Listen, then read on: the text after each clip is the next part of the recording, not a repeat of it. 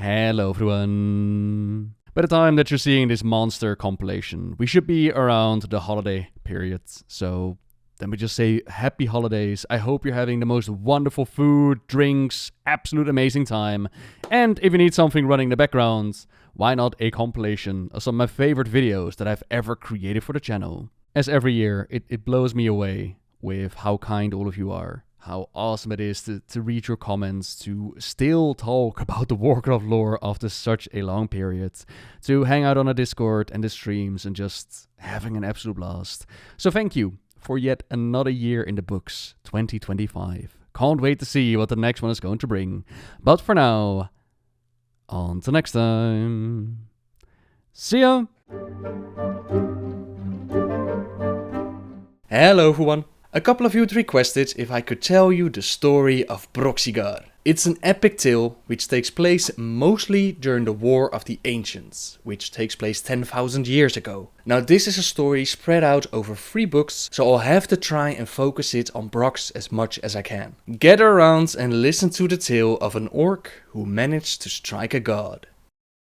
Broxigar, Broxigar the Red, or simply Brox, or Brox, or however you want to pronounce it, is the brother of Saurfang. He has been fighting for the Horde during the First, Second and Third War. During the Third War he was tasked with holding a mountain pass and keep the demonic forces from getting through. He was the only one of his party left standing when the Orcish reinforcements finally arrived. Although everyone honored him with his victory, he himself felt guilty about it. Guilt for not falling together with his comrades and receive the honorful death in battle. Now don't get me wrong, he wasn't exactly suicidal, but he was looking for an opportunity or just another chance for that glorious honor that made orcs sing songs about you.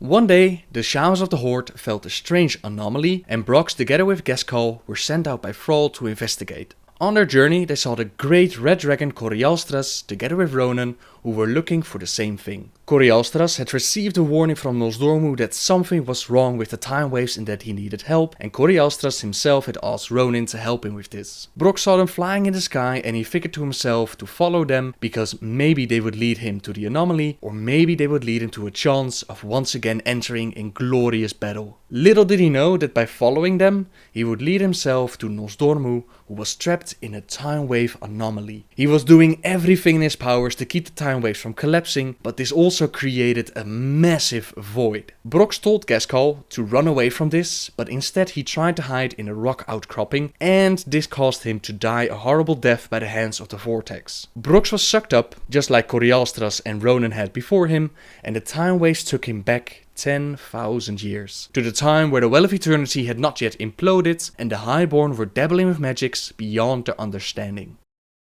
In this time period, Queen Azshara, Xavius and the Highborn had made contact with Sargeras. They tried to create a portal and bring him and the Burning Legion into our world. In the original timeline, the Night Elves had already won and they stopped the summoning of Sargeras, which also caused the well to implode and the land of Kalimdor to split apart. Now this is all time travel stuff, which is usually pretty messy, and it brings up a whole bunch of questions. If I understood the story correctly, the anomaly was created by the old gods who wanted to mess up the time waves and by doing so break free out of their prisons. It was their hope that by messing all these things up, that the high elves would actually win, Sargeras would come to our world and they would use the energies that would be released to break out of their prisons. Incidentally, it appears that because these 3 were sent back in time, that the Burning Legion was actually stopped.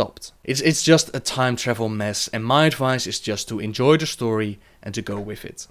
Anyways, Brox of course didn't know where he was or when he was. He had expected to be ripped apart by the vortex just like his comrades, but no matter what had happened, he knew that Thrall would want to know more about this place, about its inhabitants, and what their intentions might be. If they were responsible for this anomaly, then he had to go and find out. He could die in a glorious death later. His first duty was to protect his people. Unfortunately, he was discovered by the Night Elves, but he was a veteran orc and he wasn't captured without a fight. It was because of the power of 3 moon guards, which made him powerless, which allowed them to imprison him. And to put it in perspective, normally it just takes 1 of these magical spells to take someone down. In his case, it took 3. Pretty badass. They placed him in a cage for now, until they had decided what exactly to do with him.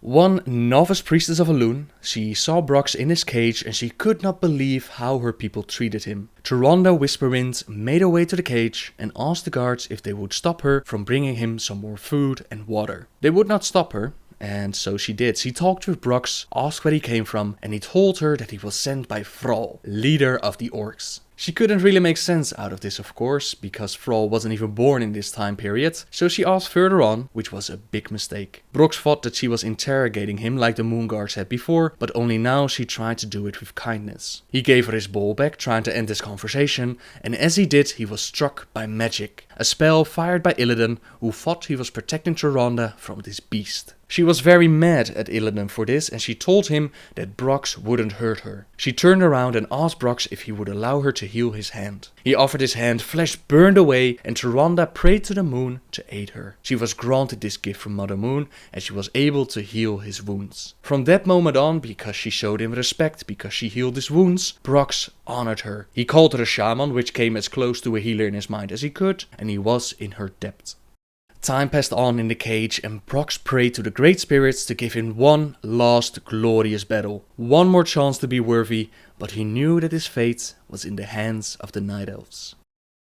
Malfurion Stormrage's twin brother of Illidan was at the time studying the arts of the Druids with the demigod Cenarius. He had reoccurring nightmares about the Well of Eternity and the Highborns, and they had just begun his lessons of walking the Emerald Dream. Inside the dream, he found out that the Highborn were casting some wicked spells, but he wasn't exactly sure what to make of this. Surely their beloved Queen Azshara would never try to harm them. So he made his way to Tyrande to talk about this, and she told him the tale about Brox who was inside the cage. After talking with Brox and hearing his fantastic tale of how he came to their land, Malfurion felt deep within himself that Brox was vital in his concerns, was vital in the feeling of dread that he had about things to come. He could not just stand by and let things take their course, so he, together with Tyrande and even Illidan, freed Brox from his cage and took him to the glade of the Forest Lord Cenarius. The human Ronan and the dragon Corialstras had also found their way to the glade, and as Ronan the human and Brox the orc lay eyes on each other, they were about to fight. However, Cenarius would have none of that inside his glade, and you don't really argue with a demigod like Cenarius.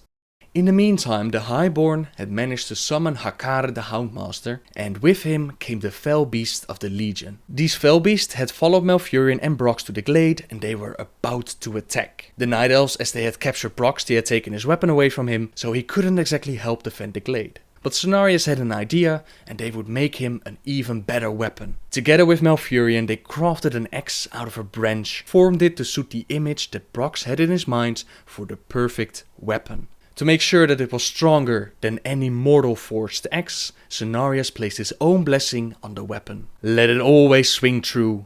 Always protect its master. Let it be wielded well for the cause of life and justice. Let it add to the strength of his master, and in turn, let him strengthen it. It was light, it was stable, it was an extension of Brox himself, and he put it to great use, man. Now I can tell you all the battles that Brox faced in this story, but that would take a very, very long time. Know that his war cry managed to halt even the demons. Know that his axe and his skill with the weapon cut through horrific demons as if he was slicing through butter. Know that hell came to our world, and Broxigar gave them hell back. Gradually throughout the story, the High Elves managed to summon more and more demons. They even managed to summon some of their powerful leaders, like Manoroth and even Archimonde, to our world. Of course, as time passed, the Night Elves became aware of the actions of the Highborn, and they created a resistance. Amongst the resistance were Malfurion, Tyrande, Brox, Ronan and even Corialstras. Illidan was also fighting against the Legion, but in his own special way. As you can imagine from a veteran orc as Brox, he was on the front line, slaughtering many demons. He even guarded Malfurion as he walked the Emerald Dream to stop Xavius, and when he went to Deathwing's lair and collect the demon soul, Brox was right at his side, man, to the lair of Deathwing. Can you imagine? The real moment of glory for Brox, however, came at the end of the story. He had learned to deal with his depression, and as he saw the Night Elves and the demigods and even the Furbolgs and the Tauren and the Irven, all the forces around him stand up against the Legion, he realized that dying for the sake of guilt was the way of a coward. He was now fighting with his fallen brothers in mind, not feeling guilty, but honoring their deaths while holding the line and trying to save the world. The critical moment in the War of the Ancients had come. The portal was nearly finished and Sargeras was ready to step into this world. Malfurion and the others had the plan in mind of using the demon soul to destroy the portal, and they, together with the dragons, made their way to the well. There they were greeted by the High Guard on shadow beds and also the flying demonic sorcerers of the Legion. In time they may have defeated these forces, but time was exactly what they didn't have. Brox looked around him and he saw that this battle was for the wizards. Up in the sky he as a warrior could do very little, and he also realized that Sargeras would win if nobody stood in his way. Even if they did eventually manage to close the portal, it would just be too late. "Farewell, wizard," he roared. "It is my honor to have fought beside you and the rest." Ronan glanced back at him. "What are you planning to?" And Brox leaped. The red dragon attempted to catch Brox, but the giant's astonishment made him react far too slowly. The orc fell past his claws, dropping relentlessly toward the center of the Well of Eternity, and the blazing storm now reaching its peak. Howling with anticipation, Brox felt the wind tear at his face as he descended, his grip on his axe so tight that his knuckles had turned white. He grinned, just as he had the day when he and his comrades had stood ready to protect the past at the cost of their own lives. As Brox neared the portal, his perspective shifted. He saw movement within, ranks and ranks of demons, all preparing to follow their lord into the mortal plane, demons stretching into forever. Of Sargeras himself, Brox saw no sign, but he knew that the demon's fearsome master had to be very, very near. And then the orc passed through the gateway. They flowed toward him, an endless river of utter evil seeking his death. "Come," roared Brox, kicking aside the severed limb of another demon foolish enough to get within reach of his axe. He stood atop a mound of dead flesh, his many kills. The orc's body was awash in his own blood, but a strength such as he had not felt in years filled the greying warrior. A chaotic fury surrounded the lone guardian, the madness of the realm of the burning legion. There seemed no ground, no sky, only an insane swirl of fiery colors and untamed energies. Had he not been so completely focused upon his adversaries, the orc suspected that he surely would have been driven insane by now. Behind him, the portal burned with evil purpose. The green flames danced as if demons themselves and seemed to draw the burning legion like the proverbial moth. Brox had expected that he would overcome immediately, but not only had he so far survived, he had kept not even a single demon from reaching the gateway. How much longer he could last, the aged warrior did not know. For as long as the portal existed, he hoped. The enchanted axe gave him an edge, one that Brox had utilized to good advantage, but the weapon was only as good for as long as his strength lasted. A movement of black at his right caught the orc's attention.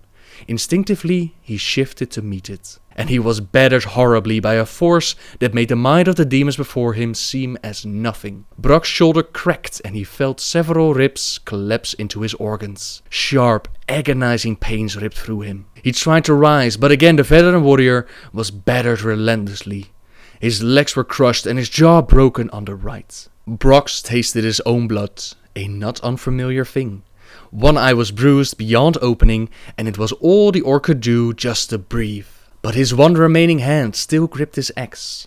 Overcoming everything, Brox swung, hoping to hit his attacker. The blade encountered an obstruction, and at first Brox's hope rose. However, the squeal that immediately followed informed the badly injured orc that he had only caught an eager fell beast trying to close in on easy prey. Such a pity. Despite the words, there was certainly no pity in the terrible voice thundering in his head. A vast shadow blanketed the orc. Such a pity to waste such delicious ability for carnage. With a strained roar, Brox managed to right himself. The axe came spinning around. This time he knew that it was no mere demon hound he hit. A resounding bellow of outrage deafening the injured warrior. Through what remained of his good eye, Brox had caught sight of a titanic horned figure in molten black armor whose thick mane and beard appeared to be composed of wildly dancing flames. The orc could not make out the giant's features well enough, yet somehow knew them to be both wondrously perfect and terribly awful at the same time. Then the titan raised one arm, and in it Brox beheld a long, wicked sword, the upper half of whose blade had been broken off. What remained was jagged and still very capable of slaying. Through broken teeth, the orc began a death chant. The jag tip impaled him, bursting through his spine. Brox's body quivered uncontrollably, and the light in his eyes dimmed. The axe slipped from his limp fingers. With a sigh, the orc at last joined his comrades from the past. And thus ended the life of Broxigar, but not before he managed to strike a god, Sargeras himself. The first and only mortal to this date that has stood against Sargeras inside his own realm, and he manages to land a strike. Sure, it was just a very small wound, and sure he had an enchanted axe, but the weapon is just dead. It was the orc behind it that faced its own demise and roared at it with a challenge. This small cut was eventually what would allow Corialstras to distract Sargeras, giving Malfurion the momentum he needed to close the portal and prevent Sargeras from entering our world. The well imploded, the Great Sea was created, and it was Ronan who found Brox's axe as it washed upon the shore. With the timeline back in order, it was time for Nosdormu to send them back home, but they would take the axe with them. Corialstras took it to Thrall as he disguised himself as an orcish shaman. "Hail, Thrall!" the elder figure called in an oddly strong voice. "Hail, savior of the orcs! Who are you?" "You are not Kalfar," Thrall growled, referring to a shaman. "I am one who brings news. News of a valiant warrior, Broxigar." "Brox?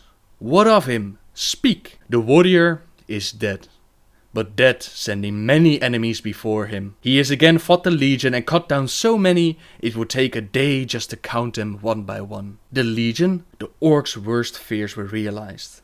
"Where? Tell me so that I can gather our warriors and fight them." The almost hairless elder shook his head, then gave Thrall a grin without teeth. "There are no more demons. Broxigar and those fighting beside him defeated the Legion, and it was your warrior who stood at the pass again, even when faced by their master." The figure bowed his head respectfully. "Sing songs of him, great Thrall, for he was part of those who saved the world for you." For a time the younger orc stood silent. "Then, this is true? All of it?" "Aye, and I bring this, all that remains to honor a hero." Despite his seeming infirmity, the shaman brought forth a huge twin-edged axe. Thrall blinked, somehow not having noticed it earlier. "I've seen nothing like it. It's a weapon crafted by the first druid, formed from the magic of a forest spirit, fashioned especially for Brox's hand. It will have a place of honor," Thrall whispered, gently taking it from the crooked figure. He eyed it in admiration. Light as a feather, and from the look of it, wood, from bottom to head, even the blades, but clearly a capable axe. "How is it you have this?" But the shaman did not answer, because he was no longer there. In time, Thrall would grant the enchanted axe to Fura, the niece of Brox. She would use the mighty axe to free Malfurion and bring down the Nightmare Lord in the Emerald Dream. But that is a tale for another time. For now, know and sing the song of Broxigar. Broxigar the Red Axe, or simply Brox. He bought the future at the cost of his own life, a price he had been longing to pay, and has earned him a place amongst the orcs of legend. I hope you all enjoyed the story of Broxigar. I hope I did it justice. If you want more details, I can highly recommend you to get the trilogy called The War of the Ancients, which tells not only the story of Broxigar, but the entire story of many of the heroes of Warcraft. Subscribe if you like my videos, and until next time guys, see ya! Hello everyone! The other day on the stream I was reading these steamy romance novels, which you can find in the game, and we had such a good laugh that I figured that all of you should know the stories. It's about a man named Marcus that has some special kind of adventures within Warcraft, and his story is so brilliant that it can't just be told. You have to experience the story, so we brought some friends together to bring you the story of Marcus as described within the steamy romance novels. Let's discover what he has done in Warcraft and try to figure out who exactly he is, since that's still quite the mystery. It's a little bit different from what I usually do, so I hope you'll enjoy. Our journey begins simple, and yet gives a clue as to what Marcus is. It's the original steamy romance novel. As Nani glided up, the grizzled warrior gave it a hard stare. "I suppose you're here to collect the reward for killing those Murlocs." Her eyes wandered down to the glowing broadsword at his side. That depends on what the reward is, Marcus. She twirled her hair playfully, pretending not to notice how he shifted uncomfortably in her presence. I may not want it. Marcus stepped toward her, bristling with a mixture of fear and anger. The reward is not negotiable. He paused for a moment while gathering his nerve and pressed himself against her diminutive form. Their lips met hotly, melting her frost armor spell in a torrent of sweltering vapor. So, is there another step to this quest? She teased, her eyes glittering with excitement. This goes on for several hundred more pages without advancing the plot. So Marcus apparently is a quest giver, and he sends people away to kill some murlocs. His rewards are a little bit different from what we receive in game, but it's just the first clue. The next story shows us what faction he belongs to. It's a steamy romance novel, hot and misty. Marcus galloped on his warhorse towards the remote building, bringing an almost imperceptible flush to one of the curvier guards as he passed. He dismounted and handed his reins to the ever-present stablemaster, placing one hand on his shoulder before speaking. Karma, have you considered our last conversation? Marcus asked, furrowing his eyebrows in mock seriousness. Kama rolled her eyes, her Pandaren markings exaggerating the movements. I doubt my life mate would think much of it. Marcus let out a bellowing laugh, looking over his shoulder as he walked away. I'd still like to meet her one day. The tavern in the mist was unusually crowded as he pushed his way through the crowd until he stood in the shadows of a dark corner. An exotic voice purred his name. Marcus, it is good to see you again. Marcus smiled and squinted as his eyes adjusted to the absence of light.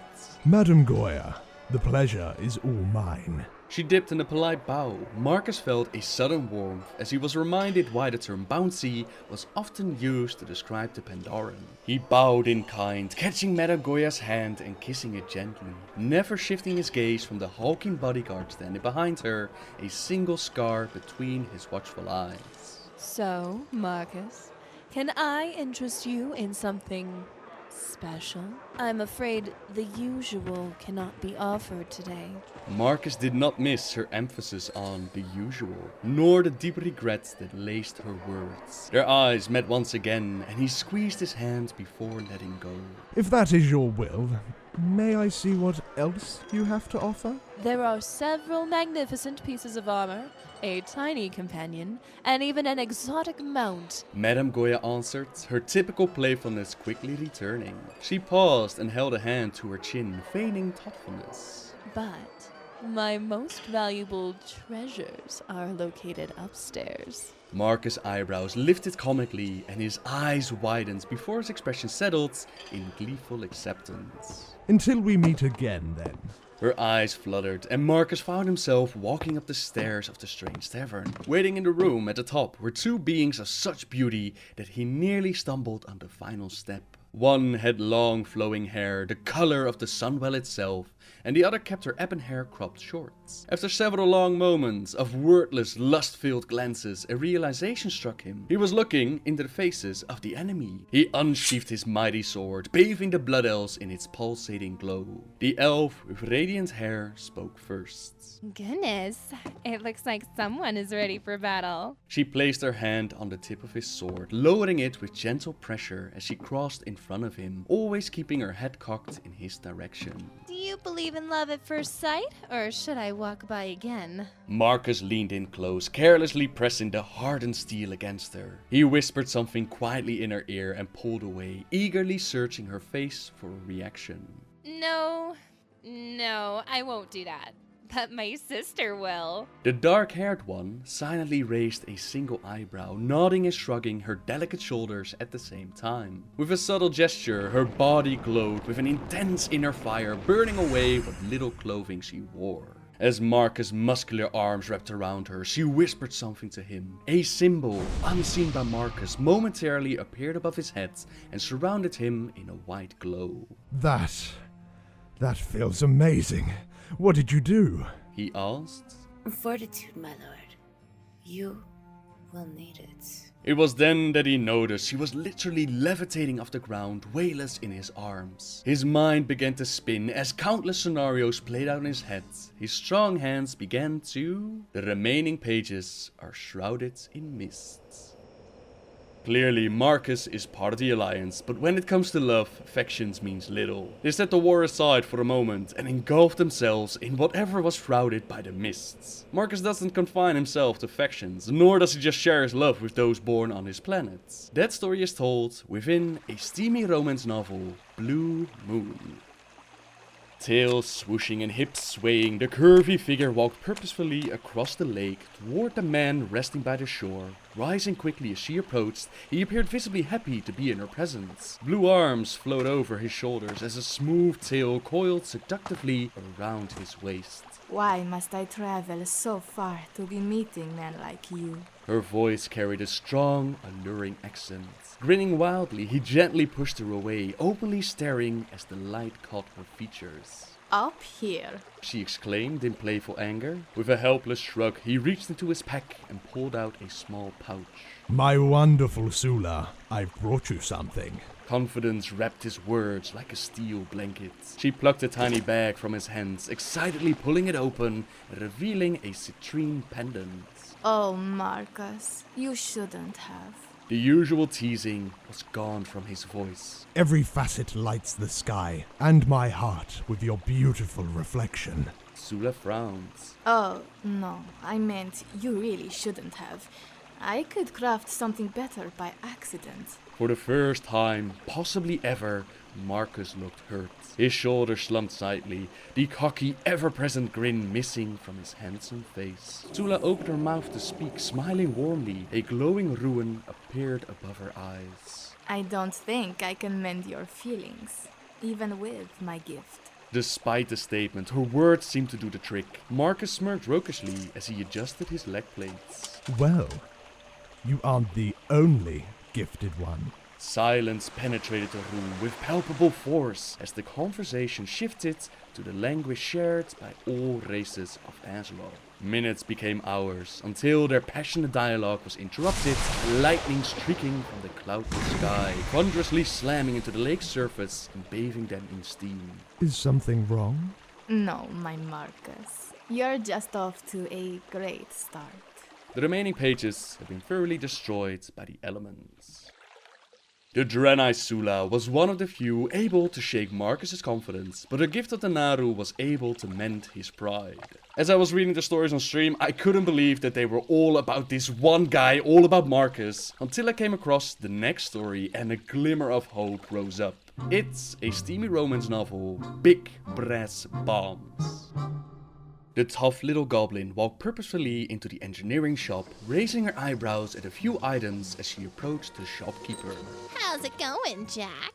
Her voice seductively brushed his pointy ears with the rough texture of someone who inhaled too much motorcycle exhaust. The goblin called Jack looked up and grinned. Revy, it's going much better since you just arrived. Jack set his arc-light spanner on the table. What can I do you for? Holding her elbow in one hand, Revy tapped her chin lightly. I'm not real sure. You got any specials? Are you kidding? I got the best deals anywhere. Just got these in this morning in all sorts of colors. Small red rockets, got some in blue and green too. Revy's disappointed look was not missed by the expert shopkeeper, and he quickly upped the ante. There was a loud thud as Jack dropped something on the table. I call it the big one. It's goblin only. Very difficult to find. Nice. Very nice. Revy said, sounding unconvinced. Her eyes wandered a bit. Okay, fine. I can see you're a goblin of superb taste. Jack looked around conspiratorially before carefully laying out a new item, buckling the table with an ominous crack. It's called Jack paused for dramatic effects. the bigger one. Revy's eyes widened in surprise. Is it real? Feeling the advantage, Jack allowed himself to relax a bit. Putting his hands behind his head and leaning back in his chair, he replied with lazily narrowed eyes. It's 100% goblin parts, baby. Natural resources. After a moment of hesitation, Revy reached out and gingerly stroked the smooth yellow surface. I'll take 2. Excellent. You know, if you like that, you might be interested in some hardened adamantite tubes. They can enhance the effect. Revy nodded excitedly and looked behind Jack at something on the wall. Ooh, what is that? Oh, Those are for reviving dead people. Can they be used on someone while they're still alive? Never wanting to miss a sale, Jack responded without missing a beat. Oh, sure. Tell you what, you get all this stuff, and I'll throw in a pair of mayhem protection goggles for half the price. Revi pulled out a sack of coins that made Jack drool. Why not? Motorcycle sales have been good this year. As Jack quickly tallied the total, he asked, This must be one serious raid or something. Nah, I got a blind date with a guy named Marcus tonight.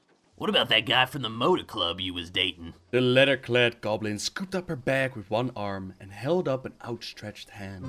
He never put a ring on it. Girl's gotta have her priorities. Jack smiled and shook his head as he watched her walk out of the shop. So close, we were so close to getting a story without Marcus, but nope. The goblin Revi, she was getting ready for her date, and the toys will probably make it very, very interesting. Marcus gets even freakier in the next story though, the next one called A Steamy Romance Novel, Forbidden Love. Afusa crept silently through the massive underground tunnel, nervously looking over her shoulder in anticipation of the fast-moving tram. Where is he? She muttered angrily, stopping suddenly as something moved behind her. Her eyes narrowed dangerously as her dagger slid from its sheath. A husky voice echoed in the hollow chamber. I thought rogues liked to be behind their target. She spun quickly, driving her blade into a shield of impenetrable force. And I thought paladins were supposed to be chaste. She replied with a confident smirk. Leaning forward, she counted out loud until the invisible bubble dissipated with an audible pop. 12 seconds. I know you have abilities that last longer than that. Bony fingers worked effortlessly beneath his armor, unlatching his breastplate and exposing him to the cold air. Don't worry, my sweet Marcus. That's not a finishing move tonight. I'm just getting started. He wrapped his arms around what remained of her waist, forcing an excited giggle as he nibbled at her neck vertebrae. The rest of the book has several sections that are apparently worn out from repeated readings. You should have seen the shock on my face when I realized that Afusa, she was actually a Forsaken. I guess everything goes in Warcraft, and now we also know what class Marcus is. He's a paladin, and considering what he's up to, that might be a very good thing. A paladin always brings his own hand of protection, but that's not the only way Marcus uses the light for, shall we say, his love. That story can be found within a steamy romance novel, Northern Exposure. The tiny gnome peered over the railing into the secluded Dalaran courtyards. The view from the balcony is amazing! You have to come see! Arm and leg plates creaked as Marcus walked over, taking in a deep breath as he absently scratched his scruffy chin. The hero's welcome is no slouch, and there's something in the room that might interest you. Tevi bounded into the room, pausing only a moment before jumping onto the massive bed. She turned to gaze at Marcus while her huge saucer-like eyes narrowing them playfully and replacing her glowing smile with a diabolical grin. Interested in some more company? She purred as her hands weaved through a complex summoning ritual, stopping only when she felt the warmth of a new presence behind her. All color drained from Marcus's face as he struggled to protest. I don't think that's appropriate. Confused, Tevi turned to see what was wrong. A hideous fellhound stood ready, drooling onto the floor as it stared intently at the half-armored paladin. No! That's not what I meant! She stammered as she dispelled the hungry demon. I'm sorry. That's not really my specialty. Marcus took both her hands in one of his as he reassured her. It's fine. What is your specialization? Her head snapped up, eyes burning with renewed life as shadowy energy channeled through her hands into Marcus, dropping him to his knees in agony. Affliction, actually. Gritting his teeth, Marcus gestured as light flashed over him, restoring his strength. Tevi stared anxiously as he rose to his full height, engulfing her in his shadow. He thrust his hand forward, sending a wave of righteous force through her. Eyes rolled back as she wavered for several seconds before regaining consciousness. I've recently taken the path of retribution. The mischief smirk returned to her face. Well then, this is going to be fun. The remaining pages have a level 999 requirement to read. A warlock and a paladin. I can't imagine what fun they might have had. A little while ago, some of you asked me if there were any gay couples to be found within Warcraft, and at the time I thought we had a few suggested, but none actually confirmed. That all changed when I read the final story, a steamy romance novel, Savage Passions. Savage. A trail of dust followed the once white stallion as he galloped through the garrison gates, stopping abruptly at the stables. Raven, the stable master, rushed to the weary mount and rider. Lord Marcus, let me help. Raven's strong, tanned arms took the rider's hand in his own, pulling him off in a quick, smooth motion. He did not immediately let go, staring in disbelief at the paladin's heavily stained armor. Seeing concern on the man's face, Marcus glanced his shoulder and smiled warmly. Fear not, old friend. Only a little of it is my own. Raven hugged him fiercely. Well, that is good to hear. Yes, I'm fine. The journey was long and often hard, but I have returned victorious. Marcus exclaimed as he pulled a bulging sack from beneath his armor, placing it gingerly in Raven's rough, steady hands. The inquisitive stable master cupped the bag, squeezing gently to discern the contents without unwrapping the package. Don't be coy. You know what's in there. But I have something even better for you. Marcus said with a knowing smile. Raven closed his eyes. He held out his hands and spoke calmly. Oh, give it to me, please. His arms flexed slightly as he felt something heavy, strangely warm and smooth along its length. Oh, this is... familiar. Okay, yes. I know that part. An enchanted sword! Raven released a glowing weapon from one hand, letting it swing in front of him. Marcus looked down and raised his eyebrows. I'm glad you like it. Certainly not the first one you've held. Oh, never one like this. Raven replied with a wink. We need to work on that grip. It's too tight. Perhaps you have some time for some practice? Marcus asked, peering into Raven's dark brown eyes. Raven grinned.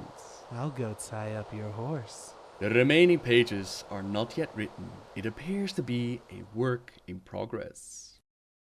And that's the last steamy romance novel. That's the story of Marcus. Now the question remains, who is Marcus? And honestly, we have no idea. In the past, people speculated that this story was about Marcus Jonathan, an NPC you could find in front of Stormwind. But Marcus Jonathan, he's been blown up with the bombing of Varamor. The story continues even after the bombing, like the one with Madame Goya, so it seems unlikely that this is our guy. All we know is that he's a male human paladin that doesn't shy away from sharing his love with the world. Who knows what else, or I should actually say who else Marcus might do in the future, but for now, his story is done. Thank you very much for watching, everyone. I hope you had as much fun watching the video as we had making it, because damn, this was one hell of a project, but it was also so much fun. I want to give proper credit for all of those who worked on the video. First of all, we have Kalis, who pretty much made the entire video. All the graphics, all the machinima, all of this, what you see on the screen, is from her hands, and I think she did a brilliant job. Bringing such a story to life is no easy task, and on the screen I'll link one of her videos. This is the story of the Baraf family, which all of you lore lovers out there will probably enjoy. Next we have Alex from Fatboss as our hero Marcus. Fatboss TV mostly does guides for YouTube, but they also have a brilliant and fun stream which you can find over at the Twitch. Silver Latomi, Charm and PvP Girl Gigi are mostly known for their songs on YouTube. Some are parodies, some are originals, but all of them are a great listen. Some of the ladies also stream over at Twitch, so make sure to check the description for the links and I'll place a few examples of their videos on the screen. Finally, we have Nixium and Cavo. Nixium does some amazing machinimas. Sometimes they're funny, sometimes they're beautiful, but they're always great. While Cavo, he's done some brilliant parody songs, but he also does vlogs and gameplay. All of the links to YouTube channels, their Twitch channels, their Twitter, their Facebook, all the places where you can find them on the internet, they're linked down below. I've had a ton of fun working with each and every one of them. This is something entirely new for me, right? So it was brilliant to do it with this group. And I hope you might enjoy their channels or enjoy their stuff after checking out some of the links. You might find your new favorite YouTuber out there. I surely hope so. Right everyone, that brings us to the end of the video. So once again, thank you very much for watching and I truly hope you enjoyed. If you did, please make sure to share the video around, leave a lovely comment for the team and have a great week everyone. Until next time guys, see ya! Hello everyone! Around 2 years ago, we got a bunch of friends together and we showed you the story of Marcus. Goodness, it looks like someone is ready for battle. Now at that time, we had no clue as to who Marcus actually was, but Blizzard liked the video so much that not only did they come up with more stories, they even added Marcus into the game. Well, that was certainly unexpected. Within High Mountain, you can now see the legend for yourself, and the cool part is that since we didn't know who Marcus was, Kalis actually designed her own Marcus, and this is the one that made it into the game. With Legion, we now have one new story for Marcus and a couple of brand new ones, so I invite you to dim the lights, sit back and enjoy the tales. Let's start it off right with a steamy romance novel, Got Milk? So there I was, surrounded by at least 100 Murlocs. The heavily mustached man proclaimed, gesturing in a wide arc. The tawny Tauren gasped in amazement. Whatever did you do? The only thing I could do, my lovely. I brought them to justice. Marcus patted the sword resting on his thigh. Oh, with just a dagger? You are so brave. Tenda cautiously reached for the blade, but pulled her hand away at the last second. Marcus bristled. What? This is a two-handed sword, enchanted to the hilt. Perhaps not as big as you've seen, but I know a few tricks to really make it sing. Tenda smiled demurely, fluttering her enormous eyelashes. She picked up a piece of cheese and held it close to Marcus's lips. Try this. It's homemade. No, I'm, lactose intolerant. Tenda placed the cheese back into the bowl. Oh, are you sure? Does that mean you can't tolerate me? The buxom Tauren stepped forward, pressing herself against Marcus. The substantial height difference placed his face squarely in her chest. Unable to see, he flailed in protest, finally finding purchase on her firm backside. His muffled apologetic sounds only made her giggle and squeeze in more tightly. Just as his other hand found her tail, the light dimmed as an imposing figure moved into the doorway. What the? Bax, no! Marcus pulled his head away and gasped for air, looking at the angry Tauren with wide eyes. It's not what it looks like. Bax charged, ramming into Marcus while uttering his challenge. You mess with the bull, you get the horns. Marcus reeled and caught himself, digging his heels into the dirt. Seizing a horn in each hand, he held the Tauren's head down, fighting against his tremendous strength. Bucks forced his head up, grunting and spitting in anger, only to have it repeatedly pushed down. They locked eyes for a moment, and with a final heave of explosive force, Bucks wrenched himself free. The powerful Tauren swung his arms out wide, as if to crush Marcus in a mighty hug. Blades of light! A huge, pulsing sword thrust up from the ground between the two combatants, tearing through armor and clothing, searing the thick chest hair of Marcus, and cutting a fine line into the Tauren's muscular chests. Before they could move again, Tunda raised her hoof leg into the air, and she brought it down with warlike force. The man and bull wobbled, clearly stunned. Stop it!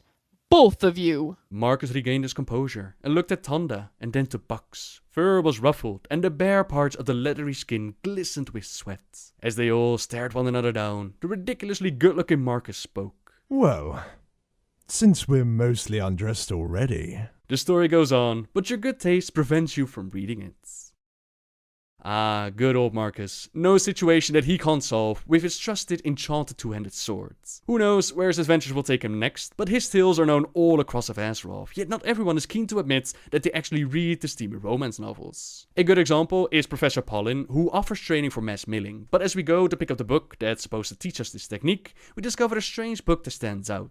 It doesn't appear to be an inscription textbook at all, it's more of a steamy romance novel. Oh my, Professor Paulin, you delicious gnome. Didn't know you had it in ya. But the good professor says that he only reads it for the penmanship. Such curvy B's and such ample D's. Oh yes, it's all about the B's and D's, alright? But Paulin thinks that we might benefit from a penmanship lesson from none other than the author himself. This is either B. Spearshaker, found in Idaforge, or F. Sir Bacon, found within the library in the Undercity. The famous writers have lost their passion though. They just can't get into the voice of the character anymore. Perhaps it's time to pass on the torch, as they decide to teach us how to write our very own steamy romance novels. We can now let our mind wander, use our experience in the field, and create our own curvy B's and ample D's, starting off with a steamy romance novel, Elven Bondage. The weight of his fist crashed into the side of the ogre's face with a meaty thunk. The bulbous goon teetered for a moment like a marionette cut loose from its strings before falling into a heap atop his unconscious sibling. The Dragtooth brothers may have been feared throughout the land, but courage of Sir Crispin Greymane had won the day once again. The brave hero had no time to pause and to admire his handiwork, not when Lady Moonshade remained shackled to the wall. Greymane strode to her side, each step as graceful as a ram of the Moreau. You are unhurt, my lady. I trust these brutes did not cause you harm. She breathed a relieved sigh as he broke away the bonds that held wrists and ankles. Your swift arrival saw to that, noble champion, she answered.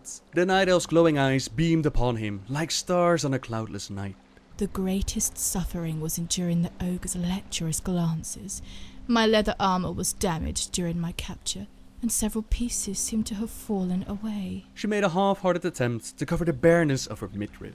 Of course, a knight performing his duty would not notice such a quandary, he assured her, taking her hand and lightly massaging her bruised wrist as she rose to her feet. Standing her full height, Lady Moonshade was at least 3 heads taller than her savior, if not more. Forgive me, good sir, but I cannot discern if you are the shortest human I have ever met or the tallest dwarf. His white teeth flashed through the thickness of his beard like snow caps on a mountain ridge. I like to think I'm the best of both, good lady. He gestured toward the doorway. A spacious carriage awaits to convey ye back home. I assure you, my driver will not disturb us as a personal essay to your recovery. I will do my best to ensure the ride is to your liking. A playful smile danced about her lips. I hope I can rely on your driver's discretion. I fear the rest of my fragile armor might fall away at any moment. The ruggedly handsome knight bowed and flashed a confident wink. Why, my dear, I'm positively counting on it. Oh, Sir Greymane. She swooned, falling into his arms. He guided her toward the waiting coach, stepping over the unconscious ogres on the floor. The story continues for many more chapters, laden with vehicle metaphors. Heroic and dashingly charming, Sir Crispin Greymane saves the day once again. And for those wondering, I don't believe that he's related to Gent Greymane. Let's be real here, he is way too charming for that. Now the next tale takes us from riding a carriage to the open sea in a steamy romance novel, Waves of Desire. Lord Greysbane stared out through the porthole, watching the waves rise and fall in time with the aching that tormented him inside. How long had she kept him waiting here in the cabin? He felt the keen edge of his desire growing more insistent, spurring his impatience. At last, the cabin door swung open. She paused in the doorway, torchlight playing about the hem of her low-cut silken gown as the shadows danced upon her pale, cinderized skin. Am I late, my lord? She asked, chewing on the fullness of her lower lip. He found himself speechless as his jaw dropped to the floor. He knelt to pick it up, rising as he snapped it back into place. Some things are worth waiting for, Lady Sunskin. He held out his hand, beckoning her closer. For a moment, a look of uncertainty crossed the highborn's brow. Her shallow breaths hung heavy with hesitation and longing. She brushed her fingertips across the cold, pallid skin of his cheek. I hope your desiccation doesn't hinder your enthusiasm, Lord Gravesbane. He took her hand and kissed it with his one good lip. Fear not, darling. My jaw isn't quite what it used to be. However, my tongue remains as limber as ever. Oh, Lord Gravesbane. She swooned, falling into his arms. He relished the warmth of her skin as he guided her toward the leather harness that was hanging over his bed. The story continues for many more chapters, laden with porthole puns. I wonder if this is the same character from the very first story who's met a terrible fate and found himself turned into the undead. It's also possible that this is an entirely different character, of course, related to the 2 different teachers that teach you how to write these romance novels. But I like to believe that the spirit of Greymane could not find rest, not while there are still families to be brought closer together. That tale is told within a steamy romance novel, Nightborn of the Living Dead. She accepted a chalice of wine with a bed of her long lashes. I really shouldn't, Lord Gravesbane. My mother would never approve. Nonsense, my dear Alonia. You are 10,000 years old. I'm sure your mother would forgive you for indulging just this once. It's not the wine, my lord. Rather, it's the notion of a Nightborn spending her evening in the company of someone so... Charming? He offered. I was going to say decrepit. My morals are not quite that far gone, I assure you. He replied, his good eye drifting up and down the length of her flowing gown. I'm sure your mother will find me most endearing. Oh, would I? asked a sharp voice. Crispin Gravesbane turned to see another Nightborn framed within the doorway. Though her attire was less inviting than her daughter's, her face and body were a mirror of Alonia's own. He approached and bowed, hastily kicking aside the kneecap that had clattered to the floor. I am Lord Crispin Gravesbane, at your service. Do I have the honor of meeting Lady Marina? You do. She answered coldly, casting a harsh glance toward Alonia. I fear you are toying with me, good lady. He smiled, careful to hold his jaw in place. Surely you must be Alonia's sister, not her mother. A faint blush flashed across Lady Marina's cheeks. You flatter me, my lord. It has been centuries since anyone has mistaken us for siblings. Nonsense! He insisted, taking her hand and guiding her toward the couch. He sat down between the two indigo-skinned elves. Perhaps after we share a bit of wine, we can find out what else you and your daughter have in common. Oh, Lord Gravesbane. Marina swooned. She took Alonia's hand, sharing a further smile with her daughter. Perhaps it is time we introduced you to the true secrets of the Shell de Rye. Subsequent pages seem to be scribbled over in Nightborn profanities. And there end the new steamy romance novels. Perhaps for the best, since I don't know where we're gonna go from here, but I can't wait to find out. Hopefully, we'll find more steamy romance novels available in the future. Perhaps there's going to be a team-up of Marcus, Gravesbane, and perhaps Queen Azshara and the Old God Nazoth to the mix. I'm sure that could make for some interesting steamy adventures. I want to give a big thank you to everyone who was involved with this project, who were kind enough to offer their time and effort to bring these new stories to life. The beautiful video that you've just seen, that's created by the amazingly talented Kalis, who also made the previous steamy romance video and provided the voice for Alonia. Check out her channel if you're interested in more machinima. I'd recommend either the Tides of War video or the story of Eva Sarkov. They are amazing. Alex was kind enough to return as Marcus, and his brother Lus was the deviously charming Lord Gravesbane. You know them best as FabPost TV, your #1 source for raid guides, and these days also running laps around the city of Dalaran. Coltrane provided this deep sexy voice for the Tauren Backs, and you can find the man behind it over on Twitter at the Coltrane. Nixium was a ruggedly dwarfish friend Sir Greymane, and on his channel you can also find some awesome machinima, but there's also discussion videos, the true story behind characters, and recently his attempt to murder his friend Little Ben. Silver Latomi, she was our seductive Tauren Tanda, and on her channel you can find beautiful and amazing parody songs similar to Charm's channel, who provided the voice for not only Lady Moonshade, but also Lady Sunskin and Lady Marina. She's quite a lady herself, so if you're looking for some new channels to watch, check out all these amazing people, since they're well worth your time. And that's us done for today, ladies and gentlemen. I'll leave you with an alternate take on the Got Milk storyline, since Charm did it in such a different way that we're actually wondering like which voice are we going to use for this, so in the end, why not just use both? Right then, as always, thank you very much for watching everyone. Subscribe if you like my videos, leave a like if you enjoyed this one, and until next time guys, see ya!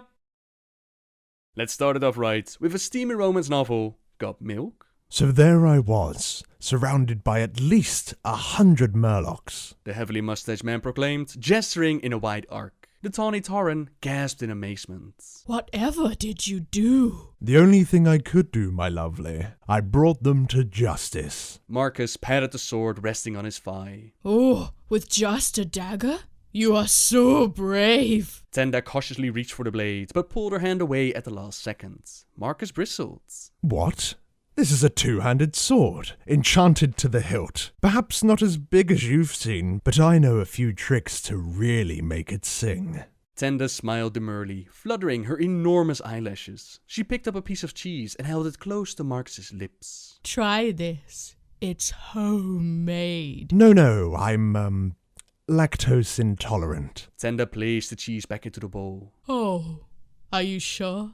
Does that mean you can't tolerate me? The buxom Tauren stepped forward, pressing herself against Marcus. The substantial height difference placed his face squarely in her chest. Unable to see, he flailed in protest, finally finding purchase on her firm backside. His muffled apologetic sounds only made her giggle and squeeze in more tightly. Just as his other hand found her tail, the light dimmed as an imposing figure moved into the doorway. What the? Box! No! Marcus pulled his head away and gasped for air, looking at the angry Tauren with wide eyes. It's not what it looks like. Bax charged, ramming into Marcus while uttering his challenge.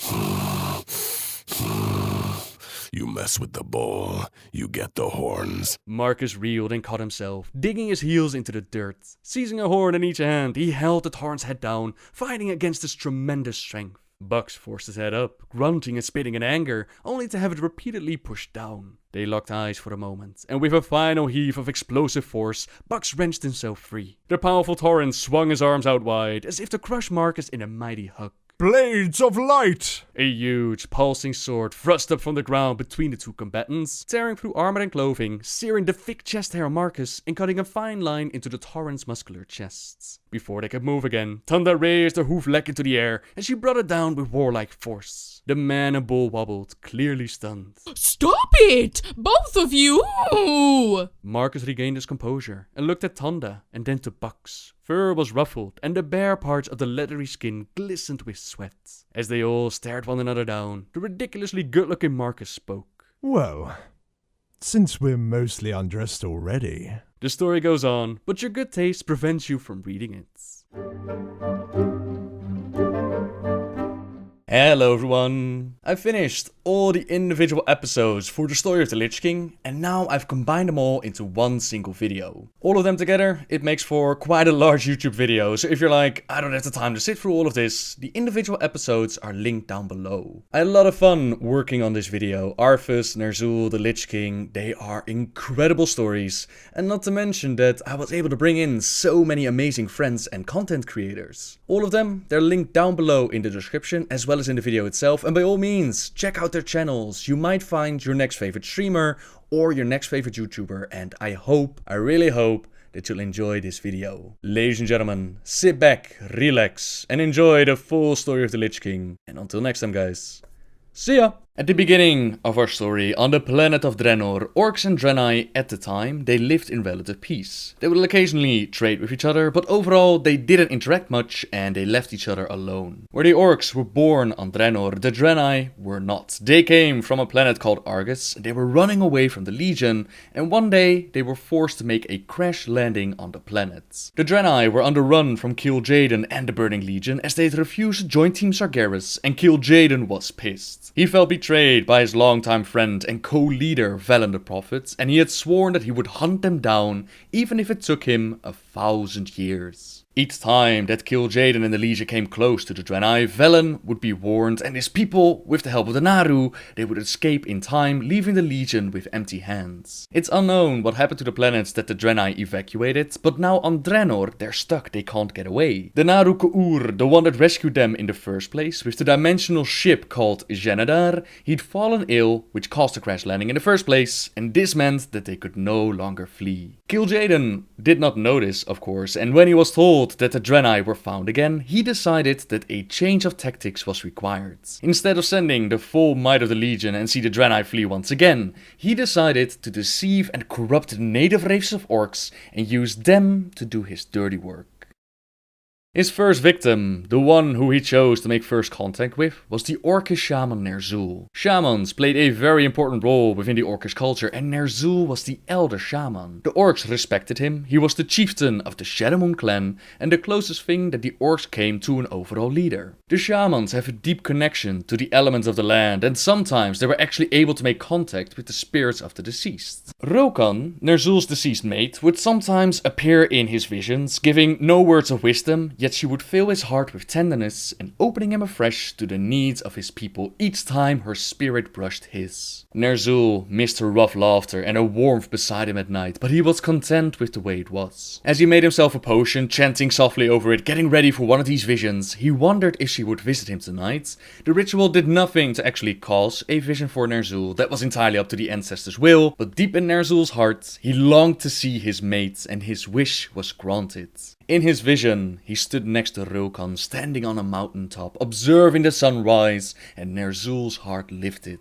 Rokan turned to her mate, smiling, and for the first time since he had exhaled her final breath as a living being, she spoke to him. "You have led our people well," she said, "but the time has come to deepen the old ways, take them further, for the good of all." The way that Rokan spoke with such authority alarmed Ner'zhul at first. Rokan had not been a chieftain, nor did she ever hold a position of power in life that would give her such authority. Annoyed at his lack of faith, Ner'zhul pushed the doubt away. He was not a spirit, so there was much that he did not understand about the spirit world. And why wouldn't Rokan speak for the ancestors? Understand that the ancestors were worshipped and respected respected by the shamans and the orcs, and Ner'zhul listened with great care as Rokan gave him a warning. She told him that the Draenei were a great threat to the orcs, a blight upon the world, and that they needed to be eliminated. Had Ner'zhul in that moment listened to his gut, he might have realized that the words were false. This vision was not Rokan feeding him information, they were actually the words of Kil'jaeden the Deceiver, using the orcs their faith and trust to place the orcs against the Draenei. He told Ner'zhul that the world would be theirs, and that Ner'zhul would lead all of them. The first step in the plan was to unite the orcish clans and form the Hordes.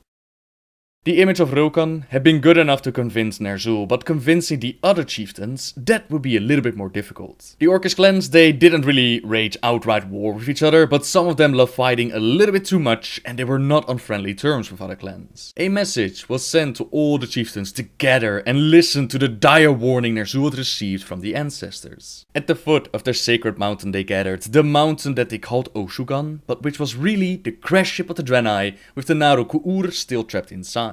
Ner'zhul told them that their enemy was the Draenei, and naturally, most of the orcs, they couldn't believe that this was true. Especially the chieftain of the Frostwolf clan, Durotan, he could not believe that the Draenei would want to cause them harm. They had saved his and Orcam Doomhammer's life when they were just little orcish boys, yet the ancestors, they do not lie. Even Drekvar, the shaman of the Frostwolf clan, he confirmed to Durotan that it was true, that Mother Kesher herself had confirmed it, and Mother Kesher, she was the elder shaman of the Frostwolf clan before she passed away. Another fake vision of Kil'jaeden, but if there was anyone that Durotan trusted, it was the wise old orc Kesher. How easy it was to plant the seed of doubt, and that was all it took. Ner'zhul informed them that he did not ask them to directly go to war at this very moment. Instead, all he asked of them was to prepare. To discuss what the right course of action would be, to come together not as different clans, but as the same people. They were all orcs, wanting safe homes for their young, success in the hunt, mates who would love them,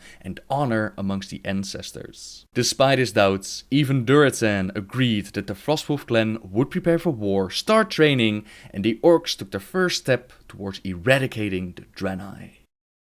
Over time, the image of Rokan told Ner'zhul that there were other beings besides the ancestors and the elements that the living didn't know about. Ner'zhul desperately wanted to know what these beings were, but Rokan told him that he still drew breath and he wasn't ready to meet them yet. Ner'zhul pleaded to know that they needed their aid if they were to protect the future generations from the Draenei's insidious plots. But what he didn't mention was that he, deep down inside, he started to enjoy being the center of attention from every single orc in every single clan. He did not outright say that he had begun to desire the promised power and that his motives deep down were selfish, but he knew it himself, he felt deep inside. Rokan looked at him and said that perhaps he was right and it was time to meet them. She had also advised Ner'zhul to take a certain amount of herbs brewed to precise strength to keep his mind and spirit open to the visions. That was the explanation that they gave him, but it's most likely that this brew was designed to make Ner'zhul more vulnerable to their manipulations. As Ner'zhul took the bait and desired to see these beings that he had no knowledge of, Kil'jaeden stepped away from using the image of Rokan and he showed his true self to the orc.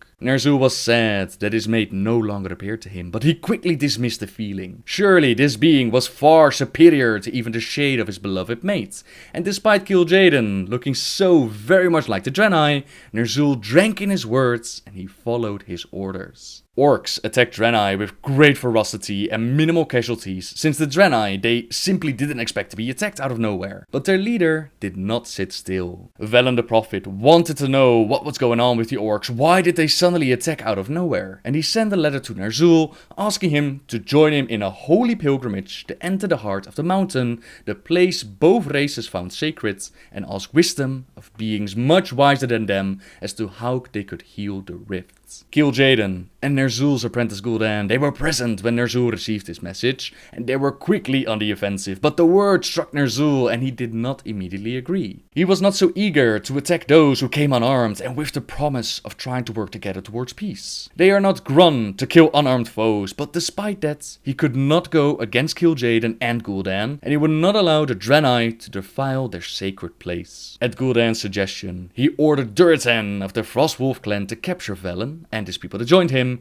so that Ner'zhul could speak with the prophets. Like I said, Durotan was once saved by the Draenei, and he did not agree with the path that the orcs were placed on, yet he couldn't refuse the order to capture Velen. Refusing to go along with all of this would mean almost certain exile, and this would endanger his clan, so he did what he was told, and he rode out to capture Velen. During their conversation, Velen tried to explain to Durotan why he wanted to reach the mountain, that there was a being inside, ancient and wise, that had long cared for the Draenei people. That this being was the reason why the spirits of their beloved dead, the spirits of the orcs, were drawn to this place, but that was exactly the wrong thing to say. The shaman Drekvar was outraged that Velen even tried to suggest such a thing, and the orcs present, they were ready to murder Velen on the spot. Durotan, he punched Drekvar across the face, told him to protect them, and despite his fury, Drekvar followed his warchief's command, and he used the elements to protect Velen and the Draenei. The prophet was now a prisoner of the Frostwolf clan, just as Durotan was ordered to do,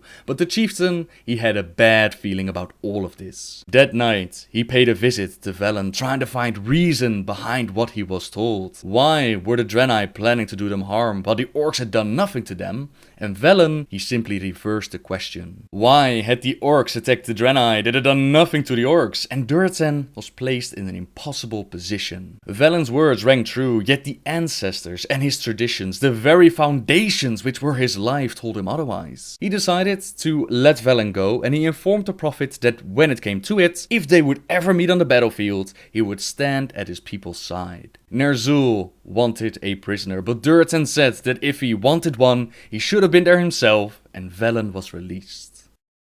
When Durotan made his report to Ner'zhul, Ner'zhul shrieked of outrage, and fear bubbled up inside him, since Kil'jaeden would not be pleased. The orcish shaman realized that the benevolent creature actually struck fear into his heart, and his mind started to wander as Durotan's words continued. He noticed Gul'dan's eyes fixed upon him, and another wave of fear washed over as his apprentice witnessed his first moments of doubt. Ner'zhul's mind drifted so far away that he didn't even realize that Durotan had finished talking, and he didn't know what to do. Durotan and the Frostwolf clan, they were well regarded amongst the other clans, so punishing them would have consequences. But he also couldn't let the Frostwolf chieftain get away with this, not after so many people supporting him in their war against the Draenei. Ner'zhul didn't know what to say, and the silence continued until Gul'dan spoke. My master is so overcome with rage that he cannot speak. You have disobeyed a direct order from your spiritual leader. Return to your camp, Durotan, son of Garad. My master will send you a letter shortly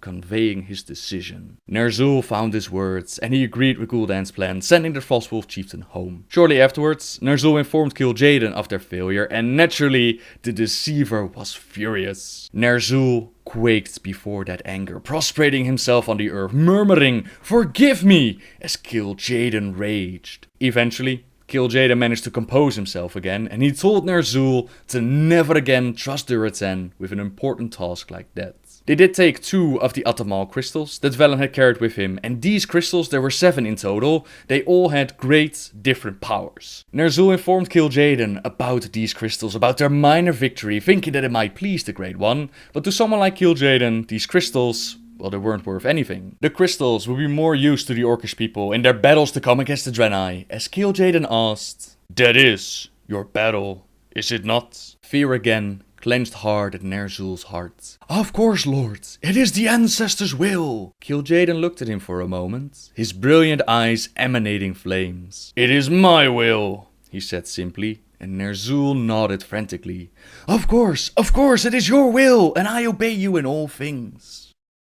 The next few months, the orcs would continue fighting against the Draenei, and Ner'zhul received message after message informing him about these battles, little casualties, great conquest, the ecstasy of blood spilled. The orcs grew more skilled at killing the Draenei, but Ner'zhul's doubts grew and grew. He tried to fight back his suspicions, terrified that somehow Kil'jaeden was able to read his thoughts, but they came like maggots writhing from a corpse to hunt his sleeping and waking thoughts. Kil'jaeden looked very, very similar to a Draenei. Was it possible that they were somehow the same? And was he, Ner'zhul, being used in some sort of civil war? The thoughts came until Ner'zhul could take it no more, and he decided to make a trip to the sacred mountain to find some wisdom. He stepped towards the pool. He made his offer, waiting for the ancestors to appear, but nothing happened. He did not panic right away. Sometimes the ancestors took their time about responding, but when more time had passed, unease began to sit in Ner'zhul's heart. Ancestors, beloved dead, I, Ner'zhul, shaman of the Shadowmoon clan, leader to your children, have come seeking, no, begging wisdom. I have lost my way to your light. The times are dark and fearful, even as we grow stronger, more united as a people. I question the path I am on, and I beseech your guidance. Please, if you have ever loved and cared for those who have followed in your footsteps, come to me now and advise me that I may lead them well. The pool began to glow, and in the water he saw a face looking back at him, the face of his beloved Rokan. But with pain in his heart, he realized that she was looking at him with a face filled with hatred.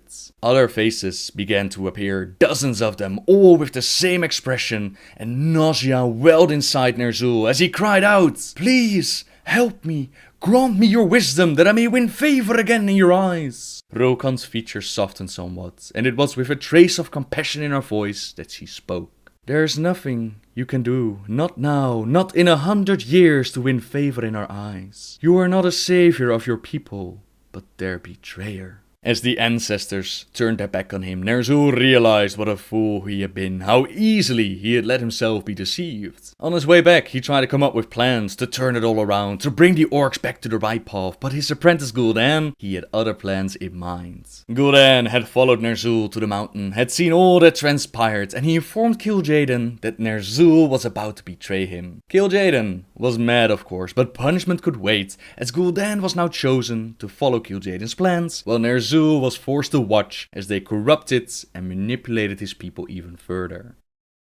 From that moment on, Ner'zhul's story would be watching as his apprentice Gul'dan stepped into the spotlight. Gul'dan had always had a lust for power, so there was no reason to play games. Kil'jaeden could simply be honest with Gul'dan, and Gul'dan had no problem with using his people to benefit himself. The elements eventually abandoned the orcs, since even they recognized that a war against the Draenei was not the right way. In exchange, Gul'dan offered the orcs a new source of power, fel magic, and the first orcish warlocks were created. They used this fel magic, these warlock powers, to literally suck the life out of their children, magically age them, and produce fighters at a much faster rate. Blackhand was appointed to be the first war chief of the now officially formed horde, but in truth, it was actually Gul'dan running the show with his Shadow Council.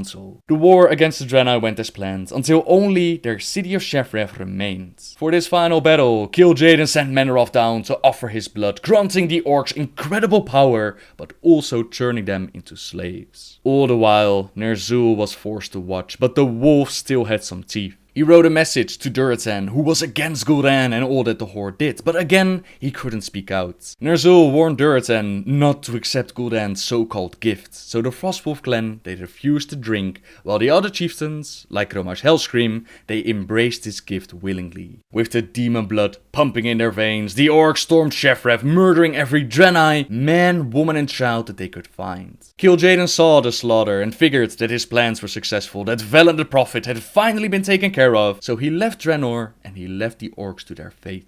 Prophet Velen and the Draenei, they'd realized that the Burning Legion was behind their war with the orcs, so they decided to leave a few of their people behind in Shefrev, and these were quite a lot of people since they had to make it look like a lot of Draenei were still left behind, while the rest of them hid away in Zangar Marsh. The use of fel magic and the war had corrupted and nearly destroyed the planet of Draenor. Lands had dried out, water was hard to find, food was limited. All around, the Horde started to rise up against Gul'dan, who had led them down this path. Thankfully for Gul'dan, the corrupted guardian Medivh, he made contact with him and he showed him the world of Azeroth, a land with water, food, and plenty of enemies to give the orcs a good fight. The promise of a world to conquer led to the first orcish horde invasion, but Ner'zhul was not invited to this party. As Gul'dan and the horde took down Stormwind, Orgrim Doomhammer, he found out about Gul'dan's corruption and that Blackhand was being used as his puppet. He challenged Blackhand to leadership of the horde, he won that battle, and he was trying to guide the horde back to a more honorful way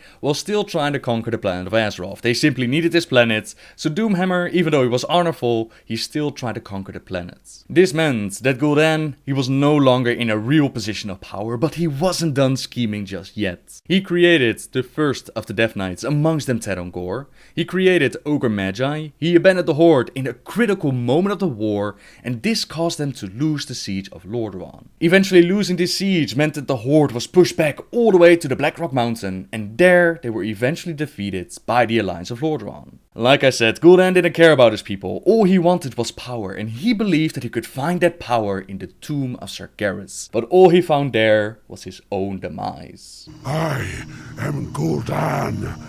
I am darkness incarnate. It cannot end like this. The Alliance followed the escaping orcs to the location of the Dark Portal. Khadgar closed it, as some of the orcs they stepped through the portal to return home to Draenor, but they were defeated. Ner'zhul and the orcs left behind, they saw the retreating orcs. The Death Knight Terongor informed Ner'zhul of what had happened, as their gateway to a better future was shut down by Khadgar. Although Khadgar was able to shut down the Dark Portal, he was unable to completely sever the connection between Draenor and Azeroth. The Death Knight Terongor had worked together with Gul'dan, and he could feel that there was still some sort of connection. They could empower that rift, reunite the Horde, and invade Azeroth, this time not to conquer the planets. They tried, and the Alliance was simply too powerful to take the planets, but they could go back to collect 3 powerful artifacts and use those artifacts to create more portals to different worlds. Surely, other planets would not put up such a fight as Azeroth had, but first things first, they had to empower the rift, and the Horde required a leader. That's why Terongor needed Ner'zhul at his side. Even though Ner'zhul was deceived, the orcs still regarded him as a high leader, and with Ner'zhul at his side, he would be able to reunite the clans. But when he first showed up in the village, Ner'zhul did not want to listen. He was lost in his despair, could think about nothing else but his own demise, yet Terongor had to convince him, and he did his best to explain his plans and give a little bit of hope to the old shaman. Eventually, Ner'zhul was willing to listen, and together with Terongor, they made their plans. First, they needed to empower a new portal to open up that rift, and to do this, they had to get their hands on the skull of Gul'dan. This skull was picked up by one of the warlocks that joined Gul'dan into the Tomb of Sargeras. The orc survived the events in the tomb, even though Gul'dan did not. He picked up the skull switched owners a few times, until it eventually came in possession of Hurakan Skullsplinter. Hurakan was the chieftain of the Bone Chewer clan at the time. Ner'zhul, he was able to convince the other chieftains of their plan, and he placed Gromar's Hellscream, war chief of the Warsong clan, on a very special mission. Gromar was charged with convincing Hurakan to give up the skull, but Hurakan, he was quite happy with his little artifact and he did not want to give it up. This meant that Gromar had to fight for it. He was able to keep control over his bloodlust, the demon blood pumping in his veins, and he was able to fulfill his mission and even convince the new chieftain, Tagar Spinebreaker, to join him and Ner'zhul in the new Horde.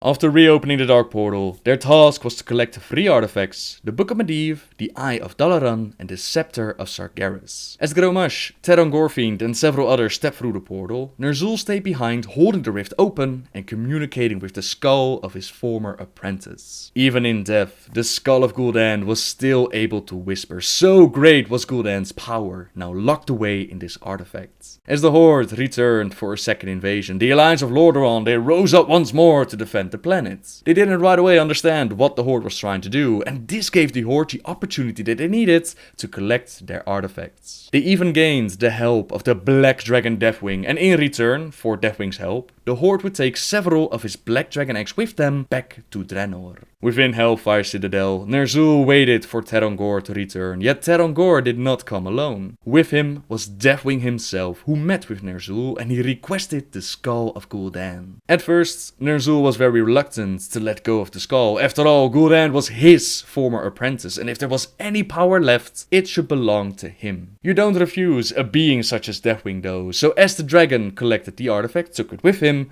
Terangor and Ner'zhul, they worked on the preparations to cast their spell and get those portals open. Now the Alliance of Lordaeron, they were not sitting on their hands doing all of this. They eventually figured out what the Horde was trying to do, and they couldn't let the Horde just go. Sure, Azeroth would be safe for the moment, but other worlds would be in danger. The same devastation the orcs caused to their world would spread, so their leader Trevelyan, he decided that they had to go. They had to step through the Dark Portal, take the battle to the orcs' home world to stop them once and for all. With Trevelyan came several Alliance troops, but also very important characters such as Illyria, Khadgar, Den of Trollbane and Kurgan Wildhammer. This is our chance. Storm the portal! Together, they charged the portal, which Gromash and his forces were trying to hold. They charged through it, they got through the portal, they claimed a piece of the land of Draenor, they built up on our hold, and for months Khadgar worked on figuring out what Ner'zhul was trying to do. What was Ner'zhul waiting for? Why hadn't he cast his spells yet? As they were wondering why he hadn't done this yet, one night it came to the mage. Once every 547 years, there's a celestial event on Draenor that involves 3 constellations. The stars would line up perfectly, forming the scepter, the book and the eye, the perfect moment for Ner'zhul to cast and empower his spell. And according to Khadgar's calculations, at the point that they're talking about this, they were 55 days away from this event, which would last for 3 days in total. Ner'zhul had spent months working on his spell, and they were ready to cast it, but in order to do it properly, they needed to go to a specific location that would empower the spell. The Black Temple, formerly known to the Draenei as Karabor, it was a place of power on Draenor, and this location would be perfect. Ner'zhul, Terangor and Kil'jaeden Deadeye, they prepared to leave Hellfire Citadel, as Karkov Bladefist and the Ogre Dentark, they were left behind to keep the Alliance forces busy. Khadgar and the troops, they attacked the Citadel, trying to stop Ner'zhul. Karkov, he realized that this was a battle so they simply couldn't win, but he figured that he bought Ner'zhul enough time, so he made his escape. Dentark the Ogre, he was not so lucky. He ended up in a wizard duel with Khadgar, which was intense, but Khadgar was clearly the better mage and he decapitated the Ogre. With the fortress taken, the Alliance realizes that Ner'zhul was gone, so they had to track him down. Khadgar used his magic to track down 2 artifacts. He tracks down the Skull of Gul'dan and the Eye of Dalaran, but to his shock and surprise, he realizes that the artifacts are in 2 different places, so the group has to split up. As Khadgar, Illyria and Trevelyan, they track down the Skull of Gul'dan, Danav and Kurgan, they follow Ner'zhul and the Eye. Eventually, the flying griffins of the Wildhammer dwarves, led by Kurgan, they were able to pin down Ner'zhul and his party beneath some trees, but Ner'zhul is not powerless at all. This next part describes Ner'zhul's power perfectly. It's taken from the novel Beyond the Dark Portal. "They're slaughtering us!" Ner'zhul hissed at Gorfind, who was crouched beside him. "Do something!" The Death Knight glared at him, and a slow, calculated grin spread across his rotting face. "This is but a handful of short human pretenders and overgrown birds. I thought the mighty Ner'zhul would be able to handle such a pathetic attack. But no matter, I can, if you're unable." He started to rise. The impudence! Ner'zhul's mind shot back to the conversation with Gul'dan's skull. Arrogance! He should not speak so to you! No, he should not. "You should not speak so to me, Gorfind," he said, his voice icy. Gorfind blinked, surprised at his tone. "Nor will I permit it from you again." Ner'zhul rose, fueled by his anger. He clenched his fist as he concentrated on the earth beneath them and the air around them. His shamanistic magic had once made him one with the world, able to tap into the elements themselves. But the elements no longer heeded his call. They had not, since he had sworn allegiance to Kil'jaeden, as if the elements were disgusted by the demonic energy that now tainted all his race. But no matter, he had learned new skills since. Whereas before, the forest had been still, save for the cries of attacks and the wails of the dying,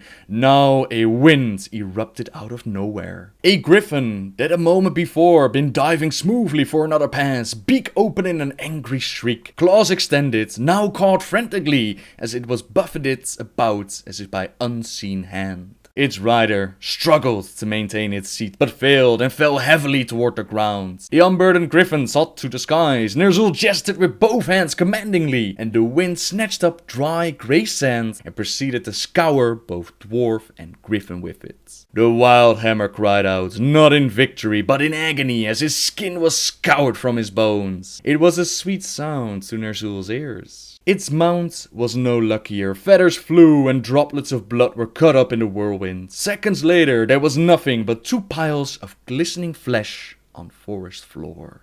Ner'zhul had definitely learned some new tricks, and it seems like he no longer asks the elements to serve him, he now forces them to bend to his will. Terongor was impressed, but wasn't just going to sit on the sidelines. With his dark magic, he shot down Curdun Wildhammer from the sky. They captured him, and this forced the other dwarves to retreat, allowing the rest of the orcs to continue their journey. Despite their captive, it was clear that they needed a hideout, and they needed to find one soon. The one place they could think of was Auchindoun, but Kil'jaeden Deadeye, fearless, powerful Kil'jaeden, he was terrified to go to that place. The history behind Auchindoun is that it used to be a holy burial ground for the Draenei, until Gul'dan's lust for power had his Shadow Council search the area for artifacts of power. They had found an artifact, to be sure, but something had gone wrong, and they released Murmur, an elemental born when the universe was created. Murmur's arrival devastated the area around Auchindoun, desecrated the holy site, and now Ner'zhul and the others, they were planning to enter this area. They had no choice though, the Alliance was right behind them, so Kil'jaeden, he found his courage, and the party moved on ahead. Inside of Auchindoun, they found remnants of the Shadow Council, amongst them the Orc Vorpal and the Ogre Blackheart. All these years, they had been waiting for an opportunity to rejoin the Horde, and now the Horde had come to them. They would stand at Ner'zhul's side, and together they would fight against their foe, the Alliance, giving Ner'zhul enough time to reach the Black Temple. Shortly afterwards, Dun of Trollbane and the rest of the Alliance troops that follow him, they also found a way to Auchindoun, and they too gained powerful allies. Nemuran, a Draenei and one of the last of the Akunai, he'd survived the war with the orcs, and he was pissed that the orcs dared to defile their holy grounds. After talking with Danav and finding out what these strange humans were doing here, Nemuran agreed to aid them in their battle against the orcs. The spirits of the dead were called to serve once more, and the forces they clashed with each other. When they found Curdun Wildhammer, he'd been beaten up pretty good by the orcs, but a mighty healing spell from Nemuran made him good as new. Meanwhile, Terongor and Ner'zhul, they were busy with creating a portal, which would allow them to escape. And of course, Danav wanted desperately to stop them, but in his way was the mighty Kil'jaeden Deadeye. A fierce battle between the old orc and the skilled human followed, with Danav being victorious and ending Kil'jaeden's life. This is probably why Kil'jaeden was so scared to go to Auchindoun. He'd probably seen in a vision his moment of demise. This was probably inside of Auchindoun, which could be the reason why he didn't want to go there. Now, even though Kil'jaeden was defeated, he did buy Ner'zhul and Terongor enough time to make their portal, to make a clean escape, which meant that the Alliance, they had to regroup, try to get to the Black Temple before it was too late.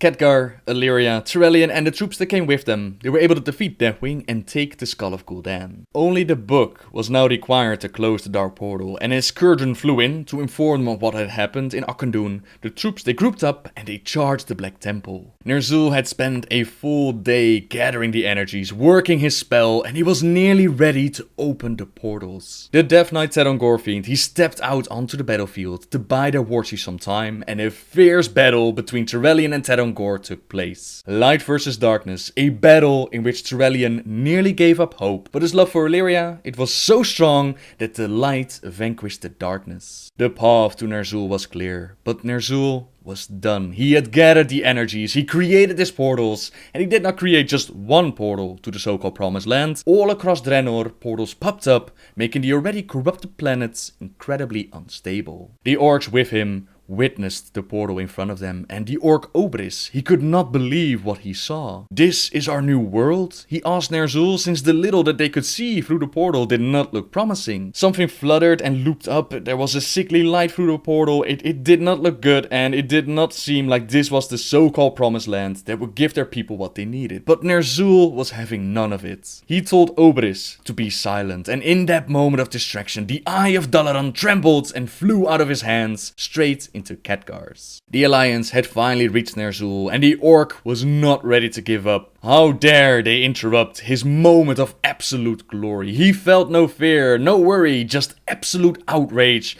as he lifted his hands with a cry and made the tortured rock and stone obey. The ground trembled beneath the Alliance feet. Wind and rain whipped around them, carrying them high in the air and slamming them mercilessly down on the unyielding stone. Ner'zhul took great pleasure in watching them suffer. It was with great effort that he turned around and yelled at the forces behind him to get through the portal that they had to go. Obris gaped at Ner'zhul. Surely the war chief didn't mean to leave all of their brothers and sisters behind. To do so would be the most gutless, cowardly thing to do. He tried to tell Ner'zhul, and as a reward, Ner'zhul extended his hand. Lightning balled in his palms and raced in a crackling arc towards the orcs, shooting down Obris and putting fear in the other orcs, making them obey. With the scepter of Sargeras still in his hands, Ner'zhul left his people, their dying planet behind, thinking that he and his troops would now go to the promised land. The shaman that had once unwittingly led his people on a very dark path, now he willingly made the choice to disconnect himself from the burden of caring for others. As the portal closed behind him, he had just enough time to gasp at what he saw. Khadgar saw the orc escape, and he feared that the Book of Medivh was still with Ner'zhul. He needed the book to close the portal, but thankfully it was Obris who held the book, and he gave it to Khadgar since at least the mage had some kind of honor, and Ner'zhul left them all to die. With the Skull of Gul'dan and the Book of Medivh, Khadgar was able to close the portal on Draenor's side, and they had to do this, they had to stay behind, so that the destruction of Draenor would not flow through the portal and take Azeroth with it. Ner'zhul had created so many portals that the planet had become incredibly unstable. It was transforming into Outland as we know it today, so they had to close the portal. As Khadgar cast his spell, he tossed the skull and the book to a Wildhammer dwarf, telling him to get through the portal, get these artifacts back to the Kirin Tor. As the dwarf did what he was told, he flew through the portal. Khadgar, Illyria, Torelli and Danav, all of them, they hid away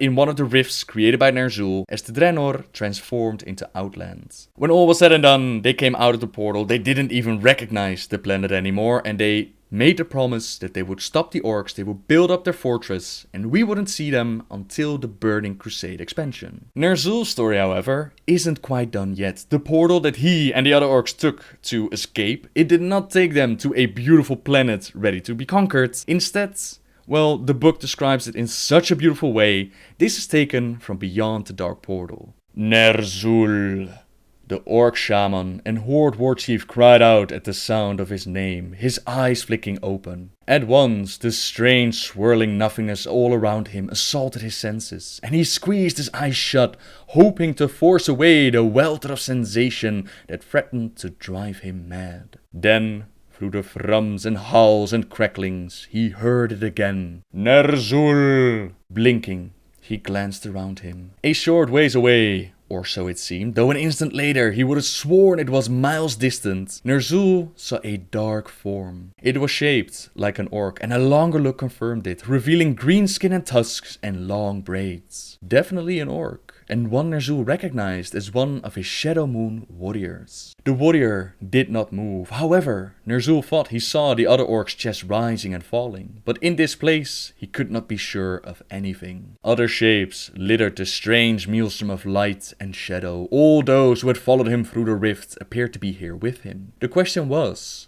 where was here? Why hadn't the rift led them to another world? For whatever this place might be, Ner'zhul was sure it was not a normal world. What had happened? Why was he awake and aware while all the others were trapped in a deep sleep? A column of light rolled past, and for an instant Ner'zhul saw echoing glimmers around each of the other orcs and around himself. His eyes widened, then clamped shut as they overloaded from the sights assaulting him. But he knew what he had seen. They were trapped indeed. Something was binding them to this place. Ner'zhul.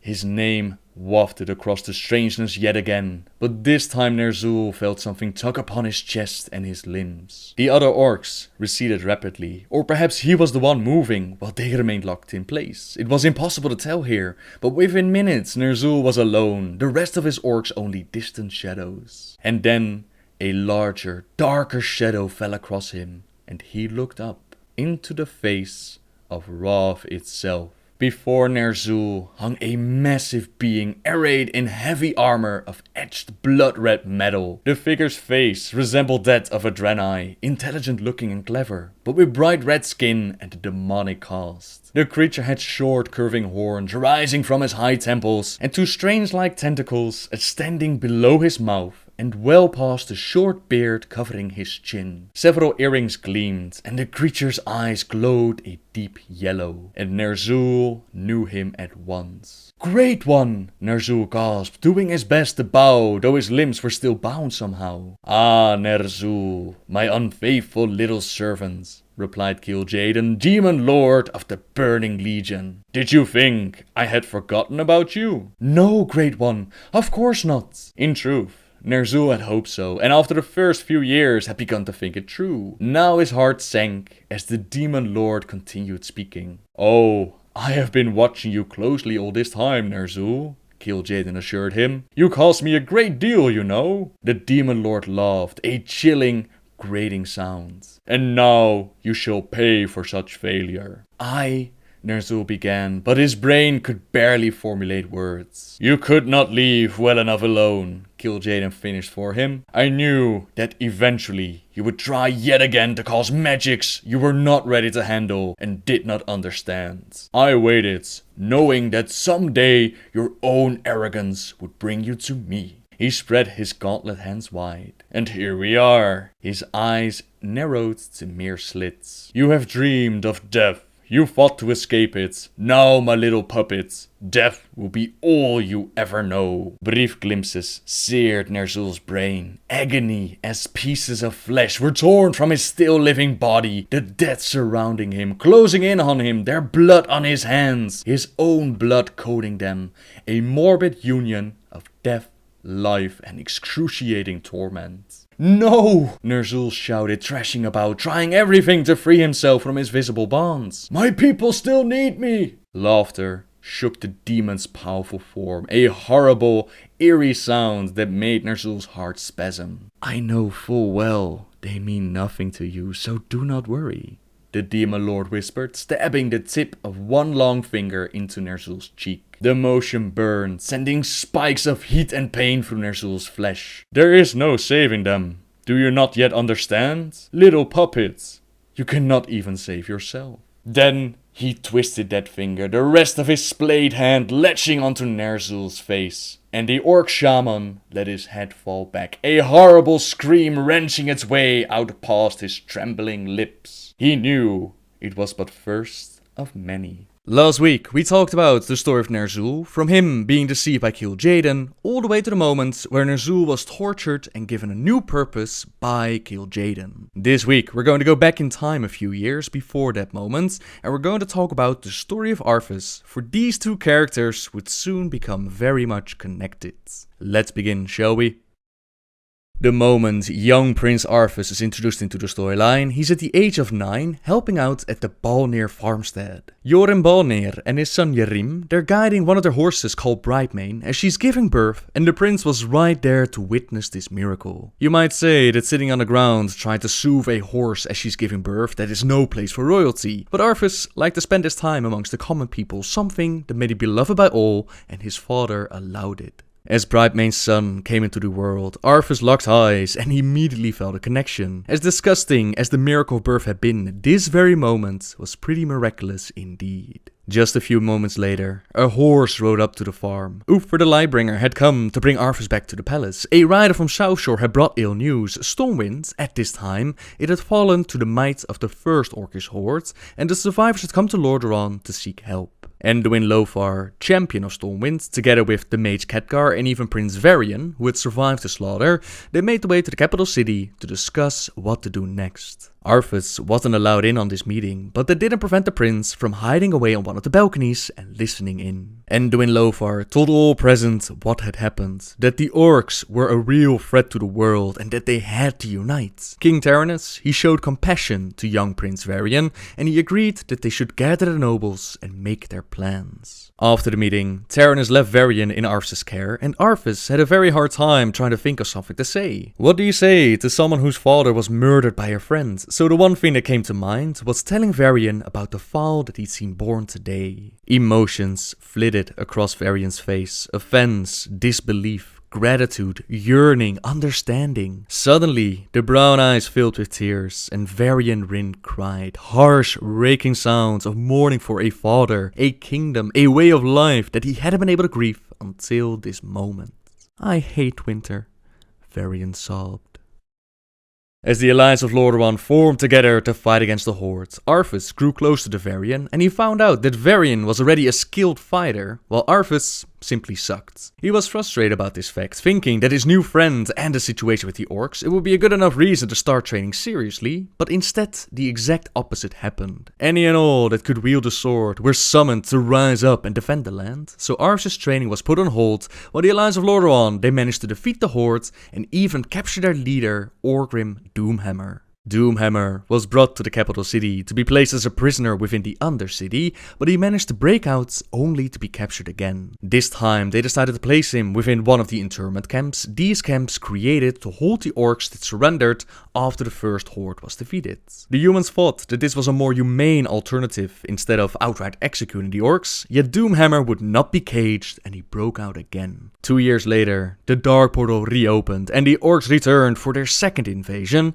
this time not to take the planet, this time they came to collect those powerful artifacts. 2 years and Arthas underwent a growth spurt. At the age of 11 he was a proper young man, yet his father still sheltered him and no real training was given. One day Arthas found himself in the armory where he and Varian they had sparred together with wooden training swords when they were young. He picked up one of the swords and he advanced to one of the old suits of armor, imagining it was one of the foul orcs that dared to enter their lands. Think you pass here, foul orc? You are in Alliance lands. I will show you mercy this once. Be gone and never return. Ah, but orcs didn't surrender or honor, so Arthas lunged in as he had seen Varian do. Strike, block, duck in under the swing, bringing the sword all the way across the body, then whirl, and the sword seemed to take on a life of its own, and it flew across the room. Standing there was the dwarven ambassador Muradin Bronzebeard, who had just witnessed the future king of Lordaeron pretended to fight orcs and throw his sword clear across the room. The dwarf was as embarrassed as Arthas was, so he asked the prince where he could find his father, and he quickly left him behind. Arthas had never been more embarrassed in his life. He didn't even bother to put away the wooden swords. This encounter, however, it did show Muradin that Arthas was in desperate need of training, and after discussing it with King Taranis, Muradin told the prince that he would become his teacher and he would teach Arthas all that he knew. But if at any time he would feel like he was wasting his time, like Arthas wasn't doing his best, the training would be over. Arthas couldn't believe that he would be trained by a dwarf, and not any dwarf, someone like Muradin. He was very excited to begin, but before they could get to the training, his attention was drawn by a young girl who had showed up as a guest. Young Jaina Proudmoore was on her way to Dalaran to study arts of magic, and the moment he saw her, Arthas knew that this girl was something special. She looked like she could be a great friend, someone to have fun with, a girl who didn't mind going for a swim on a hot day or being hit by a snowball in the face. He was excited to get to know her, but when he looked over at his father and Uther, he recognized the look and he knew that he would probably not even have time to see her again before she left. His training with Muradin also began, and it was as rigorous and demanding as the dwarf had warned. Uther and Taranis, they also decided it was time that the prince's training was stepped up in other areas. His schedule became very tight. He would rise before dawn, grab a quick breakfast, and then go on an early ride with Muradin. The ride would end in a hike, always leaving the prince winded. Back home, a quick bath, lessons in history, mathematics and calligraphy, a midday meal, then it was all afternoon in the chapel praying, meditating and discussing the nature of paladins and the rigorous disciplines they must observe. Dinner followed, and then Arthas stumbled into bed to sleep the dreamless sleep of the utterly exhausted. As he feared, there was little time to get to know Jaina Proudmoore, so the prince came up with a brilliant idea. He suggested to his father to escort Miss Proudmoore to Dalaran himself. His father was really pleased to see his son step up to the responsibilities. Jaina was also very happy, and Arthas got a chance to get out of his duties and spend some time with Jaina. This way, everyone was happy. On the way to Dalaran, Arvis and Jaina decided to sneak away as the guards were asleep, and they checked out one of the internment camps where they held the orcs. When they got close, Arvis saw nothing but monsters in the orcs, yet Jaina thought that they looked sad. She also noticed that they had children, and she wondered if they truly belonged in the camps. Arvis snorted and told her that they were killers who knew what they would do once they were released. Jaina sighed softly, and they sneaked back to their camp to continue the journey in the morning and finally reach Dalaran. Jaina was very excited to begin her studies. She felt the luckiest girl in the world, but Arvis, he had no affinity for magic, so he didn't feel at home. Outsiders weren't usually welcome in the first place, which Jaina thought was a shame, since she thought that it would be very nice to see Arvis again. As she spoke those words, she blushed, and for a moment Arvis forgot about the intimidation of the city, and he heartily agreed that it would be very nice to see Jaina Proudmoore again. Very nice indeed. For 3 years, Jaina did her thing in Dalaran, while Arvis focused on his own studies and training. At the age of 14, he was finally able to overcome his trainer and defeat Muradin. All the while, the training had been brutal. He had stubbornly refused any offers of healing, insisting that the pain was part of the process. And for that stubborn refusal, to whine or to quit, he was rewarded twofold. He learned well, and he won the respect of Muradin Bronzebeard. How I miss those endless days in Lordaeron. Sharpening your skill with this dull blade. Forging you into a weapon meant to withstand the demands of a great destiny. Heh. You sure put them skills to use, didn't you, lad? Now you might have wondered at the start of the video why I spent so much time talking about Arvis in the stable about the moment that the fowl was born, but that's because the birth of that particular fowl would play a critical role in the rest of the prince's life. The horse was destined to belong to Arvis. He knew that from the moment that they locked eyes, and he was not going to be used for riding into battle. That was done by a completely different breed of horse. No, this one would be part of ceremonies and pleasure trips. He had toyed with names like Snowfall or Starlight, but in the end he decided to follow the informal tradition of Lordaeron Knights, and he gave his steed the name of Equality. Where Ufris's mount was called Steadfast, his father's Courageous, Arvis had decided to go with Invincible. One afternoon, the prince found himself having some free time, as his father was away on a diplomatic mission to Stromgarde, and Ufr had gone with him. Even with the winter chill in the air, and autumn's last glorious days were gone, Invincible and Arvis found themselves riding down the glades. Snow started falling, and the next part is so crucial, described in such a beautiful way. This is taken from the novel Arvis, Rise of the Lich King. It was starting to snow again now, not the soft fat flakes that drifted lazily down, but small hard crystals that stung. Arvis frowned and pressed on. A little further, then he would turn back, he told himself. He might even stop at the Balnir farm. Had it been a while since he'd been there, Jorim and Yarim would likely be interested to see the magnificent horse that the gawky little cult had grown into. The impulse, having struck, now demanded to be obeyed, and Arvis turned Invincible with a subtle pressure from his left leg. The horse wheeled, obedient and completely in tune with his master's desires. The snow was picking up, tiny needles digging into his exposed skin, and Arvis pulled the cape up over his head for a little more protection. Invincible shook his head, his skin twitching as it did when he was being annoyed by insects in the summer. He galloped down the path, stretching his neck forward, enjoying the exertion every bit as much as Arvis. They were coming up on the jump soon, and shortly after that a warm stable for the steed and a hot mug of tea for his rider before they headed back to the palace. Arvis's face was starting to become numb with the cold, and his hands in their fine leather gloves weren't much better. He tightened his chilled hands over the reins, forcing his fingers to bend, and gathered himself as Invincible leaped. No, he reminded himself, flew! They flew over this jump like... Except they didn't fly. At the last minute, Arvis felt the hideous sensation of Invincible's rear hoof slipping away on the icy stone, and the horse flailed, neighing, his legs frantically trying to get a secure footing on thin air. Arvis's throat was suddenly raw, and he realized that he was screaming as Jack Stone, not smooth snow-encrusted grass, rushed up to meet him with lethal speed. He pulled hard on the reins, as if that could do something, as if anything could do something. The sound cut through his stupor, and he blinked his way back to consciousness with the bone-chilling shriek of a beast in agony clawing at his brain. He couldn't move at first, though his body spasmed of its own accord, trying to move towards the awful cries. Finally he was able to sit up. Pain shot through him, and he added his own gasp of agony to the hideous cacophony, and he realized he'd probably broken at least one rib, probably more. The snow had picked up, and was coming down hard and heavy now. He could barely see 3 feet in front of him. He shut out the pain, craning his neck, trying to find Invincible. His eyes was drawn to movement and the widening pool of crimson that melted the snow, that steamed in the cold. No, Arthas whispered and struggled to his feet. The world went black around the edges and he almost lost consciousness again, but through sheer will hung on. Slowly, he made his way to the panicked animal, struggling against the pain and the diving wind and snow that threatened to knock him over. Invincible was churning up the bloodied snow with 2 powerful unharmed rear legs and 2 shattered forelegs. Arthas felt his stomach heave at the sight of the limbs, one so long and straight and clean and powerful, hang at odd angles as Invincible kept trying and failing to stand. Then the image was mercifully blurred by the snow and the rush of hot tears that spilled down his cheeks. He slugged towards his horse, sobbing, dropping to his knees beside the maddened animal and trying to do what? This was no scratch. To be quickly bound so that Invincible could led to a warm stable and hot mash? Arthas reached for the animal's head, wanted to touch him, to calm him somehow, but Invincible was manic with agony. And he kept screaming. Help! There were priests and Sir Uther. Maybe they could heal. Pain, greater than physical, shot through the youth. The bishop had gone with his father to Stromgard, as had Uther.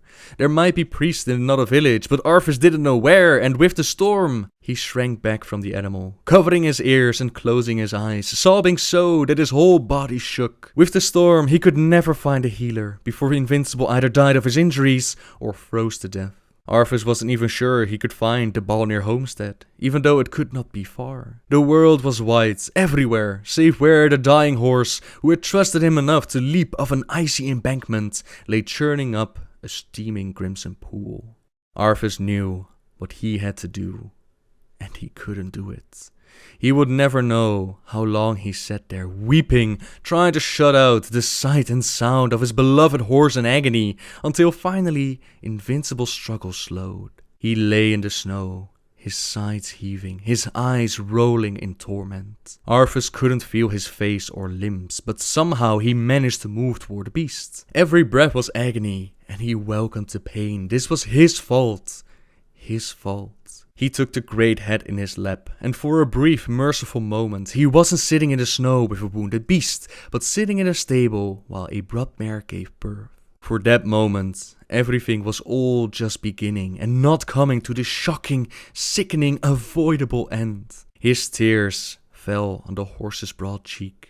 Invincible trembled, his brown eyes wide with now silent pain. Arthas removed his gloves and he ran his hand along the pink-grey muzzle, feeling the warmth of Invincible's breath against his hands. Then, slowly, he eased the horse's head from his lap, got to his feet and fumbled with the warmed hand for his sword. His feet sank in the red puddle of melted snow as he stood over the fallen animal. "I'm sorry," he said. "I'm so sorry." Invincible regarded him calmly, trustingly, as if he somehow understood what was about to happen and the need for it. It was more than Arthas could bear, and for a moment tears again clouded his vision. He blinked them back hard.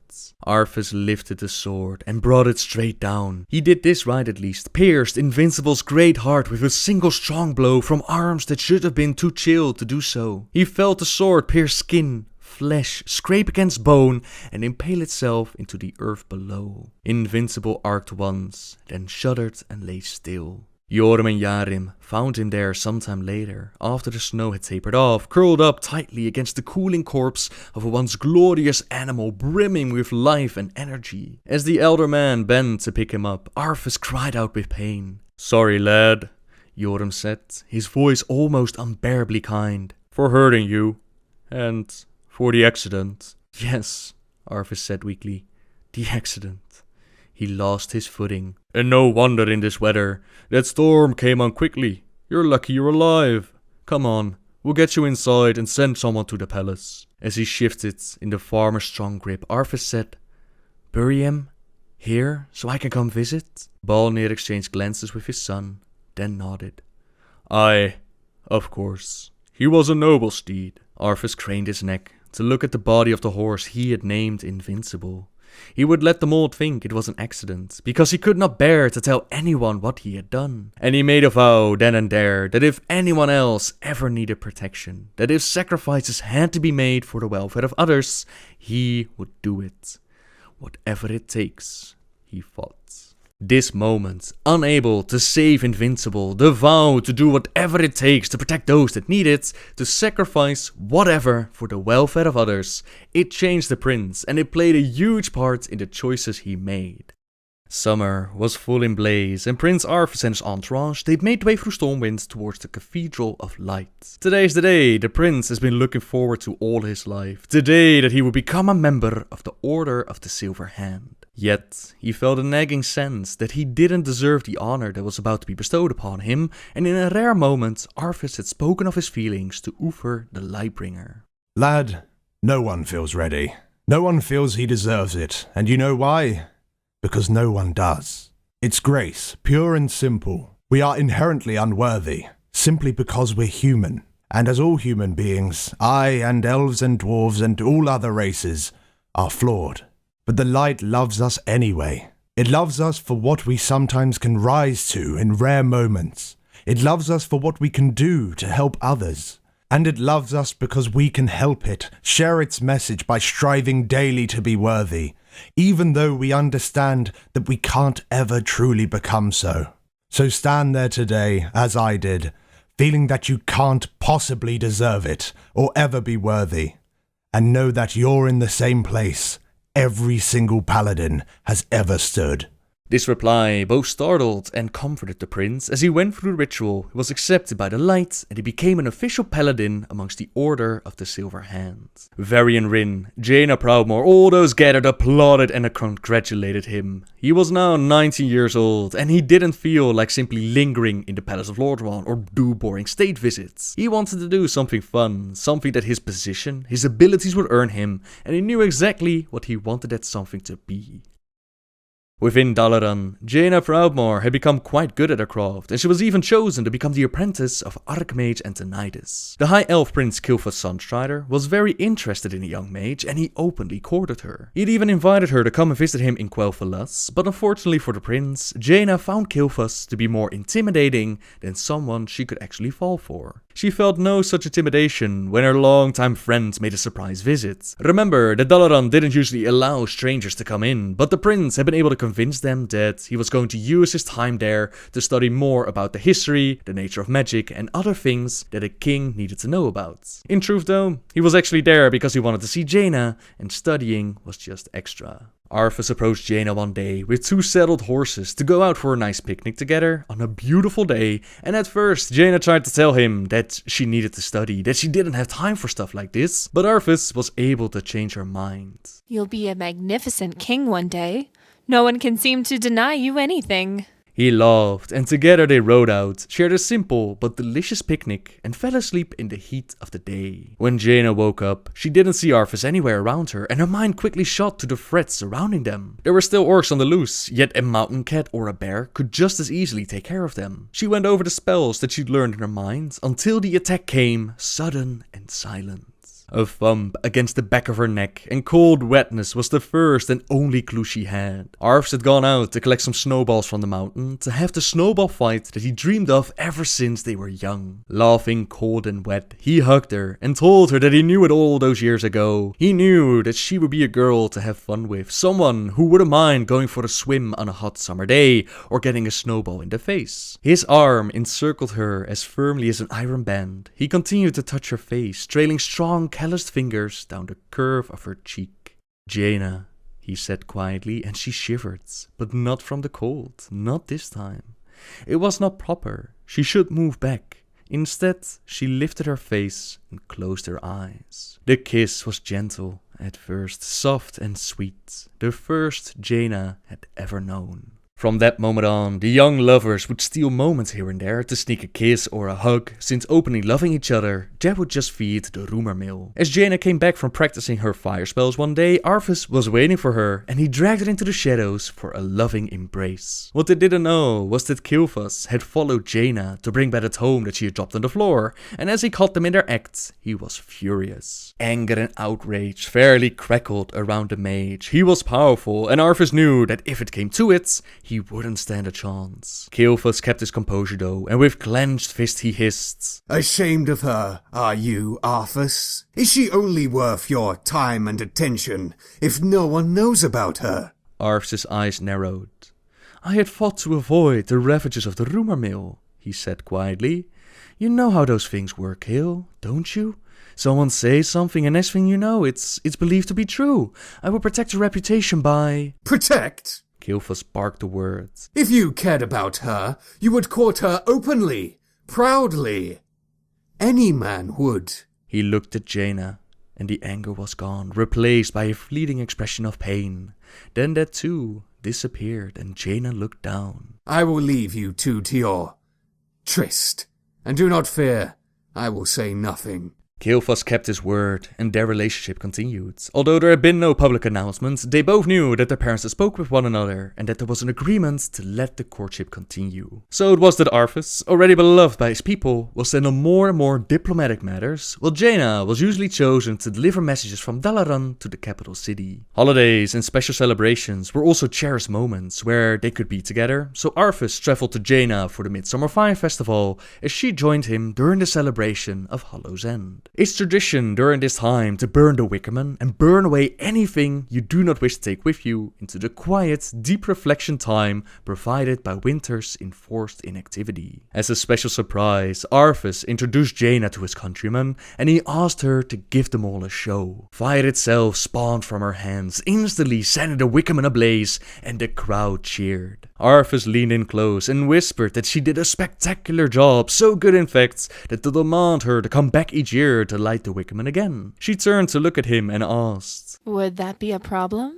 Arthas caught his breath and he regarded her. She'd always been attracted to him and he'd liked her from the moment they'd met, but now he couldn't help but see her, quite literally, in a whole new light. It took a moment for him to find his voice and he softly said, No, it wouldn't be a problem at all." They joined the celebration until Arthas led Jaina back to his quarters. They kissed and Jaina whispered, "Are we ready for this?" "I am, if you are," he whispered back. There have been other opportunities for Arthas to share this moment with someone. There was Tarifa, for example, as he went to inspect the Orcish gladiator Thrall at the internment camp. She was sent by Blackmorn to make the prince feel at home, yet he had declined her and she had not been the first either. But Jaina was special, and he was ready to bring this girl the rest of the way into his heart. Under the light of the Wickerman, they shared their love, and later, when the Wickerman had finally burned out, Jaina told the prince that no one seemed to be able to deny him anything, least of all her. He clutched her to him then, a sudden cold shivering over him, though he had no idea why. "Don't deny me, Jaina. Don't ever deny me, please." She looked up at him, eyes glittering in the cool moonlight. "I never would, Arthas. Never."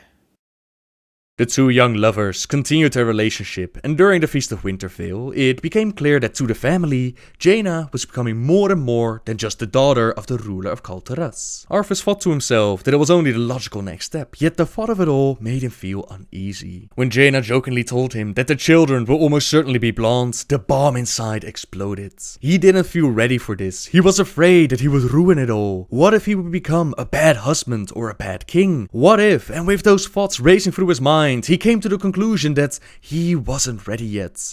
Not ready for children, not ready for the weight of the crown, the relationship with Jaina. He tried to explain that he wasn't ready, and of course she was hurt. She had even asked him if they were ready for this on the night that they came together. But she took a deep breath and she steadied herself. It was alright. She honestly didn't understand it, but it would be alright eventually. They attended the ball together, despite how awkward and painful it felt. Attending a ball together after just breaking up, that must have been horrible. The prince looked out at the blanket of white snow and the moon-silvered lake, and he wondered to himself why everything bad seemed to happen during winter. Breaking off with Jaina would soon be the least of his worries, since this brings us close to the events of Warcraft 3. That story I'll save for next week, the events of Warcraft 3, but before we leave for today, we do need to talk about Ner'zhul and Kel'Thuzad. Remember that the orcish shaman Ner'zhul, he ended up in front of Kil'jaeden, where he was tortured for a while, until Kil'jaeden came up with a new plan and purpose. The orcs' failure to conquer the world for the Burning Legion, it forced Kil'jaeden to create a new army to sow chaos throughout the kingdoms of Azeroth. This new army could not be allowed to fall prey to the same petty rivalries and infighting that had plagued the Horde. It would have to be merciless and single-minded in its mission. This time, Kil'jaeden could not afford to fail. Holding Ner'zhul's spirit helpless in stasis, Kil'jaeden gave him one last chance to serve the Legion or suffer eternal torment. Once again, Ner'zhul recklessly agreed to the demon's pact. His spirit was placed within a specially crafted block of diamond hard ice gathered from the far reaches of the twisted nether. Encased within the frozen cask, Ner'zhul felt his consciousness expand 10,000-fold. Warped by the demonic chaotic powers, Ner'zhul became a spectral being of unfathomable power.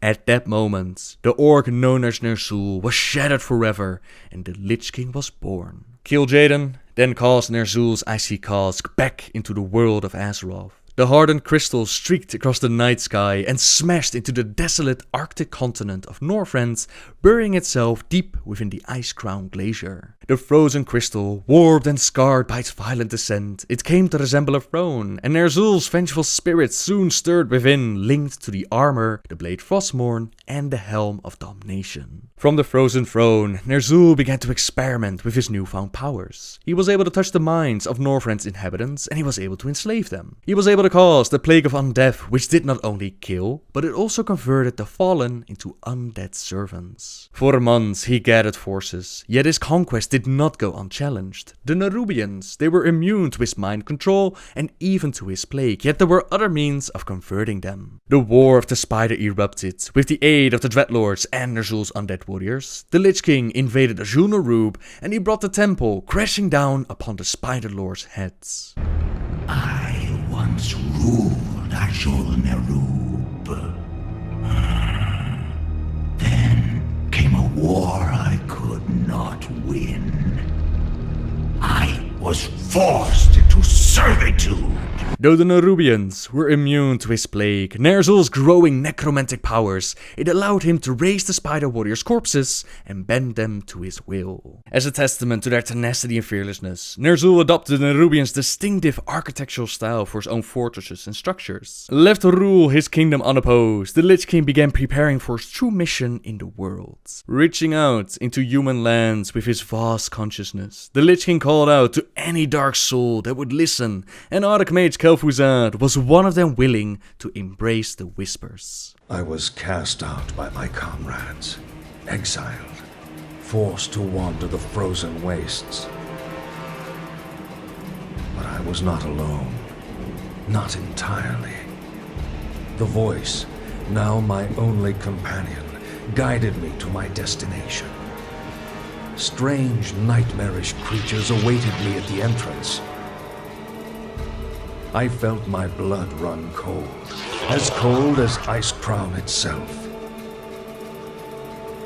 Inside, I bore witness to horrific acts, demonstrations of power that could be mine for the asking. Terrified, I ran, but did not get far. All too soon, my choice was made. Too late did I realize that such power does not come without a price. Ner'zhul convinced him to come to Northrend, and even though the in-game book, Kel'Thuzad and the Forming of the Scourge, it claims that Kel'Thuzad gave himself up willingly, his short story tells a different tale. As the fallen Nerubian king Anubarak gives Kel'Thuzad a tour of Naxxramas, the mage begins to doubt. The things that are shown to him, they were terrifying and sickening. There was a demonstration of the plague where a human woman and a human man, they were locked inside a cage. The female was sick. She begged Kel'Thuzad to show mercy, to burn her body, and and end her misery, but Kel'Thuzad, he simply looked away and he whispered to Anub'arak to make her quiet. In response, Anub'arak pierced her heart and dropped the corpse on the floor, causing a man to howl with anguish, but that was just the start. The female rose as an undead servant. She told her husband to get away from her, that she would hurt him. She pushed him away, causing him to fly against the cell bars and slid down. She was unable to control herself as the transformation was completed, and she leaped at her husband, lashing out, baring her teeth. The man screamed, and blood spurted onto the cell floor. Kel'Thuzad flinched away. Closing his eyes didn't help. He could still hear unspeakable sounds. Ripping, shredding, chewing. A soft, wretched mewling that he very much feared meant that the undead woman was aware of her actions on some level, but unable to stop herself. Sickened and horrified, he teleported out of Naxxramas altogether. He staggered a little distance away and he threw up. Finding a patch of unsullied snow, he scooped up handfuls and scrubbed viciously at his mouth and face. It felt as if he would never be clean again. What had he gotten himself involved in? There was no escape though, as Kel'Thuzad was escorted back in front of Ner'zhul, who explained to him that his powers were beyond comprehension, that he could read Kel'Thuzad's mind as if he was reading a book. No schemes or future plans of overthrowing the Lich King would ever be accomplished, and not even death is a certainty when dealing with the Lich King. Serving this spectral being, the Lich King, as Kel'Thuzad was beginning to think of him, would assuredly bring Kel'Thuzad great power, and damn him for all eternity. But that knowledge came far too late. Besides, damnation, it had little meaning without the prospect of true death. I am yours. I swear it, he said hoarsely, and Kel'Thuzad pledged his loyalty to the Lich King. He worked on using his connections, his fortune, the power of illusion, persuasion, sickness and force to spread the plague across the lands of Lordaeron and establish the Lich King's hold upon Azeroth.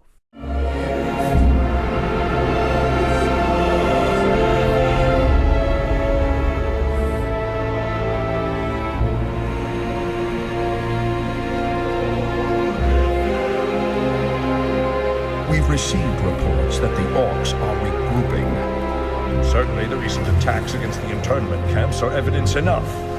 Agreed. The Horde is on the move. This is absurd. My nation will not stand by and watch as the Horde masses on our very doorstep. The orcs are not our primary concern here. How many times must I repeat myself? King Terinus, you must heed my warning.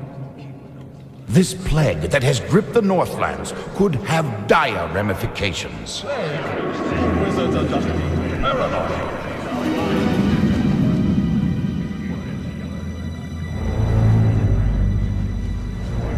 Let's keep all this in perspective. Even if this plague does pose a threat to us, what are you proposing that we do? It is simple. As I have said, the Kirin Tor are already prepared to place the villages under strict quarantine. I will not institute quarantine without proof of your claims, Ambassador. The people of Lordaeron have suffered enough without becoming prisoners in their own lands.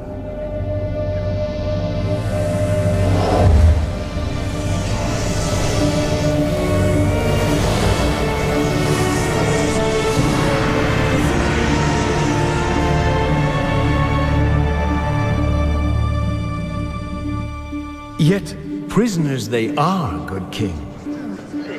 What is the meaning of this? Who are you? Humanity is in peril. The tides of darkness have come again, and the whole world is poised upon the brink of war. Enough of this. Guards, remove this madman. Hear me. The only hope for your people is to travel west, to the forgotten lands of Kalimdor. Travel west? Are you mad? Old Ambassador, I don't know who you are or what you believe, but this is not the time for rambling prophets. Our lands are beset by conflict, but it shall be we who decide how best to protect our people, not you. Now, be gone! The Prophet Medivh is trying to warn the world about the coming invasion of the Burning Legion, and he tells them all to travel west. King Taranis is not willing to listen and tells Medivh that they'll be the ones to decide how best to protect their people. In the meantime, reports are becoming in that a plague is spreading across the lands. Archmage Antonidas also received a visit from Medivh, but he agrees with King Taranis and he sends the prophet away. To investigate the plague, to find out what's going on, he sends his apprentice Jaina Proudmoore to team up with Prince Arthas, and together they would get to the bottom of this mystery. We must help her! Stay your blade, Captain. She can take care of herself.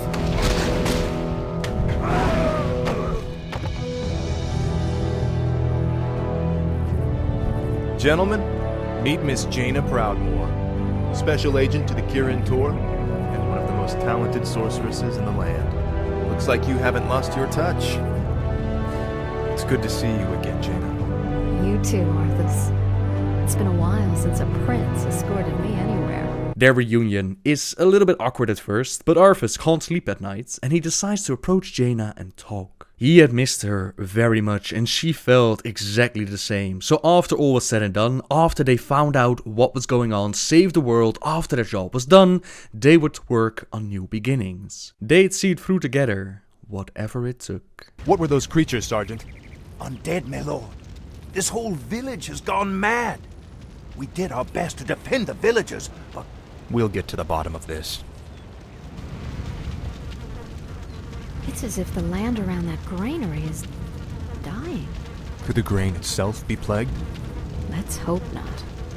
Those crates bear the regional seal of Anderhall, the distribution center for the northern boroughs. If this grain can spread the plague, there's no telling how many villages might be affected. Their team found out that the plague was being spread through the grain, so they did their very best to stop it from spreading any further. They even encountered necromancers and their leader Kel'Thuzad, who told them about the Cult of the Damned, the Dreadlord Morganus, and he told them to leave well enough alone, that their curiosity would be the end of them. But Arthas could not walk away. Remember the promise he had made when he failed Invincible? He would stop at nothing to try and protect his people. So he pushed Jaina and his men until eventually they got their hands on Kel'Thuzad. Naive fool. My death will make little difference in the long run. For now, the scourging of this land begins. Killing the leader of the cult did not prevent the citizens from eating the grain that had already been shipped out. At Hearthglen, they figured out that the plague was not only meant to kill, it also converted those who died from it into the undead. Arthas became obsessed about stopping all of this, about saving his people. He became very distant and unwilling to listen to those close to him, like Uther and Jaina, and not even the Prophet Medivh was able to push him away from this path. He had to stop Morganus. He had to destroy each crate of grain that they could find, but at Strathholm, they made a terrible discovery. Glad you could make it, Uther. Watch your tone with me, boy. You may be the prince, but I'm still your superior as a paladin. As if I could forget. Listen, Uther. There's something about the plague you should know. Oh no. We're too late. These people have all been infected. They may look fine now, but it's just a matter of time before they turn into the undead. This entire city must be purged. What? How can you even consider that? There's got to be some other way. Damn it, Uther. As your future king, I order you to purge this city! You are not my king yet, boy. Nor would I obey that command even if you were. Then I must consider this an act of treason. Treason? Have you lost your mind, Arthas? Lord Uther, by my right of succession and the sovereignty of my crown, I hereby relieve you of your command and suspend your paladins from service. Arthas, you can't just... It's done! Those of you who have the will to save this land, follow me! The rest of you, get out of my sight! You've just crossed a terrible threshold, Arthas. Jaina? I'm sorry, Arthas. I can't watch you do this. Jaina tried to convince Arthas not to go through with this, tried to buy some time to think of alternative options, but he saw no other way. He even asked her what she would want, a clean death as a living, thinking human, or to be raised as an undead to attack anything you've ever loved. Jaina knew deep down that he was right, that she would rather die as a living being, but that's her personal choice, and they couldn't make that choice for everyone. There were innocents in that city, children even, yet Arthas had made his choice. Uther, Jaina, and some of the men, they did not agree with what the prince was about to do, so they turned away and they turned their back on him. Jaina, despite her promise, had denied him, yet some of the men, they actually agreed with the prince. They'd rather be cut into 1,000 pieces than be turned into the undead, so they went about their gruesome job of slaughtering the men, women and children inside the city. Arthas thought that it would get easier as he pushed on, but it only became harder. The light on his weapon started to dim. The citizens tried to fight back, but they were no match against trained soldiers and a trained paladin. Eventually, the Dreadlord Mal'Ganis called out to the prince and taunted him to gather his forces and meet him in the Arctic lands of Northrend. Your journey has just begun, young prince. Gather your forces and meet me in the Arctic land of Northrend. It is there that we shall settle the score between us. It is there that your true destiny... I'll hunt you to the ends of the earth if I have to. Do you hear me? To the ends of the earth!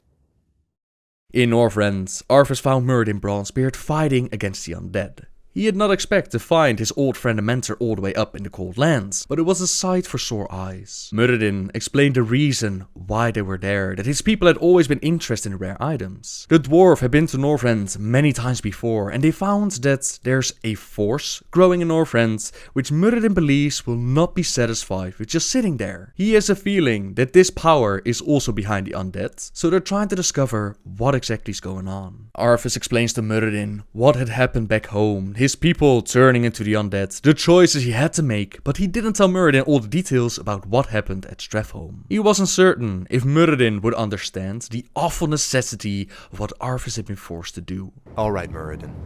What were you doing up here anyway? Well, lad, there's an ancient waygate that lies somewhere in this glacial wasteland. Supposedly it transports you to a hidden vault where a rune blade named Frostmourne is held. We came here to recover Frostmourne.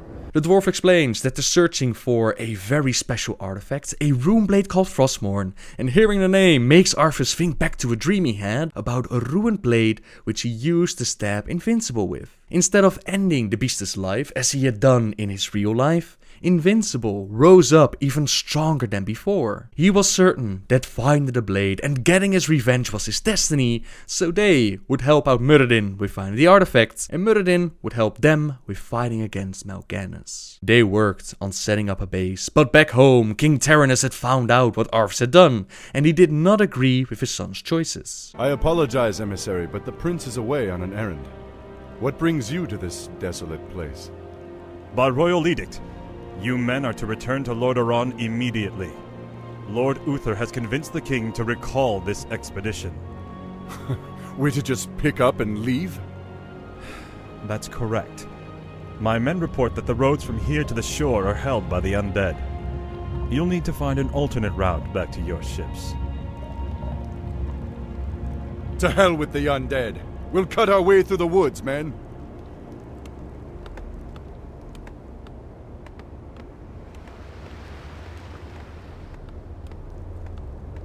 Captain, why are the guards not at their posts? Well, my lord, your father had our troops recalled at Lord Uther's request. Uther had my troops recalled? Damn it! If my warriors abandon me, I'll never defeat Mal'Ganis. The ships must be burned before the men reach the shore. Isn't that a bit much, lad? Burned down to their frames. No one goes home until our job here is done. We'll need more men to fight our way through the undead. I've come across a few mercenary camps up here. Perhaps we can hire a few of them. Damn Uther for forcing me to do this. Well done. Only one ship remains.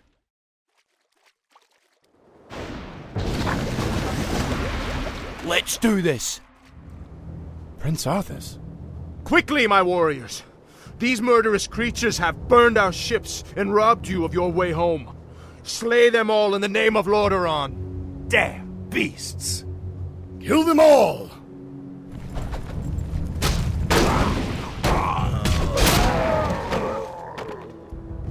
Our ships are ruined. What will we do now? Listen to me, all of you. There is no way home for any of us save through victory. In this land, we will stand or fall together. Now, return to the base and man your posts. Muradin couldn't believe his eyes. This was not the same Arthas that he had trained, that joined the Order of the Silver Hands, the future king of Lordaeron. Was vengeance all that important to Arthas? Spare me, Muradin. You weren't there to see what Mal'Ganis did to my homeland.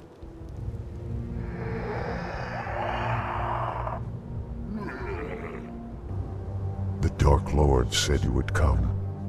This is where your journey ends, boy. Trapped and freezing at the roof of the world, with only death to sing the tale of your doom. This looks bad. We're completely surrounded. There's still one chance. Help me claim Frostmourne. If it's as powerful as you said, it might tilt the scales in our favor. I have a bad feeling about this, lad. But I promised I'd see this through.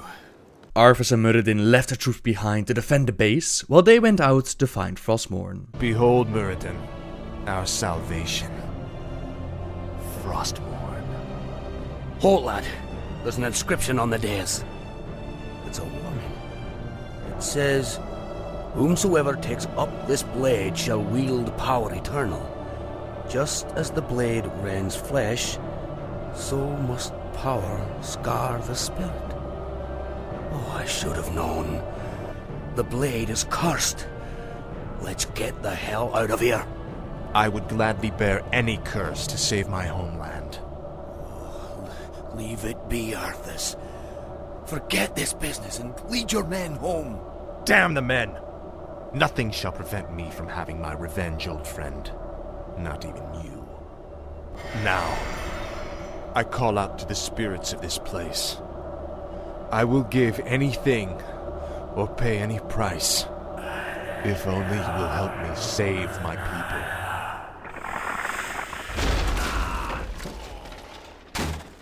Muradin was knocked out, and for a moment Arthas desperately tried to call on the light to save his old friends, but the blade, it was whispering to him. The Lich King was calling, and the power of Frostmourne, his vengeance upon Mal'Ganis, that was all that mattered. As the prince took the blade, a cold shot through him, shivering up his arm, spreading over his body and into his heart. It was painful for a moment, and he knew a hint of alarm, and then suddenly it was all right. It was all right. Frostmourne was his, and he was its, and its voice was speaking, whispering, caressing inside his mind, as if it had always been there. He left his old friend behind in the snow, and he claimed his revenge. So, you've taken up Frostmourne at the expense of your comrades' lives, just as the Dark Lord said you would. You're stronger than I thought. You waste your breath, Mal'Ganis. I heed only the voice of Frostmourne now. You hear the voice of the Dark Lord. He whispers to you through the blade you wield. What does he say, young human? What does the Dark Lord of the Dead tell you now? He tells me that the time for my vengeance has come. What? He can't possibly mean to... It is finished. The prince left his troops behind as he wandered into the frozen wastelands of Northrend, listening to the maddening voice of Frostmourne. The blade was created by the Dreadlords, was tossed out by Ner'zhul from the ice that encased him. He had planned for all of this, for Arthas to become his champion, for the blade to steal a piece of his soul, turning the former paladin into the first of the Death Knights created by the Lich King. Some of his men were turned to the Death Knights as well, and with his soul cast aside, his sanity shattered, Arthas led the Scourge back home, where they were greeted with open arms. Ah, my son. I knew you to sacrifice for your people. You no longer need to bear the weight of your crown. I've taken care of everything.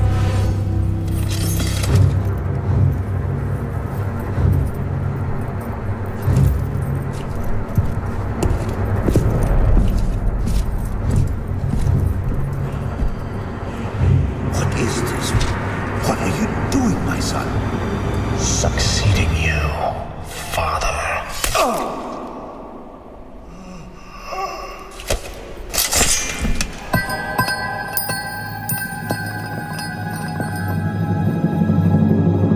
This kingdom shall fall, and from the ashes shall arise a new order that will shake the very foundations of the world.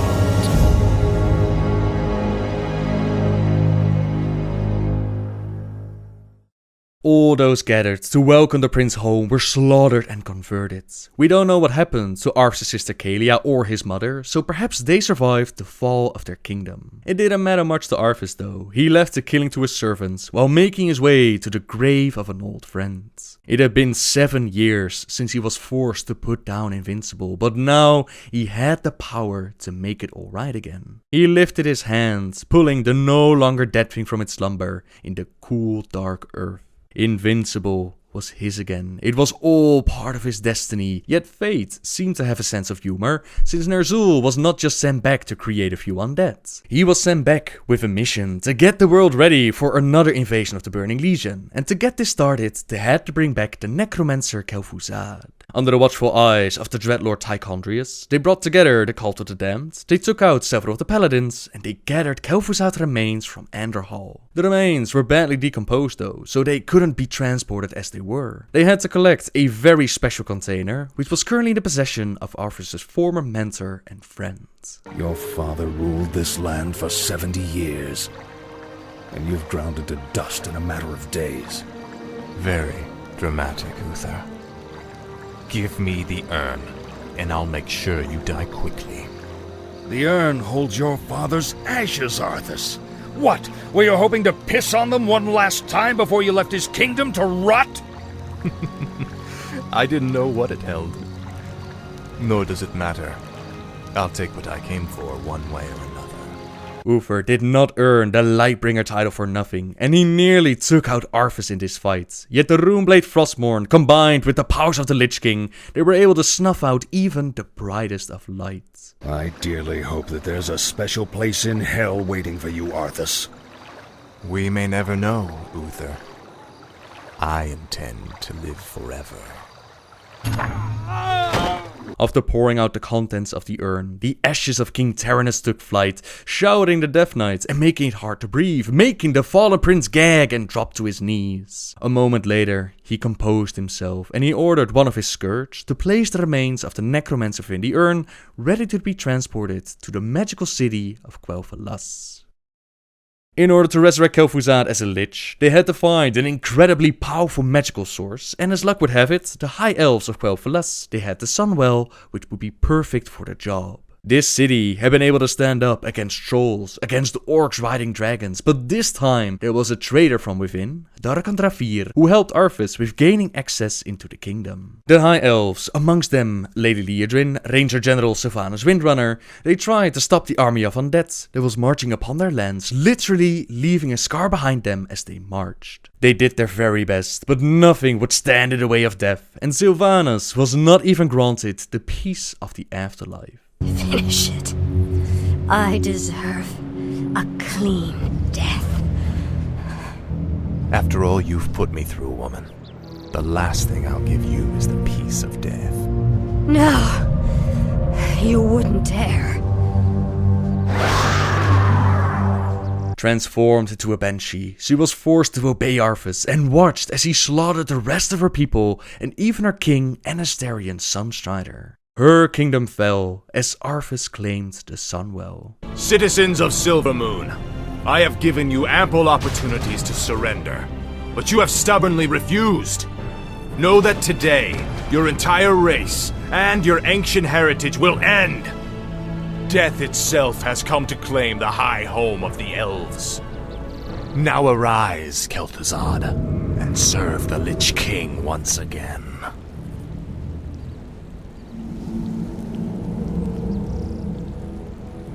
I am reborn as promised. The Lich King has granted me eternal life. With Kel'Thuzad resurrected as a Lich, the next step was to bring Archimonde into the world, and to do this, they had to collect the Book of Medivh, which contained incantations powerful enough to summon the Demon Lords. This book was kept in the magical city of Dalaran, and as Arthas and the Scourge arrived, Jaina pleaded with Antonidas to let her stay and help. Maybe she could reason with Arthas, maybe she could do something, but the Archmage, he told her to go. One more or less would make very little difference, and Jaina had other duties now. She was told by the Prophet Medivh to lead the survivors of Lordaeron, so her duties, they called her elsewhere, while Arthas murdered those inside, amongst them Archmage Antonidas. He claimed the book, and eventually Kel'Thuzad summoned Archimonde into the world. Come forth, Lord Archimonde. Enter this world, and let us bask in your power.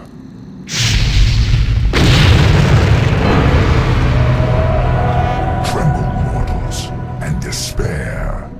Doom has come to this world. You have done well, little Lich. My plan worked perfectly. Lord Archimonde, all the preparations have been made. Very well, Tichondrius. Since the Lich King is of no further use to me, you Dreadlords will now command the Scourge. As you wish, Lord Archimonde. Soon, I will order the invasion to begin. But first, I will make an example of these paltry wizards by crushing their city into the ashes of history.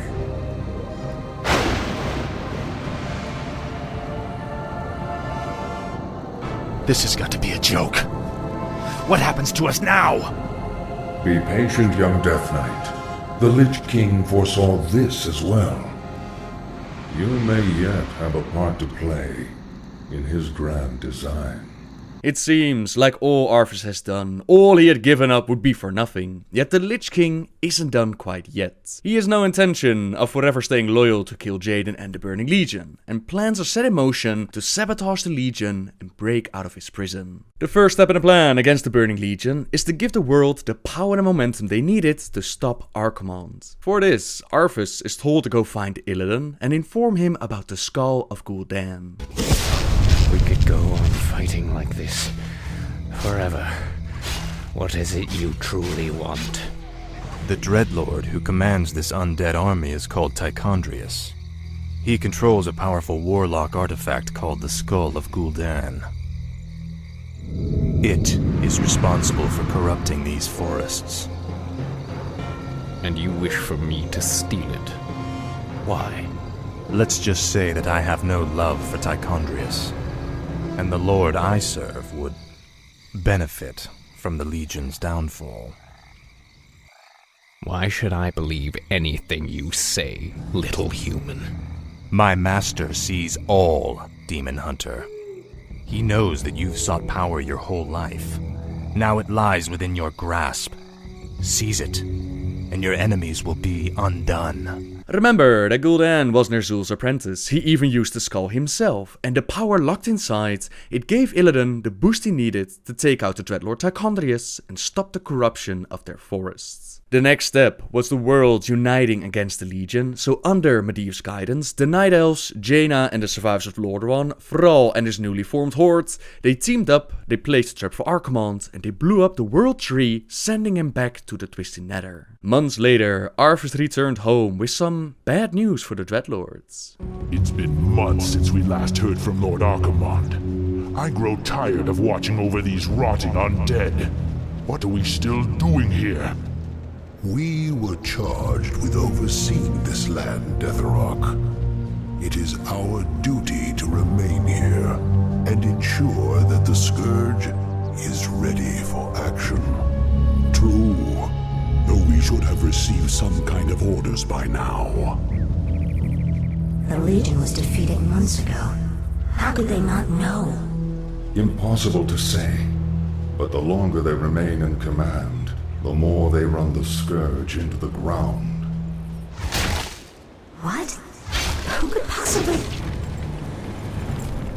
Greetings, Dreadlords.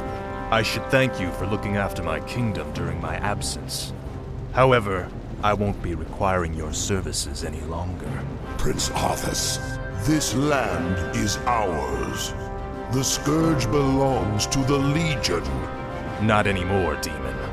Your masters have been defeated. The Legion is undone. Your deaths will complete the circle. Never!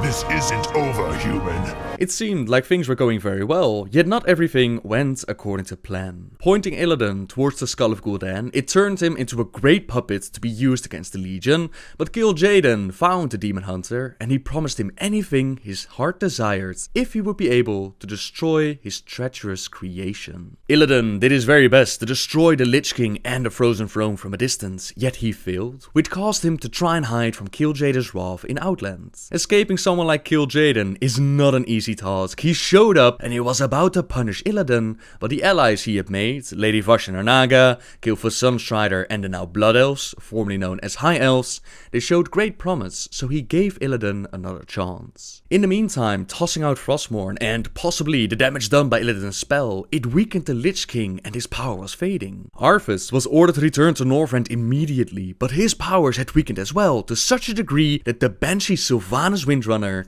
she was able to liberate herself from his control, she reclaimed her body, and together with the Dreadlords, they planned a bloody coup. With my powers drained, I can barely command my own warriors. The Lich King warned me that if I didn't reach Northrend soon, all could be lost. Fear not, my king. Everything is being prepared for your departure. The ships are waiting at the coast, and there's been a change of plans, King Arthas. You're not going anywhere. Assassins! It's a trap! In his moment of weakness, the Dreadlords took control of the forces that just moments ago were still loyal to the Death Knights. There are too many of them, my king. Flee! Escape from the city! I'll find my own way out and meet you in the wilderness. In the wilderness, abominations lumbered towards Arthas, but Sylvanas, her banshees, they quickly came to the rescue. You have my thanks, ladies. But where is your mistress? Where is Sylvanas? She sent us to find you, great king. We've come to escort you across the river. Once we cross it, we'll take refuge in the wilderness. This is the place, sisters. We'll rest here, great king. Why here? We've got to find Kel'Thuzad before we... You have been deceived. Come to my side at once. Obey. What is happening here? Sylvanas. You walked right into this one, Arthas. It's time to even the scales. Traitor! What have you done to me? It's a special poisoned arrow I made just for you. The paralysis you're experiencing now is but a fraction of the agony you've caused me. Finish me, then. A quick death? Like the one you gave me? No. You're going to suffer as I did. Thanks to my arrow, you can't even run. Give my regards to Hell, you son of a bitch. Back, you mindless ones! You shall not fall today, my king.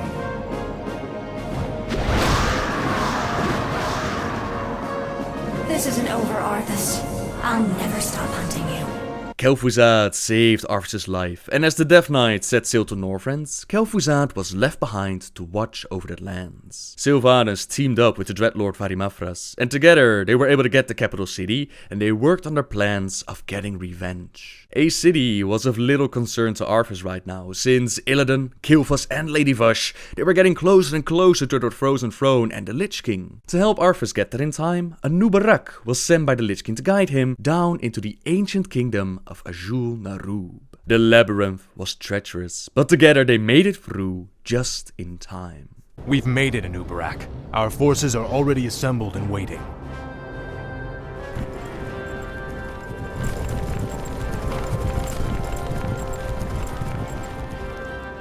Greetings, King Arthas. You've arrived just in time. Illidan's Naga and Blood Elf forces have taken up positions at the base of the glacier and... Arthas, my champion. You have come at last. Now, we face a grave danger. My creator, the demon lord Kil'jaeden, sent his agent here to destroy me. If they should reach the frozen throne before you, all will be lost. The scourge will be undone. Now hurry. I will grant you all the power I can spare. I saw another vision of the Lich King. He has restored my powers. I know now what I must do. It's time to end the game. Once and for all.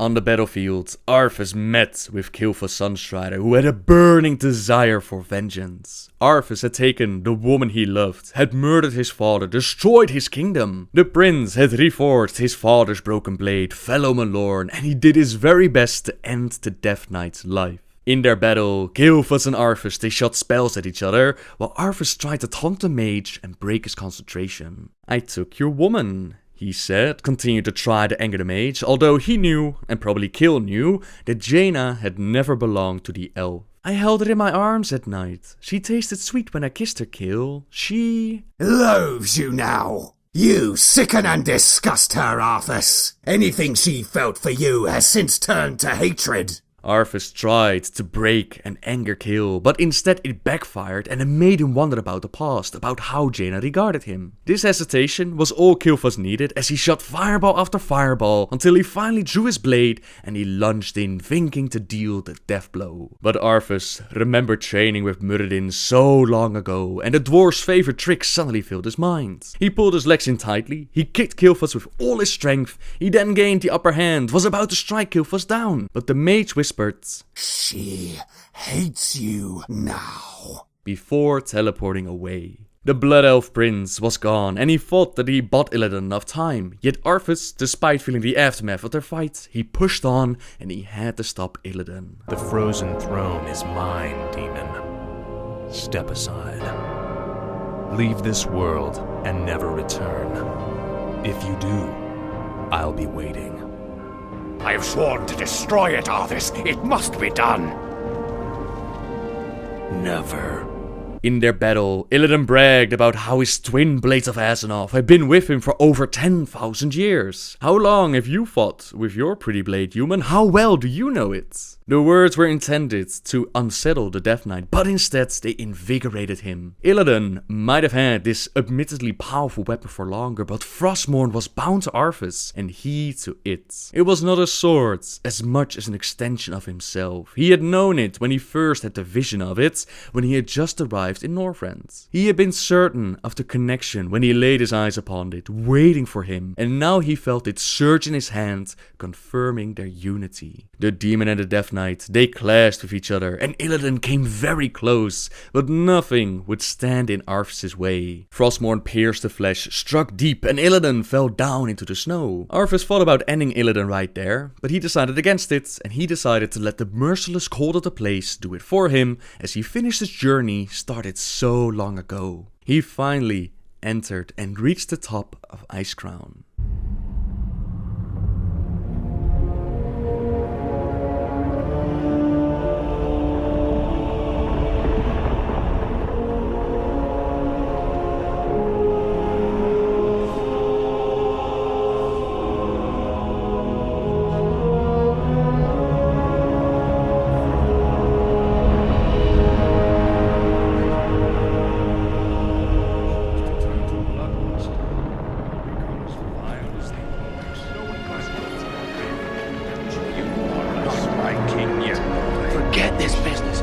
Your men home.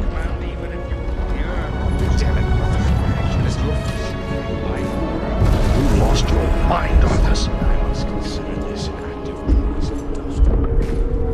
You lied to your men and betrayed the mercenaries who fought for you. What's happening to you, Arthas? Young prince will find only death in the cold.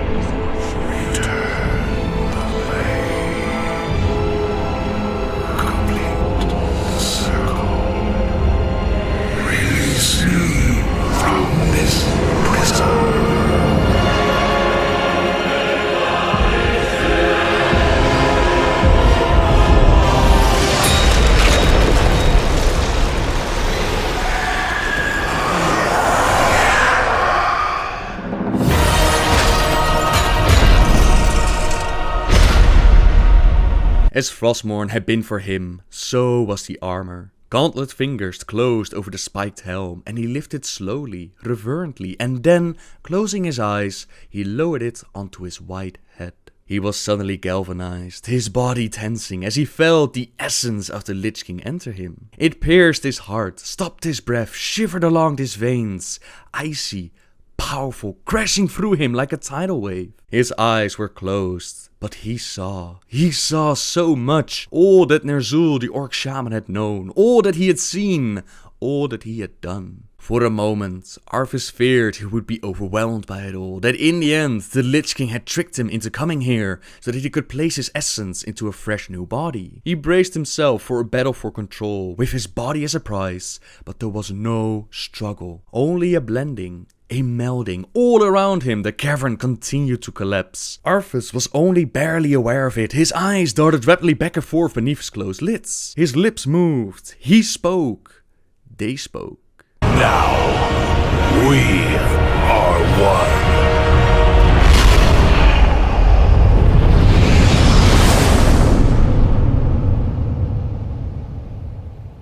This story, as you read the novel Arthas, Rise of the Lich King, you find out that after this moment, Arthas spent his time contemplating the choices he had made, the road that led him to merge with the Lich King. He sees himself in a great hall together with the Orc Ner'zhul and a young sick child resembling that small part of him that was still good, that still whispered in the back of his mind that the path he was on was wrong, that he could still turn back. A choice had to be made. Slowly, the Death Knight turned his white head to the boy. The ill child met him with a gaze that was astonishingly clear, and for a moment Arthas felt something inside him stir. Despite everything, the boy would not die, and that meant... The boy smiled a little, and some of the sickness dissipated as Arthas struggled for words. You are me.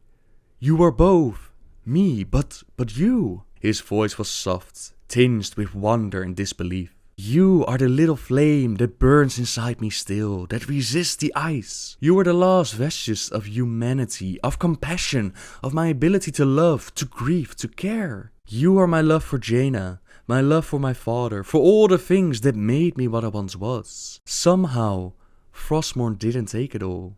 I tried to turn away from you, and I couldn't. I can't. The boy's sea-green eyes brightened, and he gave his other self a tremulous smile.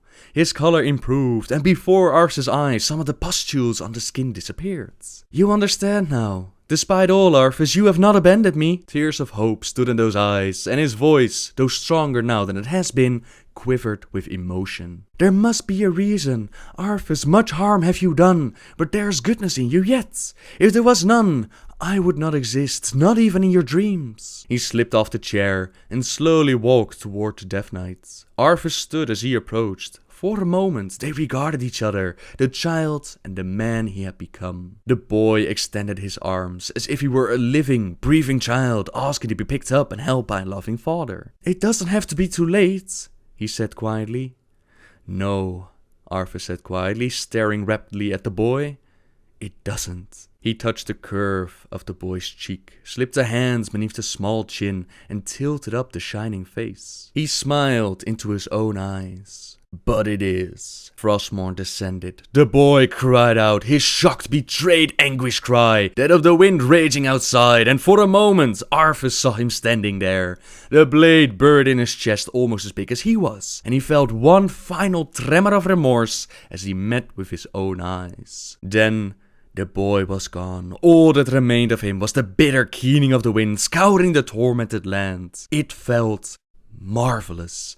It was only with the boy's passing that Arthas truly realized how dreadful a burden this last struggling scrap of humanity had been. He felt light, powerful, purged, scoured clean, as Azeroth would soon be. All his weakness, his softness, everything that had ever made him hesitate or second guess himself, it was all gone now. There was only Arthas, Frostmourne, all but singing at having claimed the final piece of Arthas' soul, and the orc, whose skull face was split with triumphant laughter. Yes, the orc exhilarated, laughing almost manically. I knew you would make this choice. For so long you've wrestled with the last dregs of goodness, of humanity in you, but no longer. The boy held you back. and now you are free. He now got to his feet, his body still that of an old orc, but moving with the ease and fluidity of the young. We are one, Arthas. Together, we are the Lich King. No more Ner'zhul, no more Arthas, only this one glorious being. With my knowledge, we can... His eyes bulged as the sword impaled him. Arthas stepped forward, plunging the glittering, hungering Frostmourne ever deeper into the dream being that had once been Ner'zhul, then the Lich King, and was soon to be nothing. Nothing at all. He slipped his other arm around the body, pressing his lips so close to the green air that the gesture was almost intimate as the act of taking a life always was and always would be. No, Arthas whispered. No, no one tells me what to do. I've got everything I need from you. Now the power is mine and mine alone. Now there is only I. I am the Lich King and I am ready. With those words, the Lich King woke up and began his campaign against the world. But before that moment, several very important events took place that we do need to talk about. So, as Arthas made his journey to Northrend, he left Kel'Thuzad behind to take care of business. Jaina Proudmoore, she took the survivors of Lordaeron, those that survived the events of the plague. They battled against the Burning Legion together with Thrall and several others. They won the battle, they blew up Archimonde, and afterwards Jaina settled with her people in Theramore, while Thrall and his people, they built up Orgrimmar. These two leaders were able to look beyond race. Remember how Jaina went to the internment camp when she was young? She didn't just see monsters, she actually saw, creatures that could be pitied with and perhaps had to be released. So they worked together towards peace. They tried to bring some sort of peace between the Alliance and the Horde. Sylvanas Windrunner teamed up with the Dreadlord Varimafras, and together they took the capital city and they formed a faction known as the Forsaken. The capital city is ours, but we are no longer part of the Scourge. From here on out, we shall be known as the Forsaken. We will find our own path in this world, Dreadlord, and slaughter anyone who stands in our way. All those able to free themselves from the Lich King's control, they found a home under the leadership of their queen, they joined the Horde, and Sylvanas had her people work on the plague while plotting her revenge. The Scarlet Crusade was formed, which evolved out of the Knights of the Silver Hand, the order of paladins that Arthas used to belong to. These men and women, they were dedicated to cleanse the lands of the undead of Lordaeron. They made some great progress as well with the legendary blade Ashbringer in the hands of Alexandros Mograine. I've done a full video on the Ashbringer. In short, it's speculated to be made out of the core of a Naru. It was infused with the holy light and it did decimating damage to the Scourge. Unfortunately, the Scarlet Crusade was infiltrated from within, and the Dreadlord Balnazar, he worked on corrupting it. He manipulated Alexandros' son, Renaud Mograine, causing him to betray his father and stab him in the back with the holy blade. This action did not only corrupt the Ashbringer, turn it to darkness, it also placed his father in the hands of Kel'Thuzad, who turned him into a Death Knight. Now, some of the members of the Scarlet Crusade, they did not agree with the path that they were on. They did not know that they were infiltrated from within, but they also didn't agree with how fanatic some of the members were. So they stepped away and they formed their own order called the Argent Dawn. Alexandros had a second son, Darion Mograine, who found out that his father might not be dead and still could be saved. He got a team together with volunteers from the Argent Dawn. Together they ventured into the floating citadel of Naxxramas in search of his father. There he found out the truth, that his father was now an agent of the Lich King, one of the 4 horsemen. So with great effort he struck down his own father, but this did not end the torment. Alexandros was still bound to the blade Ashbringer, connected to the corrupted blade. From the blade he whispered to his son to bring him to the Scarlet Monastery, where by this time Renaud had been made Scarlet Commander by the Dreadlord Balnazar. Upon seeing his younger brother, Renaud tries to cut down the final reminder of his former life, but from the blade comes his father's spirit to bring sweet, sweet vengeance.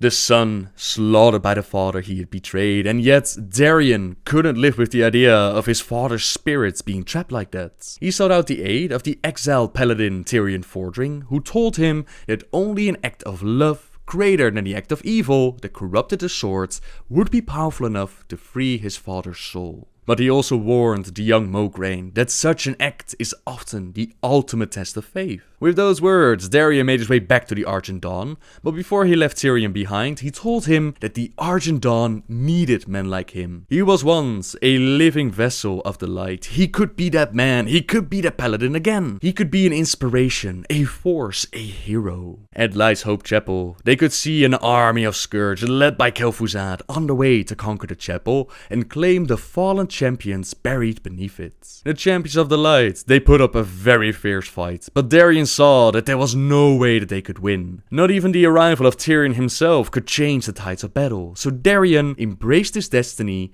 and he made the ultimate sacrifice. Only a test of faith, an act of love, would be able to cleanse the blade and set his father free. So he took the Ashbringer and he stabbed himself. In response, the heavens opened up, light scoured the land, decimating the Scourge forces and saving the day. Yet not all was lost for Kel'Thuzad. He might not have claimed the thousands buried beneath Light's Hope Chapel, but he did get his hands on a new, powerful Death Knight. In death, Darien was converted, and with the corrupted Ashbringer, he would lead their undead forces into battle and fight against those he had sought to protect.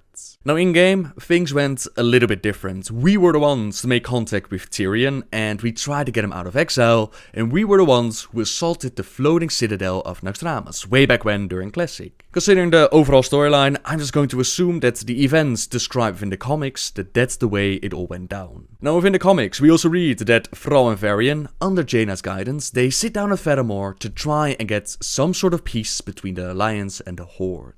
These peace treaties, surprisingly, went actually very well, until they were attacked, and old hatreds quickly caused accusations to be tossed back and forth. Garrosh blamed the Alliance, Varian blamed the Horde, and the peace that they tried to achieve, it was shattered. There was no way to sit down and try to discuss things further, to try to explain the situation, since the Lich King by this time he had woken up and he decided to let the world know by attacking them on all fronts. The wrath of the Lich King pre-event happened, and the Alliance and the Horde, each of them separately, they launched their campaigns against the Lich King.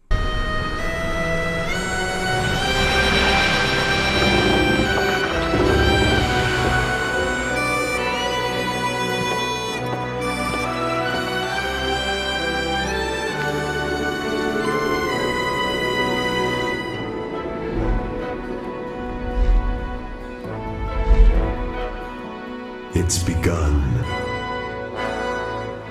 Young heroes, I was once like you.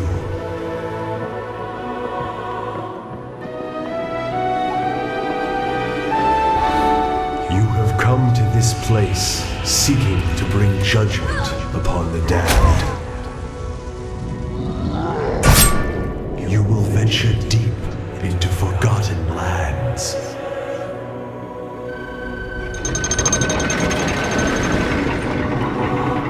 You will see wonders beyond imagining.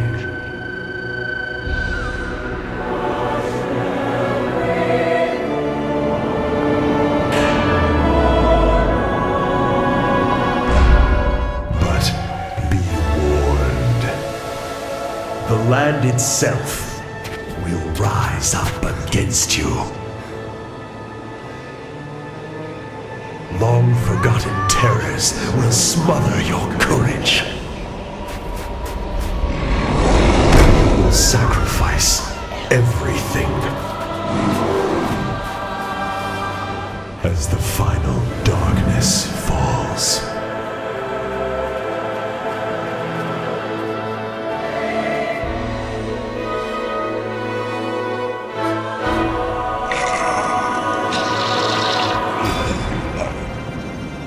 In the end, all that awaits you is death. A new hero class was introduced in the expansion, namely Death Knights, who started their adventure within Icarus, firm under control of the Lich King. Each race has their own backstory, but none were able to fight back against the whispers of the Lich King, for the Lich King's will is first and foremost. Their mission was to destroy the forces of the Scarlet Crusade, who were stationed in this area, still remarkably untouched by the plague. With some very clever infiltration, a bit of plague here and there, and of course the devastating might of the Frostworms, the Scarlet Crusade was quickly defeated. Those able set sail to the lands of Northrend, calling themselves the Scarlet Onslaught, but the majority of them were pretty much destroyed. This left one more target for the Death Knights to take, Light's Hope Chapel itself. Led by the Death Knight, Darian Mograine, the swords of the Scourge marched upon the chapel, yet the Warriors of the Light did not surrender. The skies turn red with the blood of the fallen! The Lich King watches over us, minions! Leave all the ashes and misery in your destructive wake! I cannot! The blade bites me! You will do as I command! I am in control here! Win, Darian! With the Ashbringer no longer listening to its master, and the Paladin Tyrion Fordring making his appearance, Darian and his troops, they were defeated and brought before the chapel. I cannot! The blade bites me! Bring them before the chapel! Stand down, Death Knights! We have lost. Have you learned nothing, boy? You have become all that your father fought against. Like that coward Arthas, you allowed yourself to be consumed by the darkness, feeding upon the misery of those you tortured and killed. Your master knows what lies beneath the chapel. It is why he dares not show his face. He sent you and your Death Knights to meet their doom, Darian. Save your breath, old man. It might be the last you ever draw. My son! Father! My dear, beautiful boy. What? Father, you have returned. You've been gone a long time, Father. I thought... Nothing could have kept me away from here, Darian. Not from my home and family. Father, I wish to join you in the war against the undead. I want to fight. I can sit idle no longer. My son, there will come a day when you will command the Ashbringer, and with it, mete out justice across this land. You will bring pride to our people, and Lordaeron will be a better place because of you. But, my son, that day is not today. Do not forget. Touching. He's mine now. You betrayed me. You betrayed us all, monster! Face the might of Mograine! Pathetic. You're a damned monster, Arthas. You were right, Fordring. I did send them in to die. Their lives are meaningless. But yours... Apocalypse! That day is not today. Tyrion!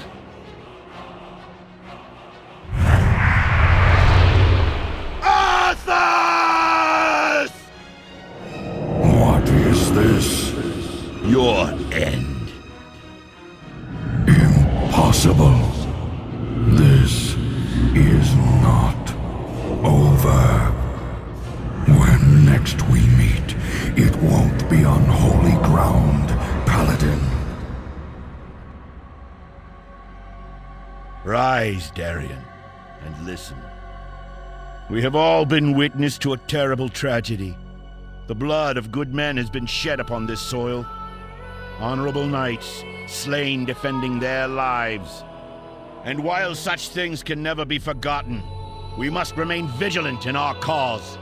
The Lich King must answer for what he has done, and must not be allowed to cause further destruction in our world. On this day, I call for a union. The Argent Dawn and the Order of the Silver Hand will come together as one. We will succeed where so many before us have failed. We will take the fight to Arthas, and we will tear down the walls of Icecrown. The Argent Crusade comes for you, Arthas!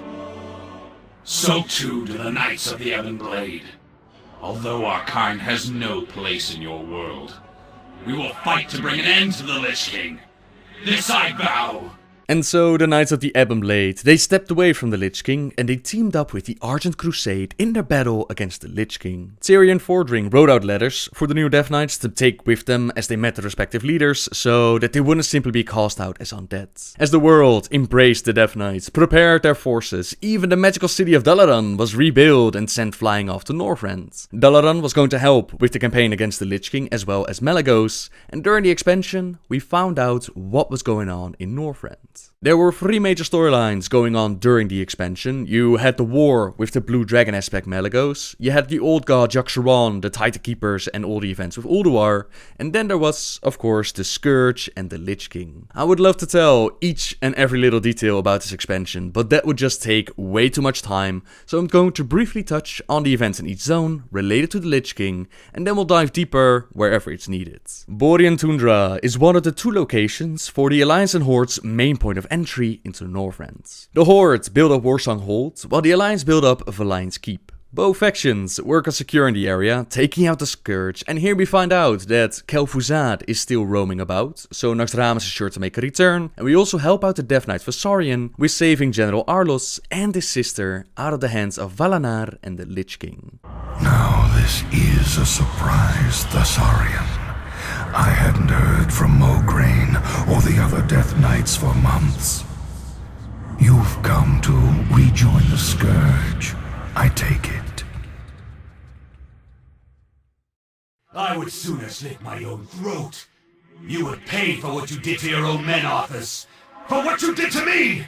I swear it! Howling Fjord was the other entry point into Northrend. Here we find out that Tyrion Fordring, he's gone undercover in an attempt to sneak in undetected.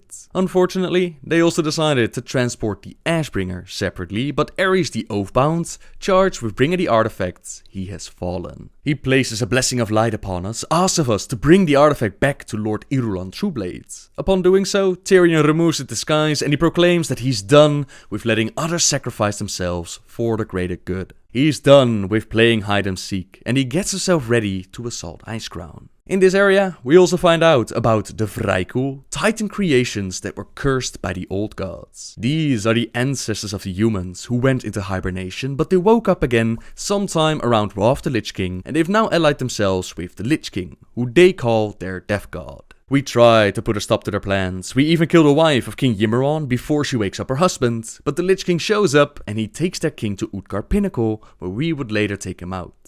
Not yet, Yimmeron. I have other plans for you. You will serve me better within Utgard Pinnacle.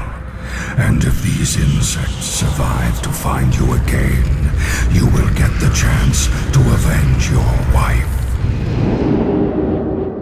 The Vrykul were not only found in the Howling Fjord, and some of them, they competed for the Death's God gifts. The modern day Valkyr, for example, their creations of the Lich King, they are created from female Vrykul of Valkyrian. Only those that proved themselves worthy were blessed with this gift, and at Jotunheim, they held a competition to hopefully ascend and become Ymir, the elite warriors of the Lich King. Those that failed and lost the battle at Jotunheim, they were turned into Vargul, a lesser form of undeath, because they were not found to be worthy.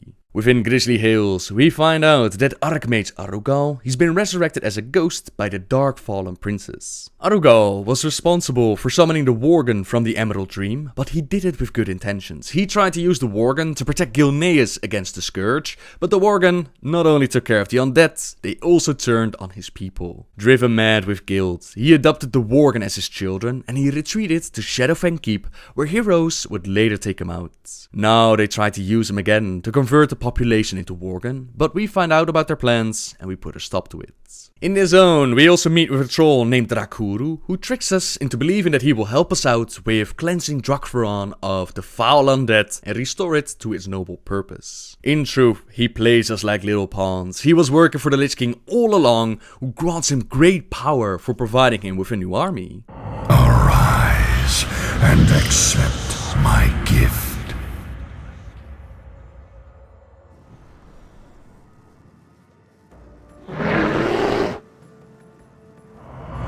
Charge you now with the cleansing of Zuldrak, Drakuru. As you wish, Master.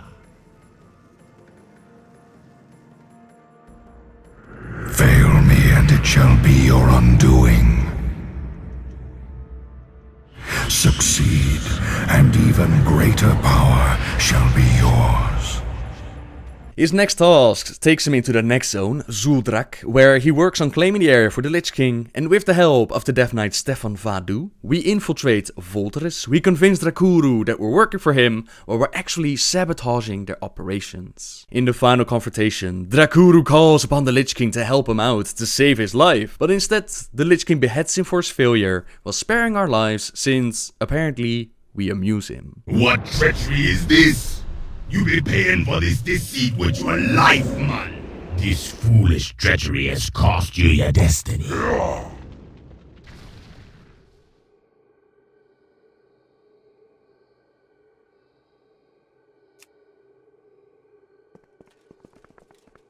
Master, this mortal scum be double-crossing us. They must be made to suffer.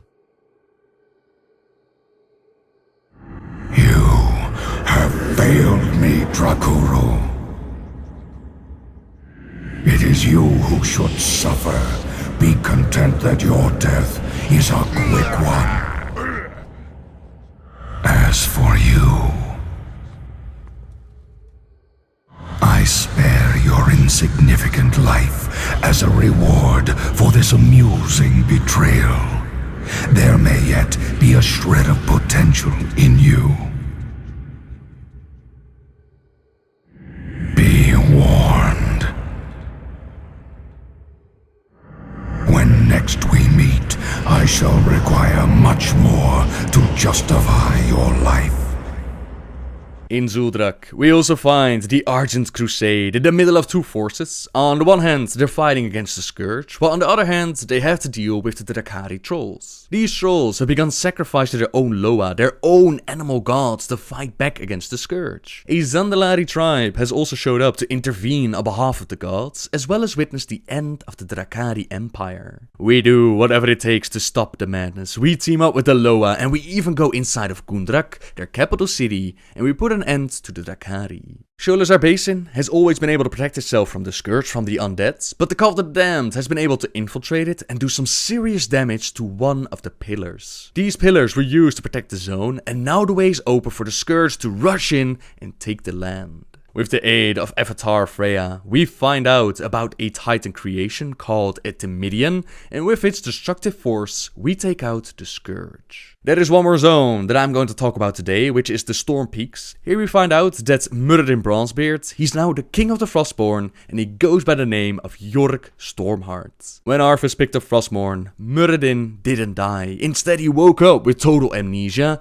and he was picked up by a group of the Frostborn dwarves. A gigantic Jormungandr attacked them, but Muradin is no pushover, and he single-handedly brought the worm down, saving the dwarves. This earned him the name Yorick Stormheart, a name of legend, and over time, they made him their king. During the questline in Storm Peaks, we team up with Muradin's brother, Bran Bronzebeard, in an attempt to get access to the archives within Ulduar, and during this questline, King Stormheart helps us out. Bran wants to meet and thank the king for his help, and as they reunite, Muradin's memory returns. He tries to remember his life before he joined the Frostborn, and all he remembers are nightmares of a human. Tall, light hair, death black armor, Arthas. Muradin feels responsible for letting Arthas slip to the dark side like that without doing anything about it. Regrets won't change a thing though, only actions can make things right, so Muradin would later join us in the assault upon Icecrown. Dragonblight, the great dragon graveyard. This is the place where dragons go to die. Here we met up and we helped out the several different dragonflights with defending their shrines from the Scourge. The Scourge is also trying to resurrect the gigantic protodrake known as Galagrond, who millennia ago was defeated by the Aspects together with the Titan Keeper Tyr. We luckily prevented the resurrection from ever happening, as well as gained the support of the Red Dragonflight. The Scarlet Onslaught, those that were able to escape the Lich King's Death Knight in the Plague Lands, they they've built up a base within Dragonblight. Unfortunately, it seems like any form of the Scarlet Organization is destined to be corrupted, since the Dreadlord Mal'Ganis, he's infiltrated them under the disguise of Admiral Baryon Westwind. This means that Arthur's sacrifice to get revenge, to pick up Frostmourne, to take down Mal'Ganis, it meant very little, since as a Dreadlord, Mal'Ganis cannot die upon Azeroth, and he simply returned later. I will see you weaklings in Icecrown, if you live that long. As we finally confront Mal'Ganis within Icecrown, he claims that we will never be able to take on the Lich King without his forces, which had some belief that he would be able to play a role within the final encounter, but sadly, that storyline never made it in, and his current fate is unknown. I'll have my revenge on him and you. The Nerubians and Ajol Nerub can also be found within Dragonblight. Those that were able to survive the War of the Spider, they're now in a civil war against those forced to serve the Lich King. With that, we found a common enemy, so we teamed up with the Nerubians and we went into the Old Kingdom, eventually taking care of none other than Anub'arak himself. Never thought I would be free of him. Meanwhile, our forces have made great effort assaulting Icecrown Citadel from the back, and in response, the Lich King, he sent out his floating Citadel of Naxxramas to lay siege upon Winterguard Keep. Heroes once more ventured within the Forsaken Place, facing off against the most vile and powerful creations of the Scourge. Forces are merely marshaled to strike back against your enemies, my liege. Soon, we will eradicate the Alliance and Horde. Then the rest of Azeroth will fall before the might of my army. Yes, Master. The time of their ultimate demise grows close. What is this? Invaders, here. Destroy them, Kel'Thuzad. Naxxramas must not fall. As you command, Master. Greetings.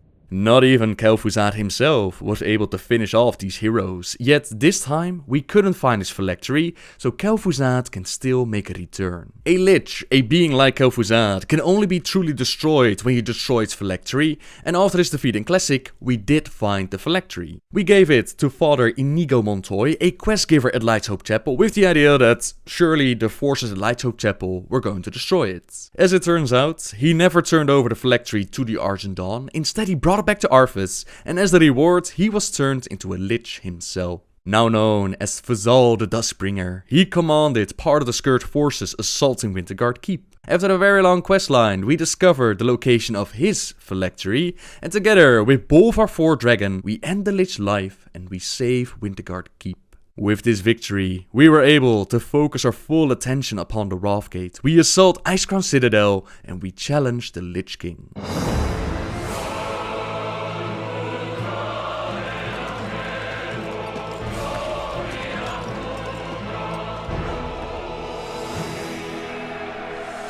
Lord Bolvar! Take the lead! For Lordaeron! For the Alliance!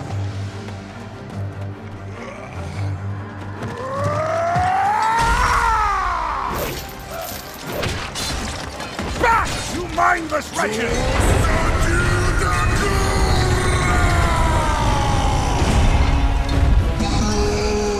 Fight on, brothers!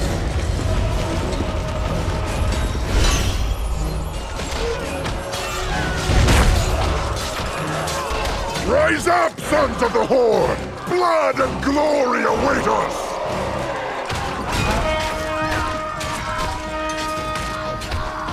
Luntarelgar! For the Horde! I was wondering if you'd show up. I couldn't let the Alliance have all the fun today.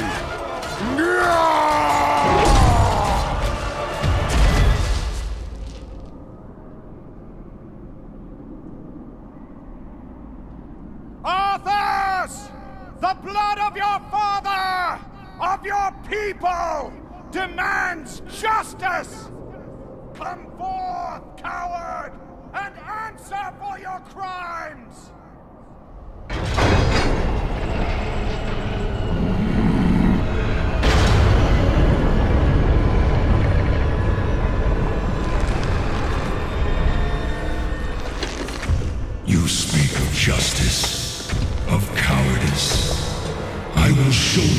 justice of the grave and the true meaning of fear. Enough talk! Let it be finished!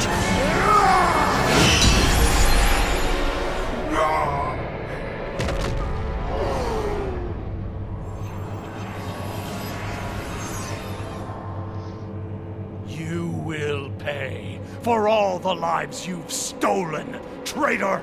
Boldly stated, but there is nothing you can... What? Did you think we had forgotten? Did you think we had forgiven? Behold now the terrible vengeance of the Forsaken! Sylvanas. Death to the Scourge! And death to the living!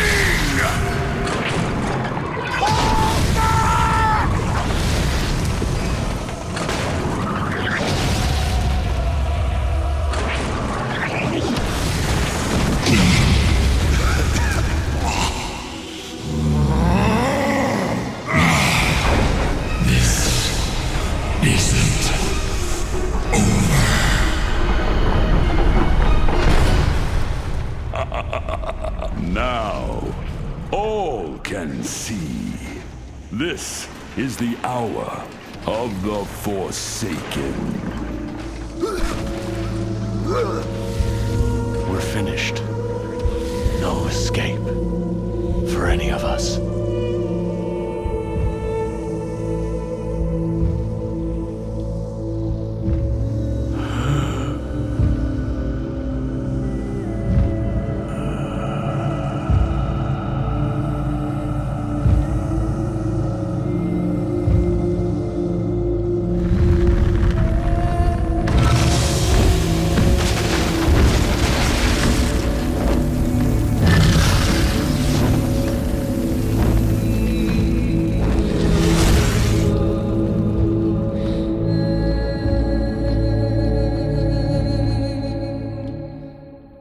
For years, Sylvanas had a Forsaken work on perfecting a plague which they planned to use against Arthas and the Scourge, but Sylvanas was betrayed from within by Grand Apothecary Putris and the Dreadlord Varimafras. They were the ones responsible for the loss of so many lives at the Wrathgate, as well as taking the Undercity from the Banshee Queen. Both the Alliance and Horde, they had to pull their attention away from Northrend for a while, as they focused on retaking the city and bringing sweet, sweet justice to those responsible. Years wasted. We are victorious! After the battle for Undercity, after stopping Varimafras for summoning Sargeras, this brings us to the final zone related to the Lich King, Icecrown itself. High Lord Tyrion Fordring led the assault into the Scourge's main territory, slowly but surely claiming more ground for the Warriors of Light.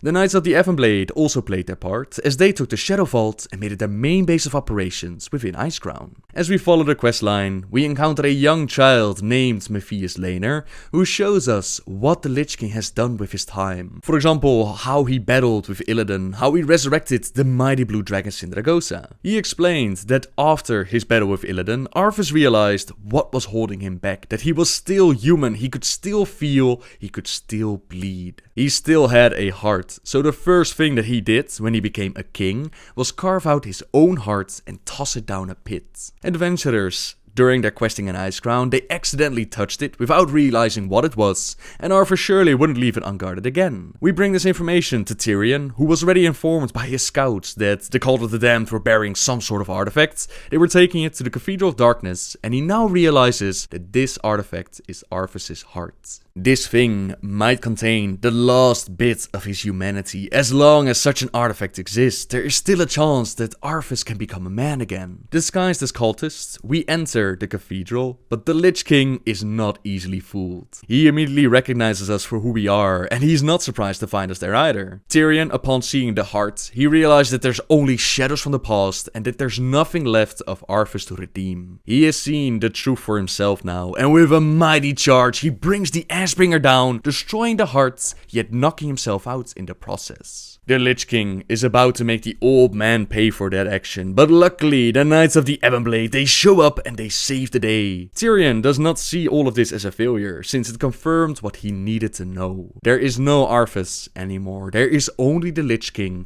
so it's time to hold a little tournament and find out who is ready and who is worthy to join the Argent Crusade in their assault upon Icecrown. You have heard the call of the Argent Crusade, and you have boldly answered. It is here, in the Crusaders' Colosseum, that you will face your greatest challenges. Those of you who survive the rigors of the Colosseum will join the Argent Crusade on its march to Icecrown Citadel. Heroes of the Alliance and Horde are pitched against the fiercest dangers Northrend had to offer, until the Lich King himself showed up to ruin the party. We will strike against Icecrown Citadel and destroy what remains of the Scourge. There is no challenge that we cannot face united. You will have your challenge, Fordring. Arthas, you are hopelessly outnumbered. Lay down Frostmourne and I will grant you a just death. The Nerubians built an empire beneath the frozen wastes of Northrend. An empire that you so foolishly built your structures upon. My empire. The souls of your fallen champions will be mine. Fordring. Our guests have arrived, just as the Master promised. Anub'arak, resurrected once more by the Lich King and forced to serve one final time, we take him out and we finally liberate him. I have failed you, Master. With the tournament behind us, with the troops selected, with the path mostly cleared, it was finally time to knock on the door and let the Lich King know that the Light's justice has been awakened. Rise up, Argent Crusaders! The hour of justice has come!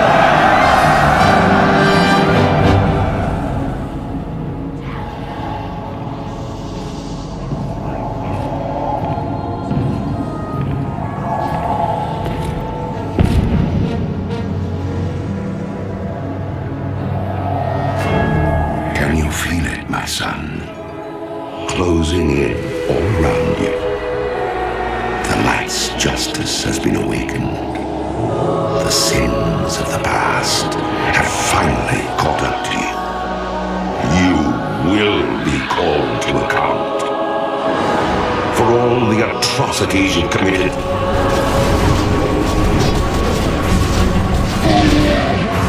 The unspeakable horrors you've let loose upon this world.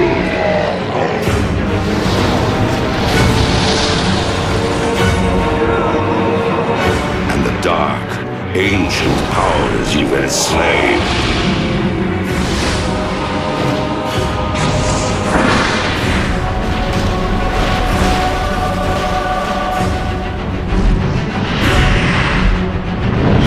Though my soul was one of the first to be devoured by your evil, there are thousands more bound within this blade, and they cry out for release.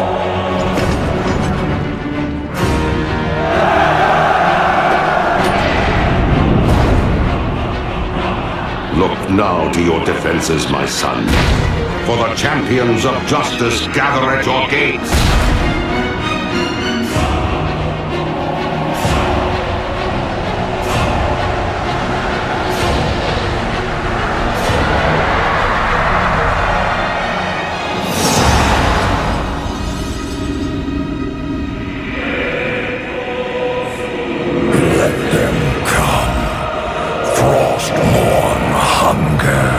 With the Lich King's attention drawn to the front door, a small team worked on infiltrating the frozen halls led by either Jaina Proudmoore or Sylvanas Windrunner. Thank the Light for seeing you here safely. We have much work to do if we are to defeat the Lich King and put an end to the Scourge. Our allies within the Argent Crusade and the Knights of the Ebonblade have broken through the front gate of Icecrown and are attempting to establish a foothold within the Citadel. With the attention of the Lich King turned towards the front gate, We'll be working our way through the side, in search of information that will enable us to defeat him, once and for all. Our scouts have reported that the Lich King has a private chamber outside of the Frozen Throne, deep within a place called the Halls of Reflection. That is our target, champions. We will carve a path through this wretched place and find a way to enter the Halls of Reflection. I sense powerful magic hidden away within those halls. Magic that could be the key to destroying the Scourge. The Dark Lady watches over you. Make haste. Intruders have entered the Master's domain. Signal the alarms. Fodder. Not even fit to labor in a quarry. Relish these final moments, for soon you will be nothing more than mindless undead. Heroes of the Alliance, attack! Your last waking memory will be of agonizing pain.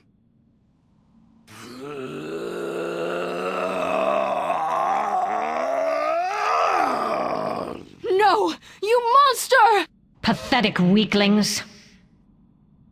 Minions, destroy these interlopers!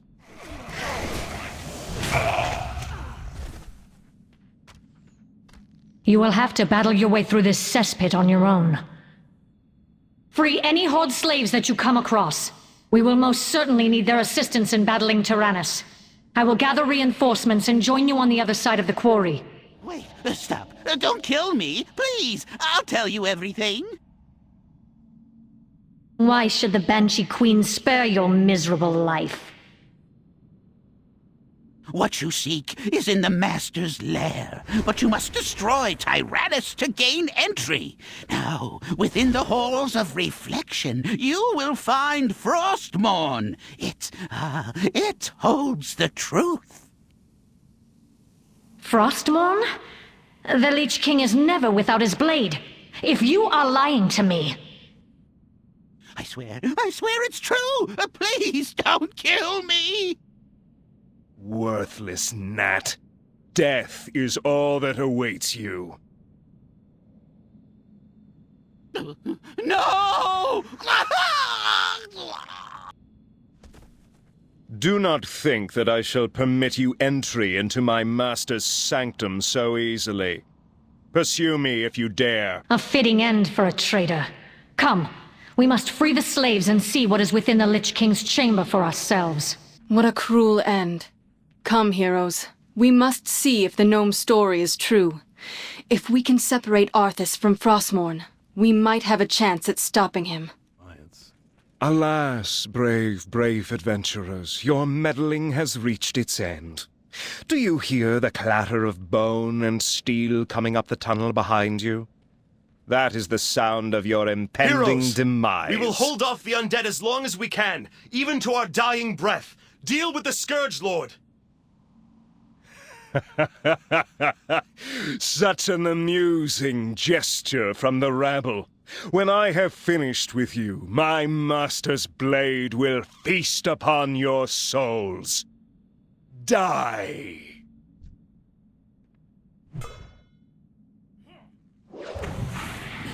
Impossible! Rhymefang! Warned! Brave champions, we owe you our lives, our freedom. Though it be a tiny gesture in the face of this enormous debt, I pledge that from this day forth, all will know of your deeds and the blazing path of light you cut through the shadow of this dark citadel. This day will stand as a testament not only to your valor, but to the fact that no foe, not even the Lich King himself, can stand Heroes, when to me. Alliance and Horde set aside their differences and...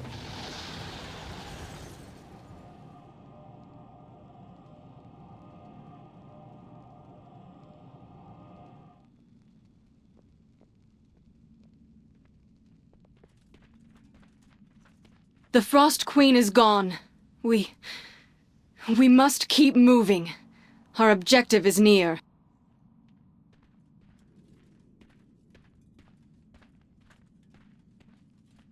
I could not save them. Damn you, Arthas! Damn you! I thought he'd never shut up. At last, Sindragosa silenced that long-winded fool. To the Halls of Reflection, champions! Our objective is near. I can sense it. I don't believe it. Frostmourne stands before us, unguarded, just as the gnome claimed. Come, heroes. Standing this close to the blade that ended my life. And the pain, it is renewed. Frostmourne, the blade that destroyed our kingdom. Stand back! Touch that blade and your soul will be scarred for all eternity. I must attempt to commune with the spirits locked away within Frostmourne. Give me space.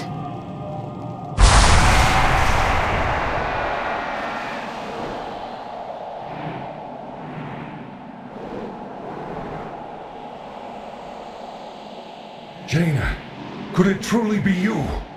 Uther! Dear Uther! Jaina, you haven't much time. The Lich King sees what the sword sees. He will be here shortly. Arthas is here? Maybe I... No, girl. Arthas is not here. Arthas is merely a presence within the Lich King's mind. A dwindling presence. But Uther, if there's any hope of reaching Arthas, I must try. Jaina, listen to me. You must destroy the Lich King. You cannot reason with him. He will kill you and your allies and raise you all as powerful soldiers of the Scourge. Tell me how, Uther. How do I destroy my prince? Snap out of it, girl. You must destroy the Lich King at the place where he merged with Ner'zhul. Atop the spire, at the frozen throne. It is the only way. You're right, Uther. Forgive me. I don't know what got a hold of me. The Lich King is here? Then my destiny shall be fulfilled on this day.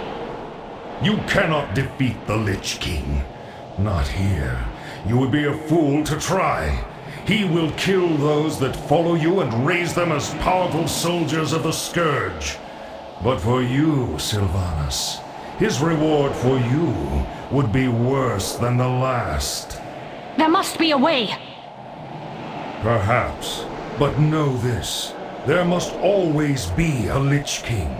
Even if you were to strike down Arthas, another would have to take his place. For without the control of the Lich King, the Scourge would wash over the world like locusts, destroying all that they touched. Who could bear such a burden? I do not know, Banshee Queen. I suspect that the piece of Arthas that might be left inside the Lich King is all that holds the Scourge from annihilating Azeroth. Alas, the only way to defeat the Lich King is to destroy him at the place where he was created.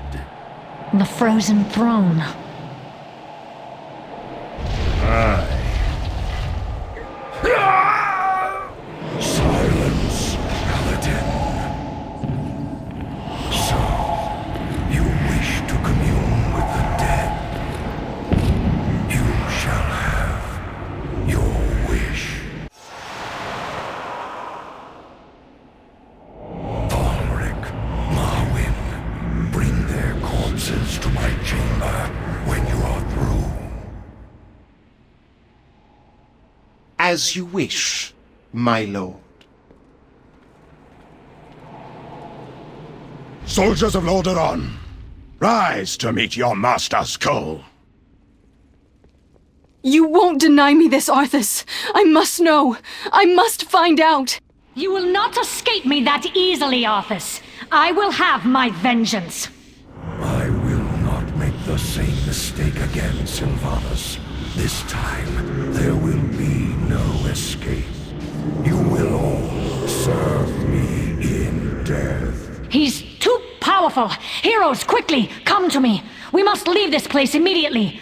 I will do what I can to hold him in place while we flee. Your allies have arrived, Jaina, just as you promised. You will all become powerful agents of the Scourge. He is too powerful. We must leave this place at once. My magic can hold him in place for only a short time. Come quickly, heroes. There is no escape. Death's cold embrace. I will destroy this barrier. You must hold the undead back!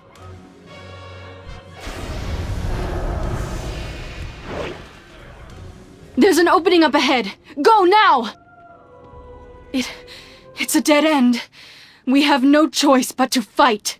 Steel yourself, heroes, for this is our last stand. Nowhere to run. You're mine now. Shh, I'm trying to think here. Fire! Fire!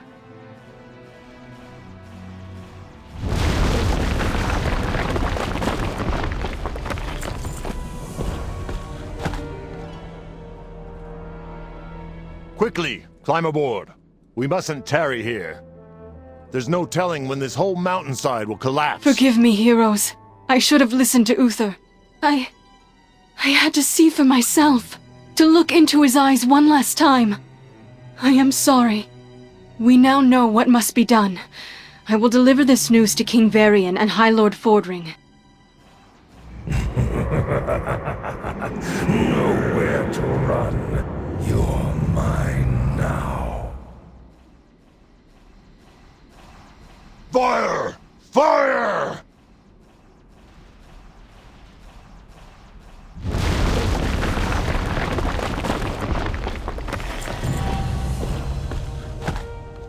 Get on board, now! This whole mountainside could collapse at any moment. We are safe for now. His strength has increased tenfold since our last battle. It will take a mighty army to destroy the Lich King. An army greater than even the Horde can rouse. We cannot face the Lich King on our own. He's simply too powerful, so we'll have to gather our forces and enter Icecrown Citadel, deal with the most powerful creatures, and make our way to the top. What happens here will echo through the ages. Regardless of outcome, they will know that we fought with honor. That we fought for the freedom and safety of our people. Remember, heroes, fear is your greatest enemy in these befouled halls. Steel your heart, and your soul will shine brighter than 1,000 suns. The enemy will falter at the sight of you. They will fall as the light of righteousness envelops them. Our march upon Icecrown Citadel begins now! You now stand upon the hallowed ground of the Scourge. The light won't protect you here, Paladin. Nothing will protect you. Arthas! I swore that I would see you dead and the Scourge dismantled. I'm going to finish what I started at Light's Hope. You could have been my greatest champion, Fordring. A force of darkness that would wash over this world and deliver it into a new age of strife.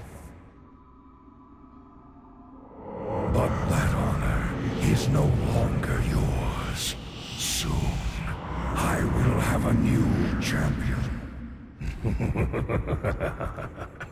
The breaking of this one has been taxing. The atrocities I have committed upon his soul.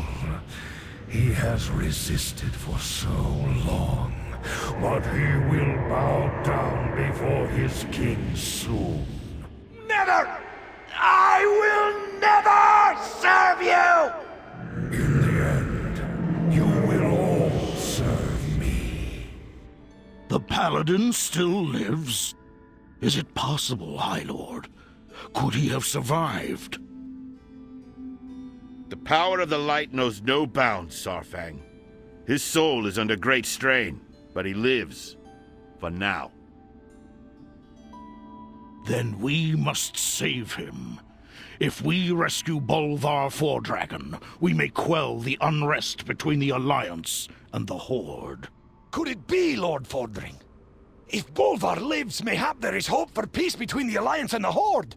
We must reach the top of this cursed place and free the Paladin! High Lord Bolvar Fordragon survived the events of the Wrathgate and is being tortured by the Lich King to turn him into a servant. Both the Alliance and the Horde make it a mission to save Bolvar, since this might quell the unrest between the factions. As we venture through Icecrown Citadel, we encounter several different bosses, but not all of them have that much story, while some of them are really interesting. We start off with Lord Merogar. He's the guardian of the frozen throne within the Spire Chamber. Pieced together by the Lich King from the bones of 1,000 vanquished adventurers, Merogar wields the power of the throne itself. Without the destruction of this bony being, there is no hope of taking Icecrown Citadel. I see. Only darkness.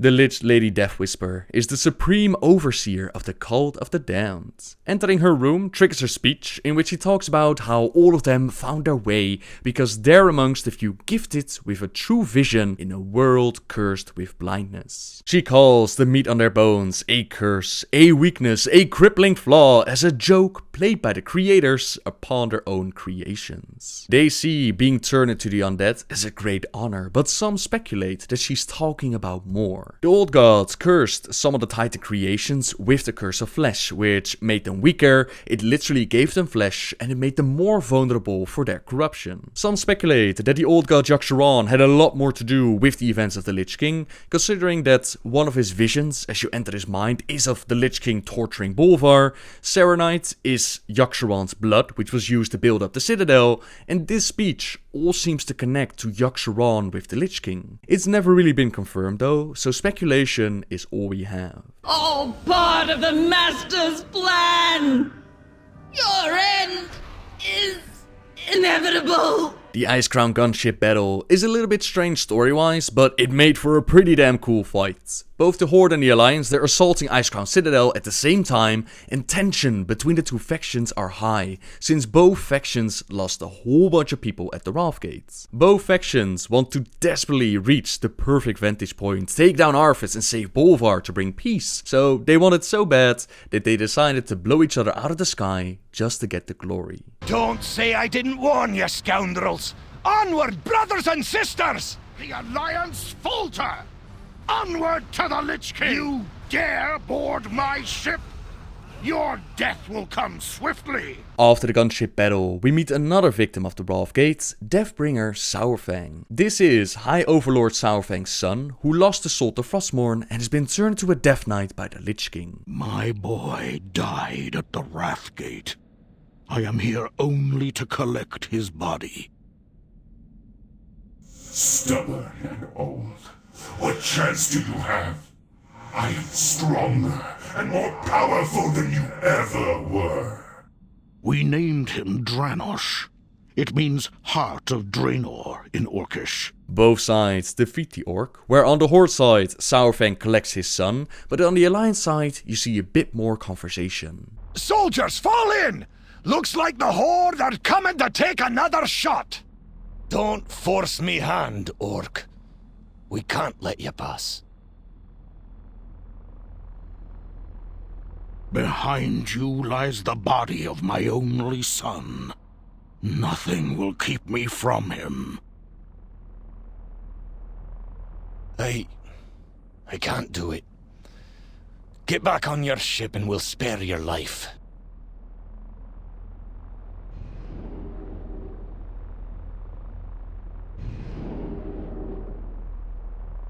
Stand down, Muradin. Let a grieving father pass. No Ko kills Ilnok, Atar. I will not forget this kindness. I thank you, Highness.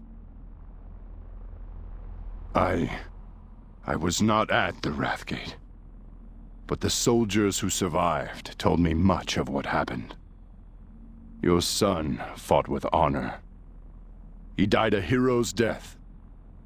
He deserves a hero's burial. Respect is shown, and Saurfang takes his boy home. Rotface and Vestergut, they don't really have a story besides being created by Professor Putricide, who they see as their father, and they love their pets very much. Good news, everyone! Professor Putricide has perfected a plague which will eradicate all life on Azeroth, and he's probably responsible for most of the abominations and creations that we've seen in the Scourge army. Bad news, everyone! I don't think I'm going to make it. Foolish mortals. You thought us defeated so easily. The Sand Lane are the Lich King's immortal soldiers. Now, You shall face their might combined! The Blood Prince Council consists of 3 Dark-Fallen princes, which we encountered and defeated before. Dark-Fallen are vampiric undead blood elves resurrected by Arthas after they defeated during Warcraft 3. Prince Keleseth, he was the first boss of Utgard Keep and the Scourge Overlord of the Howling Fjords. Prince Valanar, he was the Scourge Overlord of the Borean Tundra and taken out with the help of Visarion. Prince Tel'Daram, he was the second boss of Ahn'kahet, where he was searching for lost Nerubian relics to empower the Scourge's murderous ranks and please the Lich King. With the Dark Fallen Orb empowering them, they tried to stop our assault, but they failed, and the next encounter was against their Blood Queen Lanafel. You have made an unwise decision.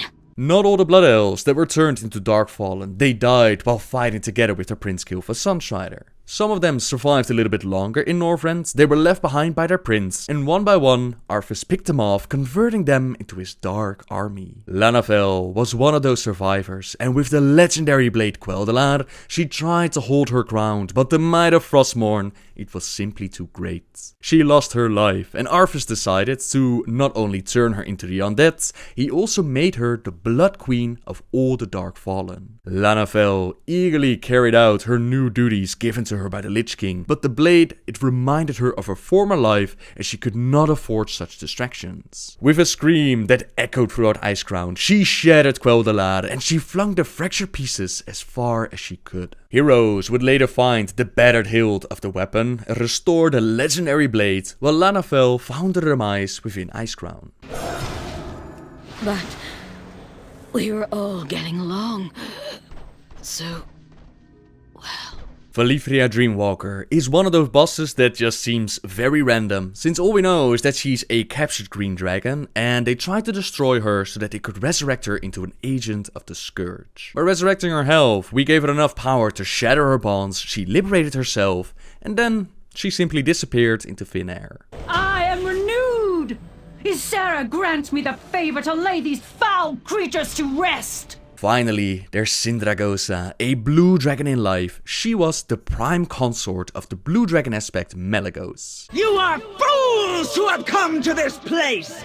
The icy winds of Northrend will consume your souls! During the War of the Ancients, they created a device known as the Dragon Soul, later to be known as the Demon Soul, which was planned to be used against the invading Legion. What they didn't know was that Deathwing, he was corrupted by the Old Gods, and he didn't just use the device against the Legion, he also used it against the Night Elf forces and his fellow dragons. With its power, he nearly wiped out the entire Blue Dragonflight, including Sindragosa. The blast of the spell hurled her all the way to the Cold North. Blinded and near death, Sindragosa sought desperately to reach the Dragonblight, the place where dragons go to die. No longer able to fly, Sindragosa plummeted to the cold earth in the region of Icecrown. The blue dragon gathered what remained of her energy and called out to Malygos for aid. Her only answer was the howling Arctic wind as she struggled on, but the distance was far too great. Agonizingly, she realized that her spirit would not find rest within Dragonblight. Her life continued to fade away as her sanity deteriorated. In the midst of her delirium, Sindragosa's final thoughts turned to bitterness and hatred. Hatred against the Legion, hatred against Neltharion, hatred even against Malygos. But most of all, hatred against the world of mortals. And in her dying moments, Sindragosa vowed revenge. Now many years later, Arthas used Frostmourne to resurrect the mighty blue dragon, and she was forced to fight for the Lich King. The whole revenge bit never made it into the overall storyline, since she seems pretty happy that we take her out and liberate her from the Lich King's control. Very similar to Anubarak, for example. Can you feel the cold hand of death upon your heart? Now with all of his creations, all of his powerful minions defeated, it was finally time to join Tirion Fordring upon the top of Icecrown and finally face the Lich King himself. So, the light's vaunted justice has finally arrived. Shall I lay down Frostmourne and throw myself at your mercy? We'll grant you a swift death, Arthas. More than can be said for the thousands you've tortured and slain. You'll learn of that firsthand. is complete, you will beg for mercy, and I will deny you. Your anguished cries will be testament to my unbridled power. So be it. Champions, attack! I'll keep you alive to witness the end, Fordring. I would not want the Light's greatest champion to miss seeing this wretched world remade in my image. Tyrion is placed within a block of ice, and heroes have to deal with the Lich King themselves. There seems to be a glimmer of hope on the horizon though, as his health slowly drops, but then the Lich King, he unleashes the fury of Frostmourne, taking out all the heroes gathered. No questions remain unanswered. No doubts linger. You are Azeroth's greatest champions. You overcame every challenge I laid before you.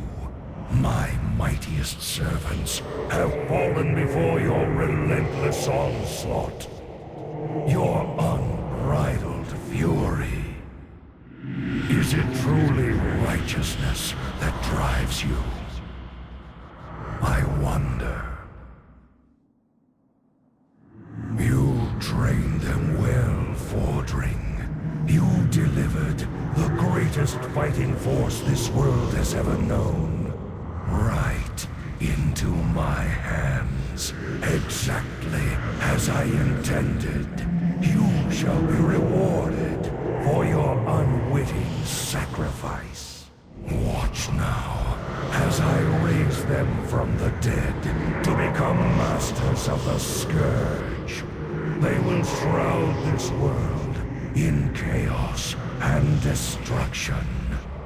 Azeroth's fall will come at their hands, and you will be the first to die. Throughout the entire expansion, the Lich King has watched us, pitched us against the mightiest of foes, making sure that when the time was right, he would have the mightiest heroes the world had to offer, ready to be converted into his ranks. He might have won that day, might have recruited the most powerful heroes into his army, was it not for Tyrion and the Light's blessing. Light, grant me one final blessing. Give me the strength to shatter these bonds.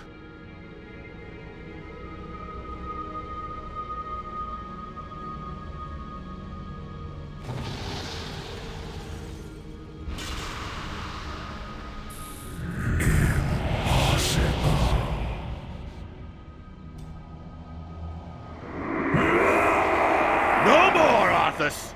No more lives will be consumed by your hatred! Free, at last. It is over, my son. This is the moment of reckoning. Rise up, champions of the light!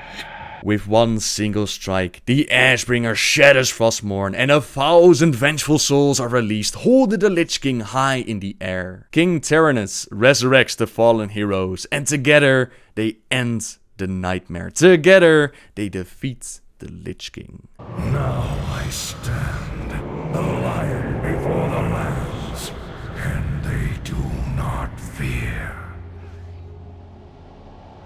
They cannot fear.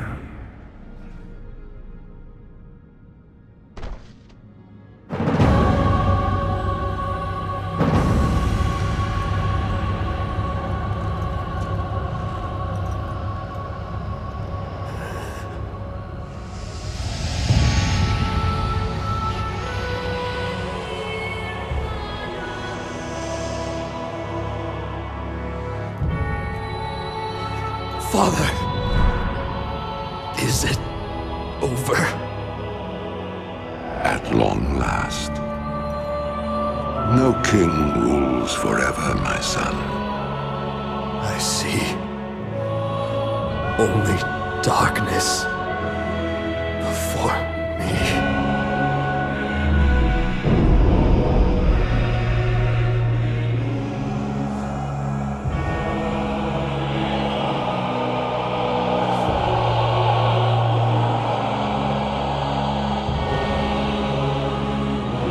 Without its master's command, the restless scourge will become an even greater threat to this world.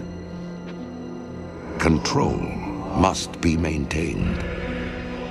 There must always be a Lich King.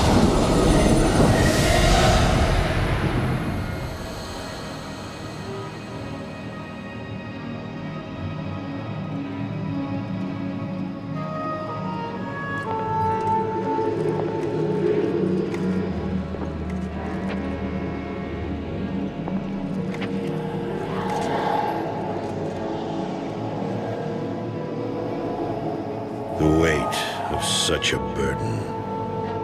It must be mine, for there is no other. Tyrion! You hold a grim destiny in your hands, brother. But it is not your own. Bolvar! By all that is holy. The dragon's flame sealed my fate. The world of the living can no longer comfort me.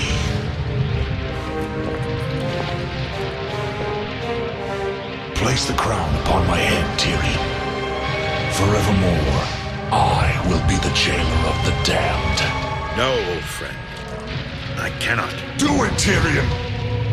You and these brave heroes have your own destinies to fulfill. This last act of service is mine.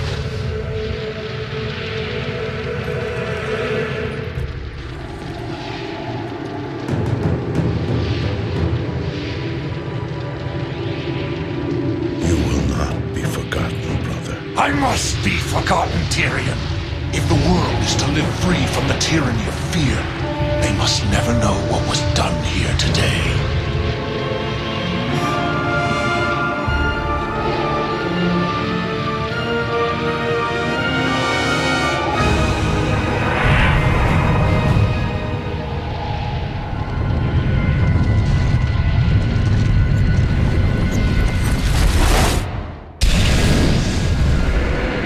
Tell them only that the Lich King is dead, and that Bolvar Dragon died with him.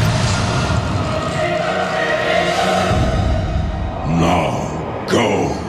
Leave this place, and never return. And there ends the story of the Lich King. However, his actions still echo throughout the storyline to this day, and his legacy will not soon be forgotten. When you defeat the Lich King while holding Shadowmourne, you'll get a sealed chest, which High Lord Darian Mograine will open up for you, and inside there are some special items which you can turn in with the respective owners. These are the conversations that wrap up minor bits and pieces between Arthas and characters that were very important in the storyline, and a big thank you to Hey Shaman for letting me use his recordings. Arthas. Alas, hero of Azeroth, you give me a greater gift than you know. Long have I struggled to forgive the prince for his terrible transgressions. My soul has been racked with unbearable anxiety, dark thoughts, distancing me from the light. I recall clearly the gleam of pride in his eye as he stood before me, eager to defeat the enemies of the light. Eager to defend his people, no matter the cost. It is this memory of Arthas that I choose to keep in my heart. I shall always be in your debt, friend. Uther's soul finds rest, and he decides to remember the good side of Arthas. Oh, lad. How I miss those endless days in Lordaeron. Sharpening your skill with this dull blade. Forging you into a weapon meant to withstand the demands of a great destiny.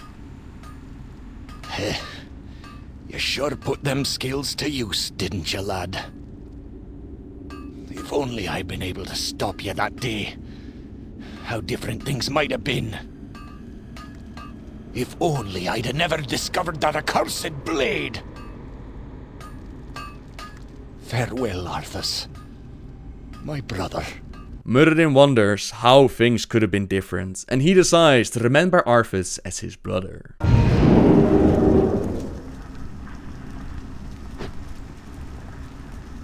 Father. Darian, my son. At last, I am able to lay my eyes upon you again. Father, I feared for your sanity. The Lich King tormented me without end, Darian. Endlessly, he sought to break my will, to force me to serve him, to bind me to his blade. Finally, when events demanded his full attention, he left me. The one memory I clung to, Darian, the one thought that kept me from giving in, it was your sacrifice, my son, that again saved me from eternal peril. Father, for you, I would give my life 1,000 times. Alexandros Mograine's soul finally finds peace, and Darian, he would later show up in Draenor, searching for some way to liberate Bolvar out of his fate as jailer of the damned. What's this? He kept it. All this time, he kept it. I knew. I sensed a part of him still alive, trapped, struggling. Oh, Arthas. Perhaps he might someday remember what he once was.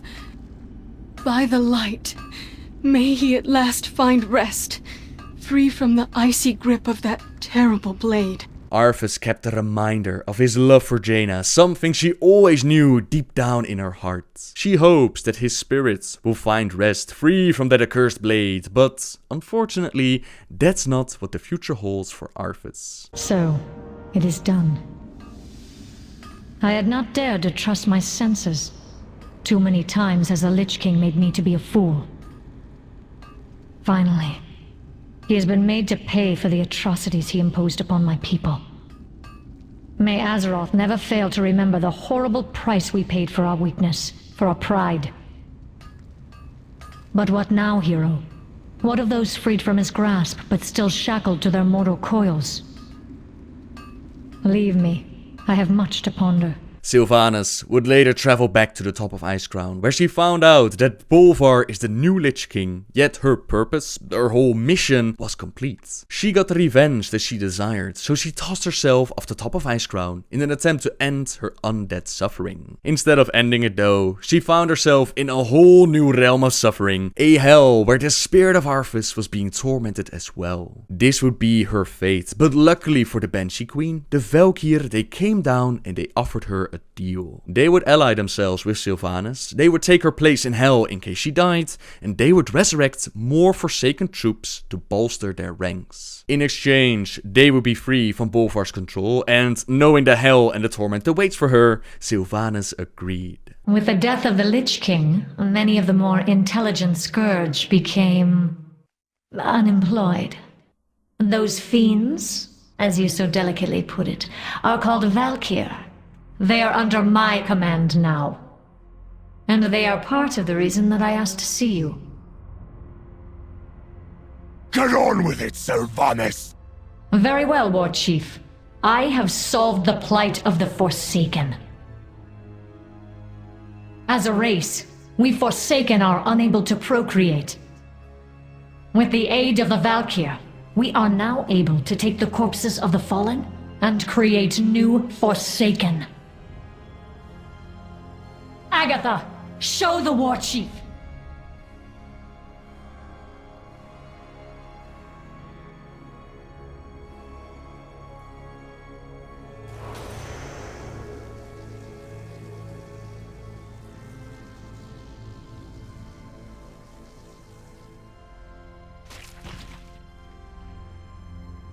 What you have done here, Sylvanas, it goes against the laws of nature. Disgusting is the only word I have to describe it.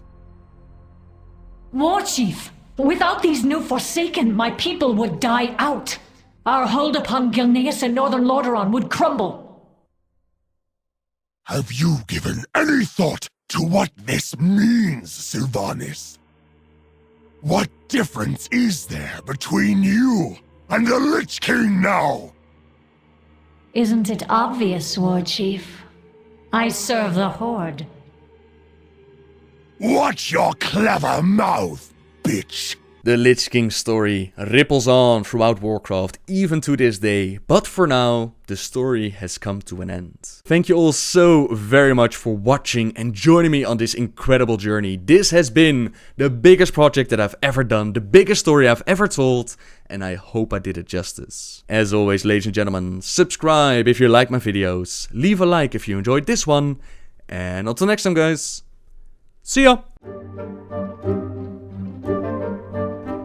Hello everyone. I already did a video on the Darkspear Rebellion lore, but that was before it was actually released. I can now show the in-game version and I'll also go into a little bit of the lore behind it. I'll add annotations so that you can easily navigate through the parts that you've already seen. The storyline for both the Horde and the Alliance starts the same but then splits up. It all starts with an invitation by Lore Walker Cho, who has seen some amazing things in his Dream Brew. Eyes open. Always be learning. Once upon a time. Moments ago, in fact. A great king sought help from a trio of powerful dwarves, the Council of Three Hammers. The king's scouts had discovered that Zandalari trolls threatened the dwarven capital. Surely, the king thought, if he helped them with their troll problem, they would give him more troops for his campaign against the Horde.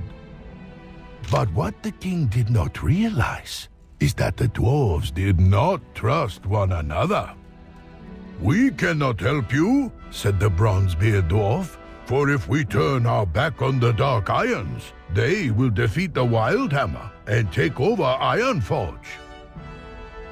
"We cannot help you," said the Wildhammer dwarf, "for if we turn our back on the Dark Irons, they will defeat the Bronzebeard and take over Ironforge." Oh, the king was furious. "If none of you help, then Ironforge will fall under siege." Only one dwarf offered to help the king. "We will lend you our strength," said Moira of the Dark Iron. "We will trust our dwarven brothers, and we will show them what loyalty means." And so, Moira and the High King set out into the snow to save the city, leaving the others to think about their actions. What happens next? I must know. Why don't the dwarves trust each other? Well, once upon a time the three clans, namely Bronzebeard, Wildhammer and Dark Iron, all lived together in Ironforge and they had one ruler named Modemus Envolmar. Modemus died and after that a civil war between the dwarves erupted. The Bronzebeard would eventually win and they banished their brothers from Ironforge. The Wildhammers left and started to rebuild their kingdom with their own mountain city of Grimbatol, and the Dark Iron dwarves were pissed and they created a kingdom in the Red Ridge Mountains. Eventually the Dark Iron clan would attack both the Wildhammer and the Bronzebeard cities. They were defeated and pushed back, and the two armies were ready to take out the Dark Iron dwarves once and for all. The leader of the Dark Iron dwarves, named Pharazan, tried to summon a demon to ensure his victory, but instead he accidentally released Ragnaros the Fire Lord from his prison. This created the massive crater split across Searing Gorge and Burning Steppes. Ragnaros enslaved the Dark Iron dwarves and the other clans quickly retreated. The Bronzebeard offered a home for the Wildhammers inside of Ironforge, but they refused and went to live in the hinterlands, where they would build up a relation with the Griffins. In the novel The Shattering, a prelude to Cataclysm, the ruler of Ironforge named Magni Bronzebeard went through a Titan ritual to communicate with the land. He got hit by a curse and he is now indeed one with the land. At that moment his daughter Moira returned to Ironforge and she claimed the throne for her and her infant son. Moira had fallen in love with the leader of the enslaved Dark Iron dwarves and she even had his baby, so she now claimed the throne since her son is both Bronzebeard and Dark Iron. son. When King Varian Rin heard that Moira and her Dark Iron clan had taken over Ironforge and held his son hostage, he was pissed. Varian and the SI-7 went on a mission to liberate Ironforge and Anduin. When Varian was about to execute Moira, Anduin convinced Varian that it would be better to guide Moira to be a better leader instead. Despite Moira being a tyrant who held the city hostage, Varian agreed, but was also conflicted as Moira had caused so much chaos and already threatened the safety of his son. Varian agreed to spare Moira's life, but he also said that if Moira was to be a leader and unite the dwarves, then she'd have to earn her crown by earning her people's respect. In order to take into account the opinions of all dwarves, Varian called for the formation of the Council of Three Hammers, which includes Moira's uncle Muradin and Falstad Wildhammer. So you can imagine with this history that the dwarves find it hard to trust each other. Let's see what happens. Shimmer Ridge. I know it well. The Frostmane trolls breed and plot atop that snow-blown mesa. I can only imagine what foul business the Zandalari have with them. We've lost many mountaineers to this freakish storm, or the trolls slithering about in it. Yes, this weather is not natural. Aye, I am loath to send my men into that. It reeks of ambush and bloody disaster. My champions will go. They will see what can be done, and rescue who they can. If they can stop that storm, I'll lead the Forge Guard to the top myself. It's heartening to see you here, Moira. You have my thanks. Indeed. With the aid of your champions, the Dark Irons will put an end to the Zandalari threat in Dunmarrow. We will prove our loyalty to the Council, Ironforge, and the Alliance here today, and with our own blood. Farewell, Queen Regent. I'll see you when it's done, King of Stormwind.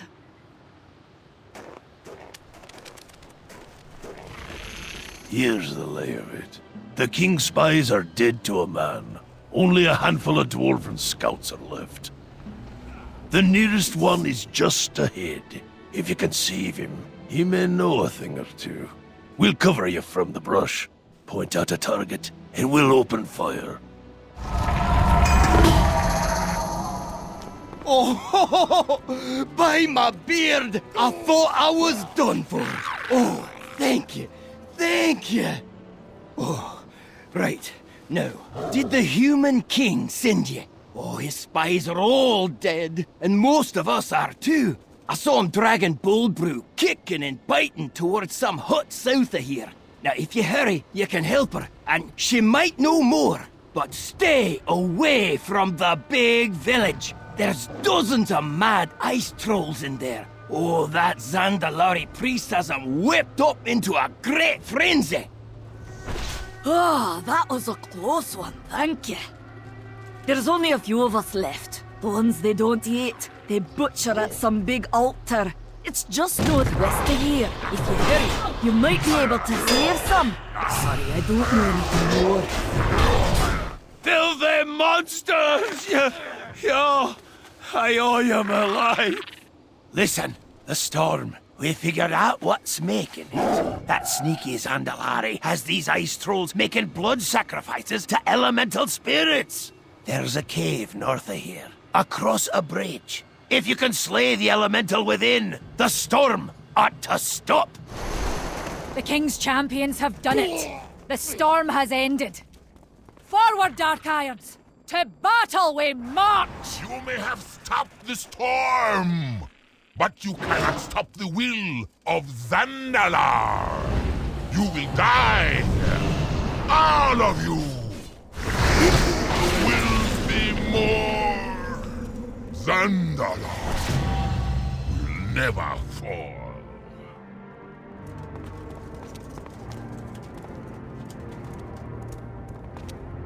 Well fought. I see the Dark Irons are as formidable as ever. That they are, King Varian. And at the service of the Alliance, I might add. For that, I'm glad. The Bronzebeards and Wildhammers will regret not having been here to share in your glory. Better they're grateful for the clansmen spared death on this miserable hillock. We sought to protect and impress, not to shame. Well, you've done just that. Come, let us return to Ironforge and announce your victory to the Council. The High King, his champions, and the Dark Iron Dwarves worked together to save Ironforge. The other dwarven leaders were ashamed of their behavior and vowed never again to allow fear or distrust to cloud their judgment. And so it was a human king who helped to unite the dwarven clans so long divided. Free to trust one another, all three dwarven leaders pledged their full strength to the Alliance cause. Meanwhile, in the city of Orgrimmar, War Chief Garrosh Hellscream sent goblin dig teams all across the continent of Pandaria. He promised gold and riches to any who could discover for him the hidden secrets of this land. That failed Pandaria was such a dark and powerful energy. To my surprise, his people have found something, right here in the Sacred Vale. What will happen now? Oh, the story is still being written. Thank the laws of physics you're here. We found something down there. Something huge. And all of a sudden the rocks started fighting back and everyone went crazy. It's bad business. Please, just make it all stop.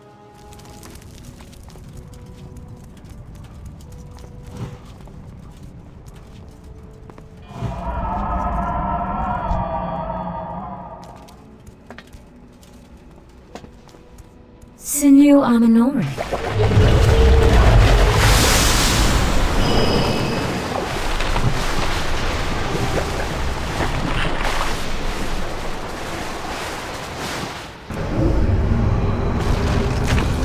Containment failure. Active defense matrix enabled. I only see.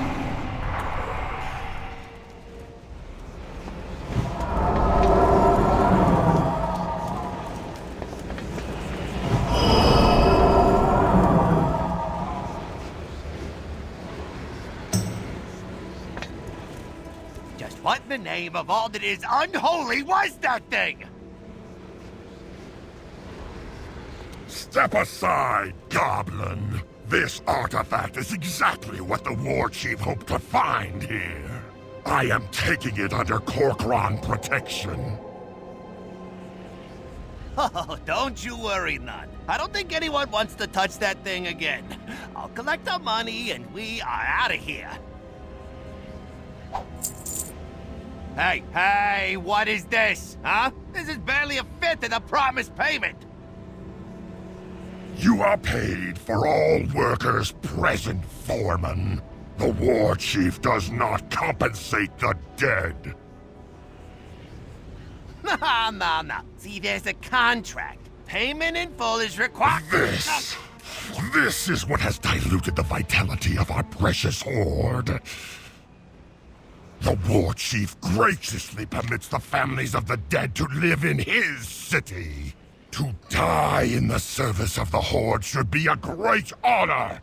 But you see it as another opportunity to line your filthy pockets. Your kind disgusts me. Small, weak, honorless as thieves. Be thankful the War Chief still tolerates your presence at all. Yeah, we'll see who's got Garrosh's backward coats. What was that, Goblin? Oh yeah, hey, no, nothing. Your hugeness, for the Horde and all that. Bye. So Garrosh ends up with the container that holds the spirit, or essence, or echo, or whatever of Y'Shaarj. Melkorok makes perfectly clear as to how Garrosh envisions his horde, and the goblins are not part of that vision. So, even as the Alliance binds itself ever closer together, the Horde is ripping itself apart. My friend, something is about to give. I wish I could experience the next chapter of the story, but alas, I am just a storyteller. You, brave hero, you are strong enough to leap into the center of events as they transpire. Go now, Go to Durotar. Make your mark as history unfurls around you. Lord Walker Cho sent you to Durotar, and this is where the storyline splits up. I'll start with the Horde side of it. When you reach the Shrine of Two Moons, you see a conversation between Taran Zu and Sunwalker Desko. Taran, what have your people done?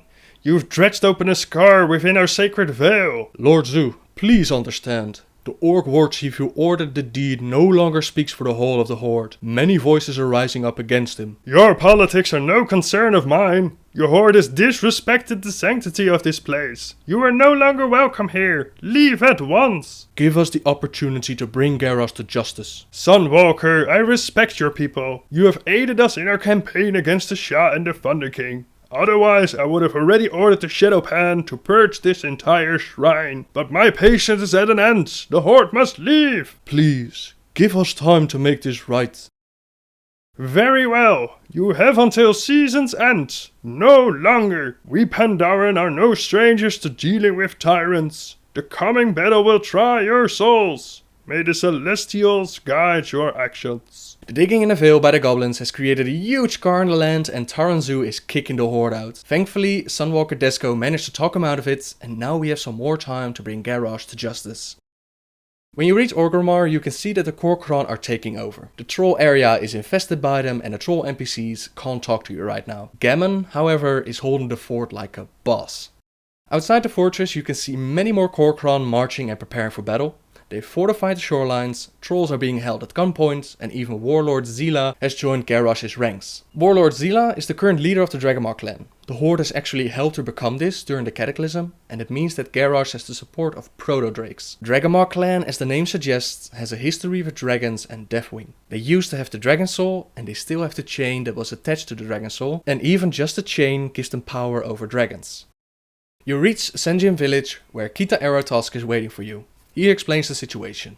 Walk with me. Vol'jin been seeing ya in just a moment. The war chief still believes Vol'jin be dead, slain by his Kor'kron assassin in Kunlai summit. Vol'jin survived, but he still remembered the sting of a Hellscream betrayal. Darkspear never die. When Vol'jin come back to us, I saw he was changed. The light of a revolution be burning in his eyes. Now look around you. The Darkspear rebellion begins. Hellscream's worst nightmare. The spark becomes a flame. The flame becomes a fire, the fire an inferno. We gonna burn our way to the gates of Orgrimmar. But we gotta feed this war machine. Stone, wood, oil, meat. We be needing them in large supply. That's where we need you. Go speak to Vol'jin. Prepare yourself. From here on out, we be asking more of you than ever before. Look at us three. Back to the sands of old Durotar. It'd be just like old times. Not quite, old friend. Times have changed. The line between friend and foe is not so clear. What is Vol'jin talking about? Well, those that have played Warcraft 3 already know this, and those who haven't yet, shame on you, and go play it as soon as you can. In Warcraft 3 The Frozen Throne, there is a bonus campaign called Founding of Durotar. In this campaign you play as Rexxar, who helps Thrall and Thrall his people with the founding of Durotar. Along the way you meet Chen Stormstout, and he decides to join you. Ah, greetings, my friend. I am Chen Stormstout, humble brewmaster of Pandaria. Perfect. Perfect! These are just what I needed. Here, try a sample of my latest creation.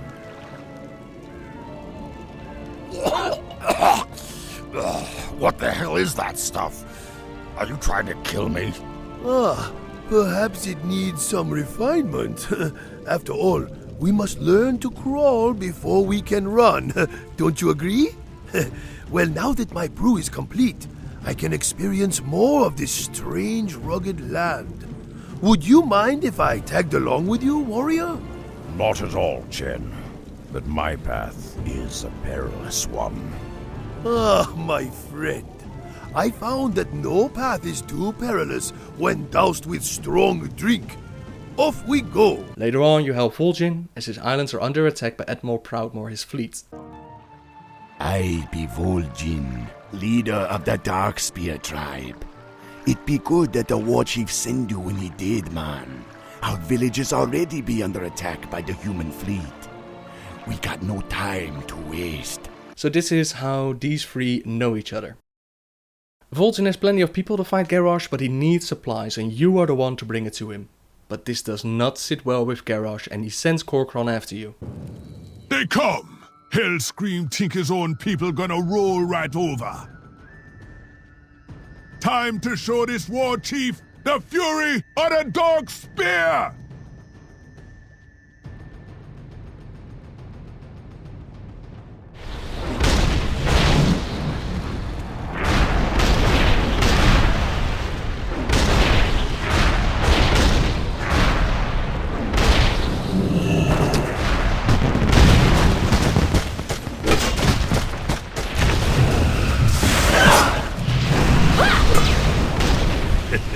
Sit down. Have a drink.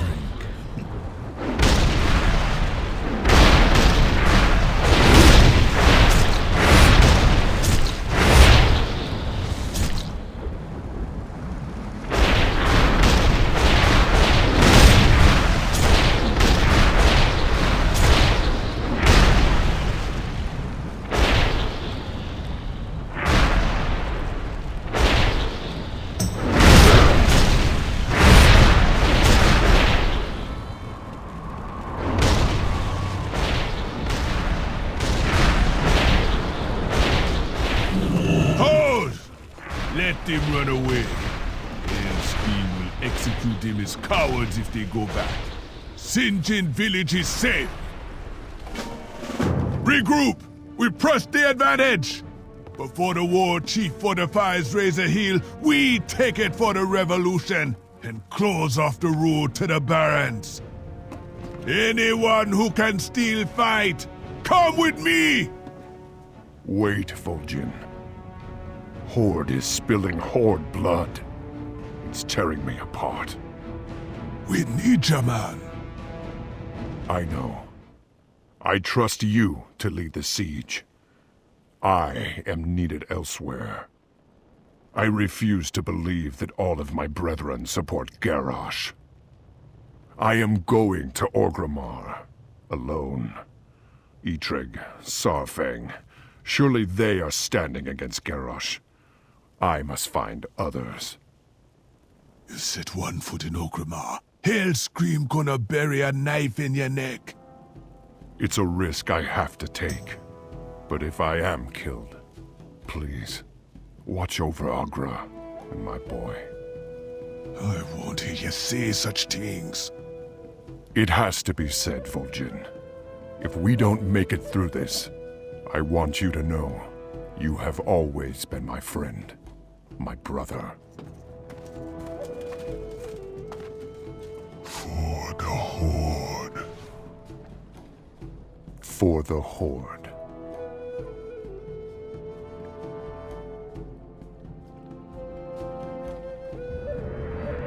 Dark Spear, with me! We ride! No sleep till Orgrimmar!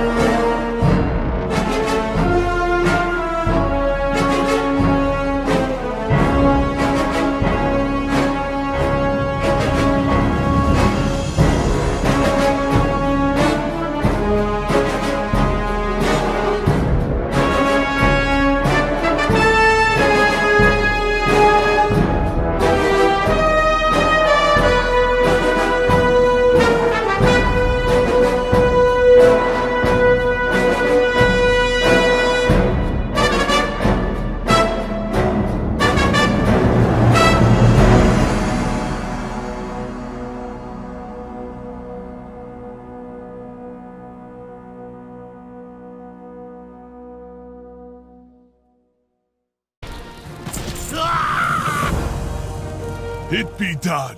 Razor Hill is ours. The war chief probably see the fires all the way from Gromash Horde. Vol'jin, you're alive! It is true then. An open rebellion against the war chief. Dang. We be needing your support. Razor Hill be but an outpost. The walls of Orgrimmar be fortified since the Cataclysm. I must tread carefully. Many of my people are still within Orgrimmar. Lor'themar be ready to strike once he finish with the Isle of Thunder, and the Banshee Queen need no excuse. But they board across the sea. Without your strength, we can't breach the city. I need Tauren arms. We are preparing. I just need time to ensure the safety of my people. But Vol'jin... Garrosh has turned Orgrimmar into a fortress. You may need to seek out allies beyond the Horde.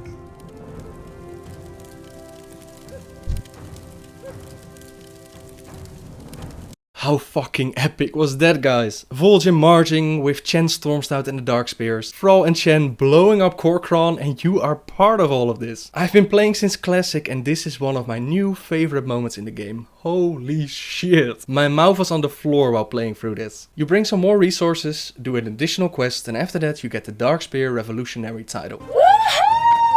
The Alliance side of the story? Well, you get the same request of going to Durotar and you get a teleport from the Shrine of 7 Stars. You find Sully and Ember, members of the SI-7, cloaked and surveying the Kor'kron. You were given control over a spying cat which you used to pick up documents and set a troll free. The documents tell about the trolls who are in an open rebellion and you are sent to be the Alliance representative to open up talks with Vol'jin of the Darkspear tribe. A conversation takes place between Ember and Sully and Ember explains that we're going to help Vol'jin so that he will be the spear that breaks open Hellscream's fortress. Let our enemies weaken one another while we wait in the wings for our chance to strike. You fly to Vol'jin carrying the banner of peace and he requests of you to get him some resources and prove your loyalty. Very well. You earn me trust. I will put me faith in the Alliance to do the right thing. The Darkspear and her allies will attack Orgrimmar by land, so that you can attack her by sea. It be the only way. And that's how the Alliance gets introduced into the Darkspear Rebellion. I don't really have to go into this, do I? Honestly, this was it. Compared to one of the greatest moments in WoW, we get a fucking robot cat. Are you shitting me? Who thought it was a good idea to keep this moment for one faction only? Would it have been that hard to transform the Alliance into Horde characters and let them ride with Vol'jin? 2 of the 3 leaders here are already neutral, so I really don't get that. I'm not even saying that Alliance should have received their own story. Possibly starting from Ashenvale with Draenei and Worgen that you found so hard to put into the story, but at least let us experience this moment as well. No, we're spying and playing it smart. This way we don't lose any troops. Yeah, you keep believing that. Spying? What kind of a dumbass spy goes up to Vol'jin and asks him why we should help him? You just turned in resources to prove your loyalty, but oh no, you can question why you should help him out. And if you click once more, you will call him out on his bluff. I was reading this that caused so much drama, and really it felt forced, it felt stupid, and a last minute fix. But you do get one of the most epic titles in the game, Hordebreaker! Yeah, that title would have been great if we were actually breaking something. We're doing the exact same thing as the Horde is. Where is the breaking part? And that will show you 5.4, you just wait. Yeah, sure it will. I hate it when they start to promise things for the next patch, because it gets hyped up and they can never live up to it. It's the same excuse they used for the new scenarios instead of new heroics. We're focusing on the Siege of Orgrimmar rated 5.4, so we couldn't spend time on heroics. That's just... I know what you're thinking, Alliance whining about Horde getting a better story, but honestly you can't look at this questline and tell me that Alliance got shafted with this. Come on, you got one of the most epic moments in game ever. We got a freaking robot cat. Anyways... that's enough whining for one day. So yeah, this is how the Darkspear Rebellion starts. From this point on, you keep on killing Kor'kron, escorting caravans and bringing resources to fuel the rebellion in 5.4. There's one more scenario that gives a clue as to what we can expect in the upcoming patch. In this scenario you go into Ragefire to discover Garrosh's secrets. You try to blow up a vault door and you fail, but you also get attacked by massive orcs. Garrosh's experiments in Ragefire have apparently gone a lot better now, and we can only speculate as to what exactly is behind the door. My guess is that it's the essence of Y'Shaarj that we found in Pandaria. Now many people are saying that Garrosh will be infected with the Sha of Pride, which is always a possibility of course, but I would love to see this being used on Thrall instead. To see Thrall get corrupted and become a boss in the next patch, that would be amazing. But we'll see how it turns out. There was also the question of, is Thrall going to die? And although this is a risky mission that he's going on, I really doubt that Metzen will allow them to kill off Thrall. Speaking of the Sha of Pride, by the way, before you comment, and for those that are still playing the game, I didn't forget that quest. But it's not part of this story, so I will use it in a different story that we still need to tell. Given all the promises and the way that this looked, I can't wait how the story continues, and I can't wait to see what they're going to do with the new raid. I hope you enjoyed the story, subscribe if you like my videos, and until next time guys, see ya! Hello everyone! We made our way to Draenor, and on this planet there are 7 warlords. Who are they? What's their story on this Iron Horde Draenor, and what do we know about them from our timeline? Once again, a big thank you for the people at Final Boss for helping me out with additional information. Keep in mind that some of these warlords have a very big story behind them, and they will get their own video in the future. For now, let's just cover the basics and find out what we know about these warlords. Grommash Hellscream of the Warsong clan, father of Garrosh, located in Nagrand. Grom Hellscream is probably the most popular and commonly known warlord. Grom from our time was the first who stepped up when Gul'dan offered the orcs a drink to increase their power. He was the one most eager to go to battle, no matter what battle it was. His war cry is fitting for his name, and his weapon Gorhal sings as it strikes in battle.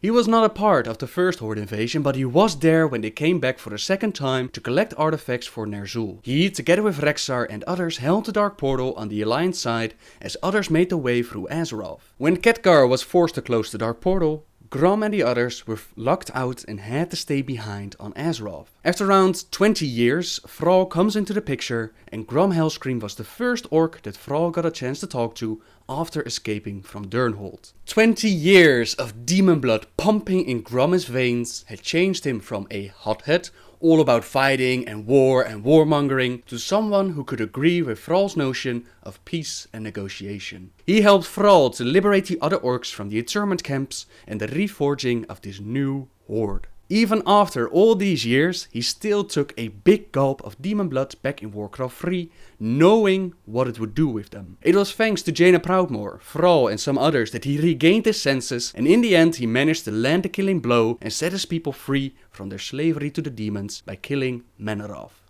Thrall, the blood haze has lifted. The demon's fire has burnt out in my veins.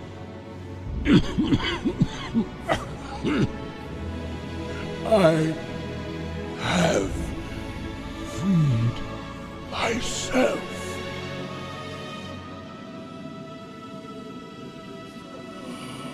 On this Iron Horde Draenor, Grom is going to be the one who will unite the clans into the Iron Horde. He is a rockstar, kicking ass, taking names, but he is going to have anger issues. This Grom never had that journey that ours had, so the Grom that you, me, Thrall and even Garrosh remembers might turn out to be just a little bit too hot-headed. They also said, will the anger get the best of him?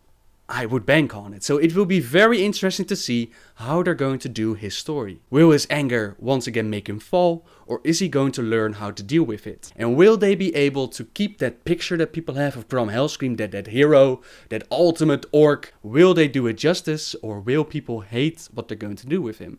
Will be very interesting to see. Durotan of the Frostwolf clan, Thrall's father, located in Frostfire Ridge. Durotan from our time was one of the orcs who was not happy with the events that unfolded on Draenor. He was not happy with finding the Draenei, especially since they saved his life and orc and Draenei lived peacefully together for many years. So he didn't embrace the idea of waging war with them as much as the other orcs did. He was against the demonic powers offered by Gul'dan.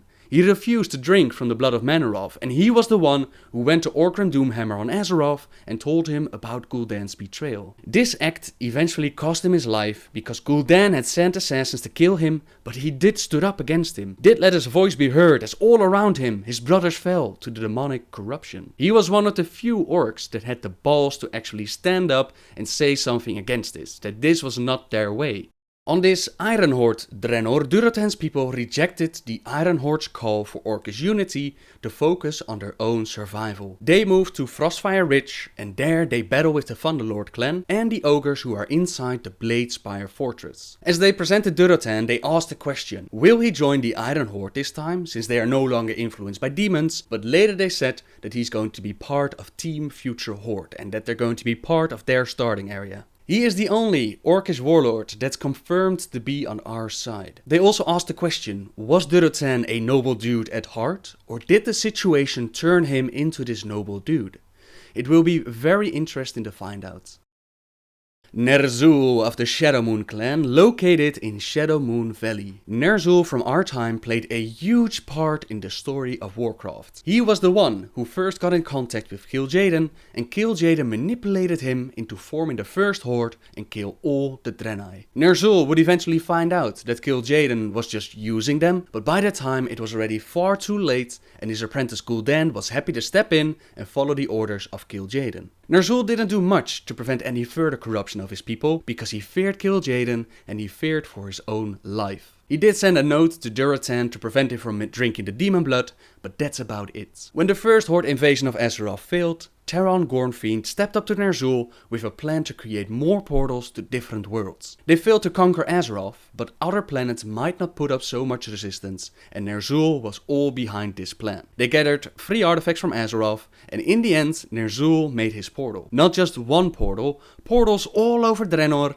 and he told the orcs who were with him to step through the portal and follow him to the Promised Land. The remaining horde was still fighting the Alliance at this time, and the others didn't want to leave their brothers behind.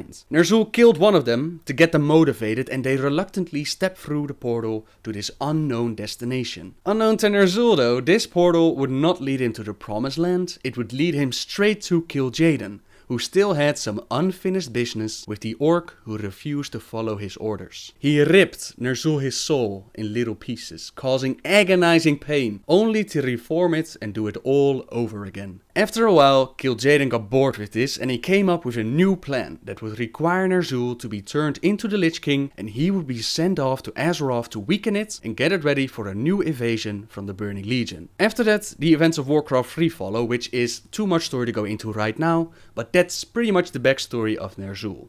On this Iron Horde Draenor, Ner'zhul is leading the Shadowmoon clan, and it's interesting to note that his description on the website says the following. His vision of a united Orcish culture has been eclipsed by the manipulation of his apprentice Gul'dan, and the bloody reality of the rising Iron Horde. If I read this right, it almost seems like he was busy getting the Horde together, like we know from our timeline, like Kil'jaeden found the Draenei, wanted them dead, manipulated Ner'zhul into forming the Horde. Gul'dan betrayed him, and it looks like the same events are going to take place for this Iron Horde Draenor, except this time they don't drink any blood. That's just my interpretation, you could take this in a lot of ways, but what we know for sure is that Ner'zhul wants to be in this Iron Horde. He wants to be part of this, and it matches the Ner'zhul that we knew. Sure, he was manipulated by Kil'jaeden, but he had a little lust for power inside of him, and in the end, he betrayed all the other orcs. It will be interesting to see what this Ner'zhul is going to do to be worthy of this Iron Horde, and they described him as the shaman to the shamans, as in,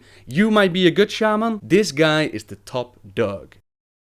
Gul'dan of the Storm Reaver clan, also located in Shadowmoon Valley. In our timeline, Gul'dan was the one who led the orcs down the path of demon blood, fell magic, and he didn't give a crap about his people. All he cared about was power. Power and even more power. When Ner'zhul figured out that Kil'jaeden was manipulating the orcs, he wanted out. Gul'dan was the apprentice of Ner'zhul. He found out about Ner'zhul wanted to stop all these events, and he took Ner'zhul his place in following the orders of Kil'jaeden. Kil'jaeden promised Gul'dan the good life, powers beyond his imagination, but once the orcs fulfilled their mission, killed nearly all the Draenei, Kil'jaeden just left them to their fate. It was at that moment that Medivh, under the influence of Sargeras, contacted Gul'dan and told him about Azeroth and how to build a portal to it. The Horde invades and Gul'dan decides to spy in the mind of Medivh in search of more power. Unfortunately, at that moment Medivh gets killed because his friends found out that he was corrupted, and this put Gul'dan into a coma. In the meantime,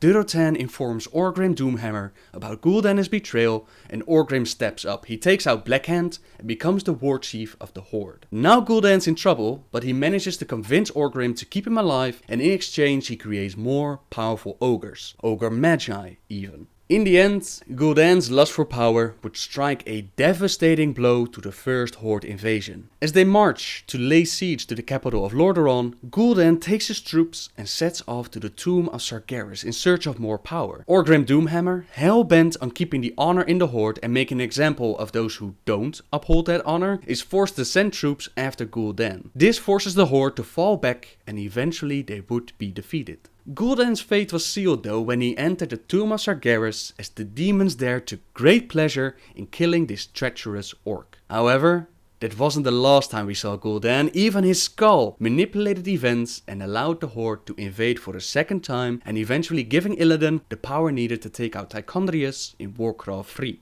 Some of you already noticed that Gul'dan still has a green skin. On this Iron Horde Draenor, Gul'dan is going to be the only one who drinks the demon juice, and as he offers it to the others, events don't go as planned. Garrosh prevents the orcs from drinking, and this places Gul'dan in a very awkward position. He's an outcast now of the Horde, so his Shadow Council, the construction of the Dark Portal, all of those plans are a no-go. Gul'dan is not happy with that, and neither is Kil'jaeden. Yes, Gul'dan and Kil'jaeden are still on the phone with each other, and that should lead to some very interesting story development. If they do it right, Gul'dan's character should be manipulative, backstabbing, and willing to do anything to get to that power. It's interesting that Gul'dan is located in Shadowmoon Valley together with Ner'zhul and his clan, and even the Draenei and the Alliance main city. I wonder how that's going to play out.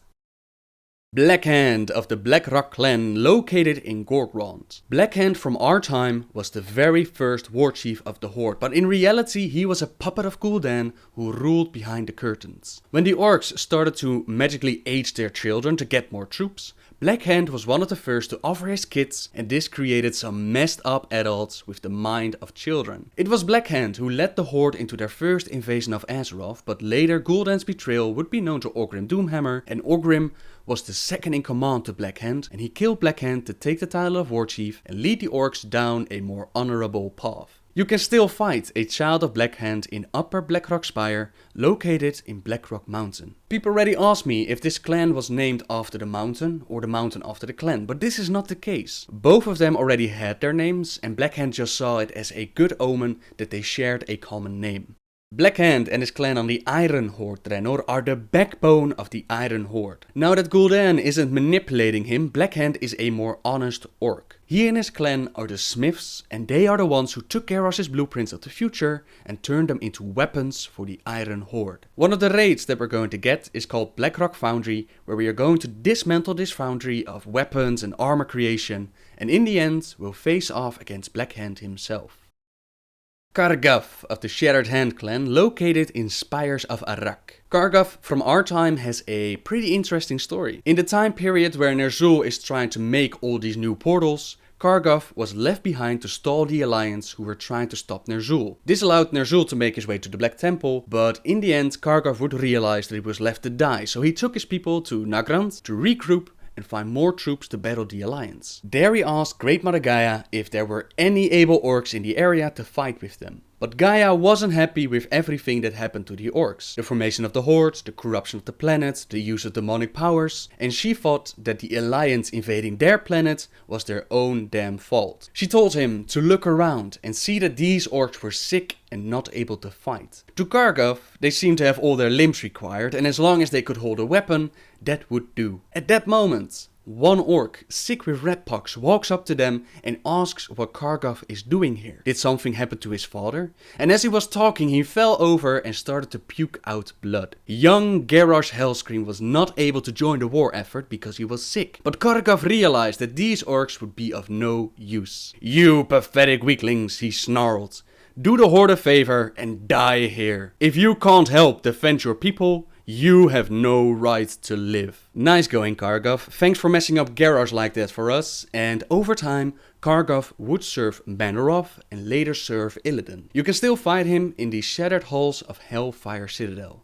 Kargov on this Iron Horde Draenor got enslaved by ogres to work in the mines, but one day he had enough. He used his own chains to strangle one of the ogres, and then he cuts off his own hand to set himself free. After that, he turns around to the others and asks who's next, and they're all like, "We're with you, man," so they all escape from those mines, and this clan is formed by many different clans, who were all enslaved, and it's a very dark and pain-minded clan. Many more followed his example of cutting off a body part and replacing it with some kind of weapon, and they don't mind inflicting some of that pain on their enemies.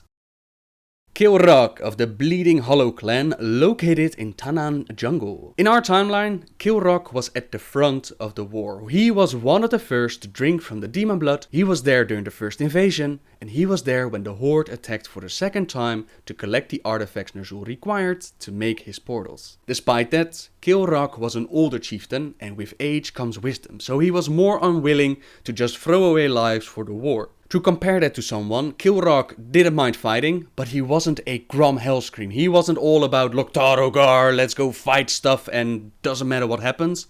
He was older, he was wiser, he was Grum as we met him later when he teams up with Thrall. Anyways, that's besides the point. The younger orcs, they saw this as a weakness, which caused Kil'jaeden to kill at least 3 of his own sons and 2 of his grandsons, who thought they could rule the clan better than him. Orcish rules, man. If you want to rule the clan, you gotta take out the war chief. Which Thrall has changed of course, but those orcish rules are pretty damn brutal. Eventually, Kil'jaeden would join Ner'zhul and Teron Gornfiend as they made their way to the Black Temple to start creating these portals. Right behind them were the Alliance forces, so they made their way to Auchindoun, despite Kil'jaeden his fears. Don't make the mistake of thinking that he was a coward. Auchindoun is just a very scary place, and Kil'jaeden believed that going there would mean their doom. Eventually, he managed to stall the Alliance forces, allowing Ner'zhul and Teron Gornfiend to escape and continue their journey to the Black Temple. It was there, in the Shadow Labyrinth, that Kil'jaeden lost his life by the hands of Danav Trollbane.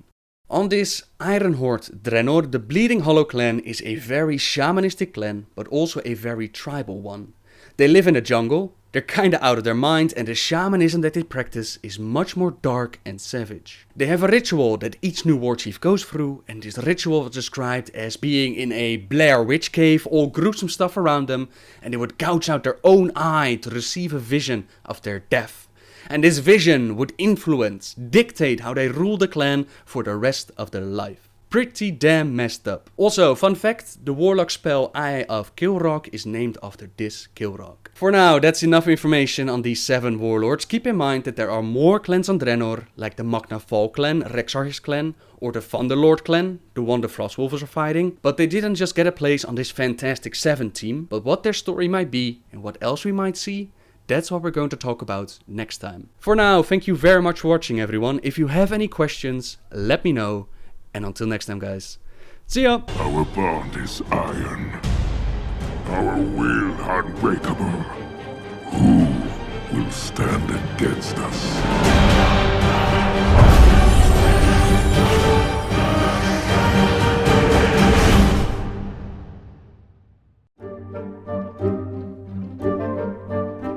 Hello everyone!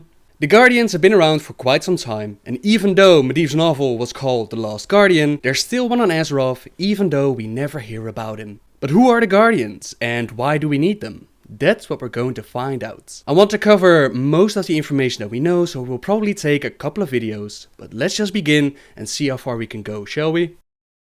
To understand the Guardians, we'll first have to go back and look at how the first humans became mages. Way back when, Around 10,000 years ago, the Night Elves and the Highborn had the Well of Eternity, from which they drew their magical powers. They did this without caring about the consequences, and it drew the attention of the Burning Legion. Sargeras himself showed up, and Queen Azora wanted to summon him into our world so that Sargeras could destroy everything and reshape the world into perfection. She then envisioned ruling the world together with Sargeras, but things didn't go exactly as planned. Several races, and even the demigods and the dragon aspects, they teamed up to fight the Burning Legion, and in the end they managed to destroy the portal. This also caused the Well of Eternity to implode and the land of Kalimdor to split apart. Kil'jaeden! The well is out of control! Aye, it's been twisted and turned by too many spells. The fuss we, especially you, made with the portal was too much. The same spell that sent the Burning Legion back into their foul realm now works on the well. It's devouring itself and taking its surroundings with it. Fascinating, isn't it? Not if we're caught up in it. Why weren't you running? What have you been doing with your hand in the well? Illidan Stormrage was not a Highborn, but he did use magic, and before the well imploded he scooped up some water and put it in several vials. He then used this water on top of Mount Hyjal to create a second Well of Eternity. The Night Elves, they just lost everything because of reckless use of magic, and now another well was created. They first wanted to execute Illidan on the spot, but his brother Malfurion pleaded for him, and instead they imprisoned him for life. Several Highborn did not agree with Queen Azara's choices, and they joined the resistance before she was defeated. The Night Elves, they accepted the Highborn, but as you can imagine, they didn't want another War of the Ancients or a Sundering, so using arcane magic became a crime punishable by death. Davramar's Sunstrider was the one who led the Highborn away from Azora, and he wasn't happy about this. Magic was their birthright, they had been studying it for millennia, and they weren't about to give it up. The Night Elves, they just couldn't execute all of them, so they banished them instead, and the Highborn moved away from the Night Elves, across the sea, past the newly formed Maelstrom, all the way to the Eastern Kingdoms. They didn't leave empty-handed. Before they set sail, they made sure to take one of Illidan's vials full of water from the original Well of Eternity. It was around this time that they started to call themselves High Elves, and they first moved to the Tirisfal Glades. But after a few years, many of them were driven insane. They believed that something evil was under the glades, we're not sure what, but they believed something evil, so they picked up their things and continued their journey. Along the way, they encountered the first primitive humans, but they didn't really interact with each other, while they also met the forest trolls of the Amani Empire, and they didn't get along with each other. The High Elves would soon start to hate the trolls, and the trolls didn't like them either. Eventually they found a place that was perfect for them, and they built their kingdom of Quel'Thalas. Unfortunately, they built this kingdom right on top a sacred and ancient city of the trolls, and this just fused the hatred between trolls and High Elves even further. They became enemies, the trolls started to attack their city, and the High Elves managed to defend it with the use of magic. By using the vial full of water from the Well of Eternity, they created their own well, and they called it the Sunwell. For thousands of years they lived in their city, practiced their magic, but they were careful about not attracting the attention of the Burning Legion. In the meantime, the humans started to band together. The trolls were also a problem for them, and it was Thoradin of the Arathi who came up with a plan to unite all the different human clans. They did this by defeating the other clans and then offering them peace and equality. So what they did pretty much was kick the crap out of other clans and then just offer them a safe haven. They eventually built their capital city called Strom and founded their first human kingdoms called Arafor. The Amani Empire was huge, the biggest empire on the Eastern Kingdoms at the time, and the High Elves, they were losing their war. Something had to be done, so they sent one of their people to talk to the humans and see if they could form an alliance. Thoradin was wise, and he saw that letting the Elven Kingdom fall could mean their own defeat, so they agreed to team up. In exchange for the humans' troops, the High Elves would teach 100 humans the way of magic. The elves found that although humans were initially clumsy in the handling of magic, they possessed a startling natural affinity for it. 100 men were taught the very basics of the elves' magical secrets, no more than was absolutely necessary to combat the trolls. High Elves and humans clashed with the trolls, and the trolls would eventually lose this war and never truly recover from their defeat. Diamani never give up. We never forget. We never die. So at this point, humans could wield magic now, but the Magi felt like the laws of Strom were holding them back, so they split themselves away from the kingdom and they built their own city, namely Dalaran. A city where they would be free to study, practice and use their magic as they pleased. More and more Magi moved to Dalaran, and soon enough those who couldn't wield magic, but did provide food or drinks or other services, they too moved to Dalaran.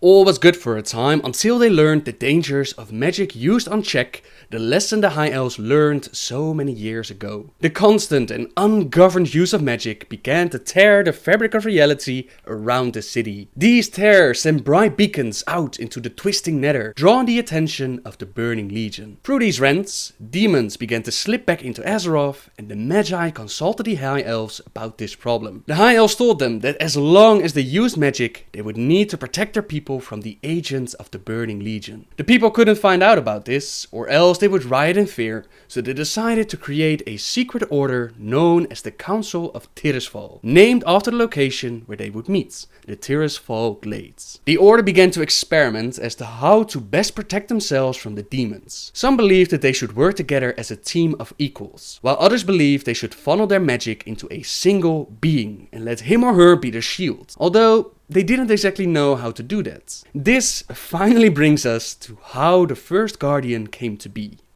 This story is set 260 years before the first war between orcs and humans. The Council of Tirisfal is formed and Irten Brighthand was their spearhead. He was the one that the other council members would link with, offer their powers and allow him to battle the demons. The problem with this method was that if one would fall or weaken, it would affect all of them, so the weakest chain could make them all fall. In the story, a Dreadlord has found his way into Dalaran and they come up with a plan to lure him into a trap using the Amulet of Water. The plan works perfectly, except that this is no ordinary Dreadlord. This is Kafrenatir, a Dreadlord killed during the War of the Ancients by Malfurion Stormrage himself. The council tries to banish the demon, linking their power with Ertin, but it isn't enough. Kafrenatir manages to land a strike against the undead mage Merrill, who was so focused on lending his powers that he couldn't defend himself. With Merrill down, the others are weakened, and Kafra was about to kill them all. A young student of Dalaran, Alodi, sees all of this going on, sees how they're all connected and linking their powers into one. His friends, Prince Nalorav and his fiancée Idre, can't even see this, but he does, and he steps in to protect all of them. Desperately, he wants to protect as well as attack, and Ertin offers his powers to Alodi. This allows Alodi to create a shield strong enough to deflect Kafra's attacks, and as soon as the demon touches his shield, it creates a huge explosion. All of them might have died that day from the uncontrolled powers, but Ertin used his last of his strength to absorb most of the impact and save them all.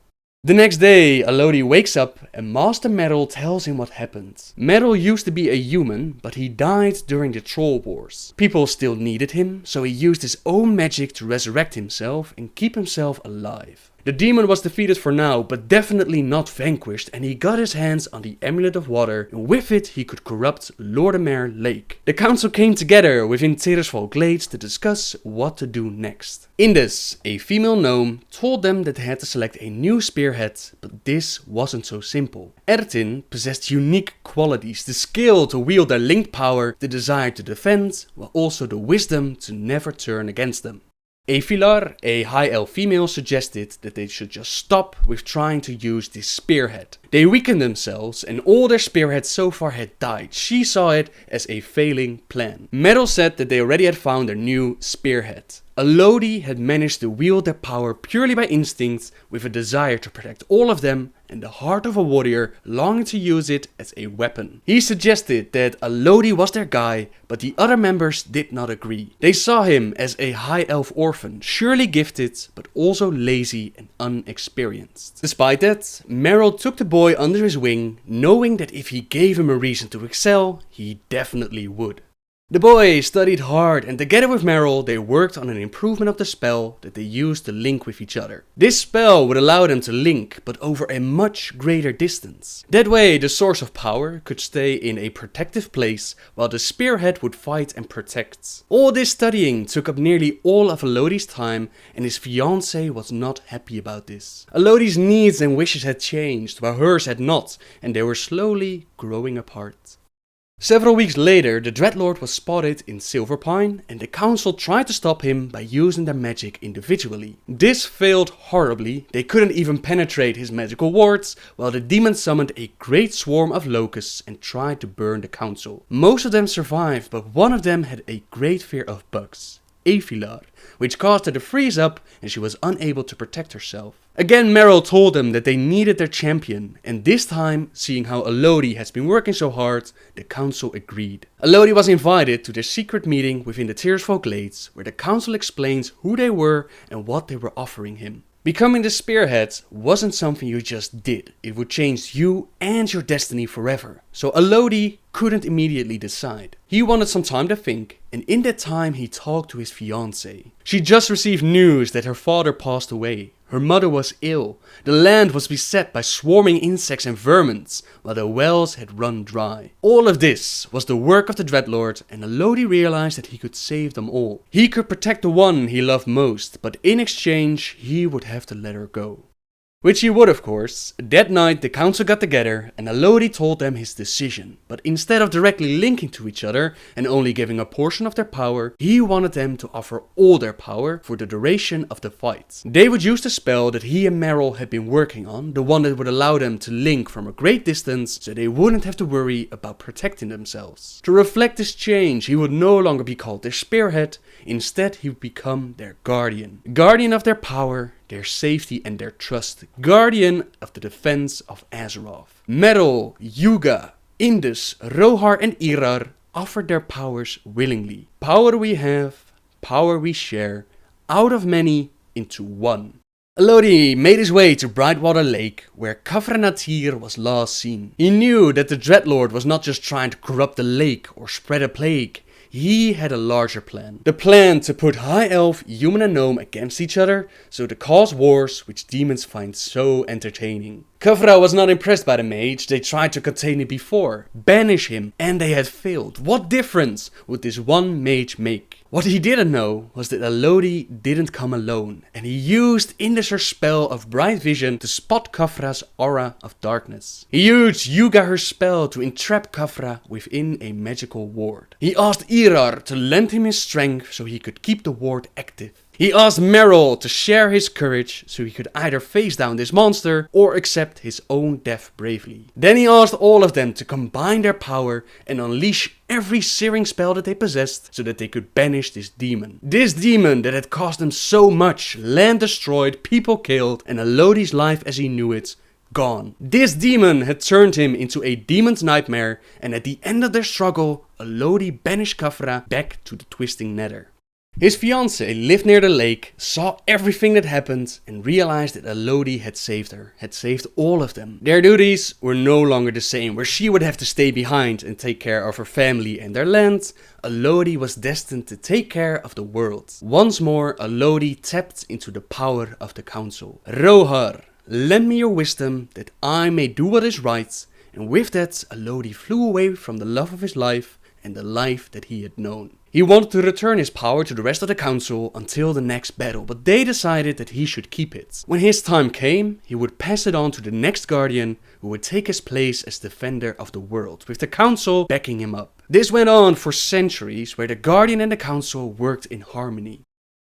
When Elodie's time was over, he passed on his powers to the next guardian. It's uncertain how many guardians defended Azeroth over the years, but what we do know is that at one point, Skevel became a guardian, and the guardian received the honorful title of Magna, which means protector in Dwarven. This story takes place around 882 years ago, and Magna Skevel's time was approaching, so he had to pick a new guardian from his 5 apprentices. 4 of these apprentices, they were men.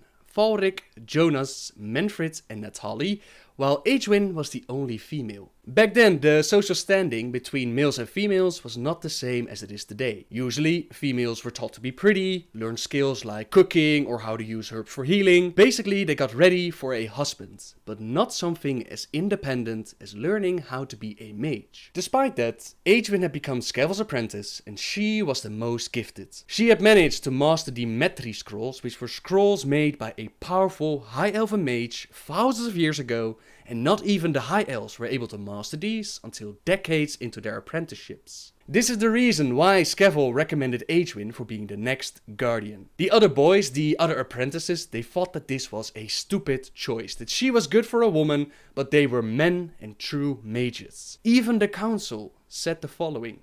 It is true, an older human said with a sigh, that women are emotional and prone to excessive displays that are unbecoming of a mage. But it is also true that Aegwyn has the most potential of any of the youths that Skevel has found, and we cannot afford for the Guardian to be anything less than the best, even if that means giving the position to a girl. At that, Aegwyn bristled.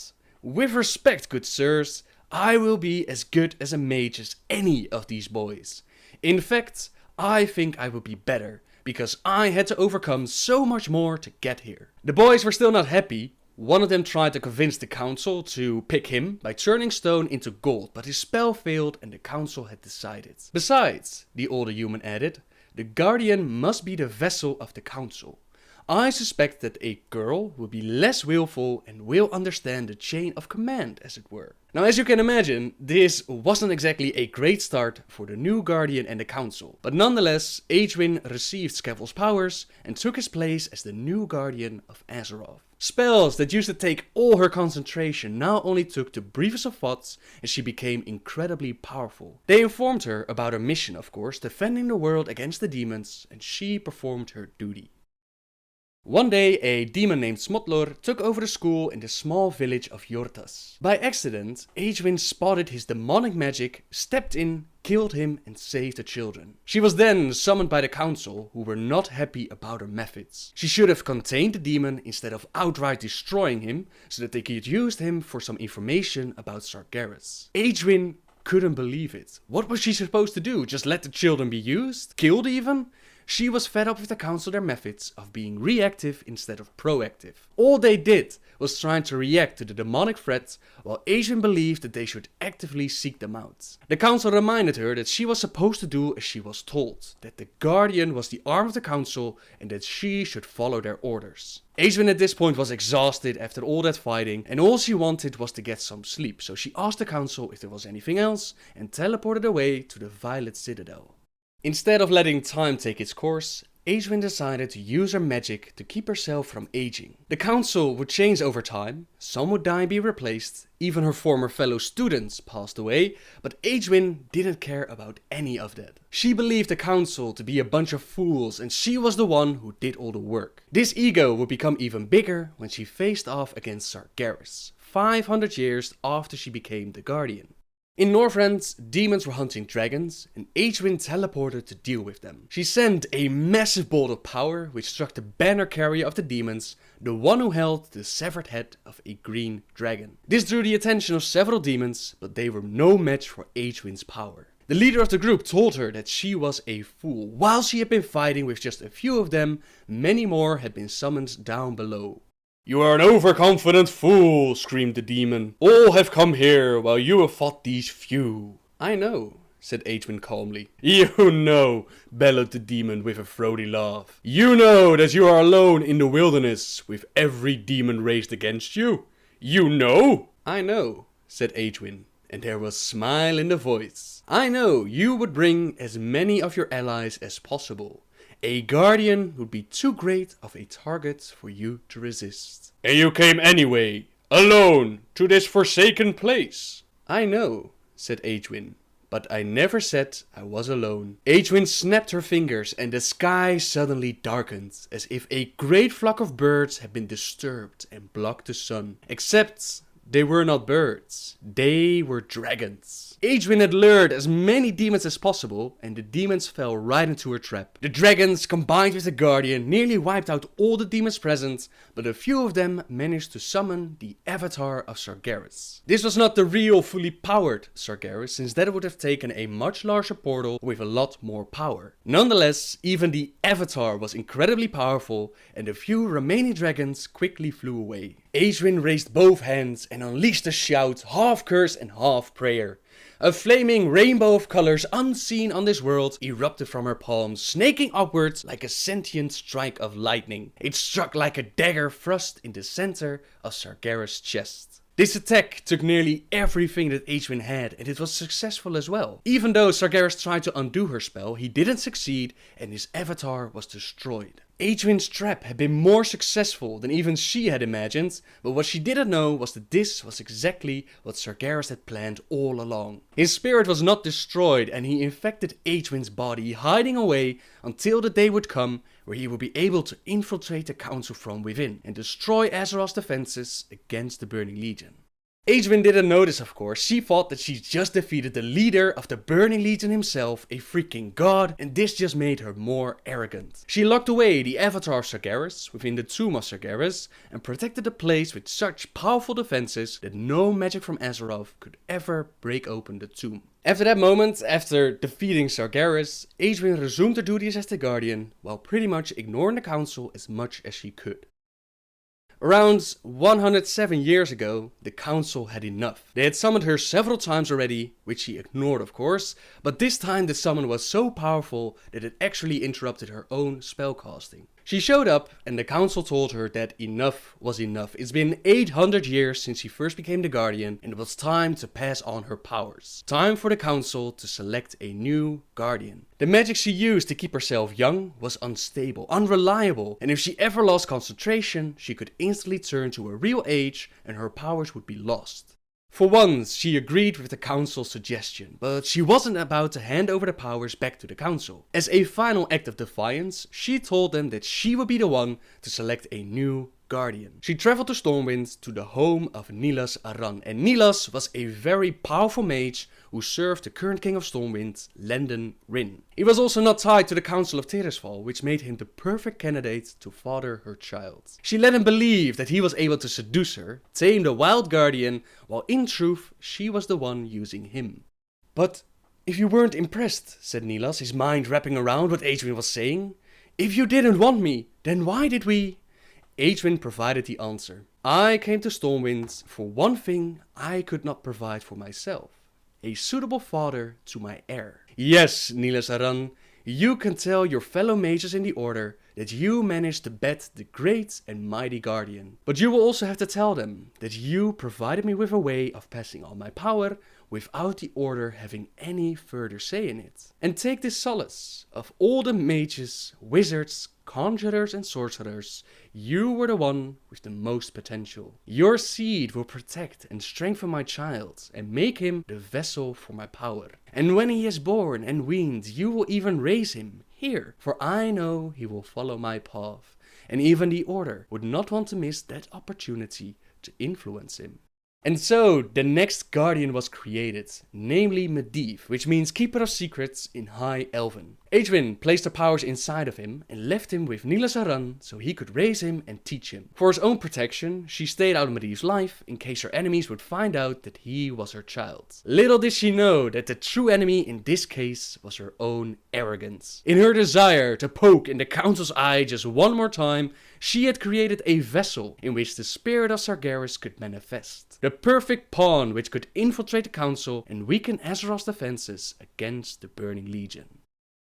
Medivh grew up together with Anduin Lothar and future King of Stormwind, Lane Rin. His powers, as well as Sargeras, lay dormant within him until he came of age. His powers unleashed abruptly and Sargeras awakened within him. His father tried to help him, but in the end he died and Medivh was in a coma for 20 years. We later find the spirit of Aran in Karazhan, and apparently he's been tortured, probably by Medivh or by Sargeras. We're not sure, but somehow his spirit ended up in Karazhan.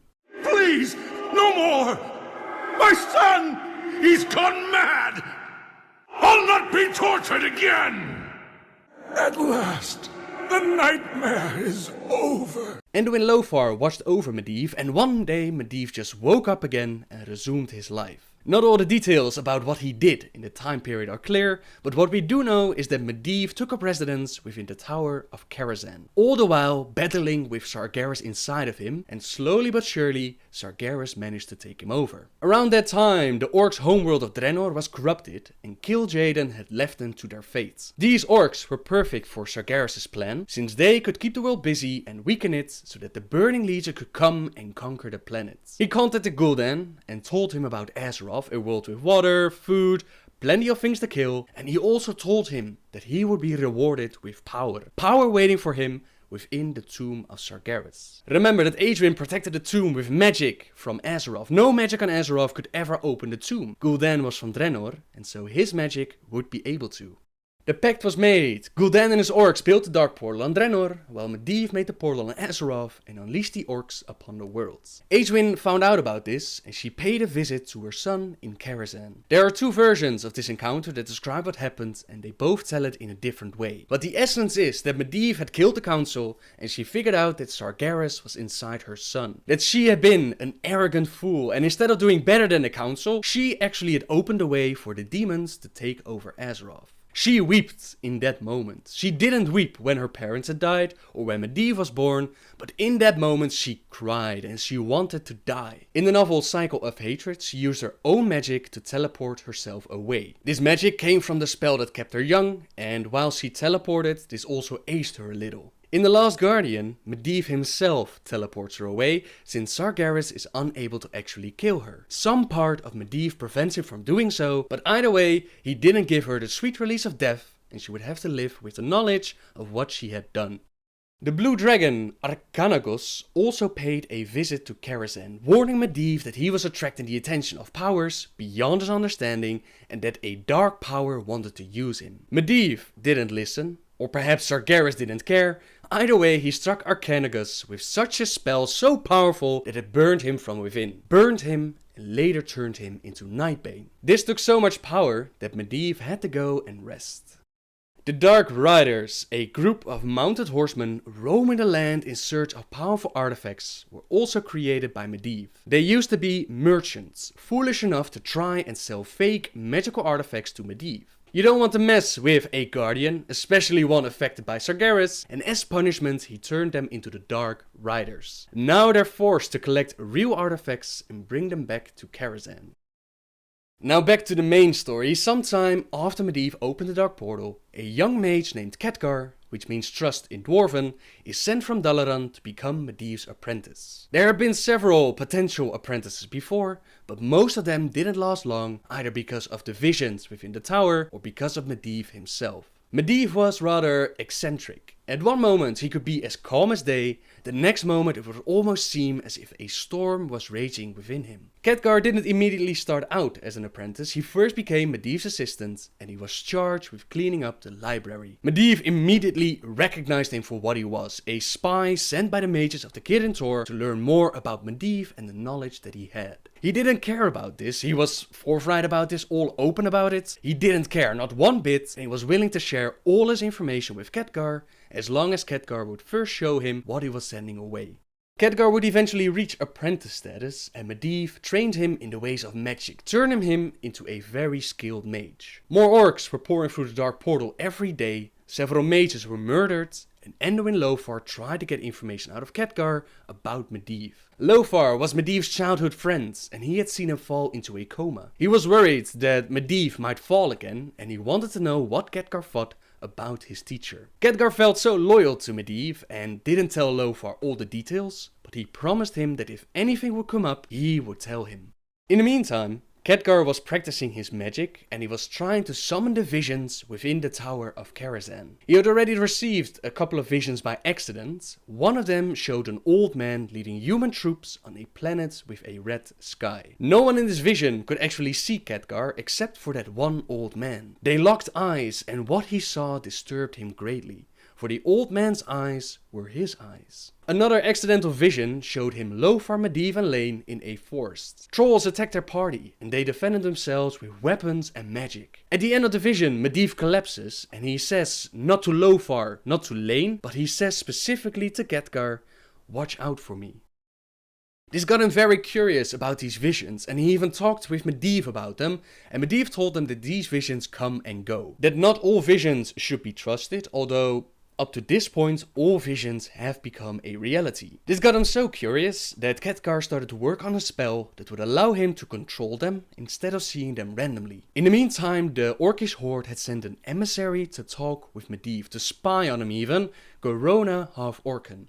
Khadgar didn't trust her at first, since he was an orc, but later they would battle a demon together, and you can't help but become friends with someone who's willing to fight with you. They also talked about Medivh, his trust in them, while also being so eccentric. They talked about the Horde, the portal that led them into Azeroth, Kil'jaeden, and that Gorona was indeed a spy, but that she no longer wanted to betray Medivh because of his trust in her. She felt so conflicted about who to report to, and Medivh was so open with her that she no longer wanted to betray him. Later we'll find out that there was even more going on between Gorona and Medivh, but that's for next video. Either way, Gorona was the one who came up with a plan to use Khadgar's vision spell and try to find out who opened the dark portal for the Horde. As they summoned the vision, they saw the following.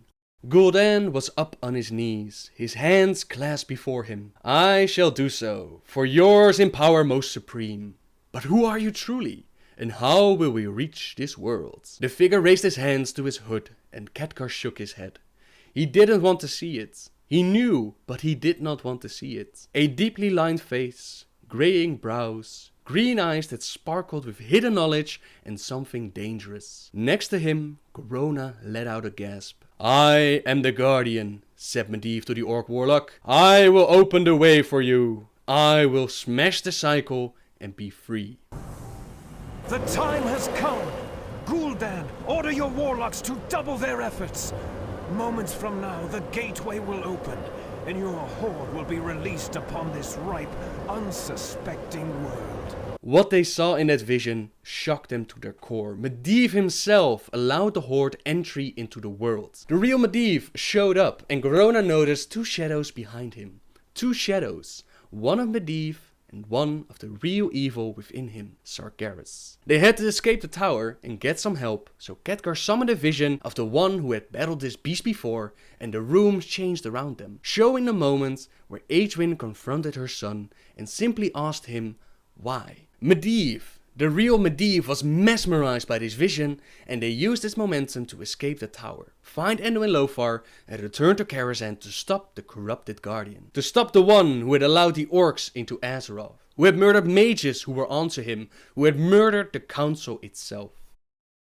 As they made their way into Karazhan, they found a hidden entrance leading down. They found out that there was an area beneath the tower which was the opposite to the tower above the grounds. Where above you would find a library, down below you would find a torture chamber. It was almost as if the tower reflected the two sides of Medivh himself. They found Medivh at the very bottom and they confronted him with what he had done. In that battle, Medivh attacked Khadgar and literally sucked the life out of him, making him look like the old man from the vision. He also touched Gorona, transferring his emotions to her mind, his own divisions and doubts, which made her scream in torment and knocked her out for the rest of the fight. Lothar stepped up, attacking the mage with his blade, and Medivh set his clothes on fire, claiming that it just got easier. In that moment of distraction, Khadgar was able to get close enough and he stabbed Medivh through the heart. In his final moments, Medivh said, "Thank you.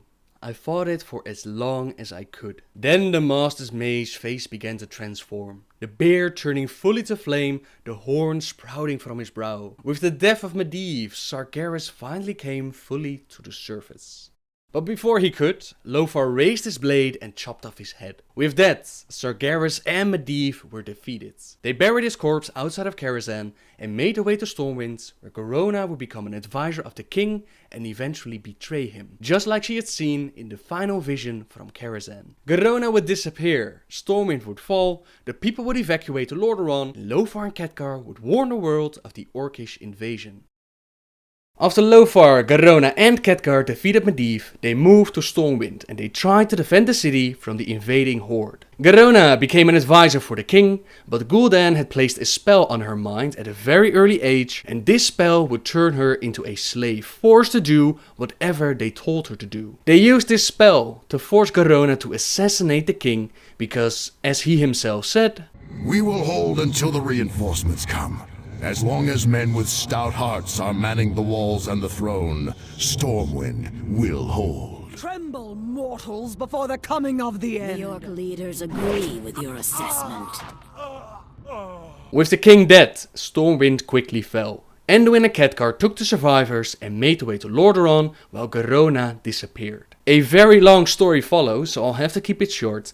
Basically, the horde was defeated and the orcs that surrendered were placed in internment camps. Baby Thrall was also found by Blackmore, who raised him as a slave and a gladiator, so Thrall could fight in his arena and earn him lots of gold. His ultimate plan was to use Thrall to lead the orcs against the rest of the world, so that Blackmore would become the ultimate ruler.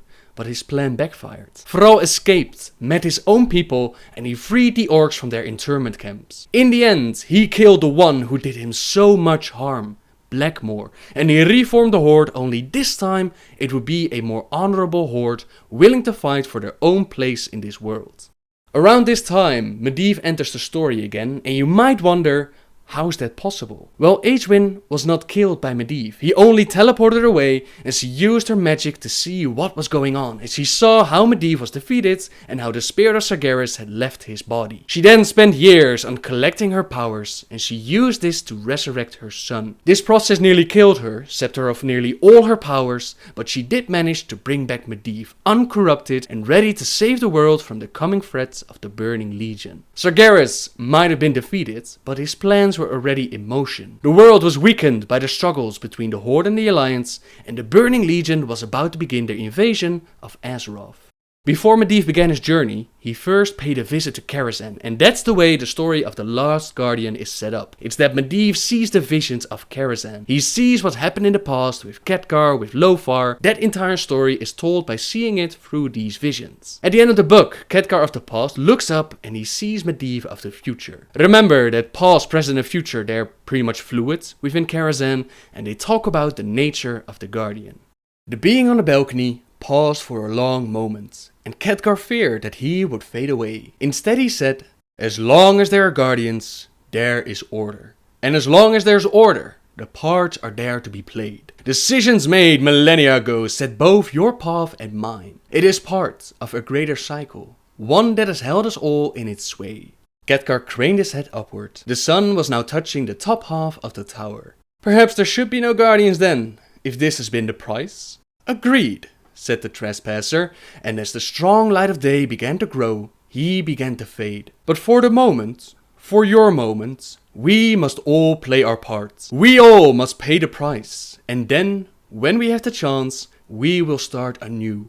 And with that, the trespasser was gone. That was Medivh's mission throughout Warcraft 3. The Guardian could have stepped up and taken care of the Burning Legion himself, but Medivh had a different plan, and for that plan he would need just a little bit more power. That power came from the Tower of Karazhan itself. He used his magic to absorb all the visions from the tower. Medivh held both hands to his chest tightly, containing all that he had regained. The Tower of Karazhan was just a tower now, a pile of stone in the remote reaches, far from the travel paths. Now the power of the place was within him, and the responsibility to do better with it, this time. "And so, we start anew," said Medivh.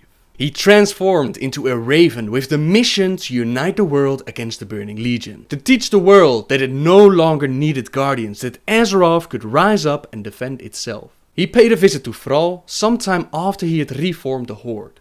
"You must rally the Horde and lead your people to their destinies." He paid a visit to the human kingdoms and King Terenas Manifield II. "I will not institute quarantine without proof of your claims, Ambassador. The people of Lordaeron have suffered enough without becoming prisoners in their own lands."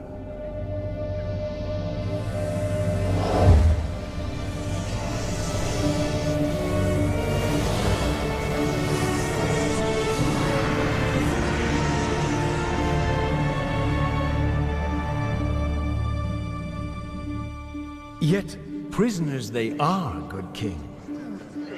What is the meaning of this? Who are you? Humanity is in peril. The tides of darkness have come again, and the whole world is poised upon the brink of war. Enough of this. Guards, remove this madman. Hear me. The only hope for your people is to travel west, to the forgotten lands of Kalimdor. Are you mad? Old Ambassador, I don't know who you are or what you believe, but this is not the time for rambling prophets. Our lands are beset by conflict, but it shall be we who decide how best to protect our people, not you. Now, be gone! I failed humanity once before, and I will not do so again. If you cannot take up this cup, then I shall find another who will. They would not listen, so he tried to convince the Magi of Dalaran. You must be wiser than the king. The end is near. I told you before, I'm not interested in this nonsense. Then I've wasted my time here. He even tried to warn Arthas. Greetings, young prince.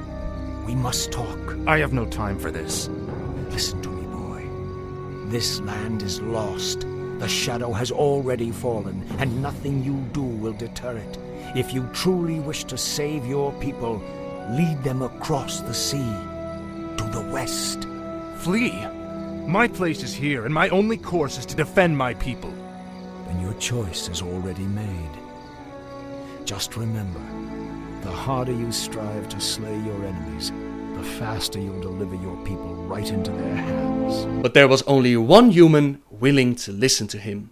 The dead in this land might lie still for the time being, but don't be fooled.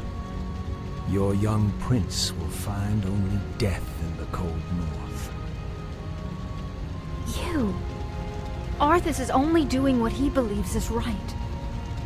Commendable as that may be, his passions will be his undoing.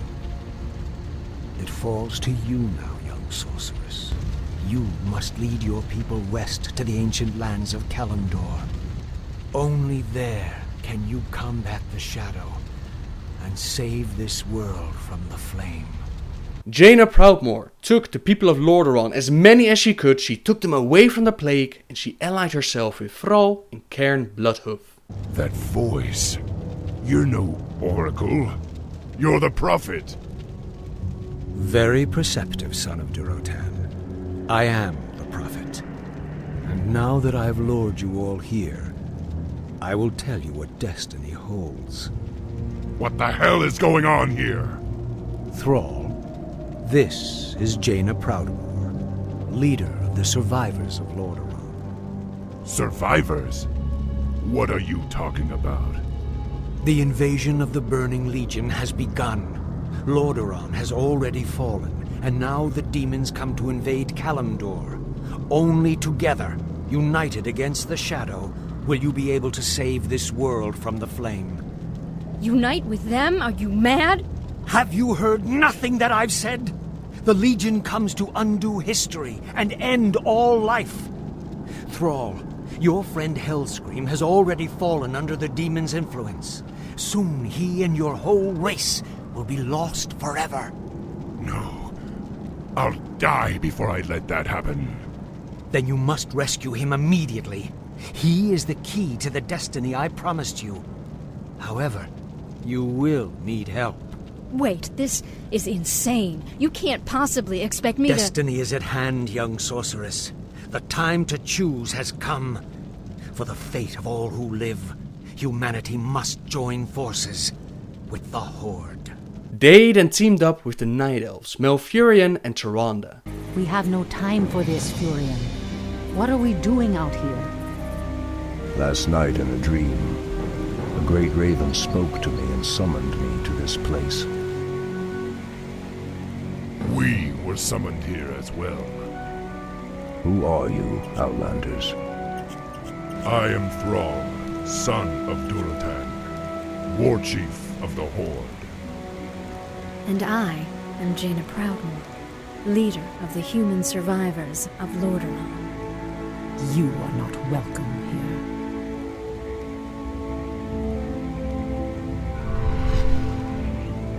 Peace, priestess.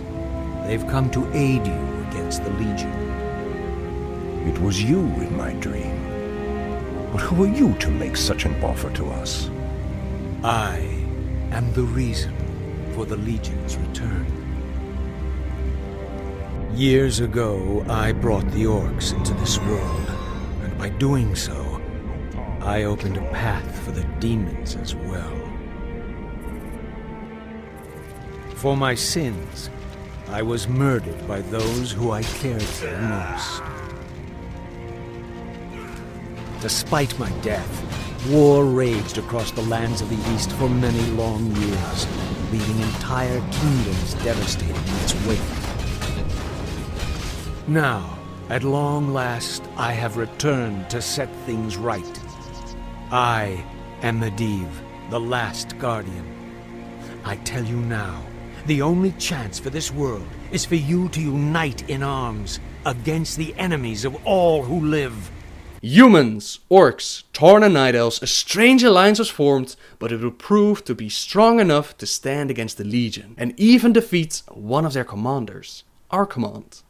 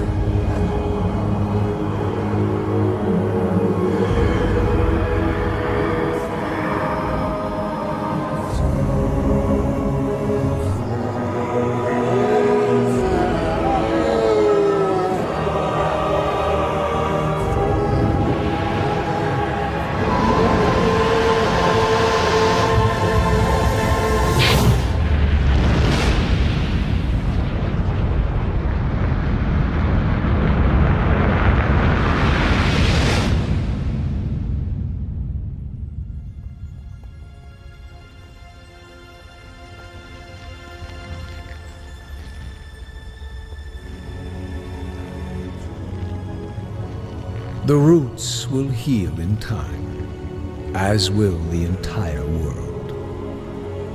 The sacrifices have been made. Just as the orcs, humans, and night elves discarded their old hatreds and stood united against a common foe, so did nature herself rise up to banish the shadow forever. As for me, I came back to ensure that there would be a future, to teach the world that it no longer needed guardians. The hope for future generations has always resided in mortal hands. And now that my task is done, I will take my place amongst the legends of the past.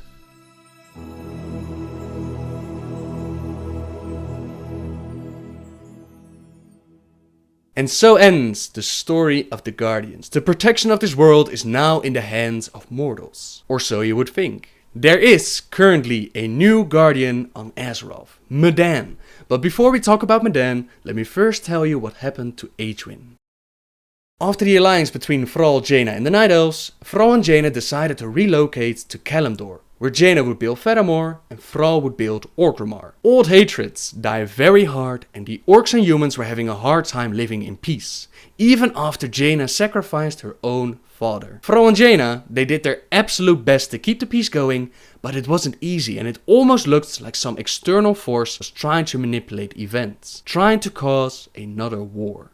One day, the forest around Thunder Ridge was removed by magic, which caused the Thunder Lizards to run rampant across the land, destroying farms and causing all kinds of problems. Some orcs immediately blamed the humans, some were even suggesting that Jaina had something to do with this, but Thrall was wiser and he first wanted to find out what was going on. So he talked to Jaina and she promised him that she would take care of the situation. She planned on relocating the lizards to the Blizzcon Highlands where they wouldn't cause any more trouble. When she tried to teleport the lizards away, something prevented her from doing so, and it turned out to be magical wards, protecting the area from unwanted visitors.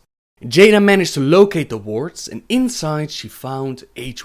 Geek had always been a role model to Jaina, a female mage who cleared the way for other females, who was accepted by the council, and she really looked up to the Magna. Geek just laughed at what Jaina told her, and she explained bits and pieces of her true story. How arrogant she was, a fool for being manipulated by Sargeras, causing the first Orcish invasion, all of that story, everything she'd done wrong. Geek felt guilty and a heavy burden on her shoulders. As they were talking, they felt that the magical wards around Geek's place were reactivated, only this time they felt different. They could feel the magic behind them, and Geek recognized it to be Smotlor's magic. Smotlor, the same demon Geek defeated so many years ago in a school in the village of Jorthas.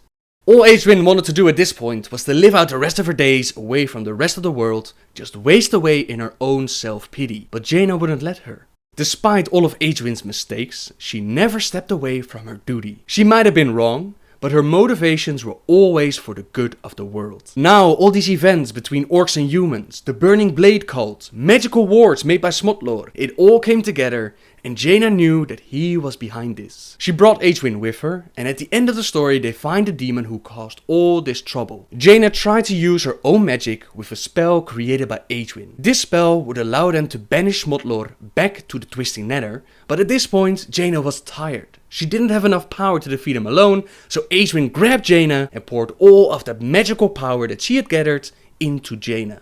Geek continued to focus, willing her life, her magic, her very soul to Jaina Proudmoore. Jaina opened her eyes. Normally an icy blue, they were now a fiery red. Combining their power, they managed to defeat the demon, and peace between Faramore and Orgrimmar was restored. At least for the moment. Geek nearly gave her life, but she survived that moment and she became Jaina's Chamberlain, giving her advice and telling her when she was wrong. In her role as Chamberlain, she assisted Jaina in helping Varian Rin. Varian was split into two by Onyxia's magic, and he was having trouble figuring out who he was and what had happened. Jaina and Geek, they helped him with figuring out who exactly he was, and told him that he was the King of Stormwind. So at this point, Jaina and Geek are working together. Varian was able to fix himself, defeat Onyxia and save Anduin. It's at this point in the story that we meet Medan, and there's so much going on, so many characters and different stories, that I'll have to do my best to keep it focused on Medan. Let's begin at the beginning. When Garona Half-Orcan was inside Karazhan, she met with Medivh and she grew to like him and trust him. In a moment where Sargeras' attention was elsewhere, Medivh managed to father a child with Garona, namely Medan. Medivh would eventually be defeated, and Garona betrayed the king because of that mind spell placed by Gul'dan. She knew from that moment on that she couldn't take care of this child, not without putting his life in danger, so when he was born, she gave the child to Merrill, the same undead mage Merrill that was part of the first council. Merrill raised Medan while never telling him about his parents, and Medan is a unique character, part orc, part Draenei, part human, and right at the start of the story, he's already able to wield the powers of a shaman, a mage, and he has the necessary skills to fight with a weapon. There's also a prophecy surrounding Medan which says the following. When the child of the three realms becomes as light, the ancient power will be released. The earth will tremble, the seas will rise up in answer, and all will be madness. A new day will dawn, bring with it chaos or peace. This prophecy found its way to Cho'Gall, former student of Gul'dan, who now works for the old god C'Thun. C'Thun by this time is already defeated by us, but he's not killed, and Cho'Gall plans to use Medan and this prophecy to resurrect the fallen old god and bring about the end of the world. So what happens to Medan? He's attacked by the Twilight's Hammer clan in order of Cho'Gall. Garona jumps out of a tree and she saves him, but she does get captured herself. Even though she was afraid to raise Medan, she couldn't just leave him to his fate, and she always kept an eye on him. Garona is then taken to Ankirai, where Cho'Gall awaits, and he uses that mind spell to force Garona to attack Fedamore. Cho'Gall was Gul'dan's student, as close as an ally Gul'dan ever had, so he knew how to use that magic. They wanted Garona to attack Fedamore, since at that moment a peace summit between the Horde and Alliance was taking place. Medan overhears Meryl talking, and he finds out that Garona is his mother, and he goes after her while Garona attacks Fedamore. Remember that it was Garona who killed Varian's father. He saw her do this as a child, and when he saw her Fedamore, he immediately accused the Horde of sending the same assassin after him. Garrosh took this very personal, and he blamed the Alliance for what was going on. Eventually, they managed to repel the attack. They nearly killed Garona, but Medan jumped in and saved her life. Medan's then captured himself by the Twilight's Hammer clan, while Garona is put in chains at Fedamore. This meant the end of any peace between the Alliance and the Horde. They didn't outright attack each other at that moment, but any negotiations were off the table. Each of them returned to their homes to eventually deal with the Lich King attacking Azeroth. Garona wanted to find her son, but there were spells placed on her minds blocking her from the truth. Jaina used her own magic to penetrate these blockades, which caused Garona agonizing pain, but in the end they found the truth. Cho'Gall was in Ankirai, and that's where they would find Medan.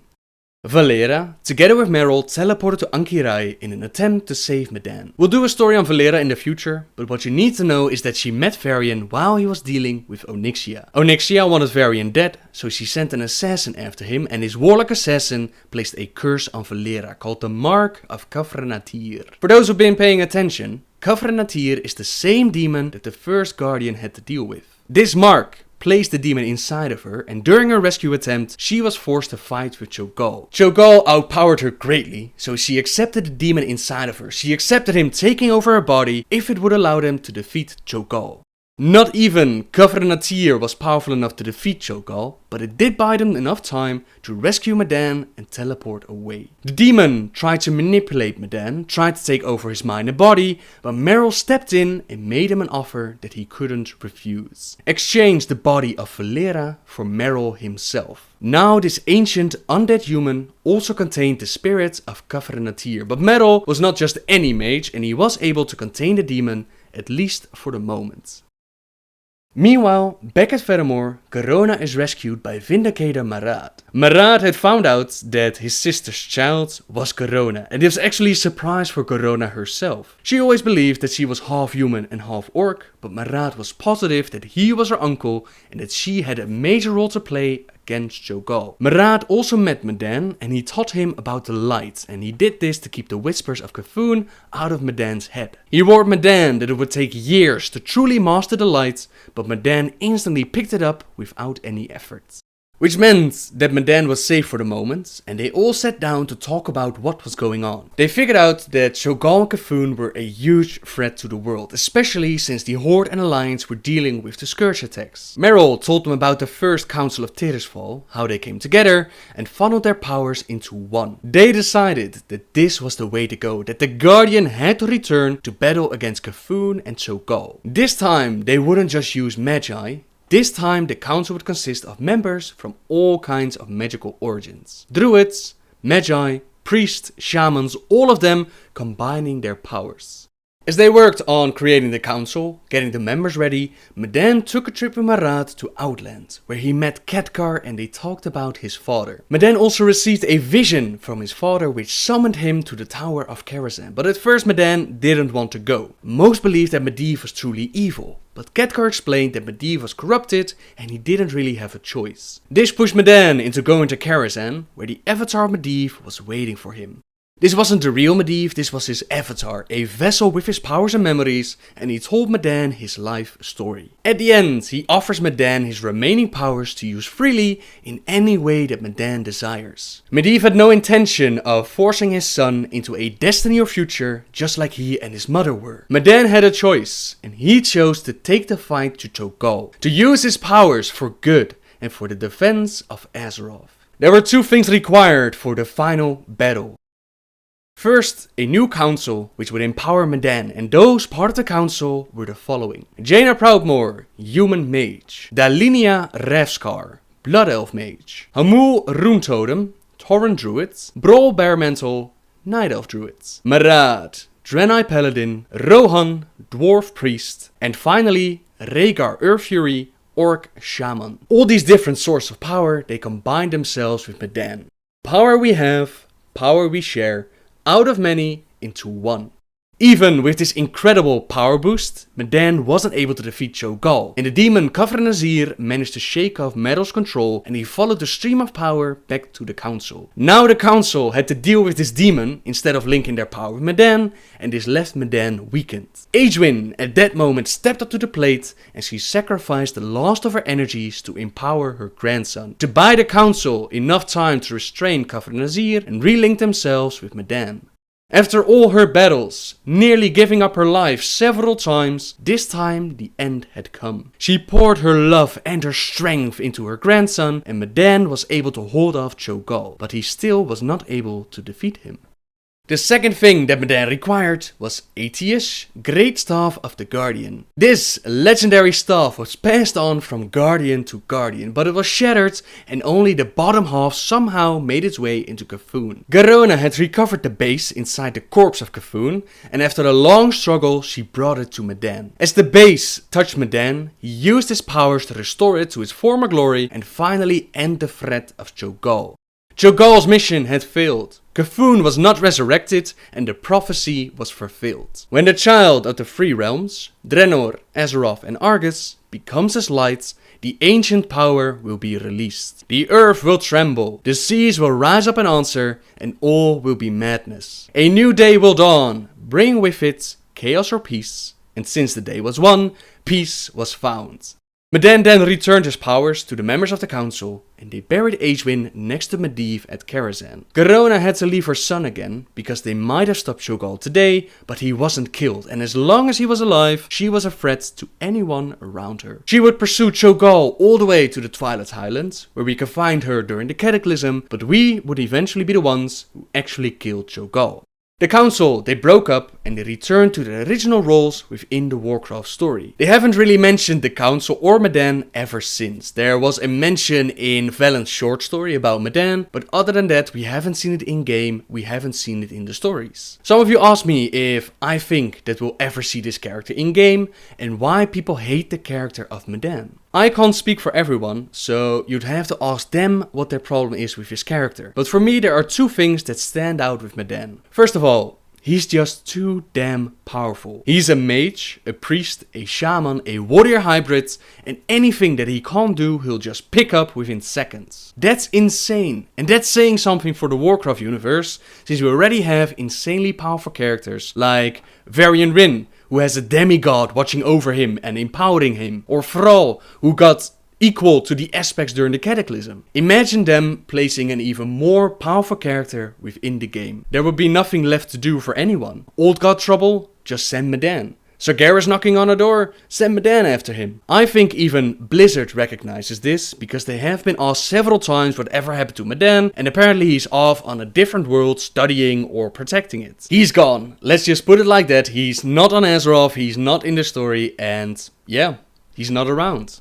The second thing that bothers me about Medan is that creating him pretty much destroyed what Medivh did during Warcraft 3. Remember that Medivh wanted to teach the world that it could take care of itself, break the cycle so that it no longer needed to have guardians. It had such a beautiful ending, with even a little bit of speculation about Medivh, whether or not he's still around. Now with Medan, they completely went back on that decision, and it makes what Medivh did back in Warcraft 3, it just makes it silly. He could have just stepped in, fight the Burning Legion himself, and hand over his powers to his son. His son that he was able to make while being corrupted by Sargeras, which is also pretty damn impressive. There are more reasons to dislike his character, but that's mainly my feeling behind it, and to the question, will we ever see him in game?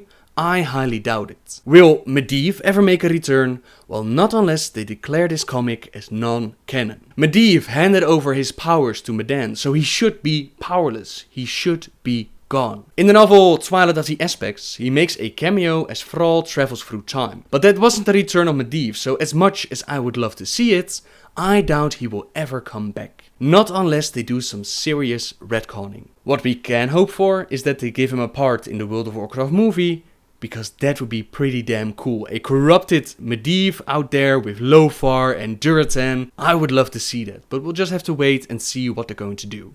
With that, I think I've been talking for long enough, which makes this the end of my video and the end of the story of the Guardians. Thank you very much for watching, everyone. I hope you enjoyed the stories. Subscribe if you like my videos, and until next time, guys, see ya! And now that my task is done, I will take my place amongst the legends of the past.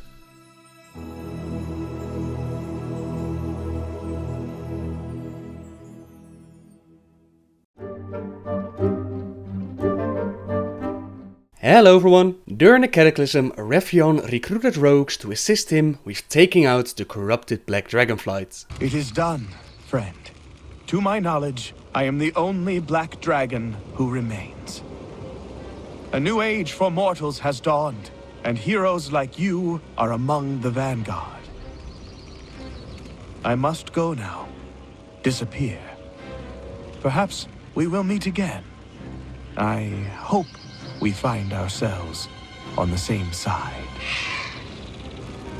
With the last of the Black Dragonflight destroyed, my destiny was in my own hands. I left the assassins of Ravenholt behind to seek my destiny elsewhere. There are rumors of a new land beyond the mists of the sea. Perhaps I will see you there. Rephion has found his way to Pandaria, and a letter is sent out to heroes willing to aid him once more. Rephion requires assistance to make the world ready for a threat that could destroy our entire world. Very good. Let's talk. Tong, drinks please. My father, Deathwing, tried to destroy the whole of Azeroth. He was misguided, of course, but he was right about one thing. Our world is so fragile.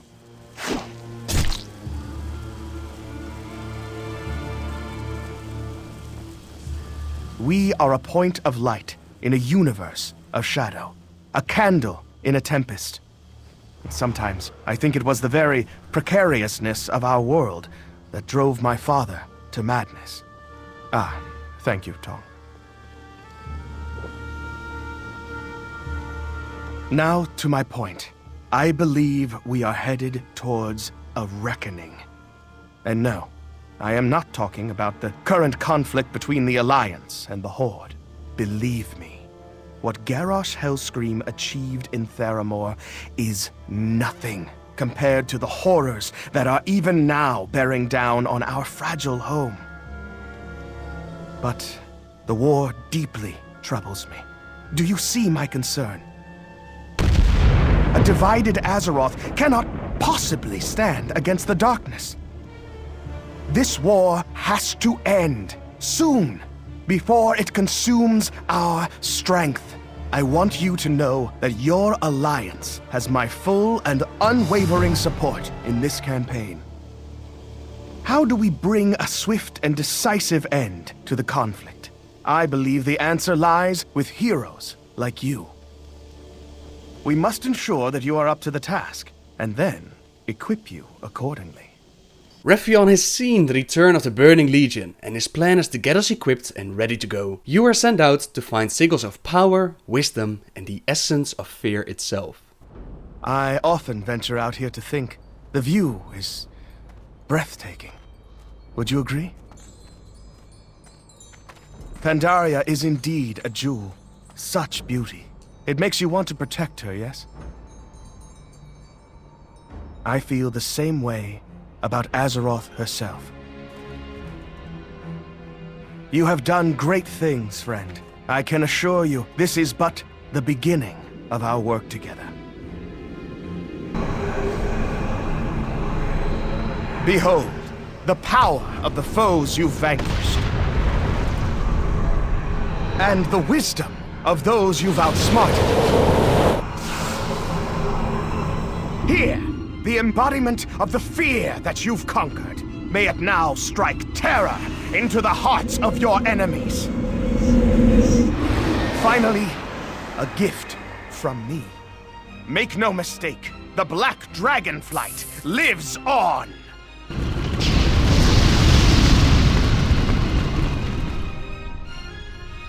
There. My work is done. You can now greatly augment the power of any Shah-touched weapon. We are just getting started, friend. Our greatest challenges lie ahead. But when war comes to these shores, you and I will be ready for it.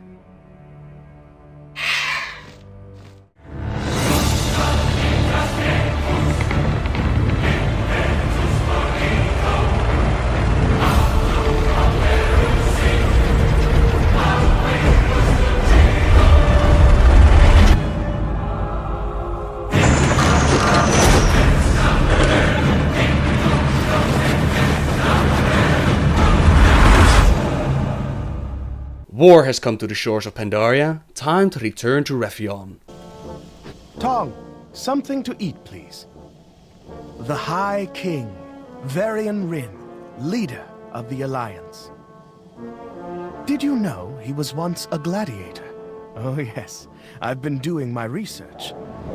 Suffering from amnesia, he fought for his life in Horde arenas. There, he earned the name Logash, or Ghost Wolf.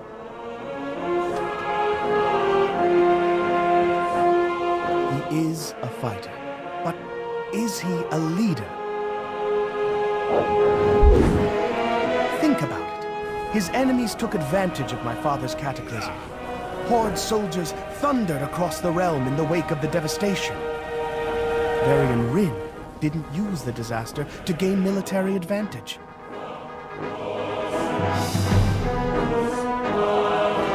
Is this because he is weak, or because he is principled? Here's the bigger question. Can principles win a war? Make no mistake, Pandaria will challenge your king. Let us see what he is truly made of. Let us see if your alliance has what it takes to rule Azeroth.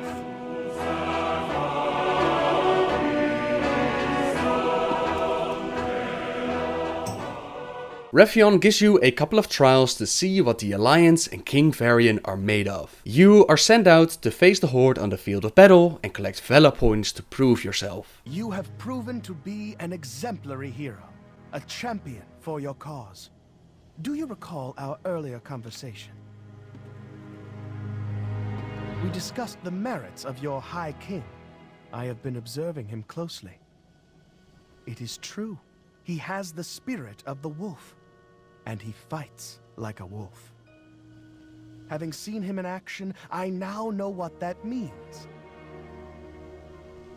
Wolves are pack animals.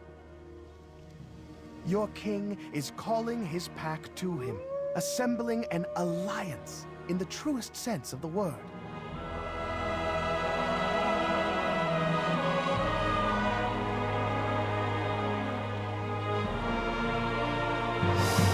His journey is long. He has only taken the first steps. But with heroes like you in his pack, there is little your alliance cannot accomplish.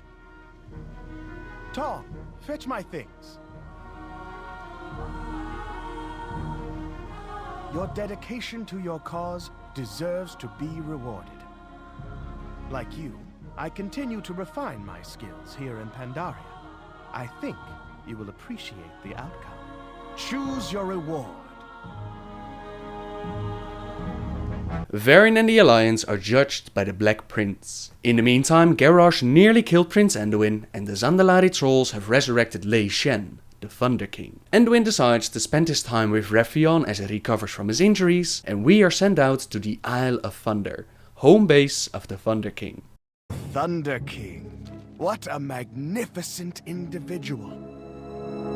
Could you imagine what his empire would be like today if it had not been overthrown and hidden by the Pandaren? I couldn't imagine a crueler tyrant. He enslaved this entire continent. Benevolence is a luxury for the strong, young prince. No great empire was ever built with kindness. I'm not so sure about that. But I can tell you no great empire has ever stood the test of time by crushing its own citizens. Remember, the Mogu were overthrown. That should be the lesson of the Thunder King. It's your move, by the way. I worry you may be too soft to wear your kingdom's crown, Prince Anduin. You would do well to learn some of your father's hardness. Are you lecturing me? You're what, 2 years old? 2 in dragon years. It is your move. The Sun Reavers and the Kirin are assaulting the Isle of Thunder, and Refion believes that we can benefit from the situation. He wants you to bring him 20 Secrets of the Empire from the Throne of Thunder and 40 trillion bars. Why did you play that piece just now? It's a Pandaren board game. The object is for both players to win. That's ridiculous. Why would you even play? Champion, return now to the Isle of the Thunder King. I will meet you at the Forge, where together we will create an instrument of legendary power. To what end? What are you two working towards? World peace. Using a Mogu weapon forge whose powers you barely understand. My dear Prince, you and I share the same goals. We only differ in our level of commitment. Come, hero. Let us shape a new Azeroth together.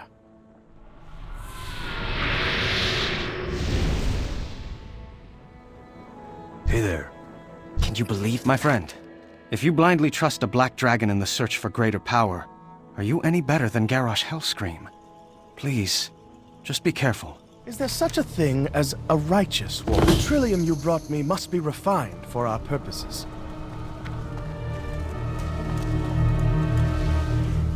This foundry should be sufficient. Help me manipulate the molds.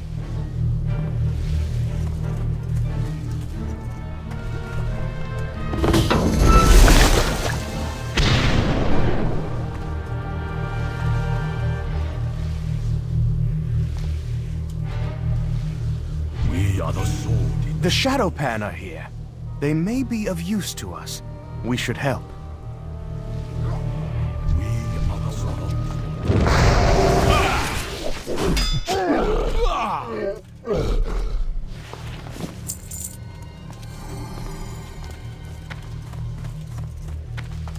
These Pandaren questions. This foundry should be sufficient. We will empower the metal with an electrical charge. Be ready to fight if we draw too much attention.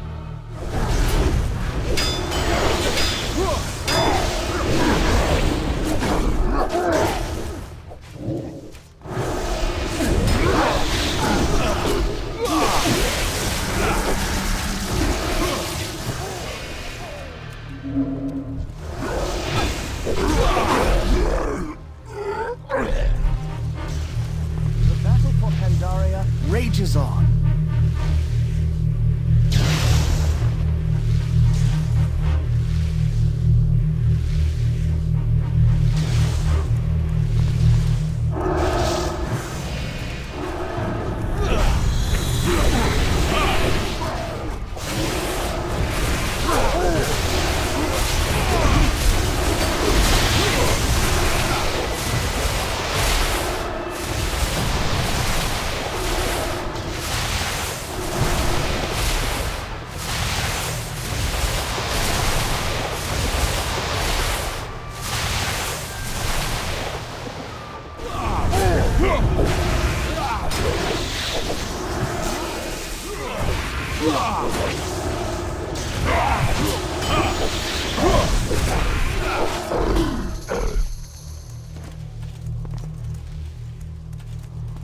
Excellent. The materials are prepared.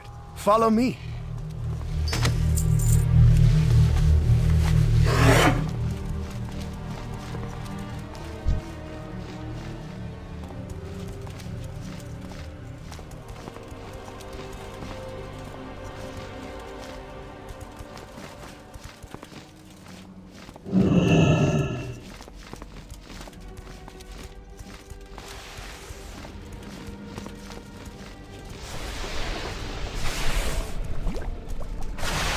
How interesting. This forge is built atop ancient Titan machinery. Lei Shen, you clever, clever tyrant you. Now, if I were a dwarf, I would just start randomly pushing buttons, but you and I are here for a purpose. Look at that. How easy it must have been for Lei Shen to build an empire, for he wielded the power to create worlds. The Mogu used only a fraction of the resources available to them. Few among them possessed the cunning of the Thunder King.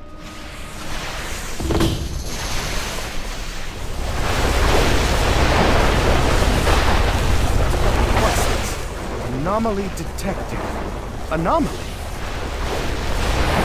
Look at that! This old Titan technology is acting like a magnet for the Shah. You're an expert at destroying Shah by now. Clean up this mess. The Forge of the Thunder King was built upon ancient Titan machinery, and it looks like Lei Shen used the device to create his army and the weapons to support them. The Celestial Defender that comes out looks a lot like Elgalan the Observer, so he's a part of the Titanic defense mechanism. It's interesting to see that the Titans have done a lot of work in Pandaria, more than we've seen so far in the rest of the world, and Lei Shen used all these tools to build his empire.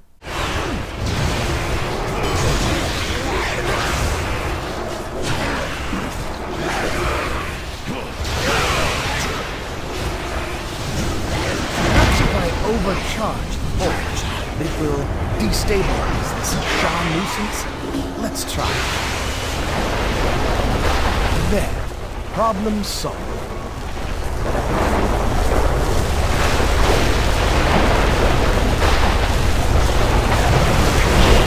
Oh, I may have spoken too soon. The Shah grows in strength. Destroy it! You aren't harboring any bad thoughts, are you? I've overcharged the anvils. They will be very effective against the Shah, but each one can only be used once. The lance is finished. Quickly, hurl it at the Shah.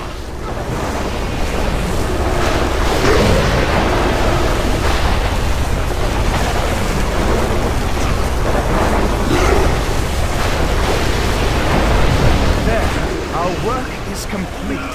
We have forged a masterpiece. We are done here, but the weapon is not yet tempered. We must thrust the spear into the heart of the Stormlord while he still lives. Be careful. The moment it pierces his hide, you will be assaulted by his power. It is important to throw the spear just before slaying the beast.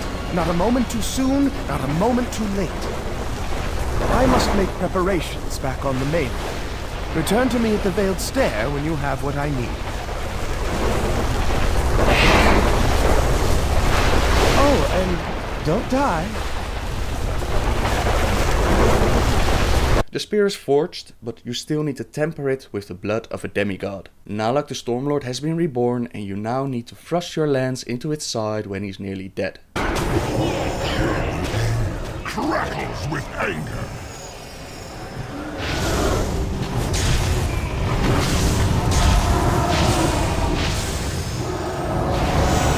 The clouds are with vengeance.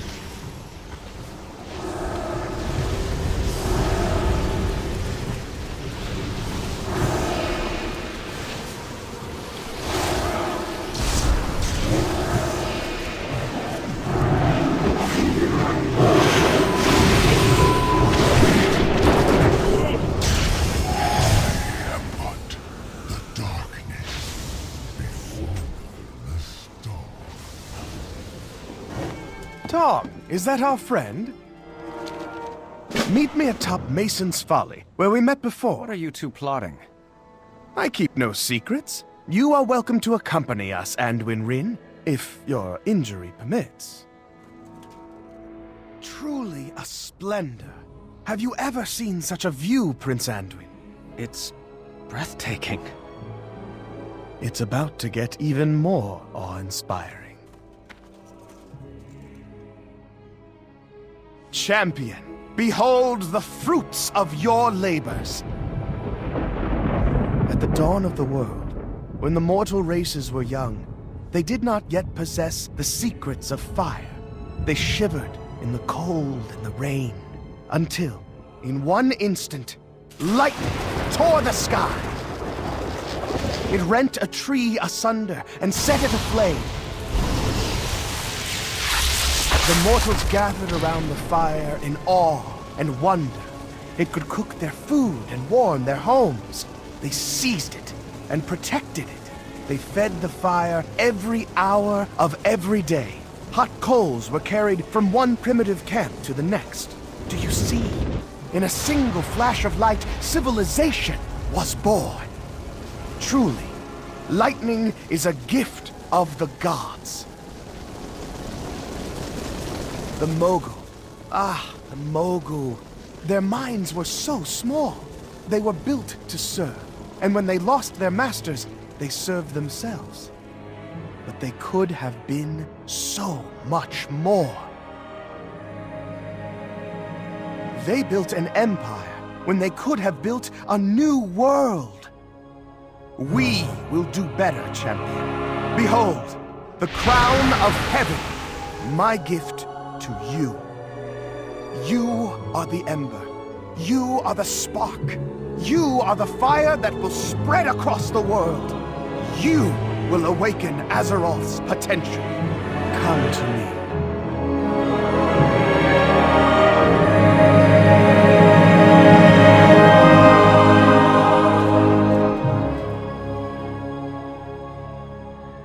We know now that the Mogu share their roots with the Titans, but many mysteries remain. Why were they here? Why Pandaria? What were the Mogu sent here to guard or destroy? We are missing the final puzzle pieces. Champion, and you I would think twice before putting that thing on your head. The crown I have given you will be as your third eye. It will tie us together. I will see what you see. Together, we will lay the secrets of the Titans bare. I will be watching you closely, hero.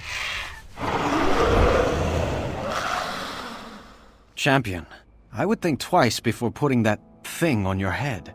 We're far from home, friend. Raffion has created a weapon for himself and he gives you a legendary gem for in your helmet. This gem allows Raffion to see what you see and communicate with you from a distance. He then asks you to go back to the Throne of Thunder and collect 12 Titan runestones. These runestones tell about the history of the Mogu, and each time that you collect one, an image of Raffion appears. According to this runestone, the Mogu were Titan constructs, soulless creatures built of stone.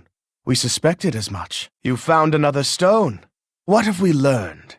The curse of flesh made the Mogu mortal. But later they found a way to reverse the process.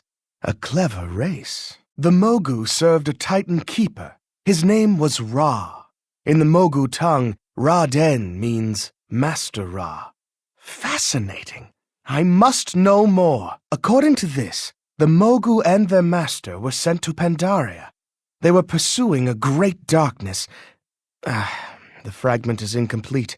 We must find others. Here there is a mention of an old god, Y'Shaarj, a beast with 7 heads who breathed darkness. I suspect that thing was the source of the Shah that haunts Pandaria to this day. Okay, so the way that I see it, the following happened.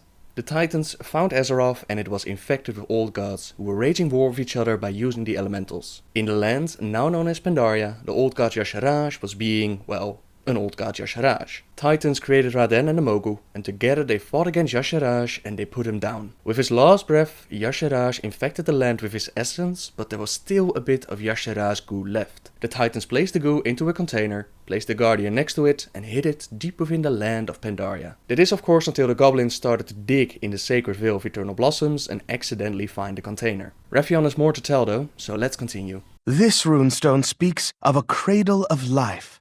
A place where the Titans could create new creatures. Oh, of course, the Veil of Eternal Blossoms. It was a living laboratory, much like Ungoro Crater or Sholazar Basin. We're beginning to put the pieces together, champion. The Mogu were created and sent here to guard the Veil for their Titan masters. Guard it from what?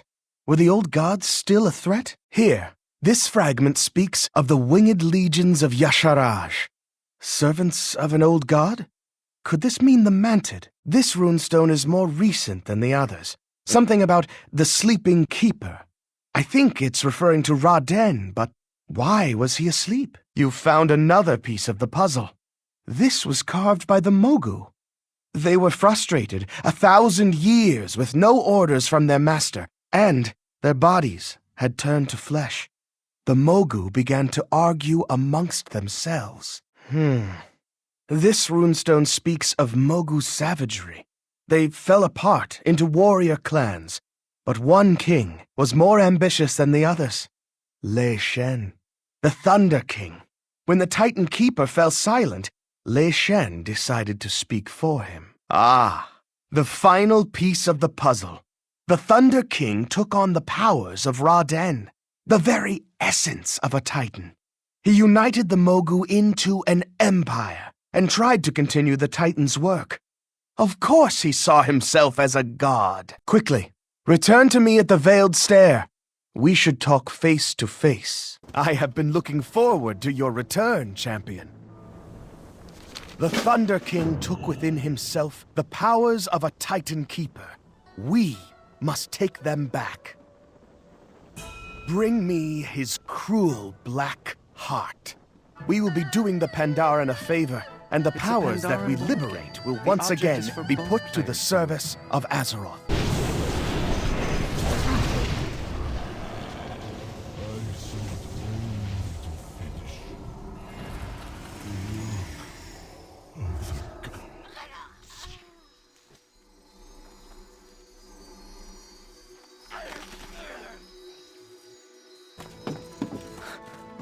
A chill just went up my spine. Something tells me our friend has returned triumphant. The heart of a king. The powers of a god. What are you doing? You're not seriously going to eat that. It is filled with Titan magic. The very language of creation.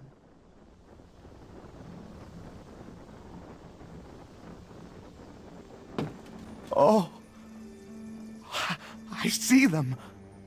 1,000,000 worlds, glittering in their perfection. But one above all others.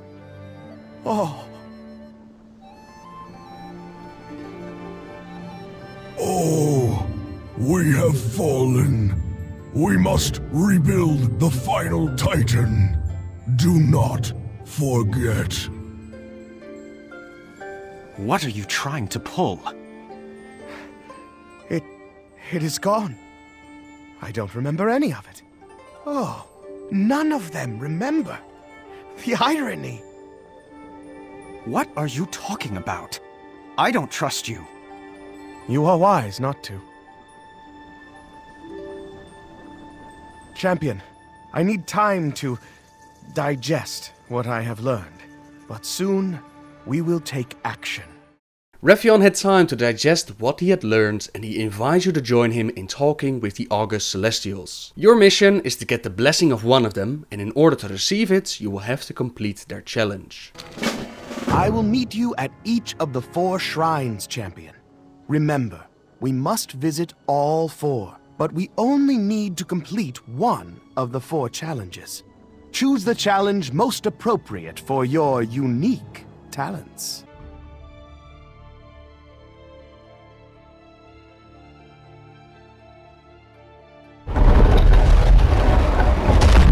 The Jade Serpent is the incarnation of wisdom in Pandaria. Let's see what she has to say. Great Jade Serpent, hear our plea. My champion and I seek the blessing of your wisdom. The Dragon Child and the hero. Together you will achieve great things. Tell me, Dragon Child, what is the nature of wisdom? To do what is right, no matter the cost. That is wisdom. Spoken like a true child of the aspects, always seeking to change the world.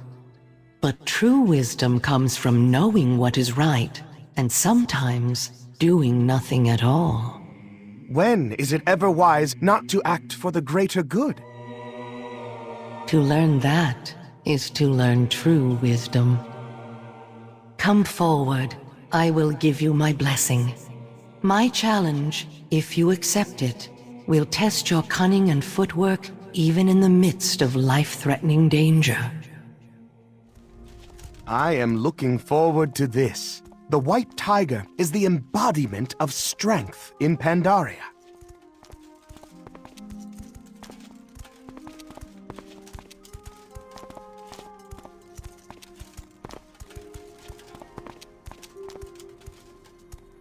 Great White Tiger, hear our plea. My champion and I seek the blessing of your strength. Ah, the young black dragon graces my temple. The deeds of you and your champion are quickly becoming Pandaren legend. I take great pride in the company I keep. Tell me, young prince, what is the nature of strength? The power to crush one's foes. That is strength. You speak only in terms of one's enemies. Well, certainly, strength can benefit one's allies. How so? By using it to crush their enemies. A black dragon through and through. Very well. I will give you my blessing, but also some advice.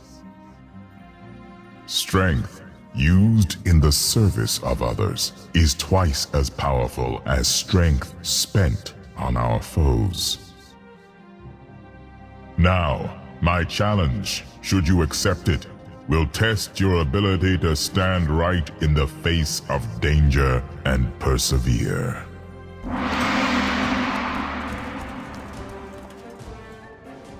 Let the challenge begin. Hero, you must defeat the Black Prince in close quarters combat. Wait, that's absurd. I would annihilate my own champion. You, Rathion, will be blindfolded. Interesting, but the outcome is unlikely to change. Black Prince, you are very strong. But what good is strength without the vision to guide it? Very well. I am sorry, champion, but I will not be the one learning a lesson today. A blind dragon. Ridiculous. Begin! Dodge his attacks. That is enough. Just as I expected. Did you want to give it another go? Very good. Lay down your weapons.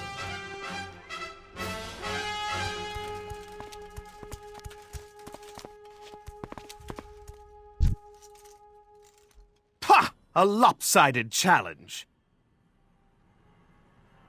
I hope now you understand the limits of strength without vision. It is one thing to change the world, but quite another to do what is right. Young Prince, I hope you take this lesson to heart. I am pleased that our hero is still alive. Thank you for your blessing, mighty tiger. Here we are, the home of Nuzao, the Black Ox. He is the patron spirit of Pandaren fortitude, the only celestial who chooses to live beyond the wall.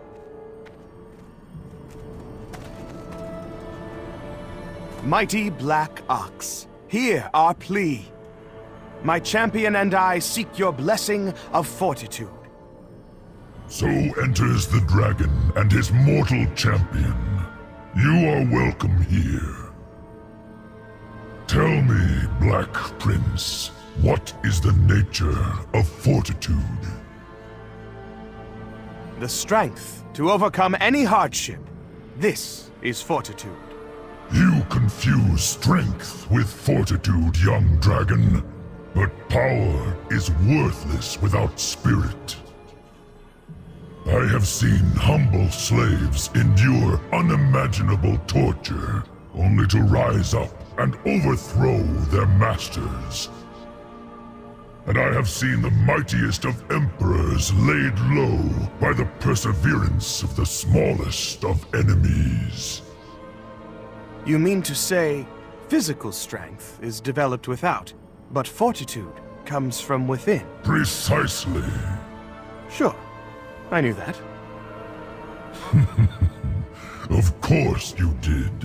We will put your understanding to the test.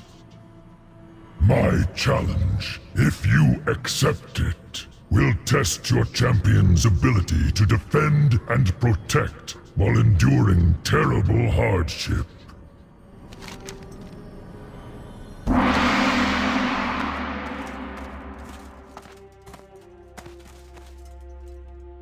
Let the challenge begin!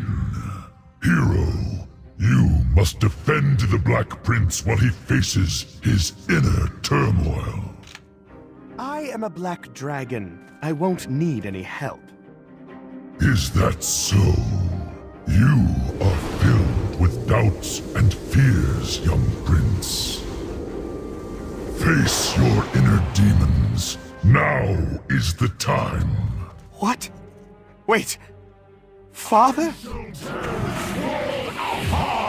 Please, don't make me do this. Your champion will defend you.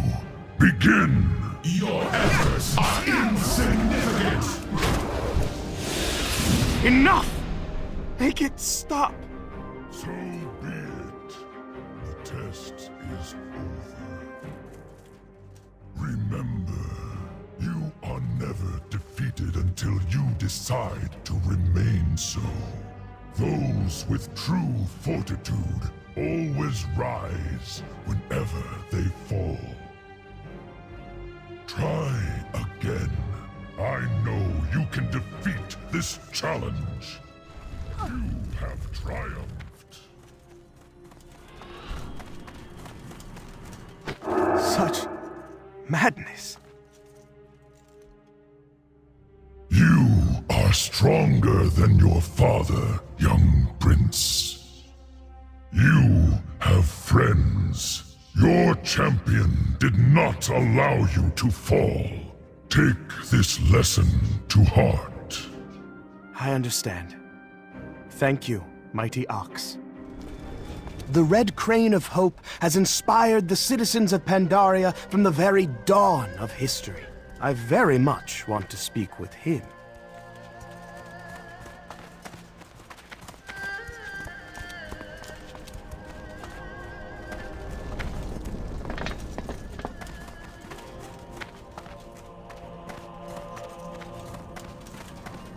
Great Red Crane, hear our plea.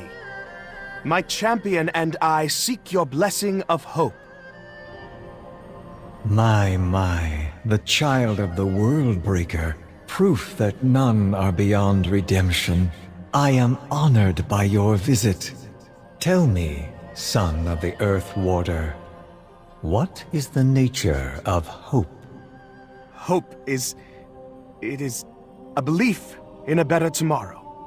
You speak, but doubt your own words. Great Crane, you have not seen what I have seen. You underestimate me. The fires that once burned the sky will return. It is inevitable. The Burning Legion will find Azeroth. Seas of blood, cities in ruin. Who are we? One divided world to stand against a legion. You speak of hope. Believe me, the thinnest sliver of belief that we might somehow survive the coming devastation is all that sustains me. Rise, son of Deathwing. I will give you my blessing, for you need it more than any I have ever met. I challenge you not to think of hope as a vague and unimaginable future. Live every day with hope in your heart. In doing so, you create the future you dream of. I thank you, Great Crane. My challenge, if you accept it, tasks you with healing the most grievous of wounds.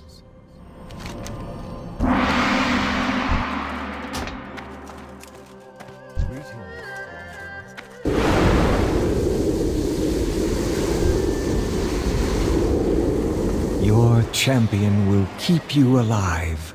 Begin. Insignificant! Enough! Make it stop! Very well. The test is over. But do not give in to despair. You have the spirit to overcome this. Try again. I believe in you.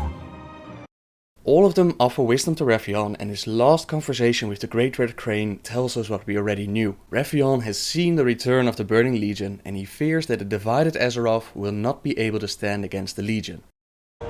We have done it, hero. We have the blessings of the Celestials, and we have completed their challenge. I know our next step. Meet me back atop Mason's Folly. You'll be pleasantly surprised at what I have in store for you. Welcome back, champion. Excellent work with the Celestials. Can you believe how chatty they were? I just wanted them to hand us our reward, but they would just talk. I'm sorry, where were we? Oh yes, I have something for you. The very spirits of Pandaria are supporting us in our grand crusade. Behold!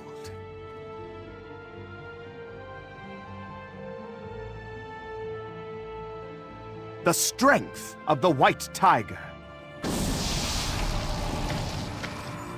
The wisdom of the Jade Serpent. The fortitude of the Black Ox.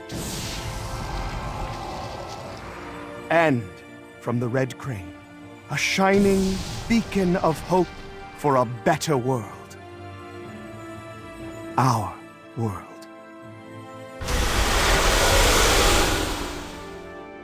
There! It is ready.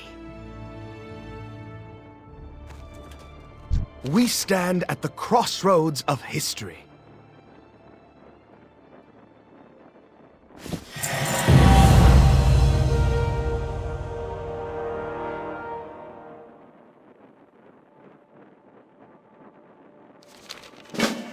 My work is not quite finished. This cloak will grant you the power of the Celestials. Very soon, we will be able to augment your cloak with my own formidable draconic powers. Continue to aid your allies in the war effort. I will contact you shortly.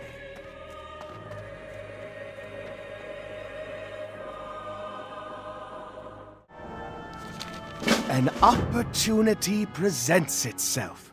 I believe the Timeless Isle holds the key to unlocking the full potential of your cloak. Power, glory, loot! Ours for the taking. Hero, meet me at the Timeless Isle. Yes!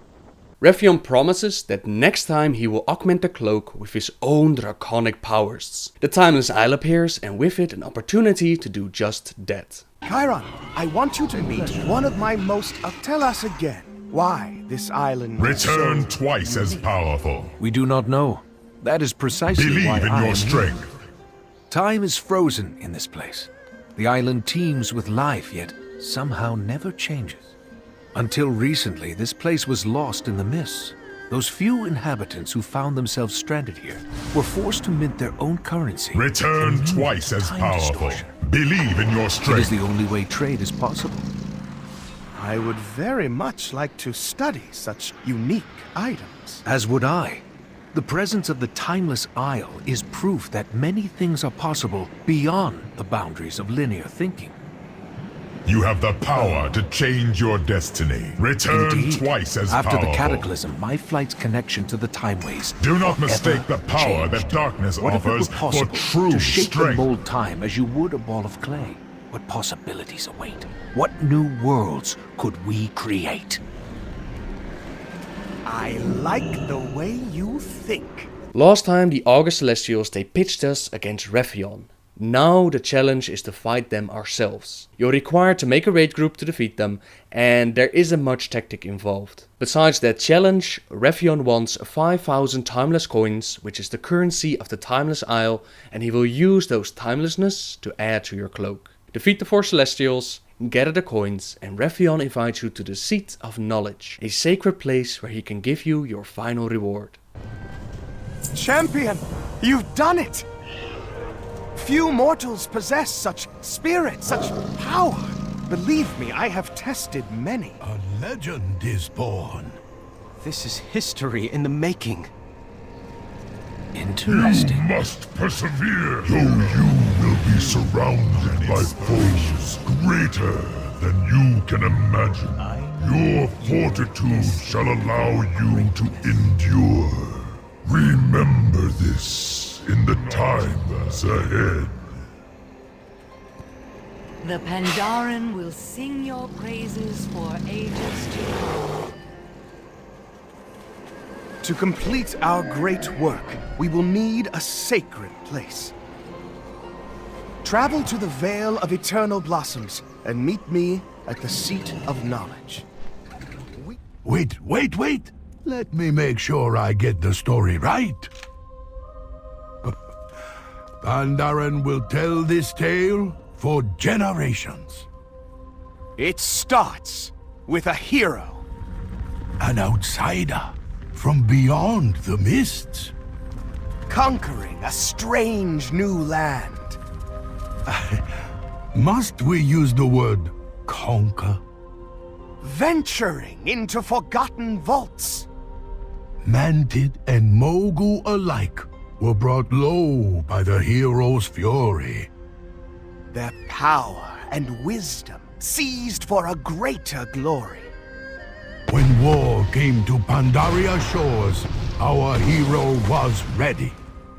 A faction standard bearer, beloved by the people and feared by their foes. Even the mighty Thunder King fell before our champion's might. One by one, the secrets of an ancient empire were laid bare. Yes, knowledge uncovered for the benefit of the world. Power acquired for war and conquest. Let us stop for a moment. What kind of hero are we talking about? An agent of destruction, forged by my will to forever change the face of Azeroth. Behold, latent Titan power, imbued with my own draconic essence, tempered by the wisdom of the Pandaren Celestials. Overwhelming power. Use it to heal or destroy. To protect or annihilate. My friend, please think carefully about the legacy you will leave behind. Come to me, champion. Collect your well-earned reward. How will the story end? There is only one way to find out. These Pandaren question everything. It makes you think. A Pandaren legend is born. Sing praises to our new hero. You know what needs to be done, champion. Meet me in the Veiled Stair when the deed is finished, assuming you're still alive when this is over.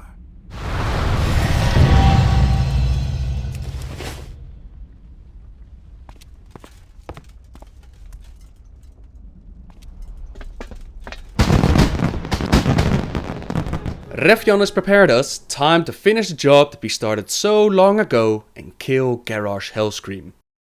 I, Garrosh, son of Grom, will show you what it means to be called Hellscream and the power to cry no. It cannot end like this. What I have seen.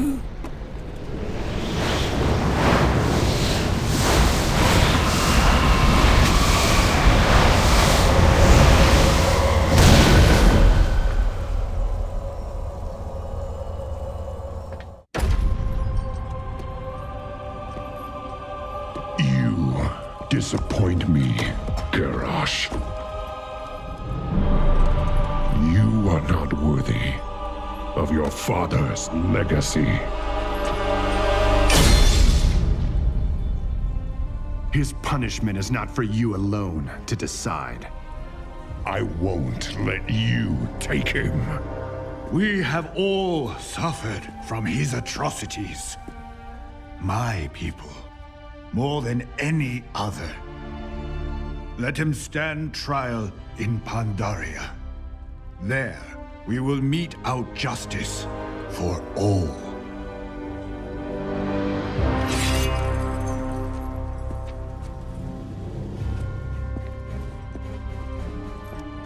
Ugh, look at them. Already they plot against us. Seize this moment, Varian. Dismantle the Horde. Guardsmen!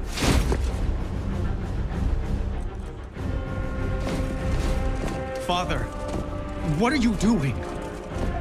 What a king must do.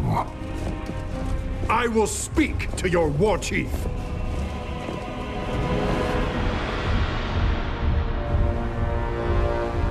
I speak for the Horde.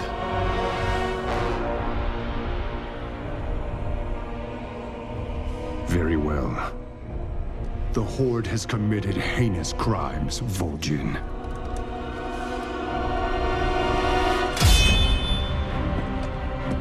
But some among you fought against Garrosh's tyranny. For that, I am willing to end this bloodshed. But know this.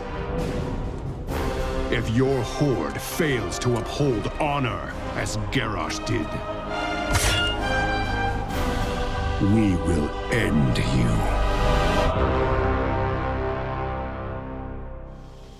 Idiot king!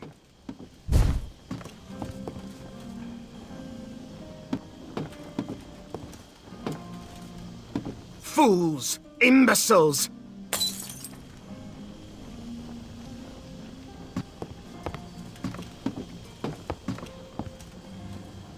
A complete waste!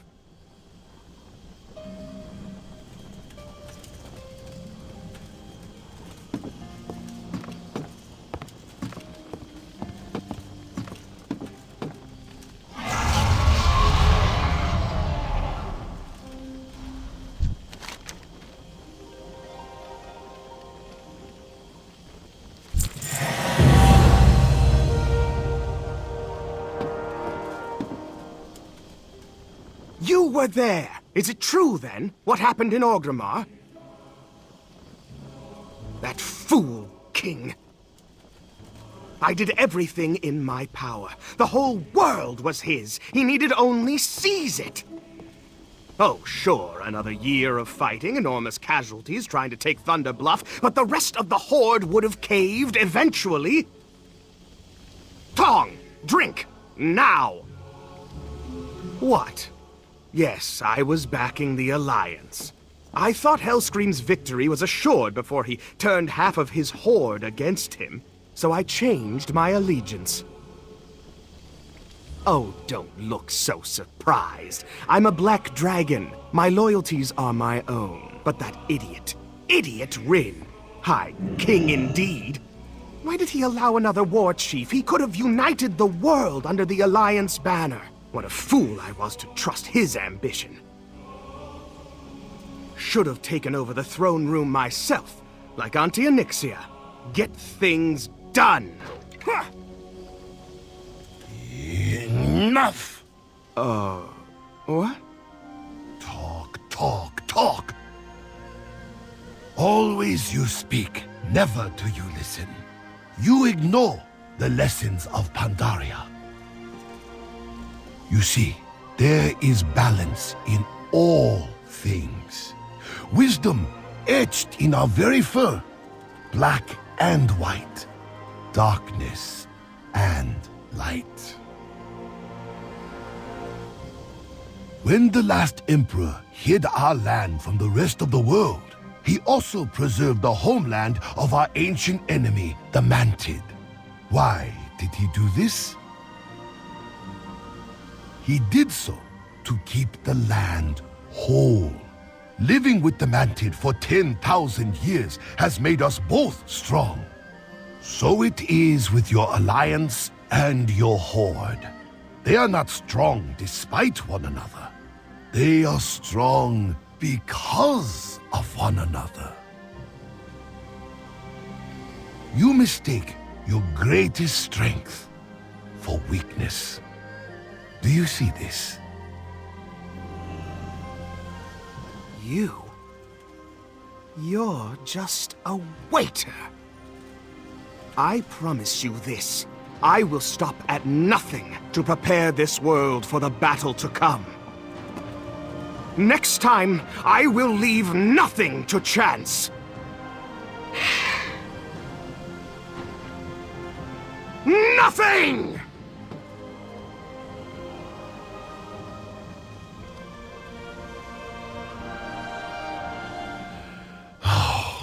He destroyed my inn. He left no tip. He is not nice. And so ends Revyon his legendary questline, and with it he leaves a couple of questions behind. We have fallen. We must rebuild the final Titan. Do not forget. But all of them did forget, for whoever this message was. Who has fallen? Where and who is this final Titan? And how can we rebuild him? Will Revyon be part of the next expansion? How much time left do we have until the Burning Legion invades? And why is Revyon so mad about King Varian his decision? Won't we be stronger with 2 united forces instead of 1? Or does he believe that the peace between Alliance and Horde won't last long enough to stand against the Legion? So many questions and only a few more days until Blizzcon, where hopefully we will find some answers. For now, thank you very much for watching everyone. I hope you enjoyed the full storyline. Subscribe if you like my videos. And until next time guys, see ya!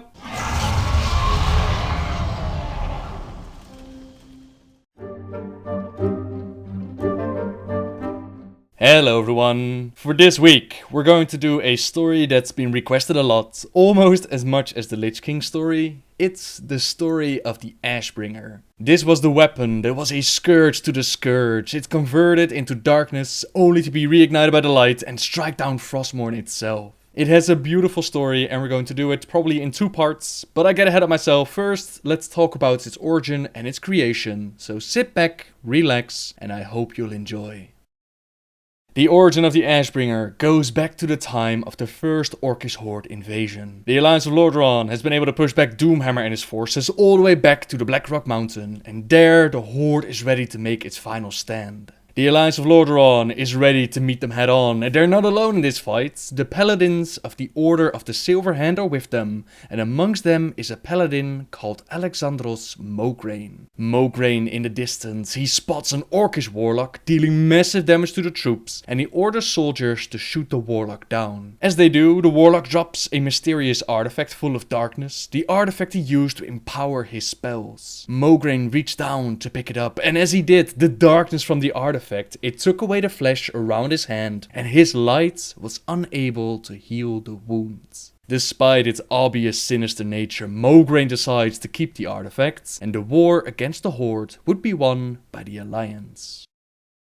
A few years later, Mograine received a visit at his home from High Inquisitor Fairbanks. With him live his 2 sons, Renaud and Darian Mograine, with Darian being the youngest of the 2. Darian, when he was born, he nearly didn't make it, but his father, he took him outside of their house and he placed him in cold water. To his joy and relief, his newborn son started to cry, but when he went back inside the house to show him to his mother, he found out that his wife had not survived giving birth to their son. From that moment on, Darian would always be his father's favorite, since he had his mother's eyes, and losing Darian would mean losing his beloved wife all over again, so Darian was a favorite of his father. Renaud was often told to keep an eye on his youngest brother, but the boys didn't always listen. Once they nearly touched the foul artifact Alexandros had brought with him from the war, but thankfully nothing bad happened, because their father caught them in the act. Now here we had Fairbanks at their home, informing Mograine that a plague was spreading across the land. Arthas, Jaina and Uther, they were already sent out by the king to investigate the plague, but so far they had no success. Mograine had already been wanting to discuss something with some of the other members of the Silver Hand, so they met up in South Shore to discuss this mysterious artifact. You see, Mograine, he always believed that without light there can't be darkness. Light and shadow, they're two parts of the same coin, and he believed that they could forge this artifact into a weapon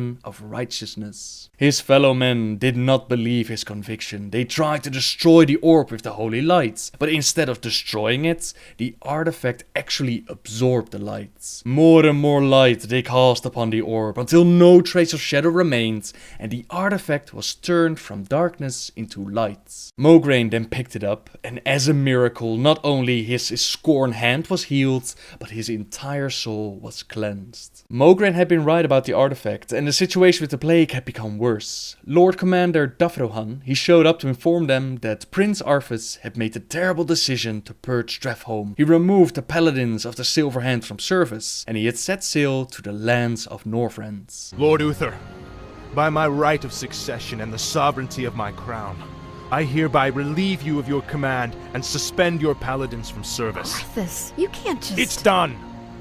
Those of you who have the will to save this land, follow me.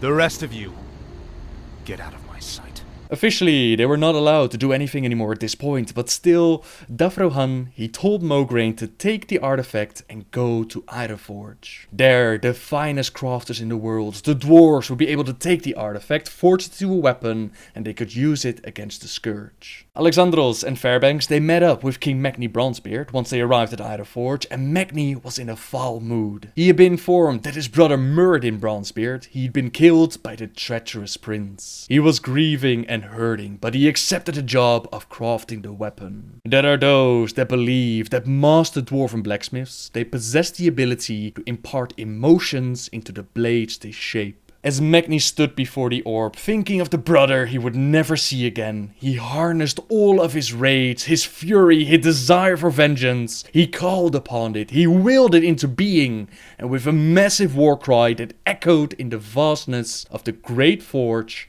he brought the hammer down. Again and again and again, until finally he had crafted the finest weapon ever created by his hands. He passed on the weapon to Mograine, hoping that it was not too late, because in the meantime Arthas, he had made his way home and he had murdered his own father. With great haste, Mograine and Fairbanks, they rode back home, since Mograine feared that something might have happened to his sons, but thankfully they were smart enough to move to Hearthglen. As Mograine, relieved of course, he stepped out of his home and a small band of Scourge emerged from the woods. In an instant they met with this new mighty blade, infused by Magni's emotions and the light itself, and in an instant the battle was over. The blade felt as much part of Mograine as the blood that ran through his veins, a beautiful lethal creation that left nothing but charred bone in its wake. From that moment on, the weapon would be known as the Ashbringer, and together with his wielder, it did just that. It turned thousands upon thousands of Scourge into nothing but ash.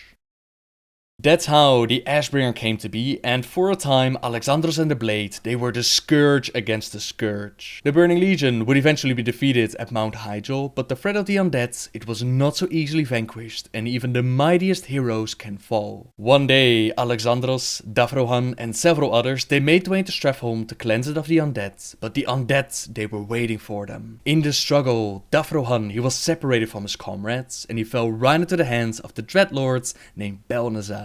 Belnazar did not just kill Davrohan, oh no, he infiltrated his body and soul, and he masked himself to infiltrate the order and manipulate it from within. He set to work upon corrupting Renaud Mograine, the eldest son. He turned him against his father and his brother. There was always a rift, since his father had favored Darien for so many years, and Belnazar, he preyed upon the darkness within Renaud's soul. He convinced him to betray his father in exchange for great power and prestige. Renaud was told to convince his father that Darien had been kidnapped by the undead and taken to Strathholm. With all haste, Alexandros and Fairbanks, they rode to Strathholm together right into a trap. Countless of undeads, they were waiting for them there, and while Fairbanks, he simply fell under their numbers, Mograine kept slicing them down until countless numbers turned into only a few, and even those few fell before the Ashbringer. The battle had been endless though. Mograine, he was tired and he had dropped his weapon. This was the opportunity his son had been waiting for. As Renaud appeared, he picked up his father's blade and he stabbed his own father in the back. Alexandros was betrayed by his own son, and even worse, this plan, it was created by Belnazar and Kel'Thuzad. Since Kel'Thuzad, he knew that Alexandros was a great enemy to the Scourge, but he could become an even greater ally. He took the body back to Naxxramas. He started to torture him until nothing remained of the once righteous paladin. All that remained now was the Death Knight Mograine, one of the 4 horsemen, and he wielded the corrupted Ashbringer.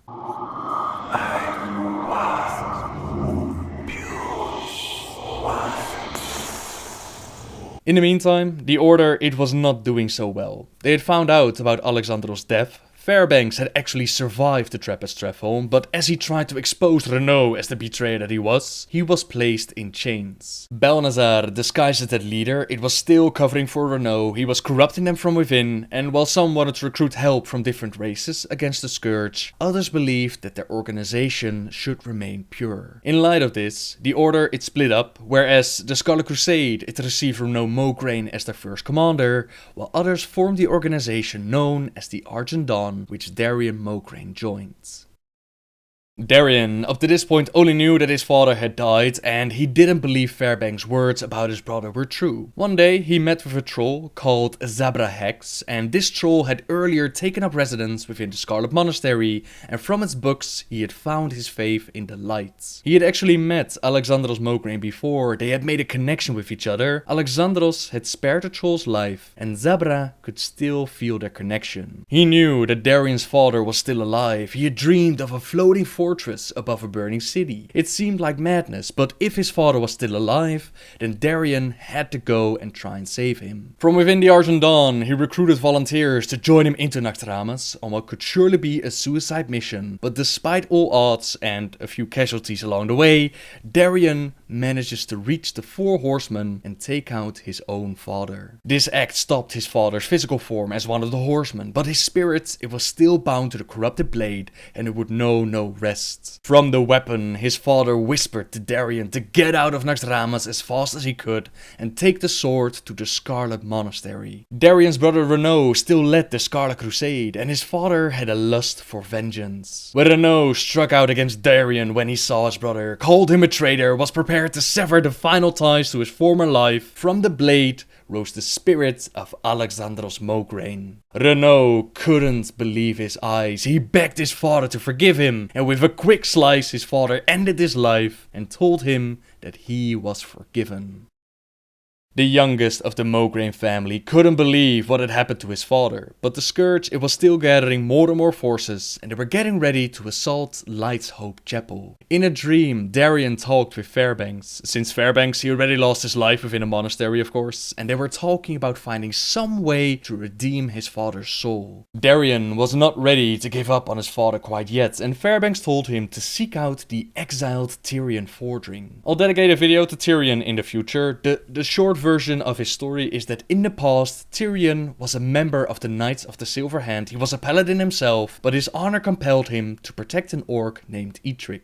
This act caused him to lose his titles, his lands, and they even tried to take away his lights, but Tyrion found out that no one can take away your conviction in the lights. He has spent years in exile, watching from a distance as his son Talon grew up, and now Darien is told to talk to this exiled paladin. At first, Tyrion, he has no desire to listen to Darien, but he changed his mind when Darien tells him that his father's soul is at stake. The entire tale about his father seems disturbing and unbelievable, but Tyrion can sense that a soul is trapped within the blade, and he tells Darion that if there's anything that might undo the corruption, then it would be an act of love greater than the act of evil that corrupted the sword. Such an act is often the ultimate test of faith, and with this knowledge in mind, Darion, he makes his way back to the Argent Dawn, but before he leaves, he asks Tyrion to come back. Tyrion was once a vessel of the light with faith, wisdom, valor, honor. Tyrion was once a paladin and an inspiration. He could be a hero once more, but the decision is for Tyrion to make.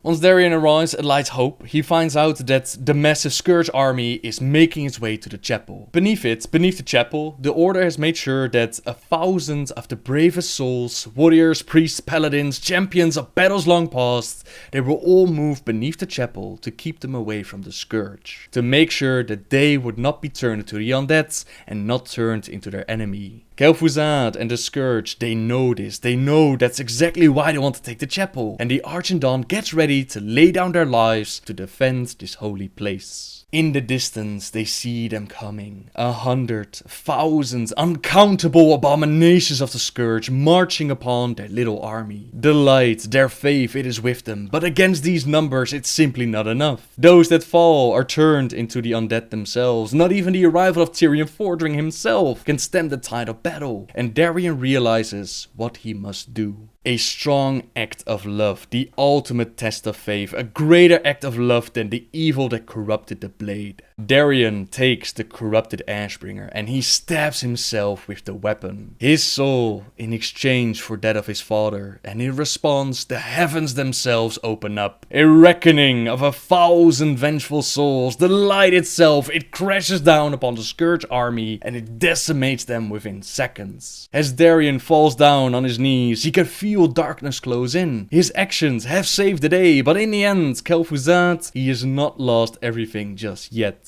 He claims the youngest Mograine as his new Death Knight and the new wielder of the corrupted Ashbringer. Father, I wish to join you in the war against the undead.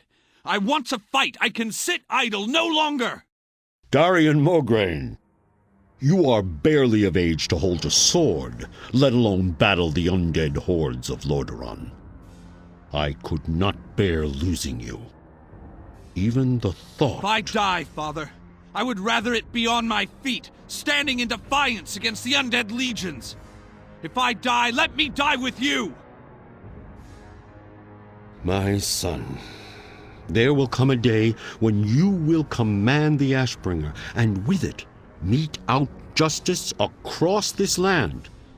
I have no doubt that when that day finally comes, you will bring pride to our people, and that Lordaeron will be a better place because of you. But, my son, that day is not today. Do not forget. Darion has set his father free, and in exchange he himself has become an agent of the Lich King, an agent of the Scourge. This brings us to the end of part 1 for the story of the Ashbringer, and next week we'll continue since the blade still has a big part to play within the story. Not only was the corrupted Ashbringer in the game once upon a time with its own special event, those that have created the Death Knight in the past already know that light and darkness, it's not set in stone. However, I'll save that story for next week since I've been going on for long enough. Thank you very much for watching, everyone. I really hope that you enjoyed the story so far. I'm very excited that we're finally doing the story of the Ashbringer. Subscribe if you like my videos, and until next time, guys. See ya!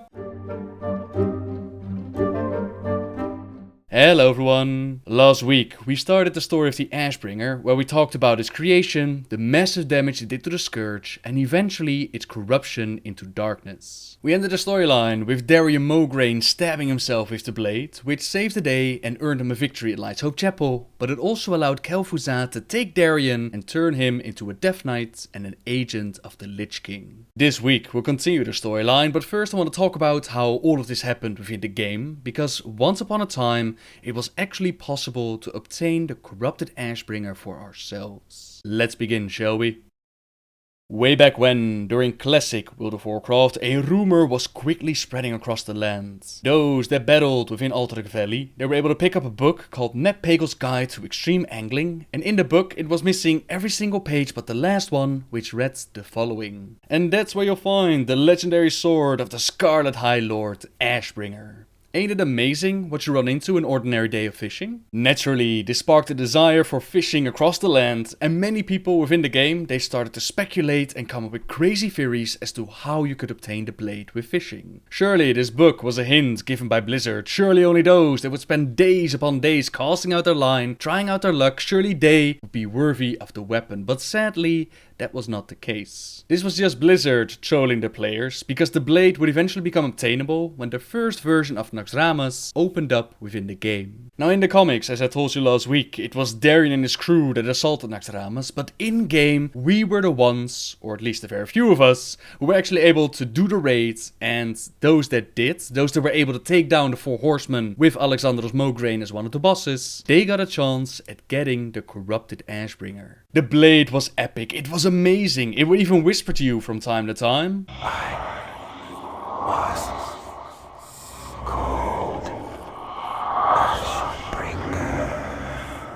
And if you took the blade to the Scarlet Monastery, similar to how Darien did it within the comics, then you'd be able to see all the Crusaders kneel down, Mograine he popped up out of the blade, and he quickly passed judgment upon his eldest son. Even Fairbanks got his own event. Normally you could just kill him as an extra boss hidden behind a secret door, but with the Ashbringer in hand, he would tell you the tale behind Renault's betrayal and the corruption of the Ashbringer. He also states that Mograine had another son, Darien of course, who resides within Outland, and he has the ability to forge a new Ashbringer. With the release of the Burning Crusade, the Dark Portal opened up and we were able to go into Outlands ourselves. We were searching for the other son, but it seems like Blizzard had a change of heart when it comes to this storyline. Many speculated that David Wayne, which you can find within Terokar Forest, that he was the other son of Mograine, since he had the red hair, he can forge weapons, and he felt destined to be part of something larger, but he never forged a new Ashbringer. With Wrath of the Lich King, we found out that Blizzard did indeed change their minds and that Darien was now part of the Scourge. A hero. That's what you once were. You stood boldly against the shadow and purchased another dawn for the world with your life. But the evil you fought is not so easily banished. The victory you claimed, not so easily held.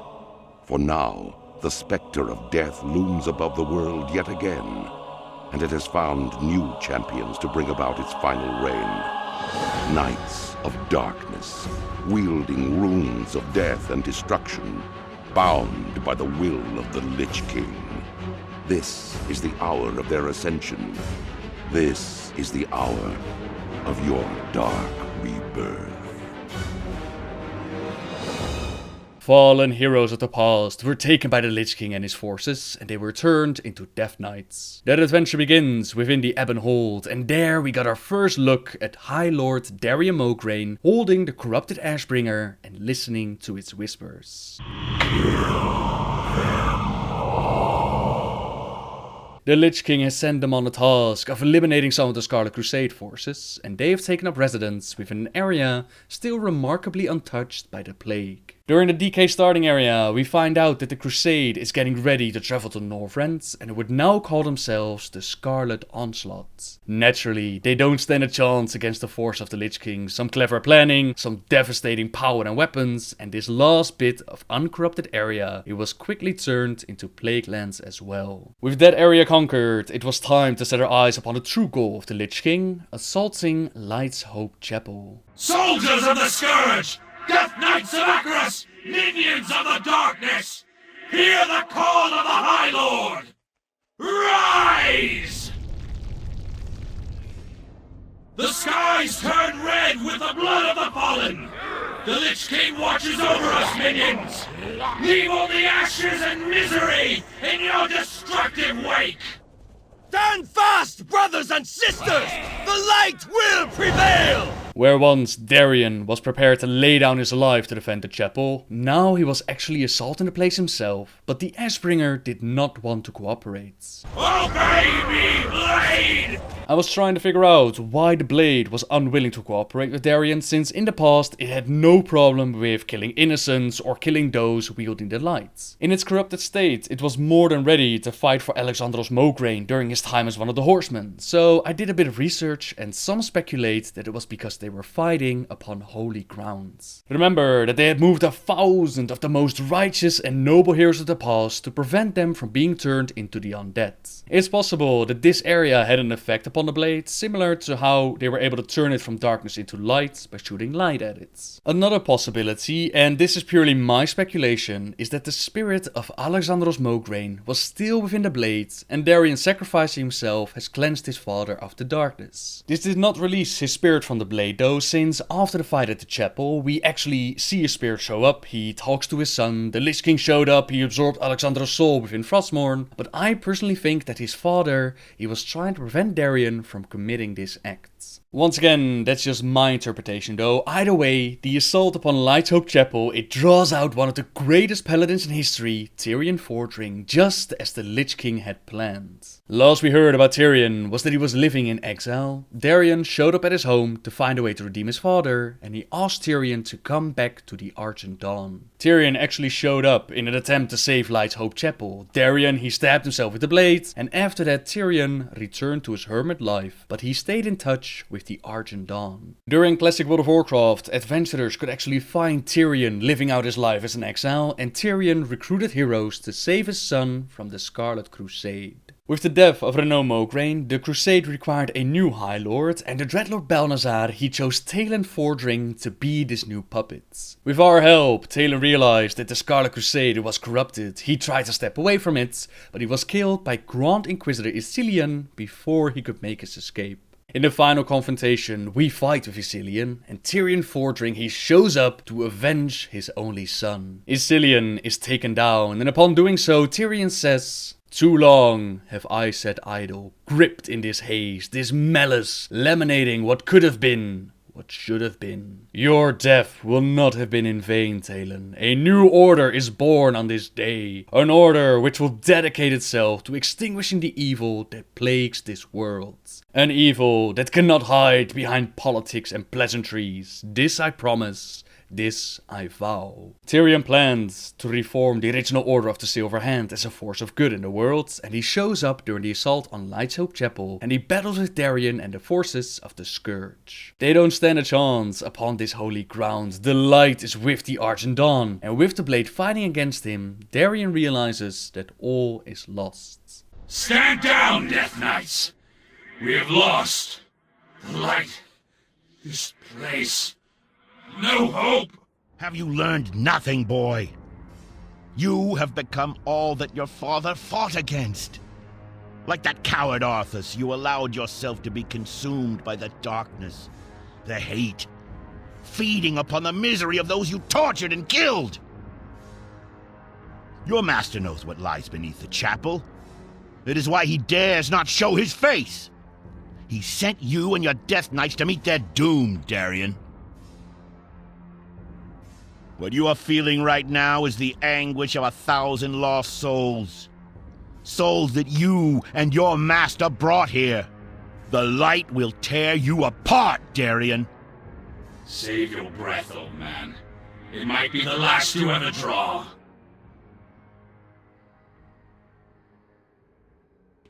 My son! Father! My dear, beautiful boy. What? Father, you have returned. My son, there will come a day when you will command the Ashbringer, and with it mete out justice across this land. I have no doubt that when that day finally comes, you will bring pride to our people, and that Lordaeron will be a better place because of you. But, my son, that day is not today. Do not forget. Touching. He's mine now. You betrayed me. You betrayed us all, monster! Face the might of Mograine! Pathetic. You're a damned monster, Arthas!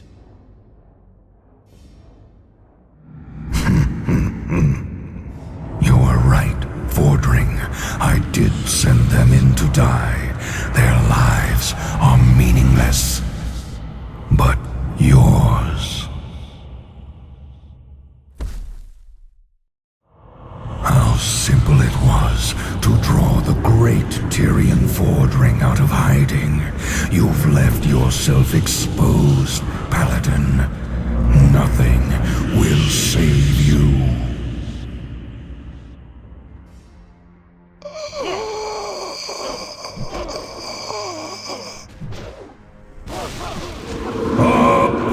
Apocalypse!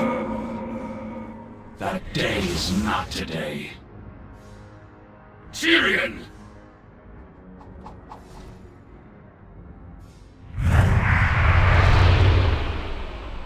Arthas! What is this? Your end.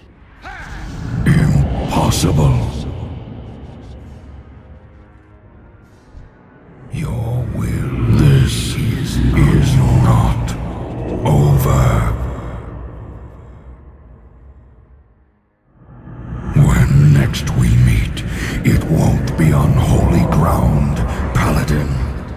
It was never the Lich King's intention to actually win this battle. All he wanted to do was draw out the mighty Tyrion Fordring and remove him from the game. Unfortunately for the Lich King, Darion had other plans in mind. He tosses the Ashbringer to Tyrion, and upon grabbing it, Tyrion's light and conviction, it manages to cleanse the blade and turn it into the weapon it once was. One mighty blow pushes the Lich King back and forces him to retreat, and upon doing so, Tyrion makes another promise. We have all been witness to a terrible tragedy. The blood of good men has been shed upon this soil. Honorable knights, slain defending their lives. Our lives. And while such things can never be forgotten, we must remain vigilant in our cause. The Lich King must answer for what he has done, and must not be allowed to cause further destruction in our world. I make a promise to you now, brothers and sisters. The Lich King will be defeated. On this day, I call for a union. The Argent Dawn and the Order of the Silver Hand will come together as one. We will succeed where so many before us have failed. We will take the fight to Arthas, and we will tear down the walls of Icecrown. The Argent Crusade comes for you, Arthas!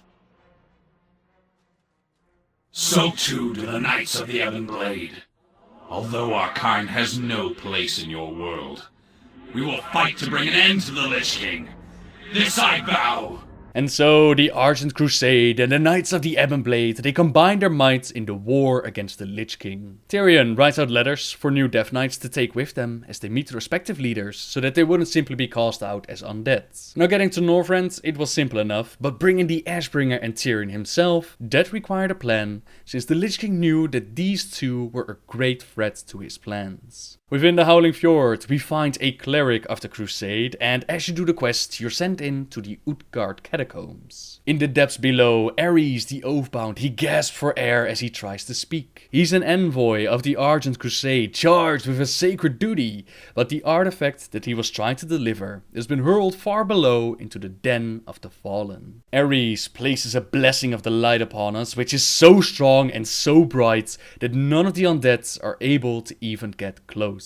We collect the sacred artifact, we bring it back to Ares, but it's too late to do anything for him. His time has come, the light will surely embrace him, and his final wish is for us to fulfill his oath and bring the artifact back to Lord Irulan Trueblade. Upon returning the artifact, we find out that it was actually the Ashbringer that was nearly lost to us, and High Lord Tyrion Fordring removes his disguise. To get him and the blade safely to Northrend, they came up with a plan to travel separately, with the hope of going undetected and not drawing any unwanted attention from the Lich King. Many have already given their lives to the redemption of the blade, and now even more have died to bring it to Northrend. Tyrion, he's done with playing hide and seek, he's done with letting others sacrifice themselves for the greater good. It was his burden to bear, and now that he's reunited with the blade, it's time to assault Northrend and take the battle to Arthas.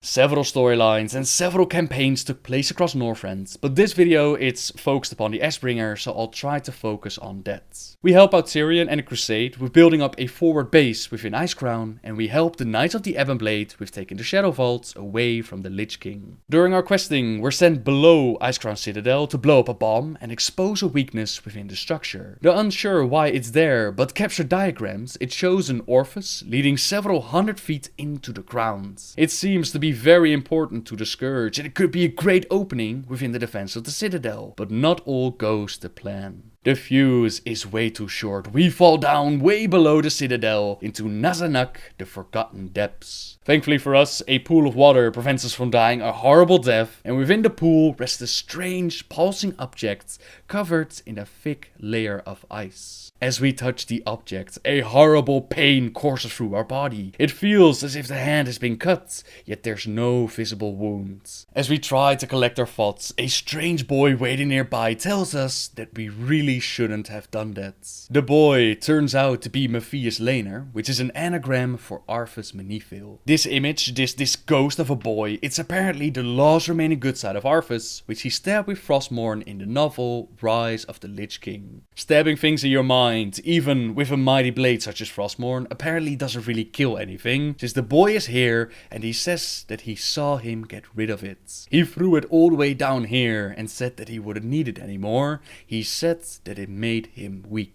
As you follow the questline through Icecrown, you'll find out that the item that we touched, it was actually Arthas' own heart, which he cut out after his battle with Illidan. He had discovered that his heart was still holding him back. He realized that the last part of his humanity, his emotions, his feelings, being able to bleed, all of it was a weakness, and he decided that he wouldn't be weak. He cut out his own heart, he tossed it in the Forgotten Kingdom, and we were the first person to touch its sins. Now Arthas knows that we found the artifact, and he will not leave it unguarded again. We bring this information back to Tyrion Fordring, and Tyrion, he was already informed by his scouts that members of the Cult of the Damned, they were leaving from Icecrown Citadel to the Cathedral of Darkness. With them, they brought an artifact, and now he realizes that this artifact is actually Arthas' heart, and Tyrion believes that as long as such an artifact exists, there might be a chance that Arthas Menethil can become a man again. We're asked to join him at the Cathedral of Darkness, where we disguise ourselves as one of the cultists, and as expected, the artifact is brought in the cathedral, but the Lich King himself has made sure to show up and keep it safe. Our disguise might have fooled the cultist, but Arthas is not so easily fooled. He immediately realizes that they have some unwanted guests, and Tyrion Fordring has seen enough. He wanted to go there in an attempt to try and redeem Arthas, but seeing the artifact for himself, he realizes that there's no redemption possible. Arthas might have an advantage, seeing how we're upon his unholy ground now, but Tyrion, he doesn't need any advantage to run the Ashbringer through Arthas' cold, dark heart. Only shadows from the past remain, there's nothing to redeem, so Tyrion, he jumps up and with a powerful strike, he destroys the heart, dealing massive damage to the Lich King, but also knocking himself out in the process. The disguised crusaders that came with us, they quickly surround Tyrion's unconscious body to keep him safe, but thankfully we're not alone. The Knights of the Ebonblade, Darian Mograine and several others, they show up, they take out the cultists that were surrounding us, and even though some wanted to stay behind to finish off the Lich King, Darian decides that they have to go. Patience is key, and for once Tyrion Fordring is actually in their depth, so they quickly retreat and they avoid the Lich King's terrible fury. Tyrion did not see any of this as a failure. This mission allowed him to see the truth of it all, to confirm that there was nothing left of Arthas, and that all that remained was the Lich King. After this moment, they held a little tournament to kill some time, to find out who was ready and worthy to join them in their assault upon Icecrown Citadel itself. The time of planning, of trying to find weaknesses, of trying to assault from the back door, all of that was over and done with. The hour of justice had come as we knocked down the front door and we got ready to end Arthas' reign as the Lich King. Rise up, Argent Crusaders! The hour of justice has come!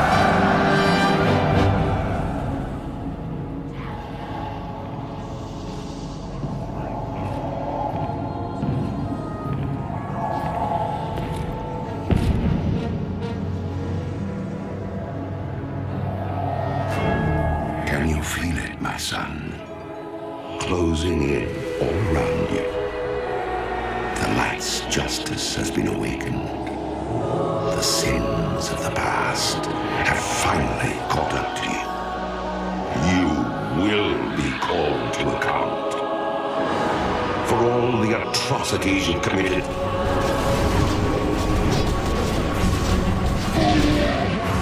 The unspeakable horrors you've let loose upon this world.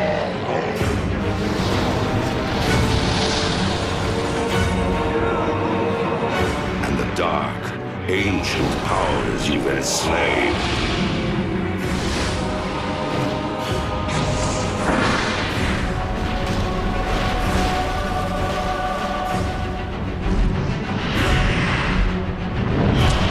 My soul was one of the first to be devoured by your evil. There are thousands more bound within this blade, and they cry out for release.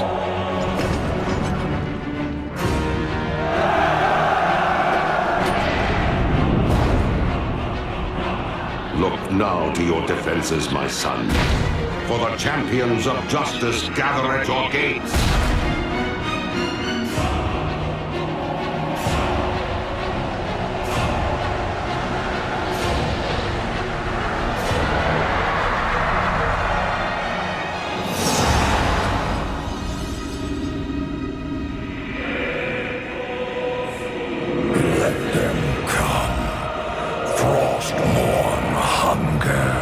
Countless abominations of the Scourge, they fell as heroes from both the Alliance and the Horde. They made their way through Icecrown Citadel, while Tyrion, he saved his strength for the final confrontation. So, the light's vaunted justice has finally arrived. Shall I lay down Frostmourne and throw myself at your mercy, Fordring? We'll grant you a swift death, Arthas. More than can be said for the thousands you've tortured and slain.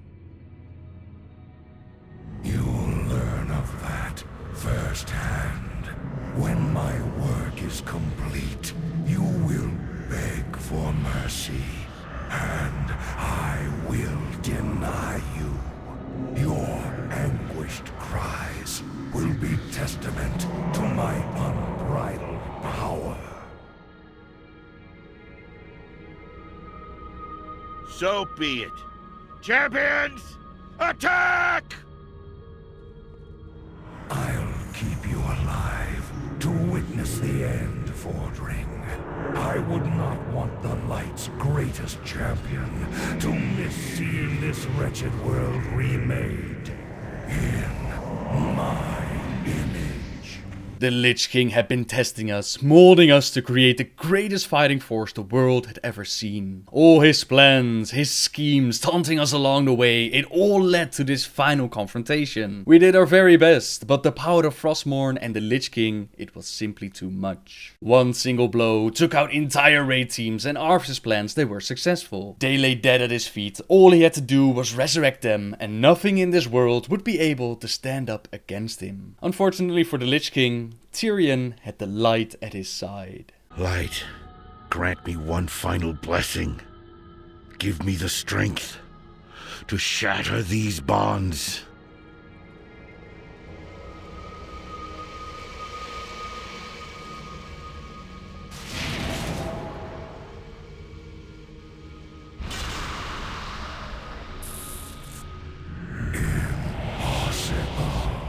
One strike, the combined might of Tyrion and the Ashbringer. In the hour of need, the light came through and Frostmourne is shattered. The vengeful spirits of uncountable souls claimed by the blade through the years, they're set free. They hold Arthas in the air, while the spirit of his father resurrects the heroes. And together, we finish the job. Now I stand, the lion before the lambs, and they do not fear. They cannot fear.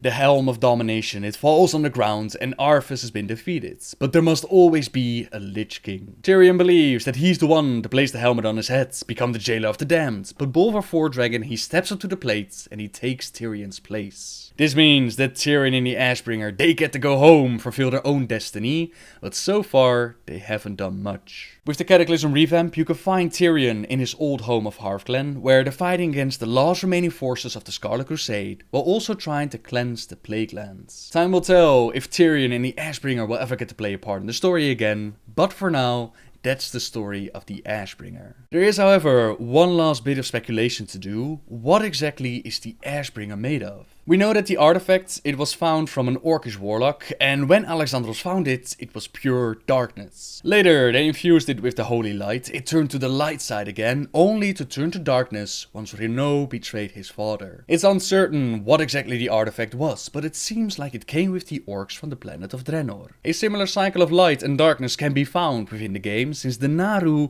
they show a very similar thing. Naru are beings of pure light, but we've seen several that turn to darkness because they either fell ill, or in the case of Mauru, because the Blood Elves drained his light. But over time, Naru are able to regain their light.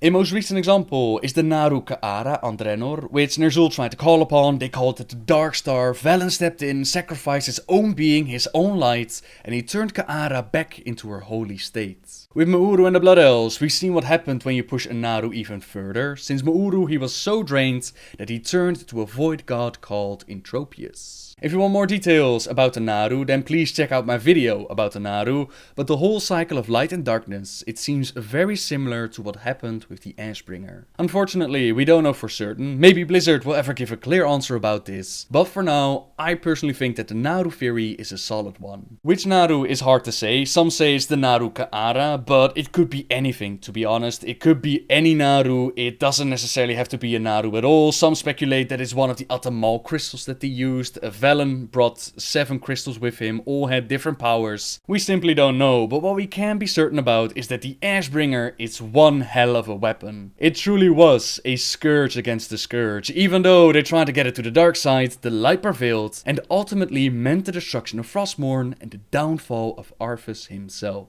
I truly hope that we'll get more story with all of this, perhaps something involving Sylvanas, Bolvar, Tyrion, Knights of the Ebonblade, Lady Liadrin, all that good stuff. I really hope that we'll get more. I also wonder if we'll ever see the vision that Velen has seen. If you've read Velen's short story, you know that he saw a vision for Anduin Wrynn. A vision of a possible future perhaps, where Anduin, he was fighting in armor and weapons infused with the light itself. And when I was reading the storyline, it felt to me like Anduin was wielding the Ashbringer. I think that could be really cool, but only time will tell what Blizzard is going to do with the story. But for now, that's the end of my video. Thank you very much for watching, everyone. I truly had a lot of fun talking about the Ashbringer, and I hope you enjoyed it as well. Subscribe if you like my videos, and until next time, guys. See ya! Put your faith in the light, and all is possible. Put your faith in the light.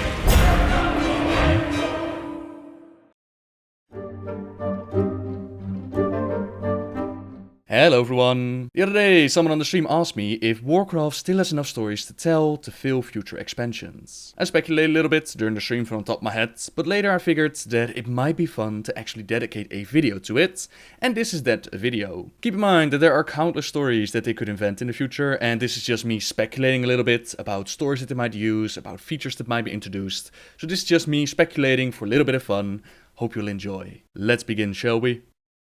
Starting off with the story that I find most likely to happen next, is the expansion named Eye of Azora. This story takes place after we come back from Draenor, and we find out that the world of Azeroth has been taken over by Azora, by the Naga and N'Zoth. Queen Azora, she used to be the queen of the Night Elves, until her plans of summoning Sargeras and the Legion failed. As the water surrounded her palace, whispers of the old gods offered her a deal. There is a way. You become more than you ever were. We can help. You will be more than you've ever been, and when the time comes, for what we grant you, you will serve us well. Azshara and the Highborn that were with her, they were transformed to the Naga, and they took up residence beneath the waves as the Sundering took place and transformed the world of Kalimdor. Azshara wasn't a queen just for her looks, even though she was beautiful to behold. She used her magic to enchant those around her, and the Pit Lord Manoroth, he recognized that she was a force against which only his Lord Sargeras and Archimonde would prove superior. That means that she was more powerful than Manoroth even as a Night Elf, and now she's teamed up with the Old Gods, so who knows what kind of power she has. So Azshara would be the main character in this storyline, but similar to the Cataclysm, where Deathwing was the main guy, but there was a guy behind the guy,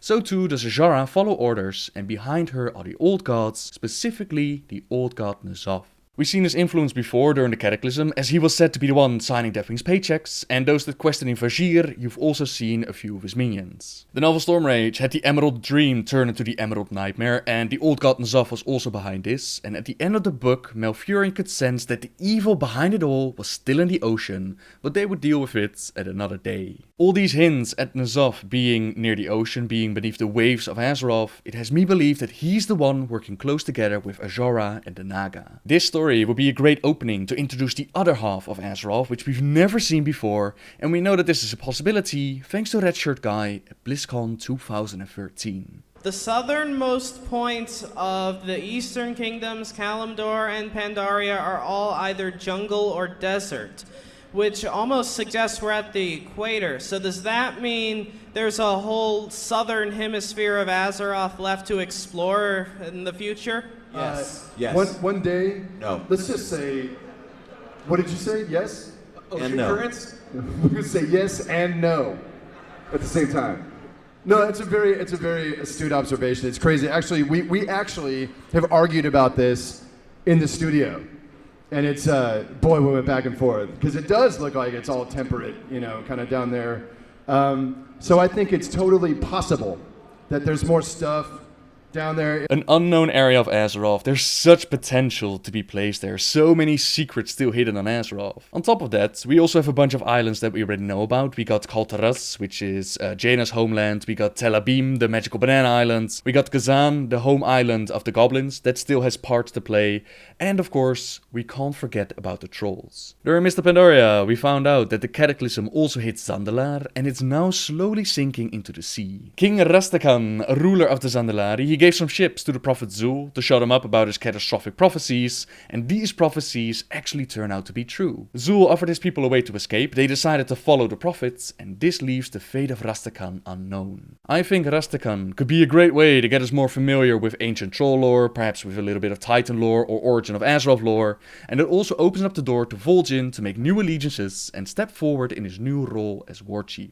The first non-Orcish war chief in history deserves his time in the spotlight, and what better way to do it than to combine it with some good old-fashioned troll stories. I think that could be awesome. Now for the Alliance side, I would say that this is a good time to bring back Magni Bronzebeard and create some drama within the unified faction that it currently is. Just before the Cataclysm, Magni Bronzebeard tried to use an ancient Titan ritual to communicate with the land, figure out what was going on and what was happening with the Cataclysm. This ritual backfired, and instead of communicating with the land, he was turned into a crystal, he became one with the land, but his spirit is still very much alive. He was mentioned in Thrall's short story, so he could still come back one day, and he could guide us in this new unexplored territory of Azeroth. Just imagine the former king waking up to find not only his daughter is now in the Council of Three Hammers, but also his grandson, the half Bronzebeard, half Dark Iron. The world as he knew it has completely changed. Will he be able to deal with that? Or will he try to reclaim his former seat of power? And will there be some little bit of drama? I would love to see that, to be honest. Right now the Alliance is such a unified force. They are so very boring right now. I would love to see some more drama. So those are the major characters for that expansion. So in short, we come back, the Naga have taken over the world, and we have to stop Azshara, N'Zoth, they even have Neptulon under their control, whatever else they have in their arsenal. We need to take care of that, and we need to save the world. To aid us, we get the party with King Rastakhan, we get to build our own shipyard with sea battles, we get Magni Bronzebeard back, we get different islands, a whole new area of Azeroth to explore. I think there's a lot of potential for this storyline, and a great addition to this would be a neutral faction of pirates perhaps, that could choose to work for either side, or perhaps this is the moment for the Murlocs to shine. Part of the expansion would have to take place within the water, of course, but you don't just get a seahorse like they did with Vashj'ir, you also get submarines, while above the waves you get to set sail on your boat, you get to fight with each other, you get the quest on land. It's gonna be great.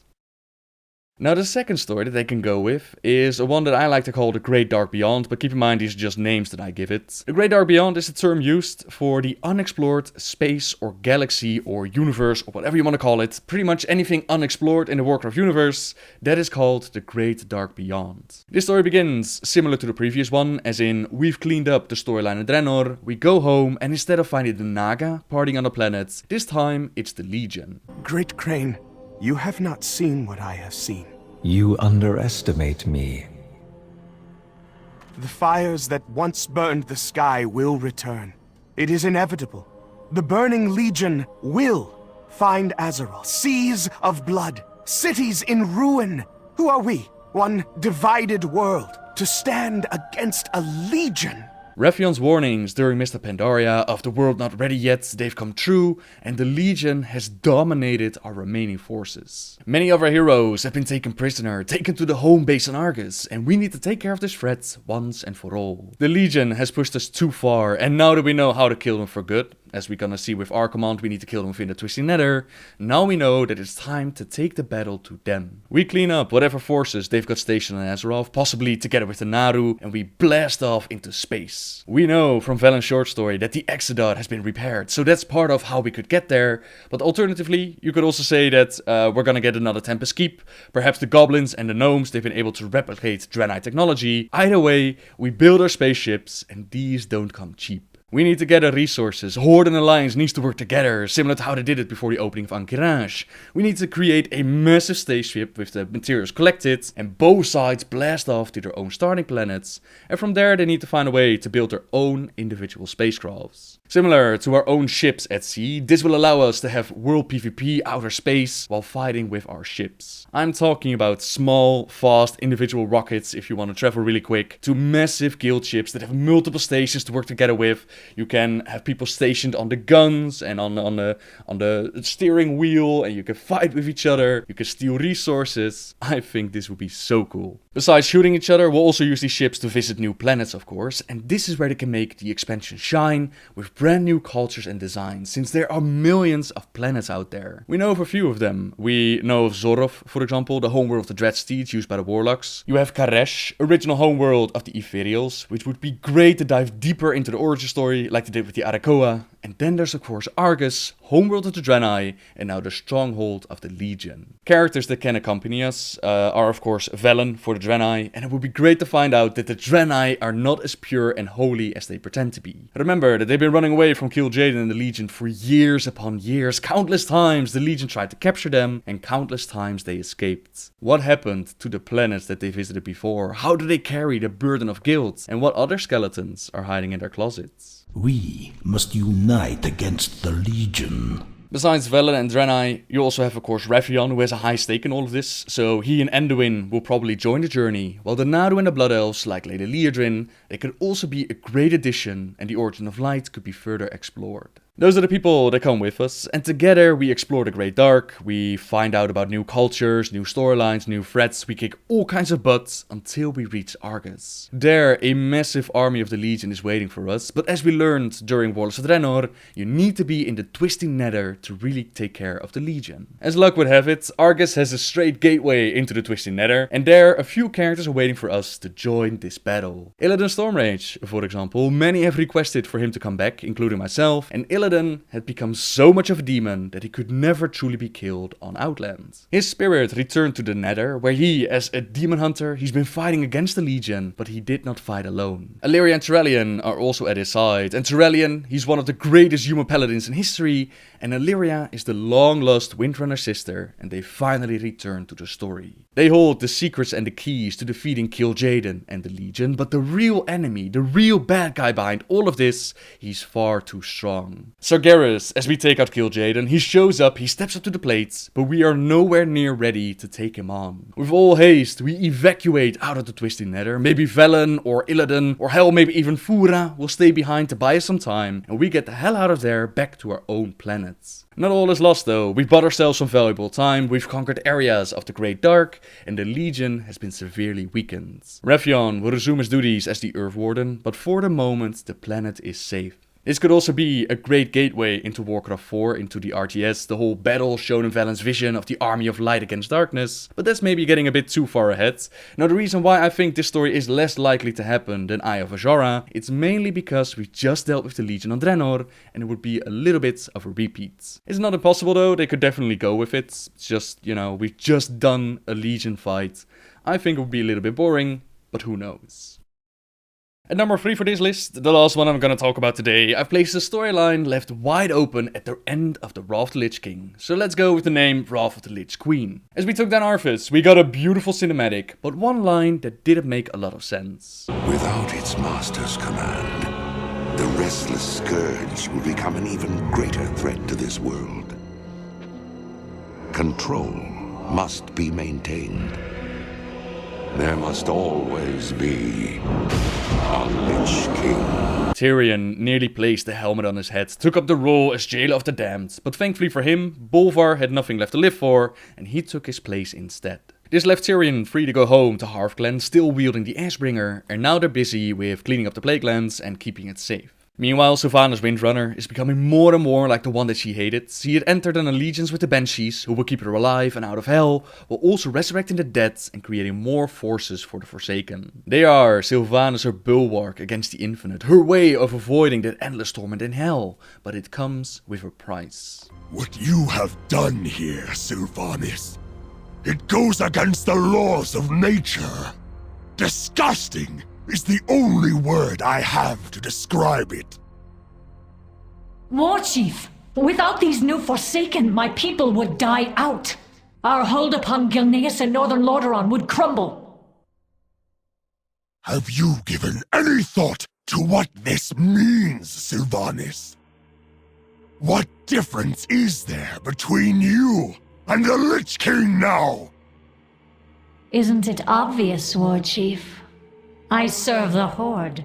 I find it hard to imagine how this storyline would go. On the one hand, we have Sylvanas, who's running around acting like the Lich King, with a lot of people promising to take care of her, but not actually doing anything. On the other hand, Sylvanas is a fan favorite, she's leader of the Forsaken, so how do we deal with her without pissing off a whole bunch of fans and removing another Horde leader out of power? I always had hoped that reuniting with her sisters could possibly bring back Sylvanas from the dark side, but that storyline was used in War Crimes, in which Varisa made plans for Sylvanas to murder Garrosh. They grew closer, Sylvanas started to feel again, but in the end, Varisa quickly backed out and betrayed her sister. This devastated Sylvanas, and it makes me believe that not even Illyria can bring her back, but who knows? Maybe the older sister will have a better effect on her, and will be able to push her away from the dark side and become a little bit lighter again. Now that's a way that they could push Sylvanas back to a lighter side, but perhaps her fate is already sealed when she agreed to the Valkyr's proposition. It's uncertain what exactly the Valkyr gets out of helping Sylvanas, besides liberating themselves from Bolvar's control. Perhaps all of this was just part of a much greater plan. Now imagine that Ner'zhul, he never left the helm of domination. Arthas, in his mind, he stabbed both Ner'zhul and his good side with Frostmourne, claiming that he wouldn't be controlled anymore,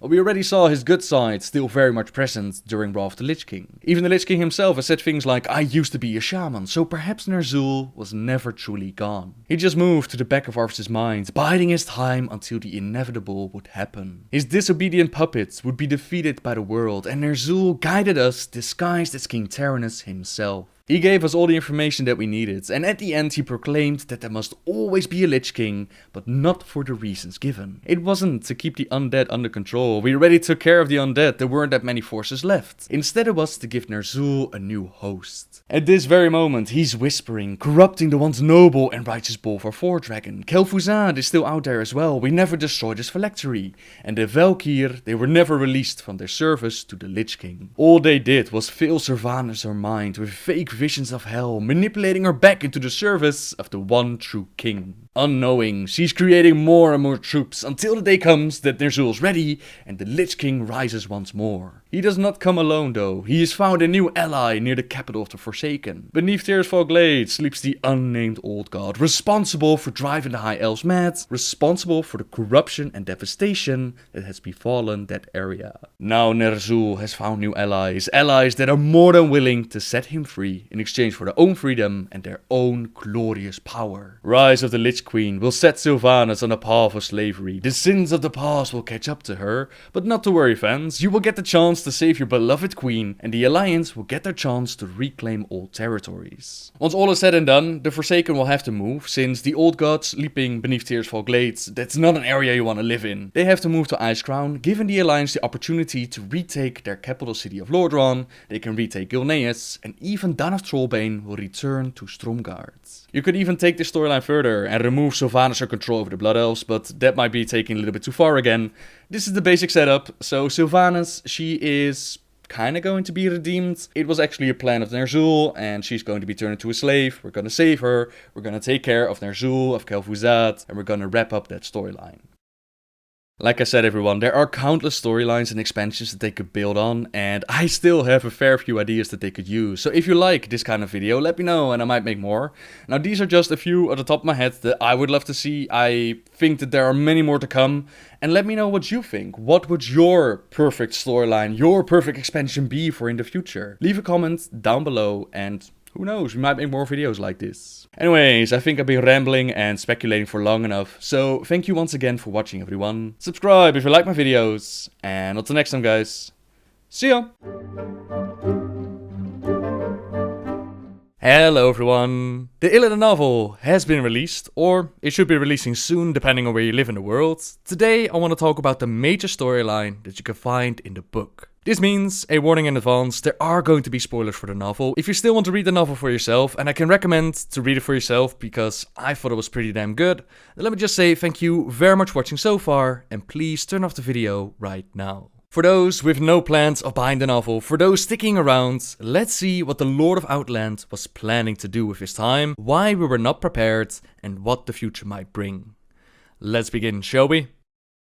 For those who've never heard about Illidan before or are unaware of his storyline, Illidan's story truly begins during the War of the Ancients. This war is set around 10,000 years ago, in which Sargeras and the Burning Legion, they made contact with Queen Azshara and the Highborn, and they're working on bringing the Legion onto Azeroth. For this, they used the Well of Eternity, a great fountain of power, to create a portal strong enough to summon Sargeras. A resistance was formed, amongst them Illidan and his twin brother Malfurion Stormrage, and their longtime friend Tyrande the Whisperwind, but Illidan figured that the best way of saving the planet would be to infiltrate the palace and act as a double agent. Illidan was pretty arrogant and confident about himself. He thought that he could do it all on his own, and in the process, claim his destiny, perhaps even win Tyrande's love, but interacting with the Lord of the Legion, it often leaves a mark. In this case, Sargeras rewarded Illidan for joining them by burning out his amber eyes and replacing them with magical eyes, as well as branding him with magical tattoos. Sargeras had truly claimed Illidan as a creature of the Legion, but these changes, this whole new power,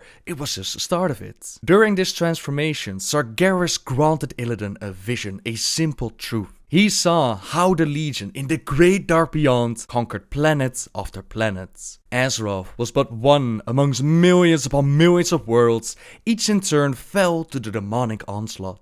Sure enough, some of them were able to stand up for a while, but always the Legion would come back stronger than before. Sometimes the worlds were not simply destroyed, they were conquered and incorporated into the Legion structure, adding more soldiers to this war machine. One small speck amongst the millions, yet this was just one reality. There were a near infinite amount of universes, new ones were born each minute from the decisions made a heartbeat before, and in all of them, the Burning Legion marched, destroying world after world, and in every one of them, they marched triumphantly. The Burning Legion, invincible, unstoppable, dooming the universe to eternal darkness. This vision had been meant to convince Illidan that the Legion was invincible, that it was pointless to oppose the will of Sargeras, that the best and the only thing that he could do was to join the Legion and have a say in the remake of the universe. His mind had not crumbled though, he had remained who he was, and he had tried to do the unimaginable. Put a stop to the Legion invasion and, despite his own plans backfiring,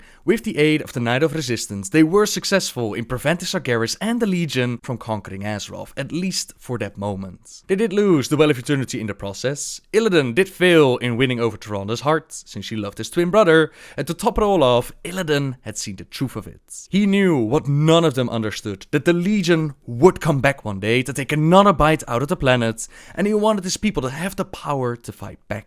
For this, he decided to use his vials filled with water from the original Well of Eternity, and he made a new one. But he was caught in the act, and his people didn't understand. They didn't know what he knew. He lashed out at them, he killed a few of them, and he was branded a traitor. Instead of executing him on the spot, the Night Elves decided to imprison him for life. The dragon aspects, they knew of the dangers that this new Well of Eternity could present. They did not want another War of the Ancients, so they planted the World Tree Nordrassil. This tree would contain the powers of the well, it would prevent it from growing, and they also placed several blessings upon it, one of them giving the Night Elves immortality, including Illidan's Storm Rage.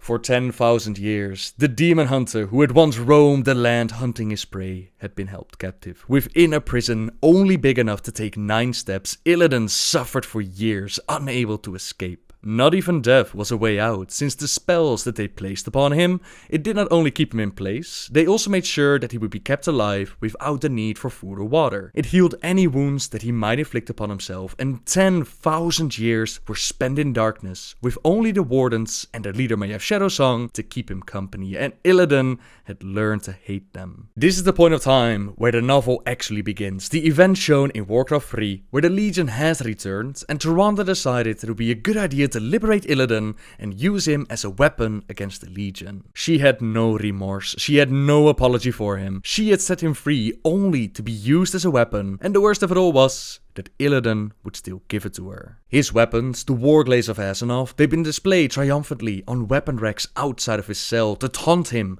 but as the magical bindings gave way, Illidan was able to reclaim them, and he reclaimed his power. That detail, the question as to why was he allowed to keep his weapons if he was imprisoned, that detail is explained, but sadly, we still don't know the details as to how he obtained these blades during the War of the Ancients. Regardless, Tyrande leads Illidan outside. A minor confrontation with his twin brother takes place, but Illidan has no time for this. The realization that 10,000 years have come and gone, they urge him on to leave the prison far behind, so he uses some of his powers that he gathered to knock them out of his way, and he gets to work. He absorbs the Skull of Gul'dan, increasing his power, obtaining the memories of this Orcish warlock, and it made him look even more demonic. He did take out the Dreadlord Tychondrius, he saved the forest, but Tyrande and Malfurion, they do not agree with his actions, and they banish him from their lands. So be it, brother. Kil'jaeden makes contact with the demon hunter since he has a little job to do. His minion, the Lich King, is getting out of control and he wants Illidan to destroy the Frozen Throne. Illidan does his very best, but his plans are prevented by Malfurion and the warder Mayef, who wants nothing more than to put the betrayer back into his cage. She's so hell-bent on this mission that she lied to Malfurion and she told him that his beloved Tyrande was killed, while in reality she was just swept away by the river. Despite all that had happened between them, Illidan would never do anything to harm Tyrande, and he tells his brother that together they could save the High Priestess. The Stormrage brothers team up. Tyrande is saved, but the same can't be said for Illidan. He has failed Kil'jaeden, and Kil'jaeden does not reward failure, so he decides to hide on Outland, with the warder Mayef quickly going after him to recapture her prey. In Outland, Illidan, together with Kil'jaeden Sunstrider, Lady Vash and the Broken Akama, they're able to defeat the Pit Lord McFerrin, they claim the Black Temple and the title of Lord of Outland. Hiding from Kil'jaeden though, would not be so easy. What is this, Vash? Where did this storm come from? Keep your head down, fool. Something terrible is drawing near. Foolish little mongrel. You failed to destroy the Frozen Throne as I commanded. And still you thought to hide from me in this forsaken backwater. I thought you to be more cunning, Illidan. In this very moment, Kil'jaeden invaded their minds, a moment Illidan had long dreaded and prepared for. He had schemes and plans in mind that the Deceiver could absolutely not find out about, so he braced himself as he felt Kil'jaeden probe his mind. Slowly, with expert care, he lowered the magical defenses of his mind, giving Kil'jaeden what he seemed to be looking for, while still guarding his most precious secrets. The moment seemed to last for hours, but only a few heartbeats had passed. Kil'jaeden, I was merely set back. I was attempting to bolster my forces. The Lich King will be destroyed. I promise you. Still, these servitors you've gathered show some promise. I will give you one last chance, Illidan. Had he done it? Had he deceived the Deceiver? Perhaps, but he was not the only one whose mind had been infiltrated, and it's very likely that in this moment, Kil'jaeden already made plans to ally himself with Kil'jaeden. Illidan considered telling them about the full scope of his plans, but he didn't know if he could trust them. Regardless, they remained at his side in his quest to once again try and destroy the Lich King, and once again he failed. It didn't matter much in the grand scheme of things. It would have been easier to keep Kil'jaeden on their good side, but Illidan was not discouraged, and he worked on doing what seemed to be impossible. His visions had shown him that stopping the Burning Legion could not happen if they just waited around for them to attack. They had to take the battle to the Legion itself, so all the things that we saw going down during the Burning Crusade, from Gruul the Dragon Slayer, yes, Gruul was apparently an ally of Illidan, Macfarraden and the Fel Orcs, Kil'jaeden within Tempest Keep, all the different forces that we faced within the Black Temple, all of that was just buying time while working on his true mission. And what a mission it was. Destroying the Legion is not a job for just one demon hunter, so more had to be trained. Kil'jaeden provided some of his blood elves, while others found a way to Illidan on their own. Vandel, for example, a night elf who lost his family to the Legion, he offered his services to Illidan. He wanted to learn how to slay those who slew his family, and even though the novel goes into much greater detail as to what it takes to become a demon hunter, it brilliantly describes it in gruesome details. I sadly don't have time to go through it all in such detail. Know this. Obtaining a demon soul within you, fighting with the tools of the enemy, cutting yourself, containing the demon spirits, gaining magical tattoos, and facing the visions Illidan had seen, it is no easy task. There were many, and only a few survived the transformation, gouging out their own eyes as the horrible realization of the Legion's power was thrust upon them. They had to learn to see the world as Illidan did. They followed in the betrayer's shadow to do the seemingly impossible. Only a few survived, but those few were monsters when it came to fighting the Legion. I've sacrificed everything. What have you given? Meanwhile, Wardamayar's Shadow Song was not sitting still. She went around trying to recruit allies in a war against Illidan. She was able to recruit some of the younger and more ambitious Draenei, but more often than not, she was rejected. Erakron at Talar, he knows that Illidan will one day turn his attention on them, but he wants to delay that moment as much as possible. The Naru Adal is focused on fighting the Legion, and at that point in time, Illidan was no threat to them, and he was also fighting the Legion, so the enemy of their enemy kind of situation. The Aldor did not have the strength to throw it away assaulting the Black Temple, and Maiev was too damn proud to accept the aid of the Blood Elves in the Scryers. Rejection all around. The only one willing to cooperate with her was the broken Akama. He realized that allying himself with Illidan had only replaced one evil lord of the Black Temple for another. The demon hunter had not given him the temple as he had promised, so Akama worked on betraying the betrayer. He and Maiev made schemes and plans. Akama told her to wait for the right moment, that Illidan was no easy prey. She listened, but unfortunately for both of them, Illidan was no fool. He didn't believe when Akama told him that the only reason he'd been meeting with Maiev was to present his lord with his greatest enemy on a platter. He didn't believe the broken, and he made sure that he would obey by ripping part of Akama's soul from his body and hold it hostage. The warden didn't know of this development, of course, so when Akama came to her and told her that her time for vengeance had come, she was more than eager to step into Illidan's trap. As he was working on his spell, a portal, a stepping stone in their mission against the Legion, Maiev and her troops attacked. Illidan's forces were more than ready for this moment as portals opened up all around them and reinforcements arrived. They slaughtered the Night Elves that followed Maiev, the Draenei that followed Maiev, and even Akama's Broken that had joined Maiev in the assault. All of their souls were used to empower the spellwork. Illidan made sure that the Wardens survived. After all, her captivity should be as enjoyable as his had been, but first they had a mission to complete. The portal they had created, it took them to Nafreza, the home of the Dreadlords, where Illidan was looking for information. The Dreadlords held a record of every triumph, conquest, plot, scheme, portal, and destroy worlds. All of that could be found on this planet. As the demon hunters exceeded even Illidan's expectations as they battled with the demons, his mission was to find the Seal of Argus. This disc was the key to the home world of Kil'jaeden and Archimonde, to a place where the Legion's commanders could finally be slain, the location of Argus. With his prize taken, Illidan decided to leave the Dreadlords with something to remember him by. He called to retreat for his forces, he urged them to go back through the portal, he spoke the words of unbinding, and as he did, the gate unraveled in a furious discharge of energy. All the backblast was directed into the Nafrezim's homeworld. If his calculations were correct, he had just shattered Nafreza as Ner'zhul's magic had shattered Draenor. He had inflicted the greatest defeat that the Burning Legion had suffered in millennia, and Illidan was pleased.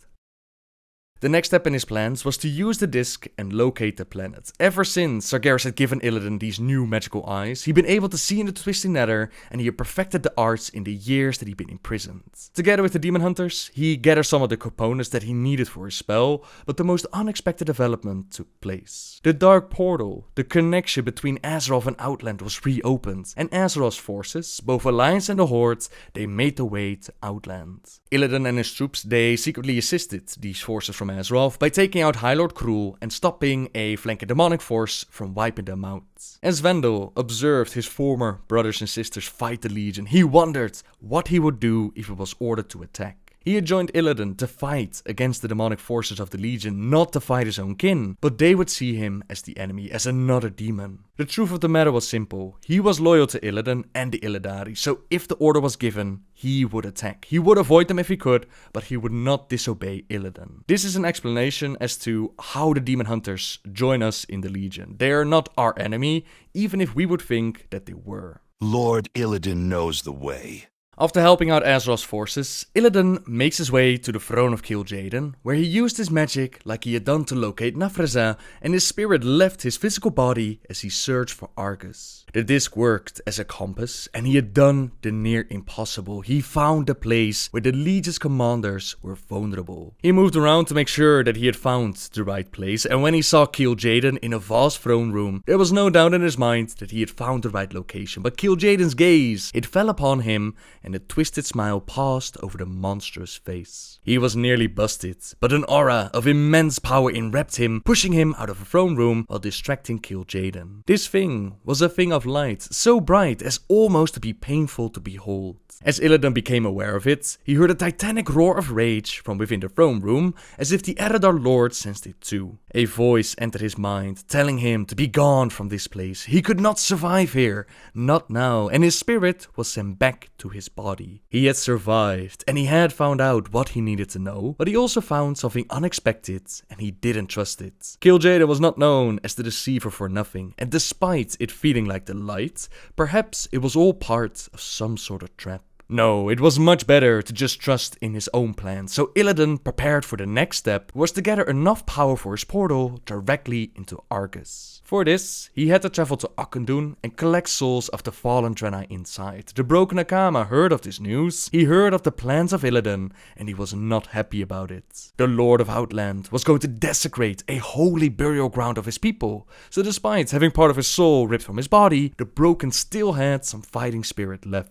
He made his way to the prison where they held Maiev captive with similar spells that they had used on Illidan. Self-inflicted wounds were healed, and the guards, they had inflicted petty torments. They had spat on her, they had poked her with sharp sticks, they had given her food in which the ash tongue urinated, but Illidan himself, he had been so busy with it all that any real form of torment by his hands never took place. Akama informs Maiev about Illidan's plans that together they could bring the betrayer down. The warden, in truth, she doesn't want anything to do with Akama, not after he betrayed her, but she also didn't have much choice in her current situation. He told her to be ready, that her path to vengeance would soon be open. I have been waiting, and when the time is right, the betrayer will become the betrayed. Within Akendun, Illidan and his fel orcs, they worked on filling up a soul siphon with the souls of the fallen Draenei, as well as the souls of the orcs that fell while trying to defend Illidan. Their leader had chosen not to bring his demon hunters to save their strength for the final confrontation, but this would prove to be a miscalculation. The necromancers and the forces summoned within Akendun, they proved to be a very powerful enemy. One by one, the fel orcs went down, and Illidan had to give it all he had to both maintain his magic and fill the siphon,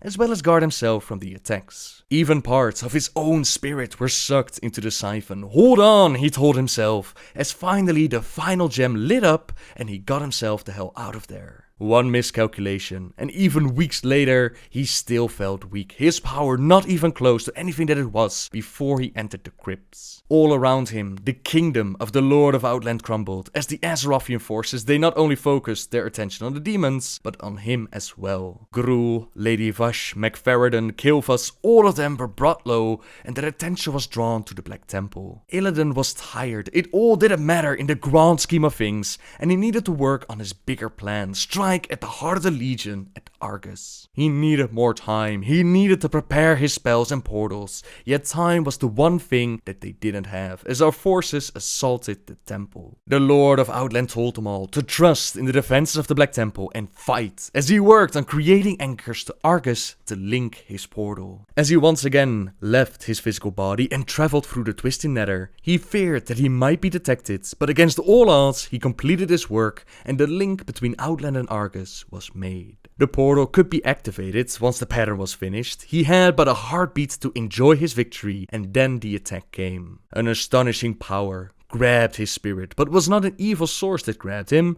It was an Elder Naru, a being of holy light, and possibly the eldest remaining in these universes. This was the being that had saved him earlier, and Illidan asked him why he was serving Kil'jaeden, what he was doing here. The Elder Naru informed him that he did quite the opposite. As all Naru do, he worked against the Legion, and he had waited for Illidan, for the universe to throw up a champion in the face of those who would destroy it. It could have perhaps have picked a better one. The words emerged from his mouth before he could stop them. I do not think so. You are what you are. All your days have forged you into that. A weapon aimed at the heart of a great demon. I would like to think I'm somewhat more sentient than my warglaives. That is what makes you dangerous. So the universe has anointed me to slay Kil'jaeden. His tone was sardonic, but hope flickered inside Illidan. Perhaps, if what this Naru said was true, there was some chance of victory after all. The swirl of lights indicated a negative.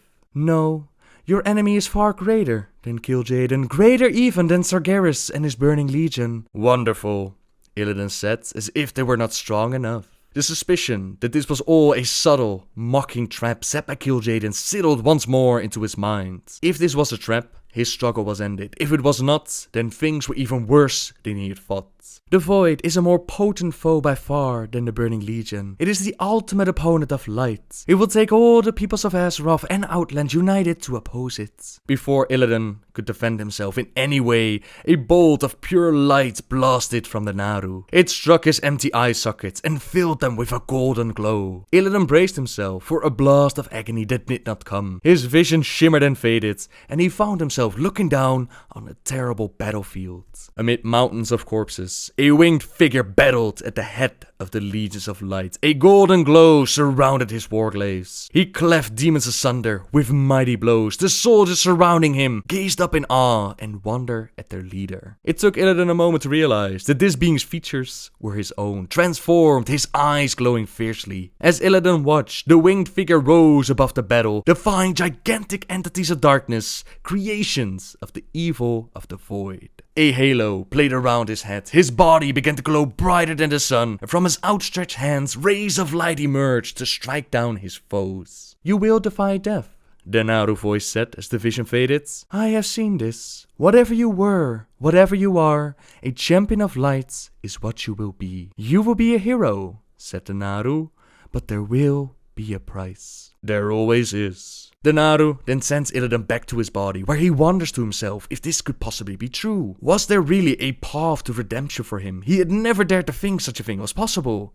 And yet, the Naru believed it would be so. It believed in him, and just for a moment, he let himself believe it too. We'll come back to the vision at the end of the video. Let's first wrap up the story. As this is going down, we assault the Black Temple together with Akama, Maiev, the Naru, pretty much anything that we have to throw at them. Illidan realizes that time is up, but perhaps he can still use the Soul Siphon for a whole different plan. He summons his demon hunters, including Vandel, but Vandel ends up in a fight with Maiev, which she wins and she knocks him out, and then she makes her way to Illidan. The Betrayer sends his demon hunters to the planet of Mardum, Akama knocks on his door, we take him out, and Maiev lands the killing blow. The Betrayer seems to be dead, but Vandel wakes up fearing that he was the last of them, that Illidan's great war was finished before it even began. Despair swept over him until he heard Illidan's familiar voice. A whisper so faint that it might have come from the far edge of the universe, or the other side of death, or from the deepest recess of his memory. You are not prepared. You must be prepared.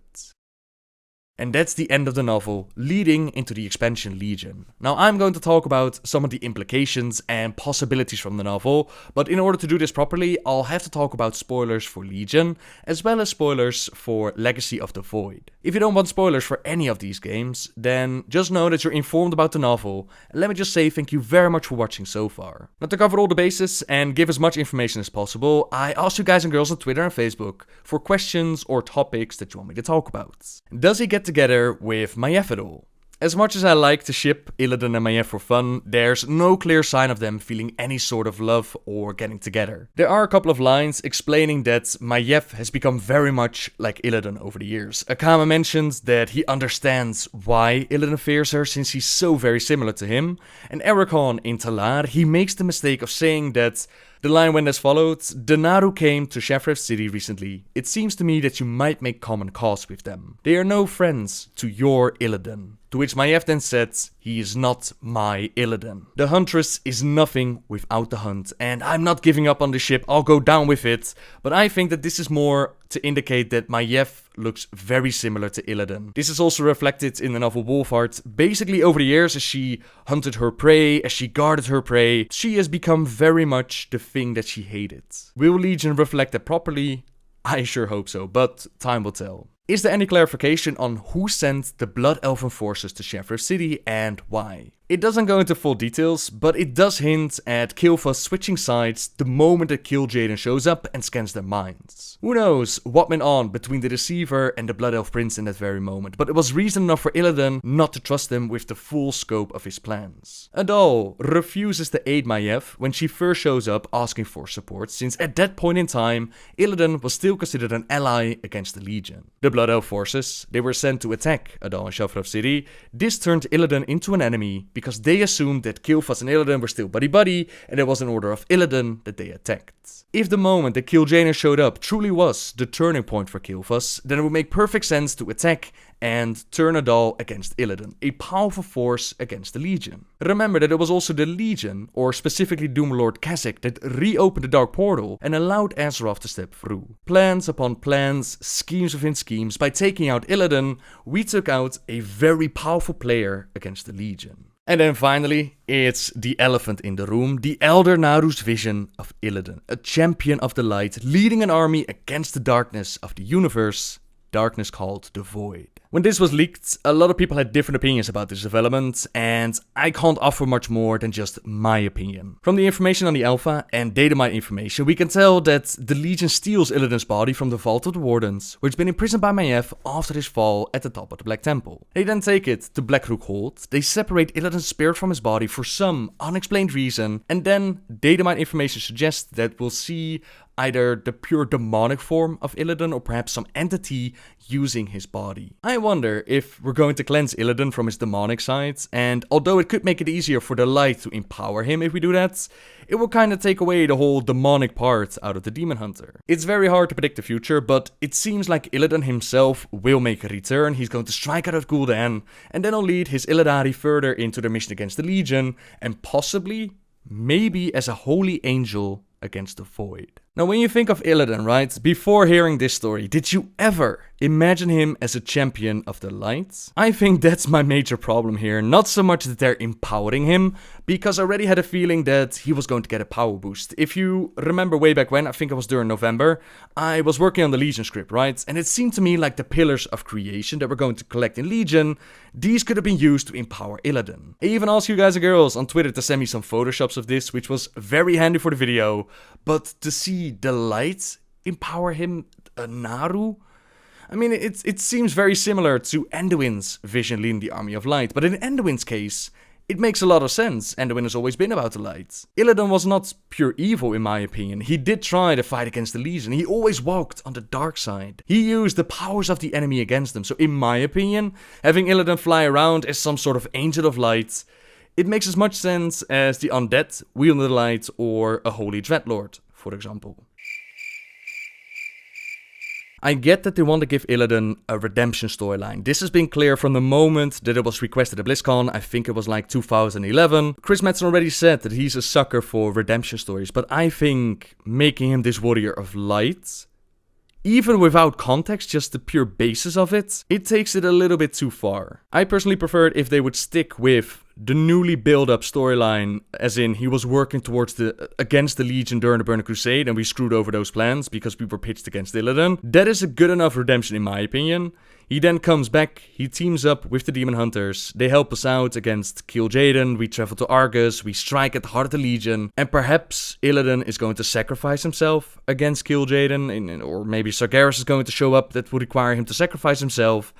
And there you have a redemption story. I personally feel like going the light route is a little bit too much. A lot of you also asked me if the StarCraft 2 universe is set on the same stage as the Warcraft universe, because the storylines are very, very similar. You have a character, somewhat evil, somewhat on the darker side, empowered to a holy being, and then used to strike down the evil darkness of the universe. It has become so very similar in the way that they present the story, in the way that the story is going, that people are actually wondering, like, are these the same universes? Because it all just seems so very similar. I still personally believe it's not the same universe. I just think that they are not that creative with the story development, but who knows, you know, in the end, I've been struggling with forming a proper opinion about this, because nothing is set in stone as of yet. It's just a vision, a very similar vision as we've seen with Anduin Wrynn, and that said, I really hope that we will never see Illidan fly above the forces, leading them as a champion of light with angel wings and shooting beams. But who knows, you might have a completely different opinion about that. Perhaps you always envisioned Illidan as this champion of light, flying around as an angel. Let me know in the comments below, because what I've seen from forum topics and what I've seen from everybody is that there are so many opinions about this. By all means, share them in the comments down below. Like I said, I can only offer you my view on things right now, and who knows where the story might take us. I am going to wrap up the video though, since I've been going on for long enough. But by all means, let me know what you think in the comments down below. As always, thank you very much for watching everyone. Subscribe if you like my videos, and until next time guys, see ya! Hello everyone! From time to time I get the question if I have like a video covering the lore start to finish for someone who's completely new to WoW. I usually pick a character and tell the story from their point of view, but I figured it could be handy to give you a summarized version of what exactly happened in the history of Warcraft. As you can imagine, Warcraft has a bunch of lore, so I won't be able to cover all the little details, but I am going to do my best to let you know the global story. In this video, I'll place little links and annotations to videos if you want to go into more details, videos that I've already done over the years, and in the description I'll link my full playlist in chronological order if you want more details. With that out of the way, sit back, relax, and enjoy the full story of Warcraft.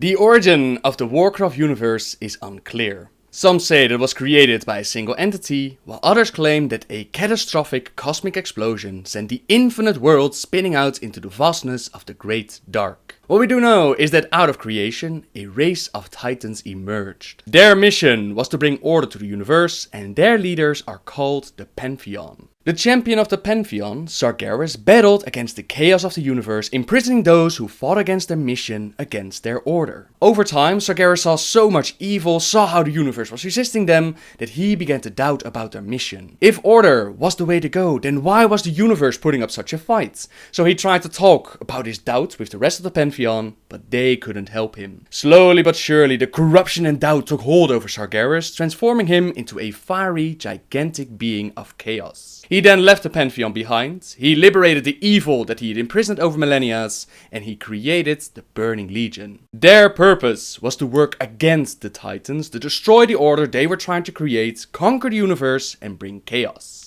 Unaware of Sargeras' mission to undo their work, the Titans continued to move from planet to planet, shaping and ordering each of them as they saw fit. Eventually, they reached the planet that we now call Azeroth, and they found that the planet was in pure chaos. The elements were fighting each other, but they weren't fighting willingly. They were enslaved by dark and powerful entities known as the Old Gods, beings who thrive and feed on chaos. The Pantheon and their creations, they battled with the Old Gods and the Elemental Lords. And although the Elemental Lords and Old Gods were extremely powerful, the Titans eventually won. They banished the Elemental Lords to the Elemental Plane, where they were free to fight with each other without causing any harm to the world. They then imprisoned the Old Gods far beneath the world of Azeroth, and after that, they started to shape the land and bring order. They didn't do this just by themselves though. They created several beings to help them with this task, and amongst them were the Giants, Irvin, and several other creatures. With their mission complete, the Titans called the land Kalimdor and they left the world behind. Life had a chance to grow and evolve now, and this planet would be the staging area for most of the Warcraft lore.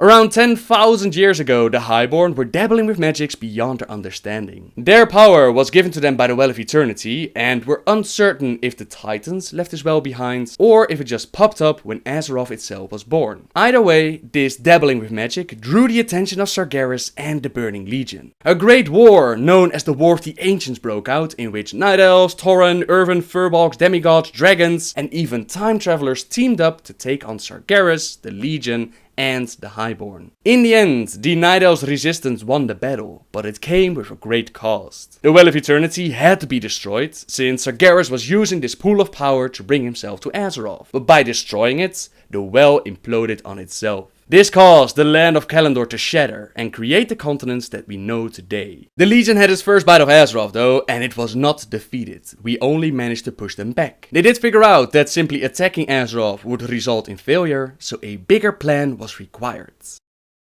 This plan began several thousand years ago with Sargeras finding a planet called Argus. On Argus lived a race known as the Eredar, and they had 3 leaders: Archimonde, Kil'jaeden, and Velen. Sargeras realized that this race was powerful on its own and he wanted them to join his legion. In a vision, he showed them a glorious future in which they would have loving subjects, knowledge beyond worlds, and limitless power. Kil'jaeden and Archimonde, they were directly on board with this plan, but Velen wasn't sure. He meditated on what Sargeras had shown them, and the Naru-Kur, with the help of the Atamal crystal, made contact with Velen. He told Velen to gather his people and get off the planet, since Sargeras was deceiving them, and teaming up with him would mean the end of the universe. Velen did as he was told. He gathered those willing to follow him, and they evacuate the planet in a ship brought by the Naru. Kil'jaeden wasn't happy about this, and he took this betrayal very personal, and he swore that he would find Velen and his people, even if it took him 1,000 years. From that moment on, the chase was on. Velen and his people would settle down on a planet, Kil'jaeden would find them again,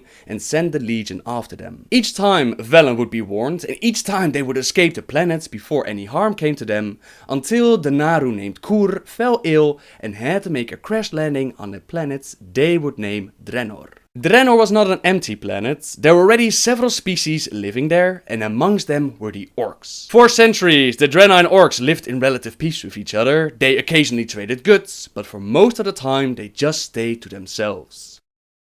All seemed well for a time until Kil'jaeden found Velen and his people again. This time he decided that sending the Legion would just give the same results. He didn't know that the Draenei were unable to escape, so he came up with a plan. Instead of using his Legion, he decided to manipulate and corrupt the orcs and make them do his dirty work. He planted the seed of fear and doubt in their minds, convinced them that the Draenei were evil, and he gave them the tools and power to exterminate the Draenei. The elements of Draenor, the ones who used to work together with the shamans of the orcs, they refused to aid them in the battle against the Draenei, since the Draenei were not really the bad guys. To compensate for this loss, Kil'jaeden gifted the orcs with fell magic, turning them into warlocks. Eventually, the orcs they reached the point where there was only one major battle left to fight, the battle at Shafra. To give them the final boost in power that they required, the Pit Lord Manoroth was sent by Kil'jaeden to offer his blood. This blood did indeed give the orcs incredible powers, but it also made them slaves to the Burning Legion. Most of the orcs didn't know this, of course. They thought it was an honorable gift and they drank it willingly. Now mad with demon blood pumping in their veins, they assaulted Shafra city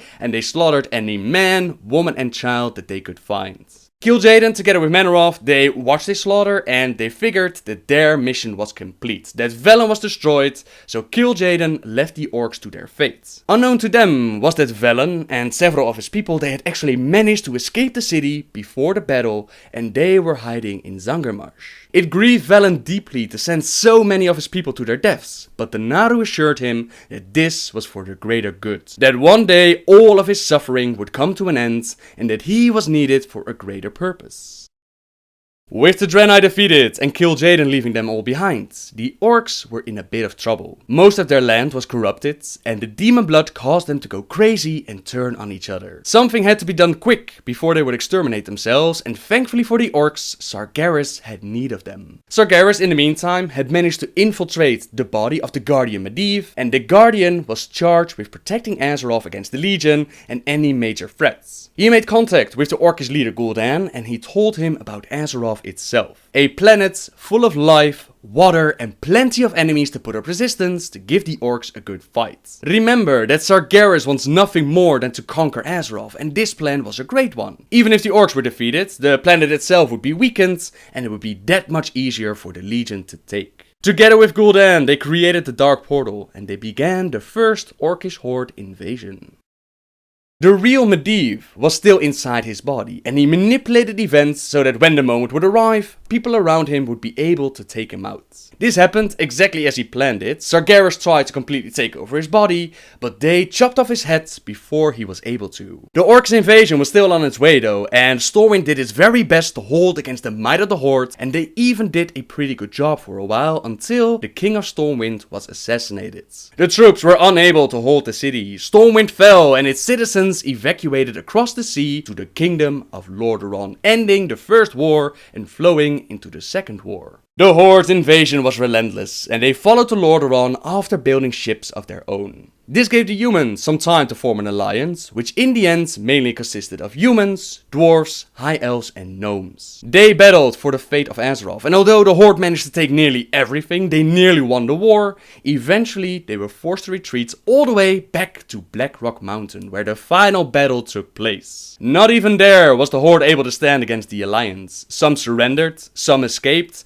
and some were forced back through the Dark Portal, and the alliance destroyed it. Destroying the Dark Portal did not break its connection though. That connection was now so strong that Draenor and Azeroth would forever be linked with each other. The alliance realized this, so while they were rebuilding Stormwind, they also built the Netherguard Keep to keep an eye on the portal in case the Horde would ever return. They didn't exactly know what to do with the orcs who surrendered. They couldn't just send them home since the portal was destroyed. They couldn't just execute them since that was a little bit barbaric, and allowing the orcs to go into their society was just out of the question. In the end, they decided to put the orcs in internment camps and put them to hard labor.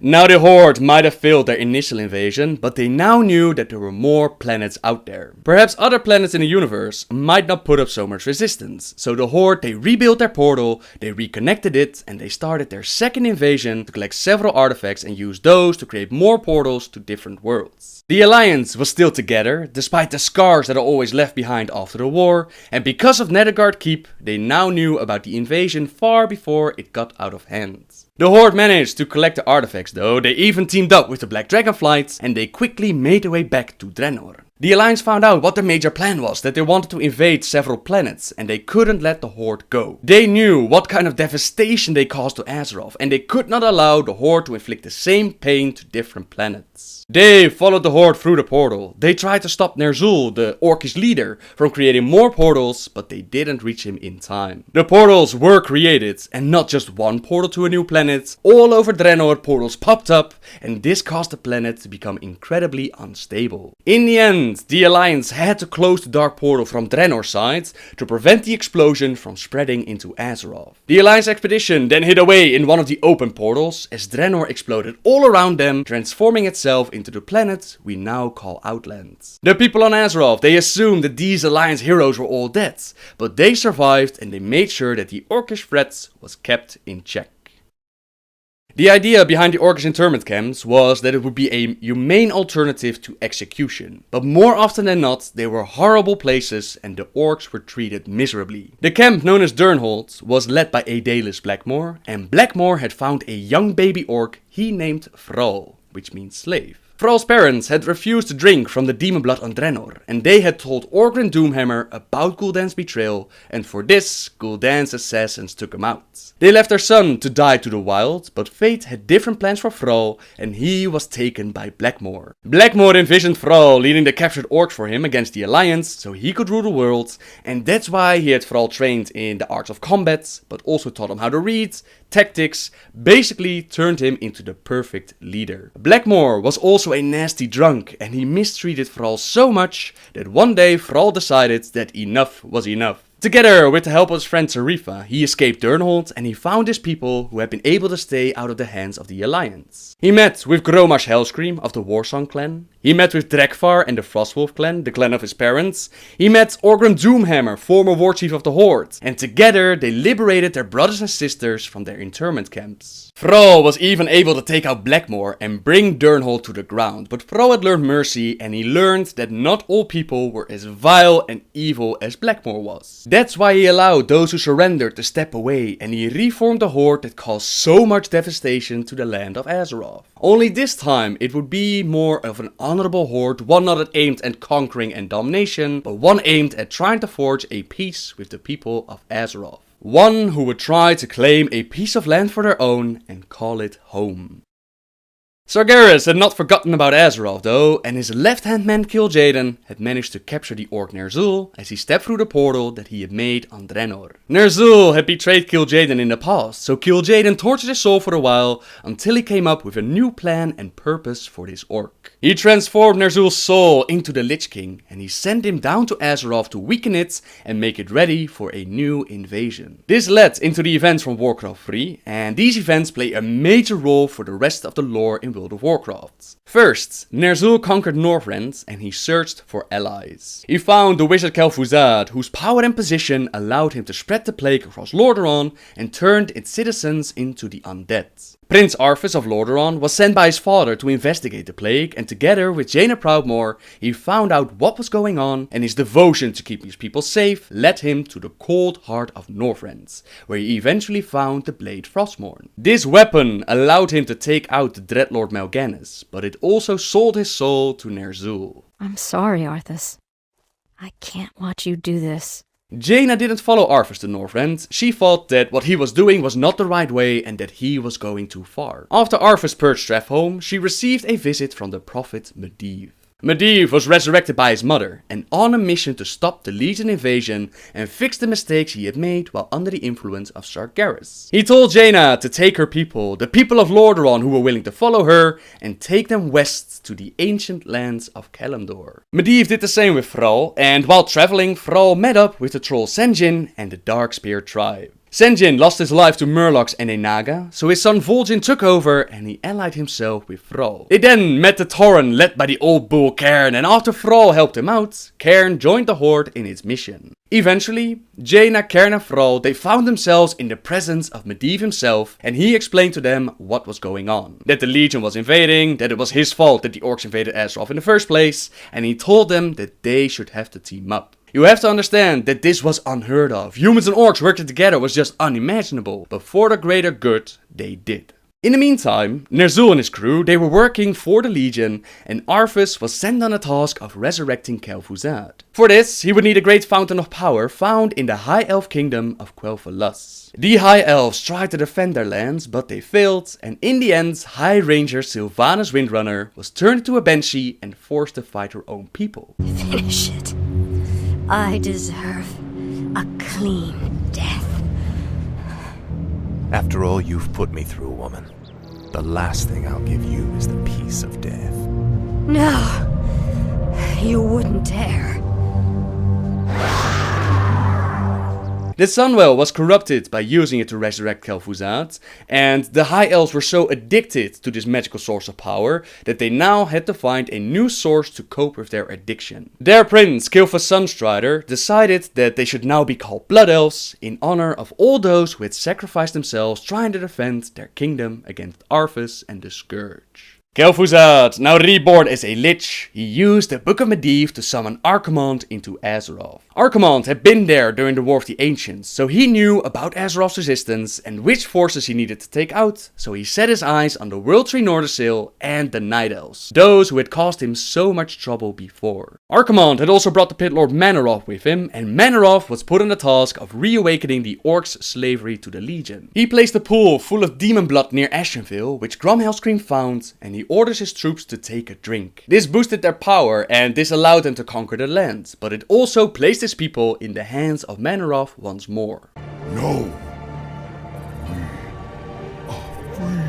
Thrall and Jaina, they found out about this, they managed to save Grom's soul from Manoroth's influence, and in an heroic act, Grom sacrificed himself to take out Manoroth and free the rest of his people once and for all. I have freed myself.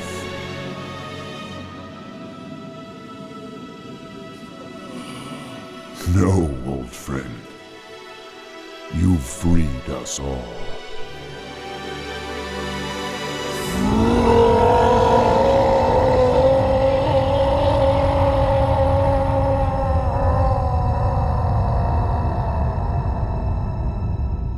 As Archimonde made his way to Nordrassil and the Night Elves, he found Tyrande Whisperwind leading all of them. She managed to escape a direct confrontation, she woke up her mate Malfurion Stormrage, and liberated her longtime friend Illidan Stormrage from his prison to fight against the Legion. Illidan was imprisoned by the Night Elves themselves for his crimes during the War of the Ancients, but for Tyrande, he was willing to fight the Legion. His twin brother Malfurion thought that this was a very bad idea, so Illidan left them and he fought his own war against the Legion. Eventually, Thrall, Jaina, Cairn and the Horde, they found the Night Elves led by Malfurion and Tyrande, and together they took on Archimonde. They actually managed to defeat this powerful being, but it came with a great price. The World Tree Nordrassil, the one thing that gave the Night Elves their immortality, it was blown up and destroyed. With enough time, the tree would heal though, but the immortality of the Night Elves was gone. A small price to pay for the survival of Azeroth, and with his mission complete, with the Legion invasion prevented, Medivh stepped away and took his place amongst the legends of the past. I came back to ensure that there would be a future,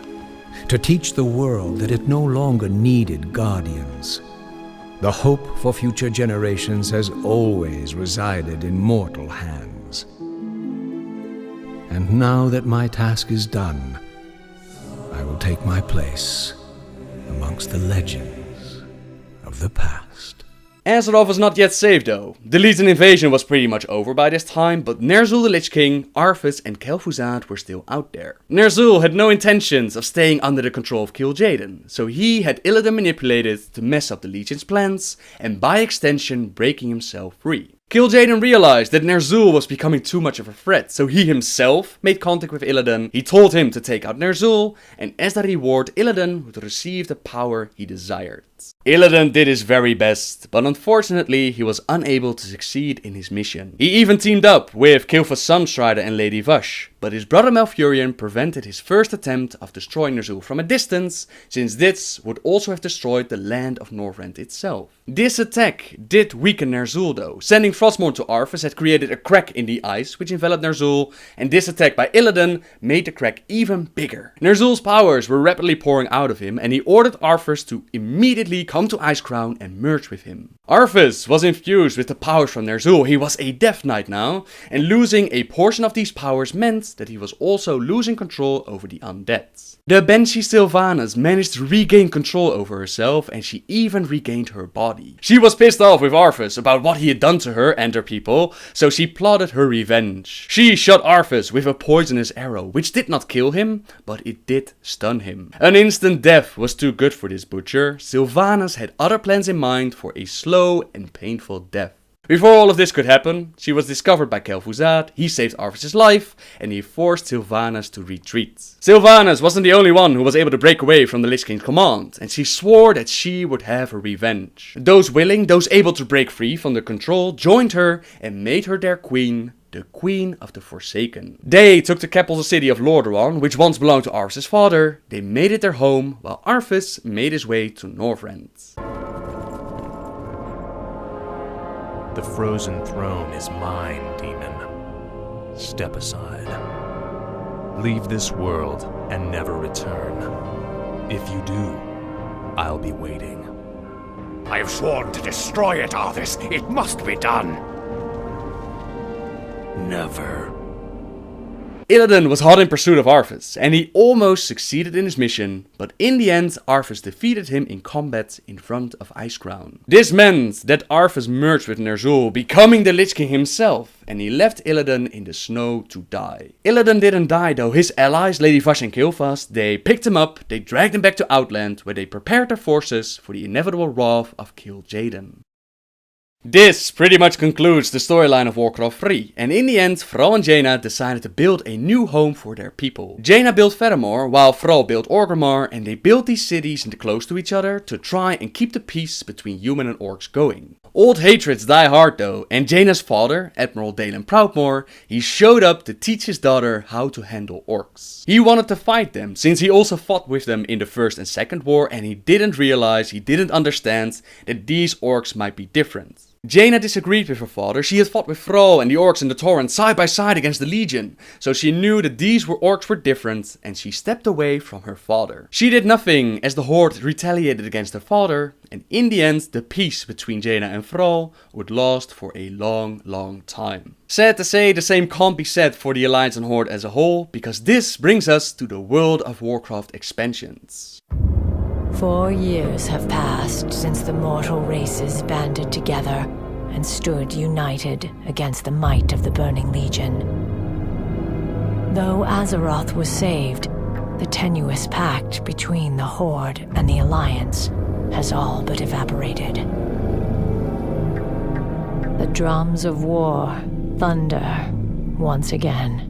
Like I said, old hatreds die hard. War has returned to the lands, and Alliance and Horde are at it again. They don't call it Warcraft for nothing, but the teams have changed a little. The Alliance of Lordaeron was the old name for the Alliance, and that one pretty much disappeared when the Dark Portal was closed to save Azeroth. The new Alliance consists of several races, with each having an individual leader. The humans, mainly from the rebuilt Stormwind, were first led by Anduin, and later taken over by his father Varian Wrynn. The dwarves from Ironforge, led by Magni Bronzebeard, the gnomes from Nomergon, led by Gelden Mechatork, and the Night Elves, led by Tyrande Whisperwind, while also having a little bit of a power struggle with Archdruid Vendrel Stackhelm. The Horde still has the Orcs, with their Warchief Thrall as leader of all the races in the Horde, but all the leaders do have a say in what the Horde does. The Torrents are still led by Cairn Bloodhoof, the Darkspear Trolls still led by Vol'jin, and surprisingly the Forsaken led by Sylvanas Windrunner. The Forsaken were in a bit of trouble when they took over Lordaeron, since the Alliance would never accept their former brothers and sisters living with them as the undead. Not after all the events with the Scourge and Arthas, they just saw them as the Scourge themselves. Sylvanas had sent out several letters asking for aid and a faction to team up with, and eventually Thrall allowed the Forsaken to join the Horde.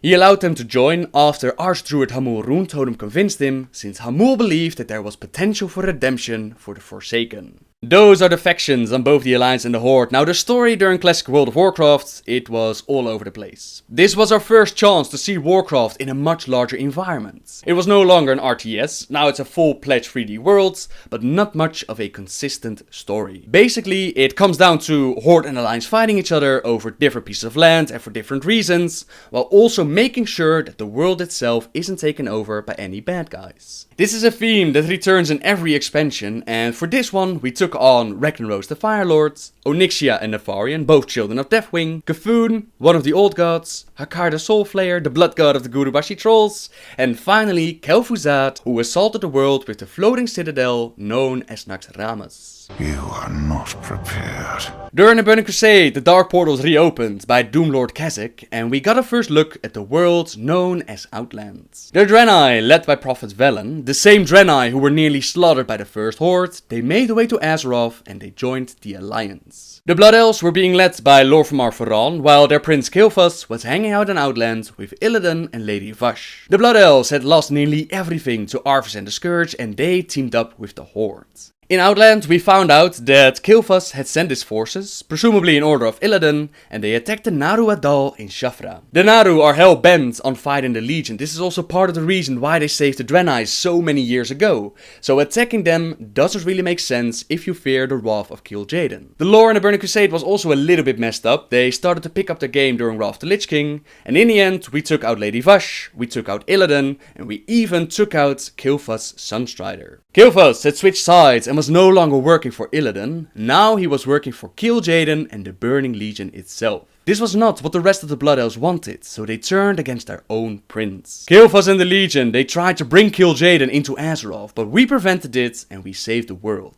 As a bonus, Prophet Velen reignited the Sunwell by using the core of a fallen Naaru, giving the Blood Elves a chance at a better future, while also giving them back their source of power. Salvation, young one. It waits for us all.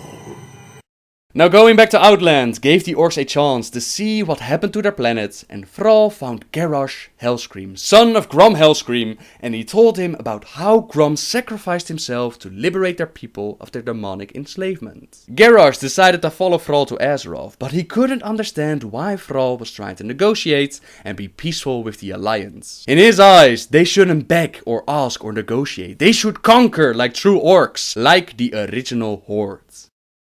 Garrosh still had a lot to learn, but Azeroth doesn't give time for peace. Arthas the Lich King woke up after years of meditating on his life, building up his forces, and it was time to conquer the world. His converted Death Knights were sent to assault Light's Hope Chapel to draw out the powerful paladin known as Tyrion Fordring. The plan worked perfectly. Tyrion was brought out into the open, but Arthas' betrayal led to Tyrion purifying the Ashbringer and the Death Knights of the Ebonblade teaming up with either the Alliance or the Horde.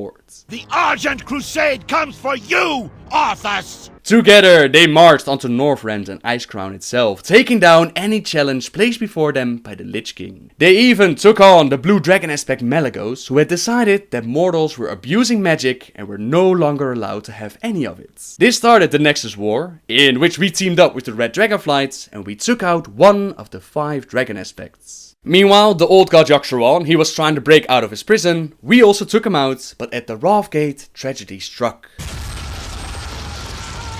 What?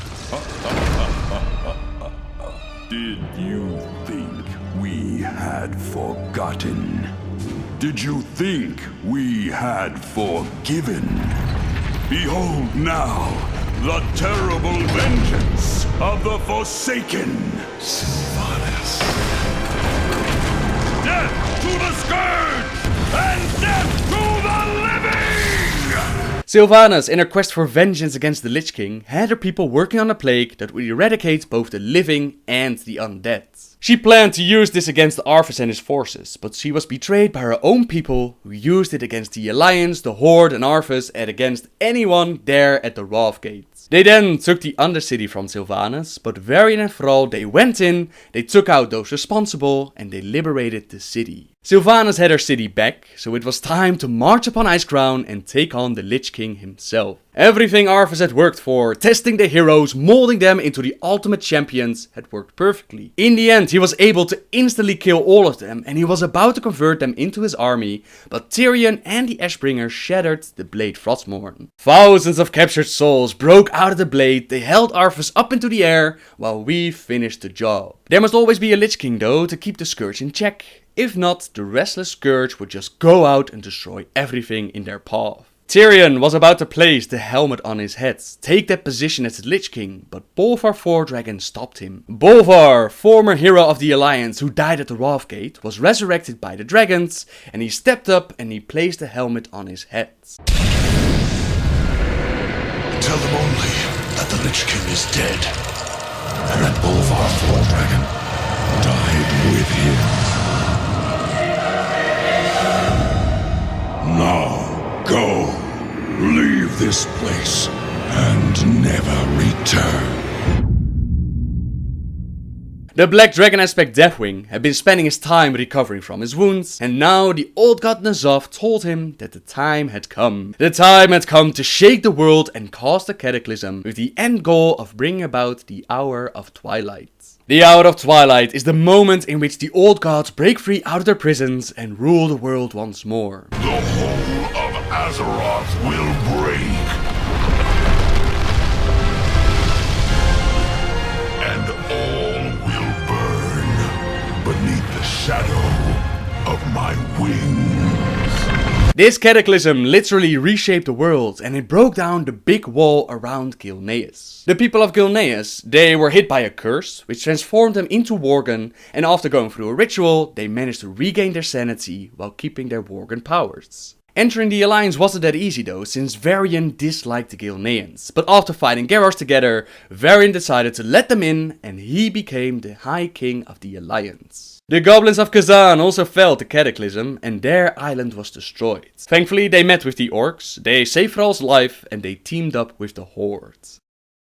Thrall felt like he should find out more about his shamanistic side in order to save the world from the cataclysm, so he left the Horde to travel to Outland, and he made Garrosh the war chief. In Outland, Thrall was told what his parents would have named him, namely Goel, and he found the love of his life, Agra. Together, they explored the world of shamanism, teamed up with the dragon aspect, helped Kelagos become the new blue aspect, and they used a bunch of time travel to take out Deathwing. Both the Alliance and the Horde, they got the pleasure of following Thrall around for the entire expansion, and they helped him out with defeating Deathwing. We dragon aspects have fulfilled our great purpose, and our ancient power is expended.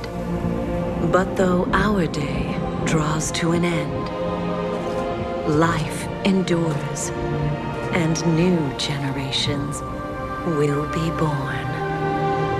Today's victory belongs to all who stood against the shadow. You are Azeroth's true guardians, and the future of this world is in your hands.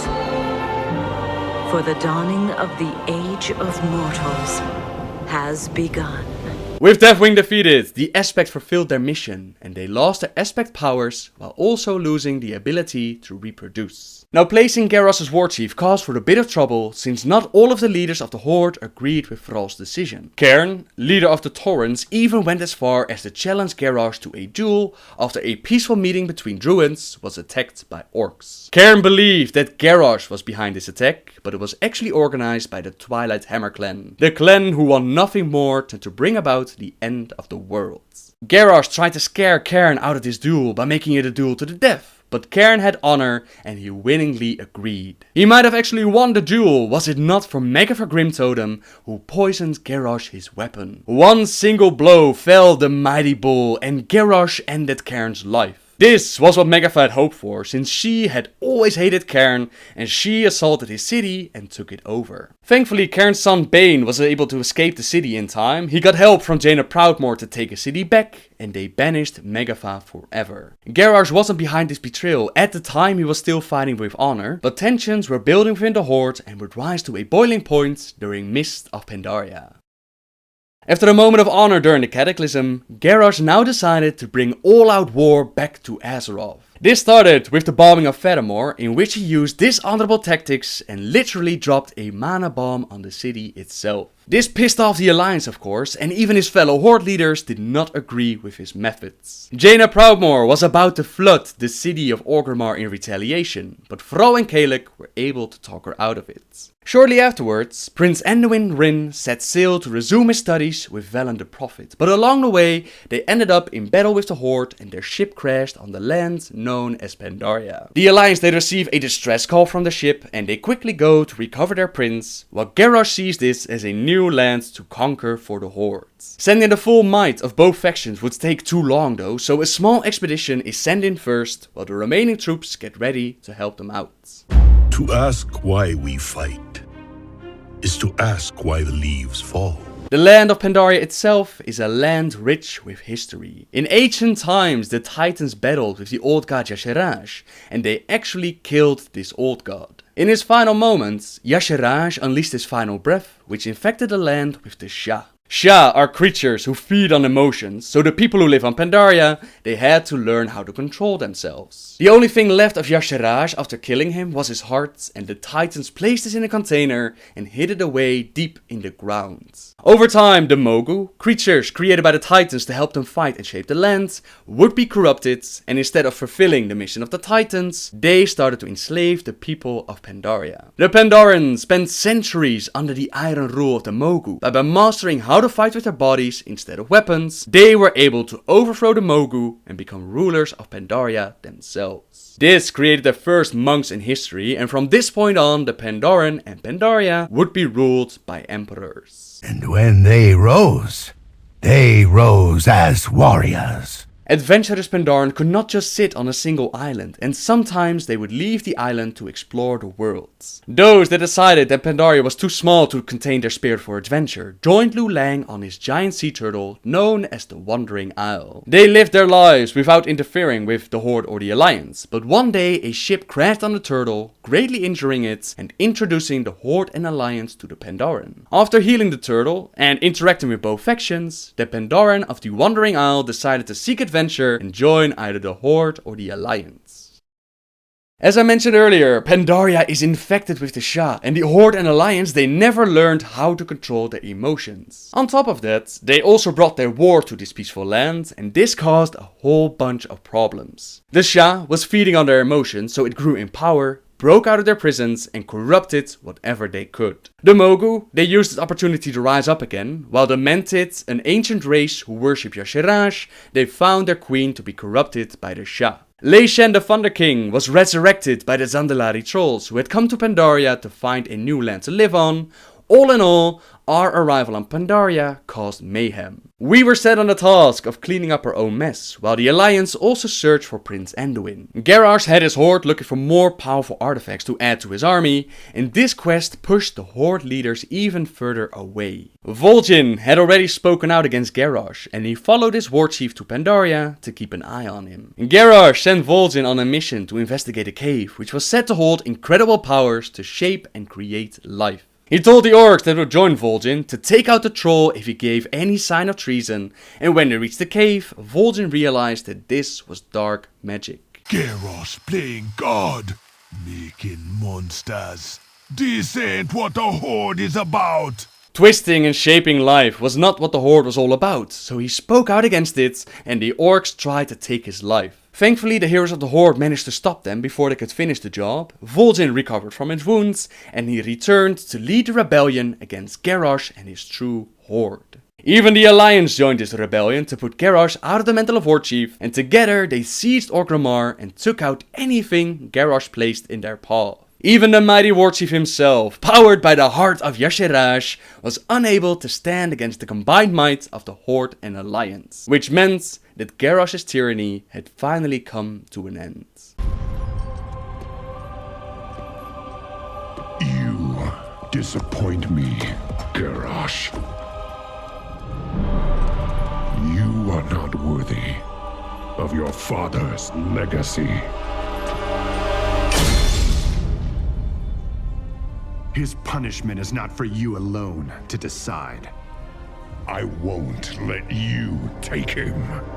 We have all suffered from his atrocities. My people, more than any other. Let him stand trial in Pandaria. There, we will mete out justice for all.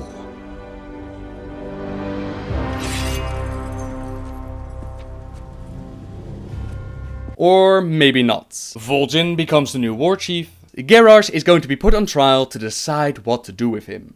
Bane is put on the task of defending Garrosh, while Turan the Whisperwind makes her case against him. In the end, the trial didn't matter though, since Garrosh was allowed to escape with the help of the bronze dragon Kairos Dormu. Together, they stepped through a portal, which sent them back in time to an alternative reality. This reality is set on Draenor in the past, before it became corrupted and turned into Outland, around the time of the first Horde invasion. History is going to repeat itself, with a couple of twists, since this so-called Iron Horde will once again connect the Dark Portal and try to invade our reality in our current time period.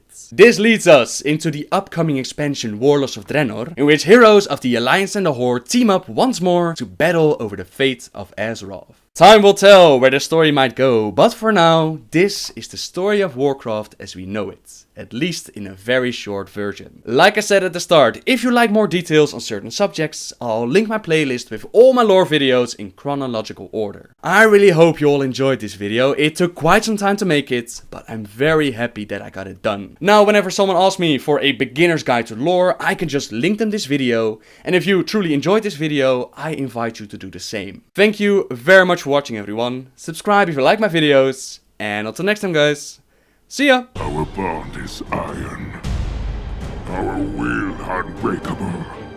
Who will stand against us?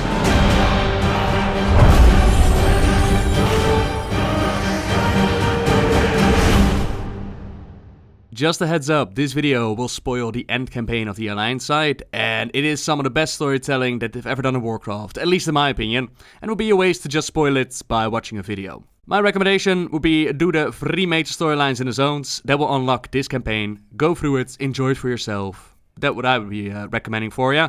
This video is more for those that have no intention of playing on the Alliance side, or maybe want some more details after seeing it for yourself. If you do, sit back, relax, and enjoy. Hello everyone! After helping out the different houses of Incultiris, we are summoned by Gen Greymane, who has not forgotten about Lady Jaina Proudmoore, and she's been missing ever since we arrived. Champion, you have helped to unite the Kil'jaedens and gained their support for the Alliance. Perhaps now you might be able to help reunite a mother with her daughter. Meet me at the family memorial by Proudmoore Keep. With luck, we can convince Lord Admiral Proudmoore to grant her daughter a stay of execution. I don't know what to do, Dalen. I don't know what to believe in, who to trust. Priscilla, the greatest friend of my heart, has stabbed me in it. I've nothing. No one left. You have Jaina. Jaina betrayed the kingdom. Jaina did nothing but follow her heart. And she suffered for that. She's suffering even more now, isn't she? I see her in my dreams. Again. She's burning. Catherine, she's calling out to you. You must go to her. It's too late for that. If you can hear her, then it's not too late. I would give anything to hold my boy again. You've been given one more chance. Take it.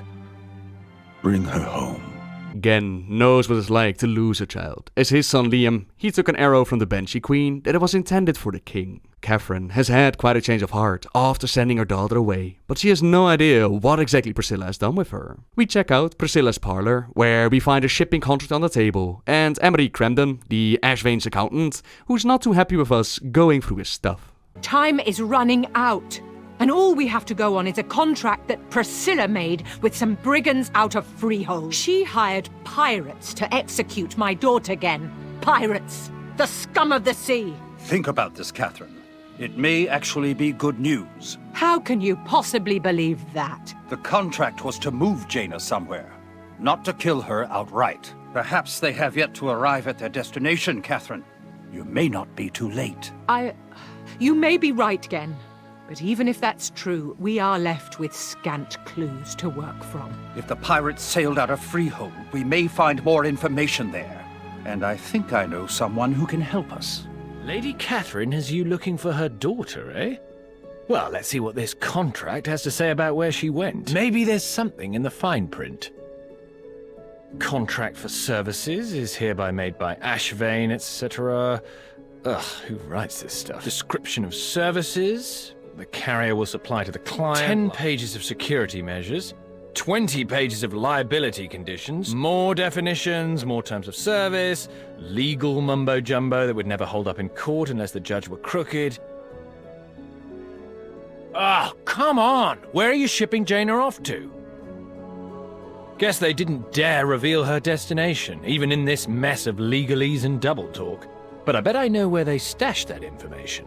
The contract is riddled with legal mumbo-jumbo, but it does confirm that Ashvane was doing business with the Iron Tides, who were originally part of Flynn's crew. After a messy job and a falling out with his first mate, Harlan Sweet, Flynn, he left them behind, to which Sweet took the nasties of their crew and he formed the Iron Tide Raiders. He then went about recruiting other pirate groups under his sails. He even allied himself with Lady Ashvane, but we already took his life within Freehold. Now we must return there to find the information that we need. Information that would only be stored within Sweet's personal strongbox. With Talia giving us support from the sky, equipped with stolen Azerite grenades, we go through the pirate town and we collect the 3 keys that we need to get to our booty. Ah, here we are. Harlan Sweet Strongbox. 4 locks? 4? Well played, Harlan. Well played. I assure you, my plan is brilliant. We just need to grab the chest and make a dramatic escape. And by that I mean jump off the cliff to safety. Come on!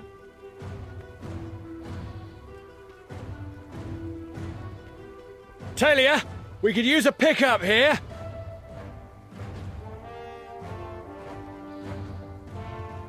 A job's a job, mate. Eyes on the horizon.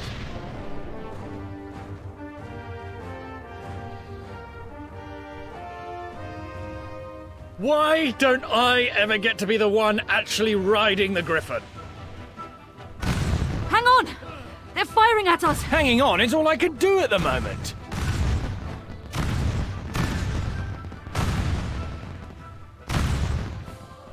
I'll fly low and try to lose them. Down, Galeheart! Not too low, not too low!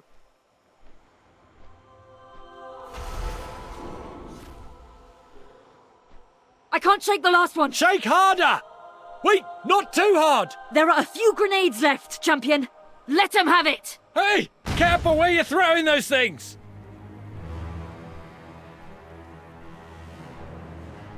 Bridgeport is just ahead.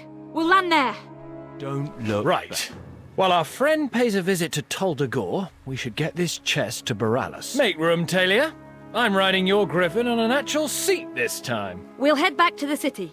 But first, Galeheart needs a bit of rest. I don't want to run my sweet girl ragged. She's had to carry a heavy load today. Fine, fine. We'll pick up some fish for the Wonderbird and give her a breather before we head back. Hang on. You just make a crack about my weight. I was carrying a very important chest, you know. Well, you could have ditched that ratty old coat of yours, Flynn. Blasphemy. Harlan was smart enough to add another lock to the chest, but this one is also used by the Ashvane company. It resists lockpicks like nothing else, but it does have a standard skeleton key. A key that we can find within the prison complex of Tol Dagor. One quick trip later, and we're ready to find out what's inside the box. Ah, there's the brave hero. See? I told you our friend would be just fine, Talia. She's such a warrior. Hang on, I wasn't the one who... Ugh, we're both glad you're back safely. Right. Let's get this chest open. One last lock. Here's hoping it's not booby-trapped. Well, what do you know? It didn't explode. That's usually a good sign. What's inside? Gold, gems, treasure maps, ransom notes. My oh my, Harlan was a naughty, naughty boy. Enough evidence to put him away for life. But since he's dead, I guess he doesn't need to worry about that anymore. Ah, here we are. Oh, this is bad. This is very bad. They shipped her off to Fate's End. No wonder Ashvane couldn't get her people to go. That place is terrifying. Let's get Fate's End. Not how I choose to go out, that's for sure. Please extend my sincere condolences to Lady Catherine. Don't say that, Flynn. We have to hold out hope that Lady Jaina could still be alive. The island is called Fate's End, Talia, not Fate's Hope. Well, if anyone can bring her back from that awful place, I'd bet on this hero. Placing wagers now, are we? For shame. Whatever would Cyrus say? Oh, Flynn, you know what I mean. For Lady Catherine's sake, I pray you're wrong. Yeah. Me too. Champion, what have you found? Where was Jaina taken? Tell me I am not too late. Fate's End is an island off the coast of Stormsong. The worst criminals and traitors are taken there, never to return. Only the Tide Sages can approach it safely. And Ashvane would have had no trouble compelling them to bring Jaina to its shores. She was, after all, acting on my orders.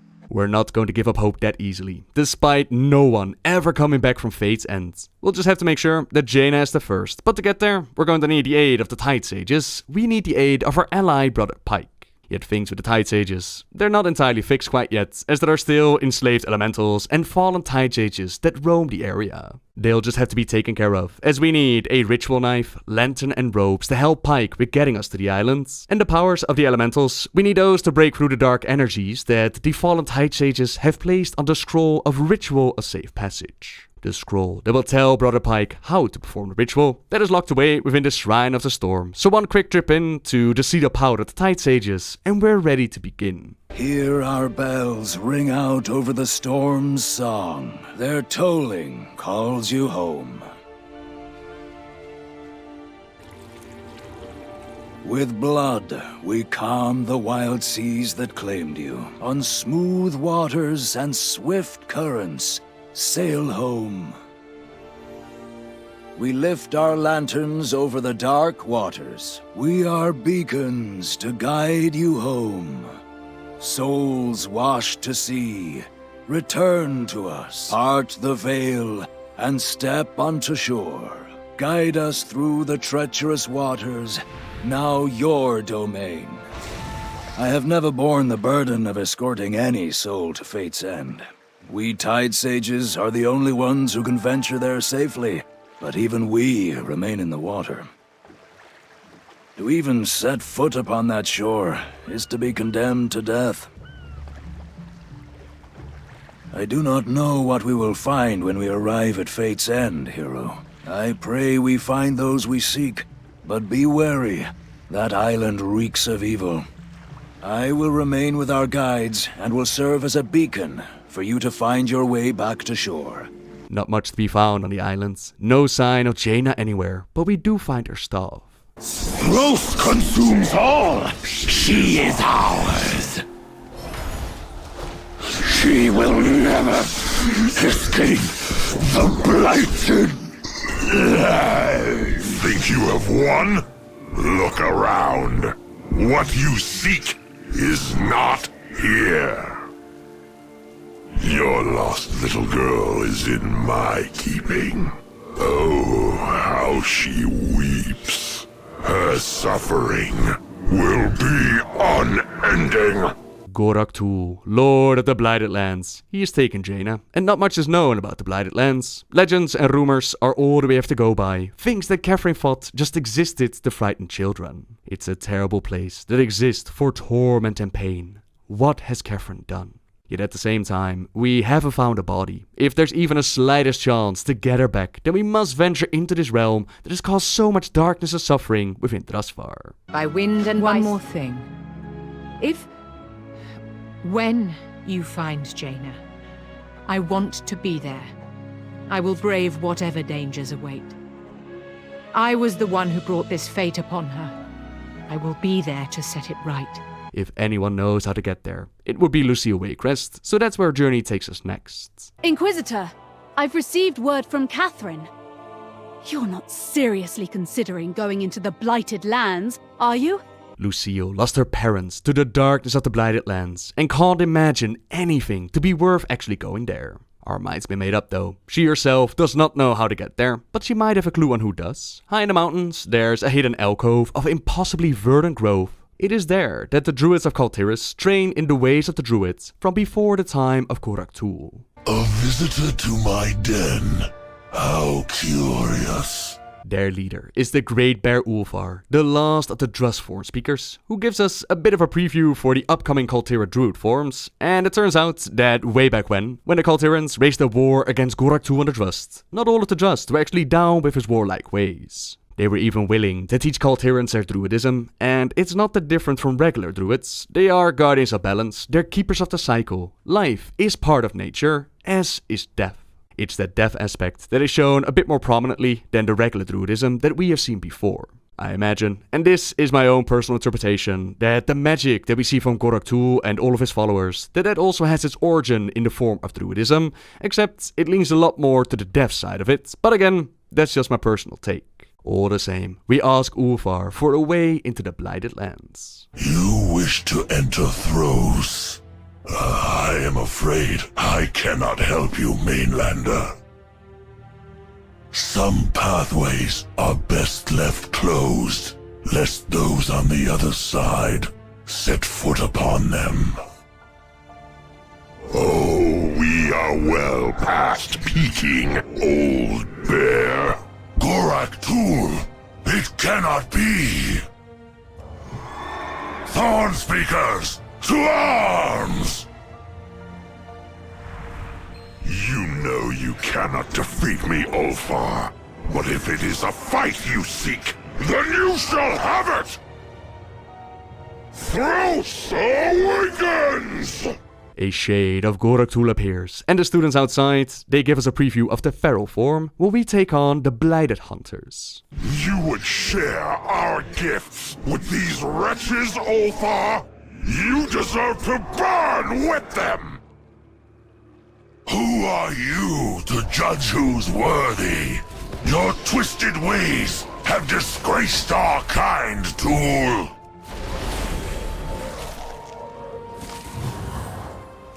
This is far from over, old bear. It would appear I was mistaken.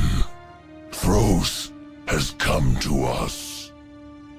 This changes things. The pathway is already open, and Ulfar is ready to help us out. To get into the Blighted Lands, we're going to embrace the ancient old magic of the Drust, and we're going to create an effigy. At the battle site of the final battle between Gorak-Tul and the first of House Waycrest, we go around picking up bones and sinew from Gorak-Tul's followers, runestones buried on the years of soot and snow, and to create a central focus for the effigy, we also pick up the skull of Korvash, which was Gorak-Tul's most trusted lieutenant. I wish you luck on your journey, Mainlander. Tread carefully, for Gorak-Tul's eyes will be upon you. He is vulnerable within his own realm, and he will go to great lengths to prevent you from entering it.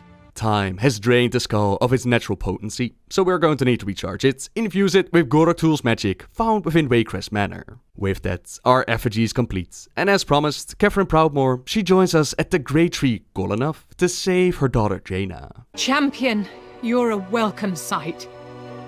Those monsters in the woods ambushed my honor guard. I only survived thanks to their sacrifice.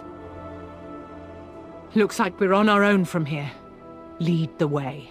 Oh, this place chills my soul. It feels as if I'm walking over my own grave. I must steel my nerves. Jaina has braved far worse because of me. This looks like some kind of doorway. Perhaps we should place the effigy here. Well, that did something. Now, there must be some clue in here as to how this works.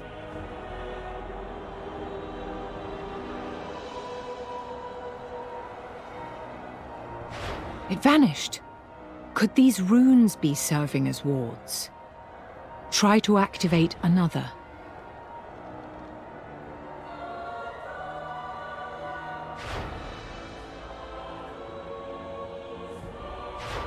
You've done it. The effigy worked. The gateway is open, and if the legends are true, then inside we will witness suffering and torment, the likes of which we've never known. But if that is what Catherine must endure to right what she is wrong, then she will cross that threshold gladly, and of course, we join her. The Blighted Lands. This place certainly lives up to its name. It's all my fault. Jaina? No, stay away! Jaina, wait! We must follow her. This realm, the Blighted Lands, it's new and it's still steeped in quite a lot of mystery. It reminds me personally of Stranger Things, and what this exactly is, only time hopefully will tell. We have speculated a lot about this on Discord and stream, and at this point, anything goes, right? Perhaps it is connected to the old gods and the Emerald Dream / Nightmare, considering the connection to Druidism, the entrance through a tree. At the same time, it could also be more connected to the realm of death, or potentially be something different entirely. All we know for certain at this point is that this is the realm of Gorak Tul and his people, who withdrew after losing a war with the Kil'jaedens. They want to come back to the physical world. Gorak Tul is vulnerable here. It's a realm that preys on your fear and torment, and it is a realm that holds Lady Jaina Proudmoore. Poor souls. No one should endure this. After we save Jaina, we must find a way to come back for them. Proudmoore's daughter is ours, interloper! Not if I have anything to say about it. Crows will consume you. Jaina is just ahead. We must hurry. It's all right, dear. No! You can't help me! No one can help me! Wait! Oh, when Jaina was a child, she used to hide whenever she was frightened or upset. I always found her then, and I will not fail her now. Lead the way. You left us to die. You could have stopped him. You could have saved us. I failed them. All of them. No! Don't listen to them, Jaina. You will never take our prize!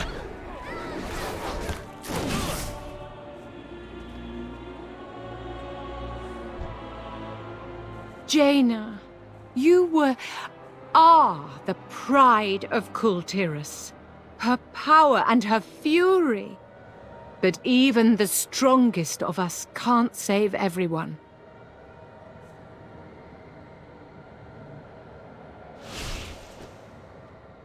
She's gone. The child was only a reflection, an echo of Jaina's suffering. We must continue our search. Jaina's past and her guilt, that's been turned against her. Though she let down the Fedamore, fallen to the Horde, War Chief Garrosh and his mana bomb, it torments her. You were at my side in the Undercity. We had them cornered. Justice was within my grasp. I could have ended them all. Sylvanas, Thrall. Think what our world could have been without them and their twisted horde. But you stayed my blade. How many Alliance soldiers died that day? And in all the battles that followed? All because of me. Get away from her! She belongs to Gorak Tul! Wrath of the Lich King, at the battle for the Undercity, which was after the Wrath Gate that took so many lives on both sides because of the development of the plague, the betrayal by Varimafras and Grand Apothecary Putris. In that moment, Varian had his opportunity to strike. It did not have to be like this. We will not be denied our vengeance. Putting an end to bloodshed is a noble pursuit, Jaina. I wish your father could have learned that lesson.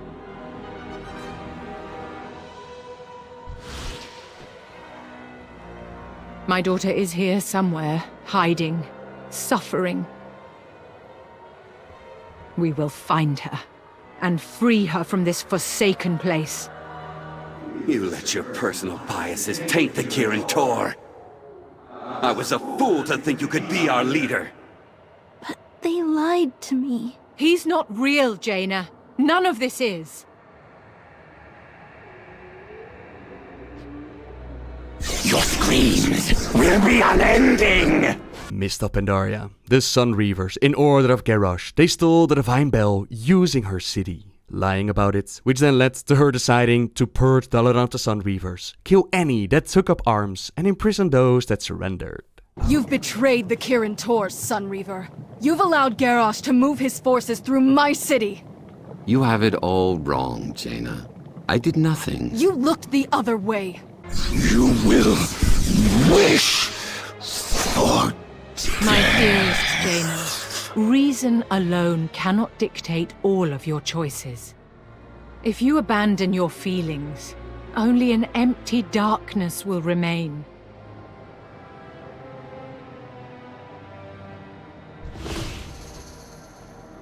Another illusion? Jaina must still be trapped nearby. You sided with mongrels over your own flesh and blood. That voice. Dalen. No. It must be another of those creatures tormenting Jaina. Hurry.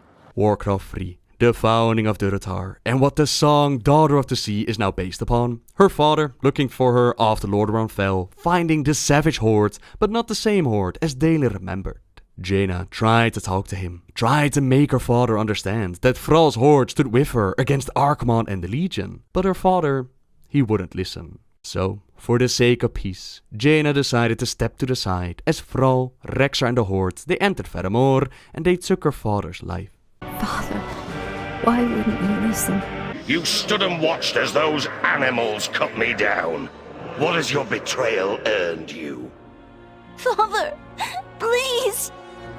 They took your father, betrayed your king, and you did nothing. Will you abandon all your allies to the Horde? Enough! Show us your true form, monster!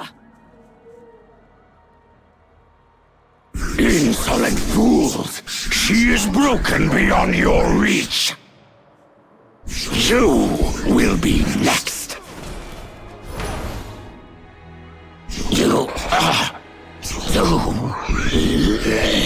Jaina, is it really you? Oh, there you are.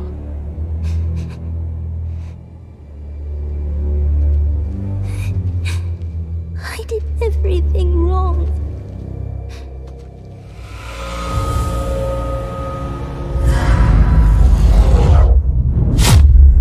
We're too late.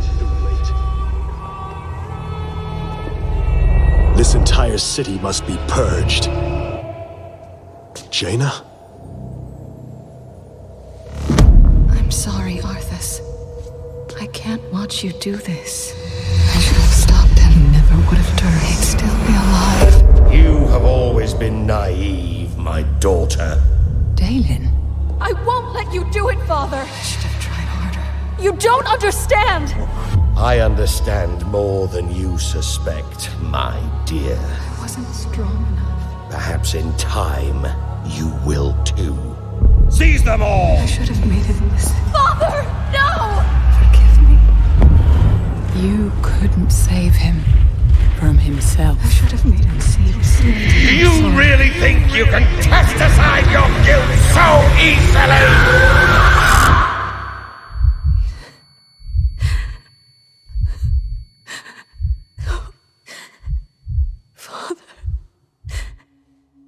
Why wouldn't you listen? Catherine, enforce our laws. The punishment for treason is death.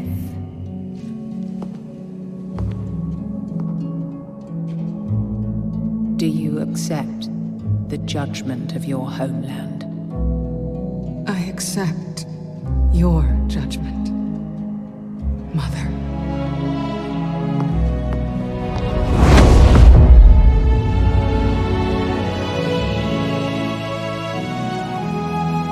My daughter. Forgive me. Forgive your father. And forgive yourself. Come topside, sweetheart.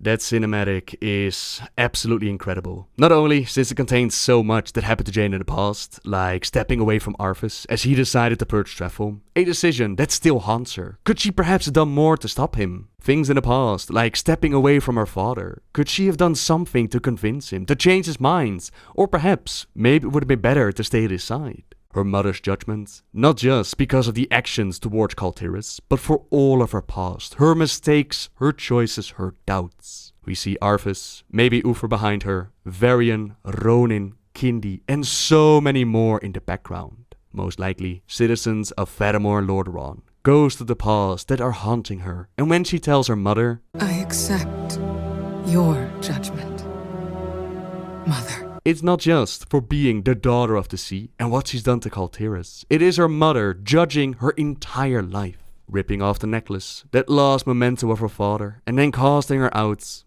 It must have been shattering. But now, after quite literally being inside of Jaina's head, feeling what she had to go through, her mother does better. She asks her daughter for forgiveness, to forgive her father, and to forgive herself. To let go of those demons that are with her every step of her journey. Not to forget or just cast it aside, but to simply forgive herself. Right or wrong, sometimes the choices that we make, they're impossible choices. Sometimes it's impossible to get it right, and that's okay. We're only humans, after all, and she embraces her daughter and welcomes her home. Come, daughter. We'll find our way out of here. None of you will escape! Mother, look out! Mother!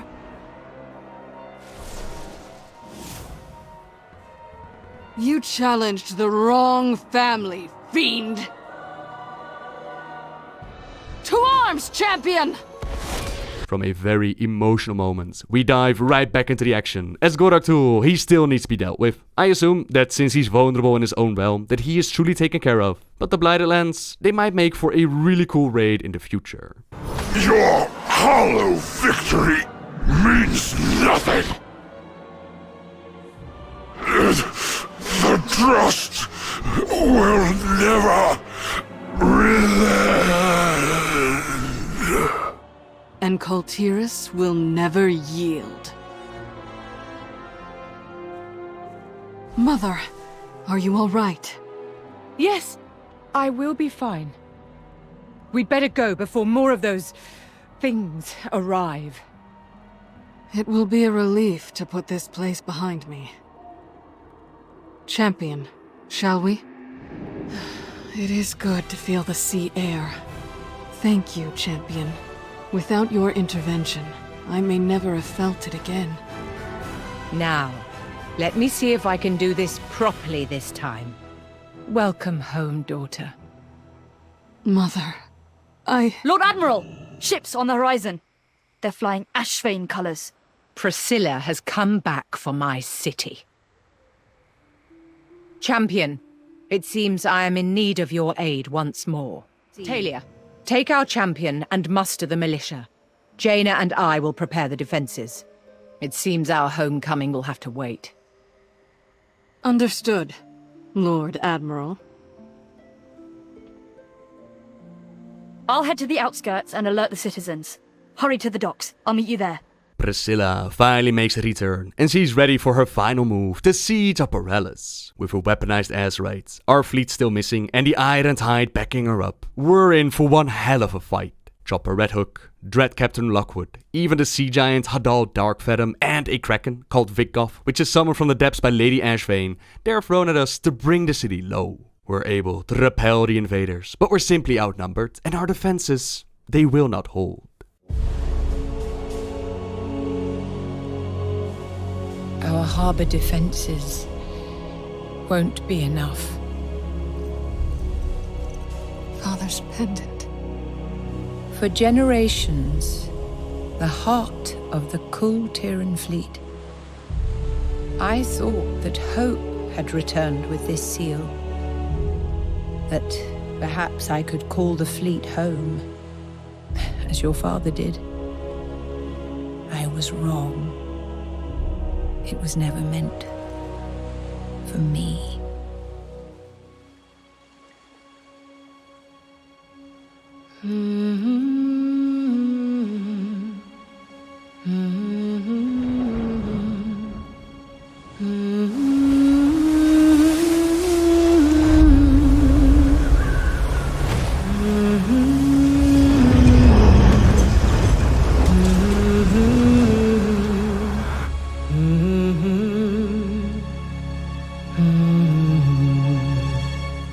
There you are.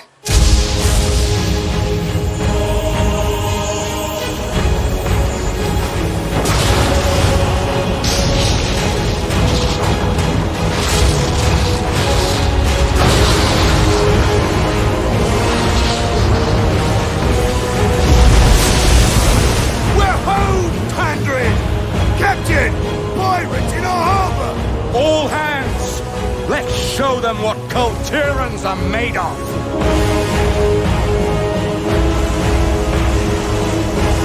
Lady Ashbane! Your orders! Lady Ashbane!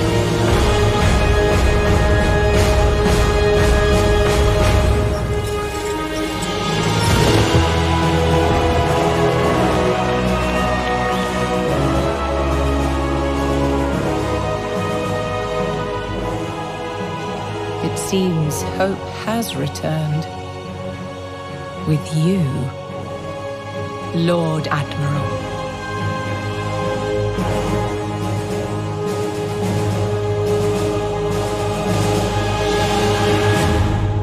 Laura Bailey, the voice actress of Jaina Proudmoore.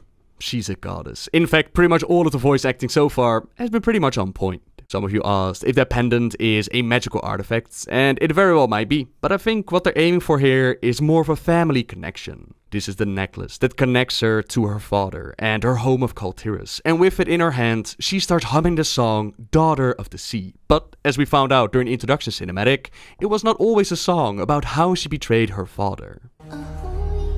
Ahoy, sweet daughter of the seas.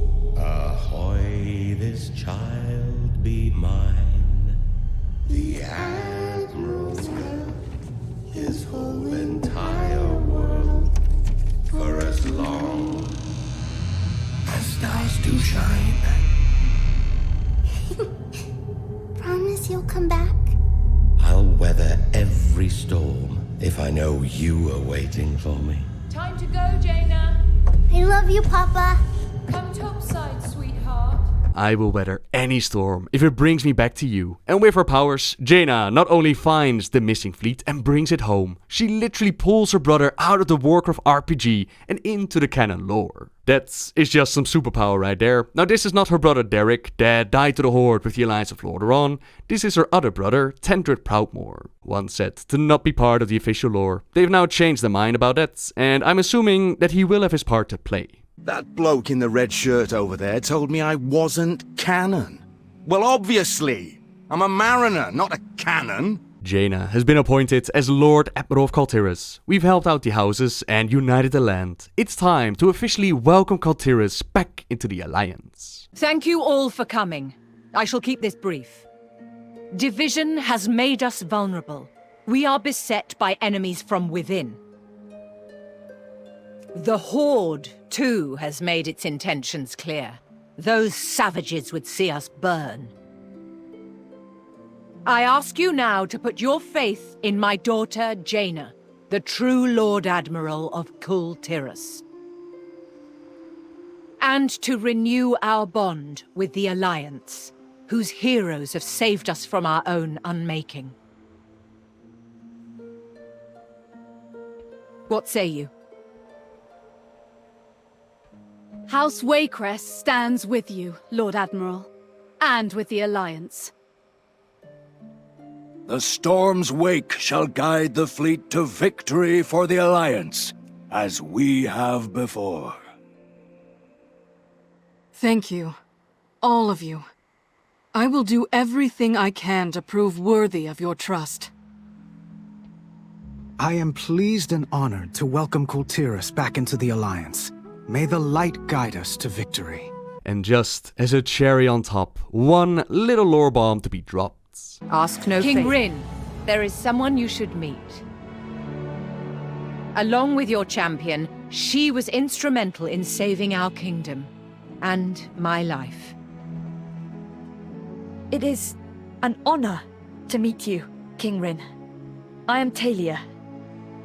Talia Fourdragon. Fourdragon? Daughter of Bolvar. Fostered under our protection since the Third War. Talia, please rise. The honor is mine. Did you know my father? High Lord Bolvar was a great man. A true hero to the Alliance. And to me. I remember now. He used to write you letters. He had a nickname for you. My shining star. The letters stopped coming. I have so many questions. Talia, when time permits, you must come to Stormwind as my guest. I have many stories to share about your father. Talia is a Fourdragon, and as she told us the moment that we arrived, her father was a Stormwind Knight who gave his life fighting the Lich King. Not just any Stormwind Knight, as it turns out, a longtime friend of House Rin, who was there when Anduin had his father split into two, and he had to step up to lead their people in the shadow of Onyxia. Bolvar Fourdragon would then lead the assault at the Wrathgate, choking by the plague unleashed by Putrus and Varimafras, only to be kept at the edge of life by the Dragon's Fire, and then tormented by the Lich King. At the end, it would be he that take up the job as Jailer of the Damned, becoming the new Lich King, and then telling Tyrion to never come back here and keep what happened a secret. What better way to do that than to build a massive statue in the middle of Dalaran, which shows people exactly what happened there. But of course, that's not exactly what happened to the story, that's just for our convenience. As far as I'm aware, there are some people that know what happened to Bolvar. For example, Sylvanas, as she made her way to the top of Icecrown before she killed herself. Tyrion Fordring of course knew, and the Knights of the Ebonblade, since they worked with the Lich King during Legion, although it is up for speculation if they actually recognized him as being Bolvar. Varian and Jaina, they both know what happened to Bolvar as well, as described in the novel The Shattering, a prelude to the Cataclysm, and at that point in time, they actually said that Anduin didn't know what happened to Bolvar, a man who was like a father to him. But knowing that there are several sources aware of what happened to Bolvar, let's just say it's safe to say it's not as big of a secret as he wanted it to be. Tell them only that the Lich King is dead, and that Bolvar Fourdragon died with him. And that is the ending for the Alliance major story, as they regain the loyalty of Kultiras and accept them back into the Alliance. The war with the Horde, as well as the other threats still lurking in the distance. That is a story still waiting to be told, but if all of that is going to be the same quality as this one was, then man oh man, do we have a fun journey waiting for us. For me, this storytelling is a 10 out of 10. They could have easily gone with the route of Jaina goes mental and is the bad guy. Something that might still happen in the future, but I'm ever so thankful that they didn't. Instead, they went for the more subtle route. They touched upon nearly everything that's happened to the character, and things that have been heavily discussed about Jaina Proudmoore. Having her mother not just brush aside her actions, but actually standing up for them and trying to make it right. The cinematic in which we see the shadows of the past still haunting her, the connections to her family, bringing the fleet and her brother home. It was emotional, it was subtle, and it was beautiful. Some of the best storytelling that I personally have ever experienced within Warcraft. The Horde side of things, that is also definitely worth your time, and that will be a thing we're going to talk about next time. But for now, thank you very much for watching, everyone. Subscribe if you like my videos, leave a like if you enjoyed this one, and until next time guys, see ya! Hello everyone! Last week we did the story of the Western Plague Lands, and originally I planned on just adding this machinima to the massive story of Scholomance. However, Kalis has done such an amazing job with it that I couldn't wait to show it in its full glory. So, after quite a few months of hard work, we're proud to finally show you the story of Eva Sarkov, or how Scholomance as we know it today came to be. I hope you'll enjoy. Hello, young man. I'm Eva Sarkov, and this is my husband, Lucian. It is a pleasure to make your acquaintance. The pleasure is mine, madam. Might I ask, what is it that you are doing here? Oh, certainly. We were once servants of the House Barav, what is now known as the Skullomance. I was the head maid, and Lucien was Master Barav's butler. We had worked for the Baravs for decades, until... Until what, Eva? I must know. Oh, it's just so horrible. The House Barav was once full of life, full of splendor.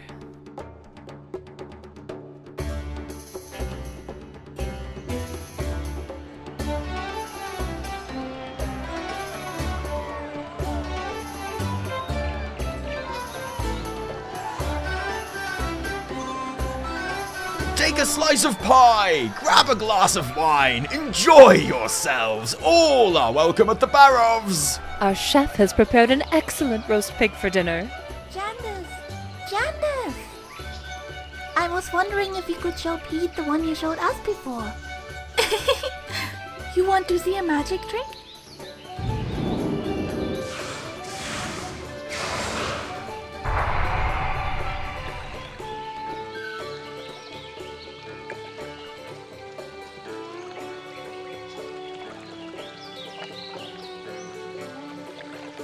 The manor was the Barav's primary residence amidst their far-reaching empire. Lucien and I noticed that as the days progressed, the Baravs became depressed, despondent.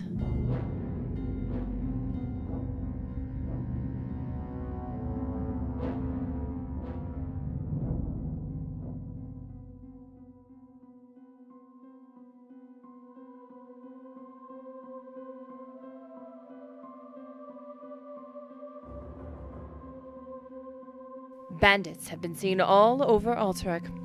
I think we need to increase security around our borders. Oh, they're probably in league with that damn Blackmore.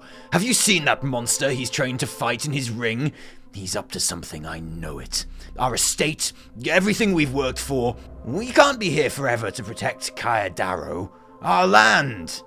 Paranoia and rage often overcame the master and missus. At night, we could hear the Baravs arguing in their chambers. From what we understood, their greed had broken the dam, so to speak. What do you mean? I see you wear the garb of the Kirin Tor.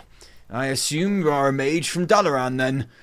Tell me, what is it you wanted to speak to me about? Lord Barov, you see, some of my peers would disapprove of some of my studies, the power I sought out, and I think we can help each other. I heard you had your alchemists research the secrets of immortality. I can help you there. All I ask in return for eternal life is that you provide me with your estate to train my acolytes and advance my studies. That is all. We suspect that in order to preserve their fortune and hold of the land well past their lifespan, the Baravs made a deal with a powerful human mage named Kil'jaeden. From this deal sprang the School of Necromancy, a place which bore the cult of the damned and would become their capital. As each week passed, the House Barav became more and more decrepit. Dark beings began to take residence in the various wings of the house. Upkeep became impossible and disgusting. Why didn't you just leave? And go where? It was all that we knew, all that we had known, and all that we would ever know. Eventually, we lost contact with the Baravs and ultimately were separated from the household. We knew not what happened to the other servants, only that there were screams. Tortured screams. Knowing that we had nowhere to go, Lucien and I were forced to hide in our quarters. During the day, when the school was relatively quiet, Lucien would sneak out to scrounge up food and drink. So, what happened? We did this for about 6 months and watched as the house went through horrifying changes. Foul monsters roamed through the manor at will. Dark cultists populated every inch with various paraphernalia relating to rituals and sacrifices. You have found your way here because you are among the few gifted with true vision in a world cursed with blindness. Through our master, all things are possible. His power is without limit, and his will unbending. Perhaps you should have studied more.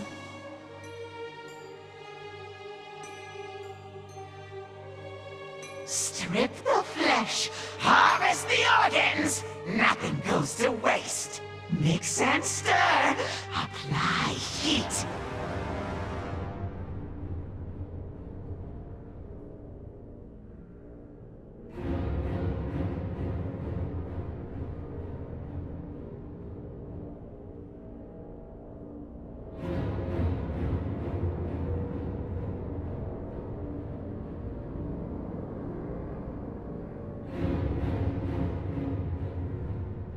We knew that we could not hide much longer.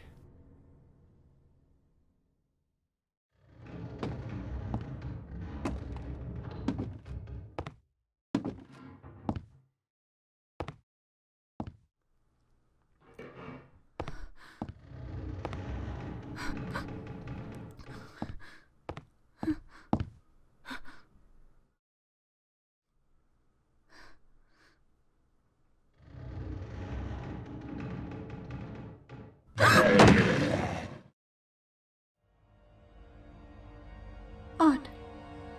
I didn't think we had any servants left. Now you stay put. The circle of blood is made just for you. No restraints? Just a circle. Restraints? There are things in this world far more restraining than bars and shackles, young master. The undead surrounding us, constantly tormenting us with horrifying acts of depravity. Finally, he came. The doctor is in. He introduced himself as Dr. Thielen Krastenov. We came to know him as the Butcher. Tell me more. We finally understood what the screams were from.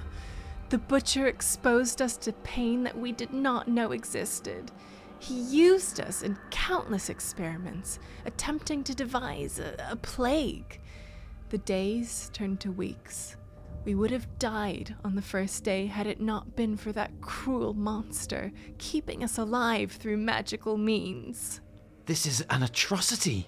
The Butcher would speak of the blood of the innocents and his dark master, Kirtanos, of how he must appease his master. Finally, the beast was done with his experiments. We had been drained of all life. Our spirits shattered. The sweet embrace of death was upon us, and we welcomed it with open arms. But in his infinite cruelty, the Butcher revived us from death's door. We were to be kept alive and thrown to his ravenous ghouls. He laughed as he watched the fiends devour our flesh. I feel sick. We feel nothing. Our souls remain here, in limbo. We are unable to leave until our remains are found and spirits laid to rest. School is in session. Oh man, I am so amazed with the quality that Kaylee has been able to put out. So of course, a massive thank you to her. I can only hope that you enjoyed watching it as much as we did making it. Taliesin, Evatel, and Silver Latomi, to you as well, a big thank you for lending your voices and helping bring this story to life. If you're curious about these awesome creators, then check out the links in the description down below. And like I mentioned, we'll be doing a full-blown story of Scholomance next week. Get your popcorn ready. And until next time, see ya! Hello everyone! As I was working on the story of Silas and the Dark Moon Fair, I came across a part of the story which I just thought could be told better, shown in a much more grandiose way than my limited skills could ever produce. So I decided to reach out to the Lost Codex to see if they were interested in joining me on this little project. Not so little anymore, as their enthusiasm and wonderful skills, it did more than I ever thought possible. We now have a revised script with the aid of Chandrin, custom models with the help of Sir Tompshire, and even some voice acting with Taliesin, Evatel and Laurentium. All of that combined, and in my opinion, I think we got something quite special. Enough introduction though, we'll talk a bit more about them after the video. For now, sit back, relax, and I hope you'll enjoy. Life on Azeroth can be pretty stressful, and sometimes you just need a way to unwind, let your hair loose. If you have any hair, that is. Luckily for all of us stressed out little citizens of the Warcraft universe, there's one place that we can visit every month that really lets us have a good time without the weight of the world being on our shoulders for just a single moment. You can shoot yourself out of a cannon, watch an epic live band perform the top hits, visit a petting zoo, or even just unwind on a cute little carousel. Come one, come all to the Dark Moon Fair. Before the Cataclysm, the Dark Moon Fair was to be found every month in either Elwyn Forest or in Mulgore, rotating between the locations on a monthly basis. With patch 4.3, however, the fair found its own grounds, a vaguely circular little island with a spooky forest path leading down to the impressive grounds. We know a little about the fair, what you can do there and where it is, but when it comes to who actually runs this joint, well, Silas Darkmoon likes to hold his cards close to his chest. The affable little chap is a bald-headed gnome who found it and gave his name to this little family of misfits. Silas is, like most members of the Darkmoon Fair, fairly secretive about his past. He sees himself and the family that he has created as being a little bit different. He knows that people see him and the Darkmoon family as a bunch of freaks and misfits. He knows they might seem different or odd, but he wants people to know that they're really just like everyone else out there, who values the same things that they do. Now, to a lot of us, it might seem a little odd that Silas thinks that people think of him and his Darkmoon Fair troop as that outlandish and unusual. We've seen plenty of strange things during our time in Azeroth and beyond, and the guys at the fair, they don't really seem to top the scales in terms of weird stuff that we've seen. But that's for us, and not just regular people in the world of Azeroth, as we find out in Warcraft Legends Volume 4. It's a short comic called Blood Runs Thicker, and as a special treat today, the Darkmoon Fair has opened up a brand new attraction to tell the tale in all its glory. Welcome, welcome, one and all, to the Darkmoon Fair. Gather round, and listen. Have a care. Tonight we learn not the start of our most humble isle. No, my friends, no. Listen, sit, and stay just a while. Tonight's tall tale will be grand. A story older than old from before. One of mystery, murder, and of family. And it all started here in South Shore. Now, long before the Cataclysm, our show made its way around the lands of Azeroth, traveling from city to city, faction to faction. Their rivalries were above us, or a alliance, it mattered little. For we here at the Darkmoon Fair embraced the strange, the exotic, and the wondrous. With tall tales to tell, games to play, and fun to share, we, the ever bizarre, were one close yet odd family. Such is the way here at the Darkmoon Fair. And in our odd family was the great Kerry Hicks, whose strength could crush boulders and iron rods like sticks. No obstacle was too great, no challenge she'd protest, but not everyone in the crowd was all that impressed. A mere rock? That's all this lady can do? Come now, woman, show us the strength of your bare hands. Yeah, show us your strength. Now, Kerry was more than just the strongest woman alive. through performance and wit, the presentation would survive. With a coconut in hand and a smile on her face, Carrie shattered the hardened fruit, the hecklers shocked and disgraced. Embarrassed and fruit-stained, the two men left the stage. Soon, however, they returned, seeking an outlet for their rage. Someone ought to teach that wench a lesson. No one embarrasses a fall rook. Vengeance was in their eyes as they traversed the crowd. Now armed with clubs, the Falrooks once more stood proud. You carnival freaks don't deserve to be here. You better learn your place. But even with weapons, the brothers were no match. With a swing and a shove, their clubs gone with a snatch. But the Falrooks we know are losers sore. And so one brother cried out as the other fell to the floor. Help! A dark moon has assaulted a patron! She's armed and my poor brother was not! That's not what happened. Wait! They attacked me! But the crowds now formed, brothers fuming with spite. Then came the shouts, a show turned to a fight. Yeah, burn it down! They never should have been invited. I always knew this lot was strange. And thus arrived our dear fair father, Silas Darkmoon. That's quite enough from you, young man. There will be no mob justice today. Now it is here our story could have ended. Here peace could have been achieved. But such things would be boring, my friends. Heck, they may even just make you leave. With a snarl and a fist, one brother struck him right down. Chaos erupted, my friends, and chaos abounds.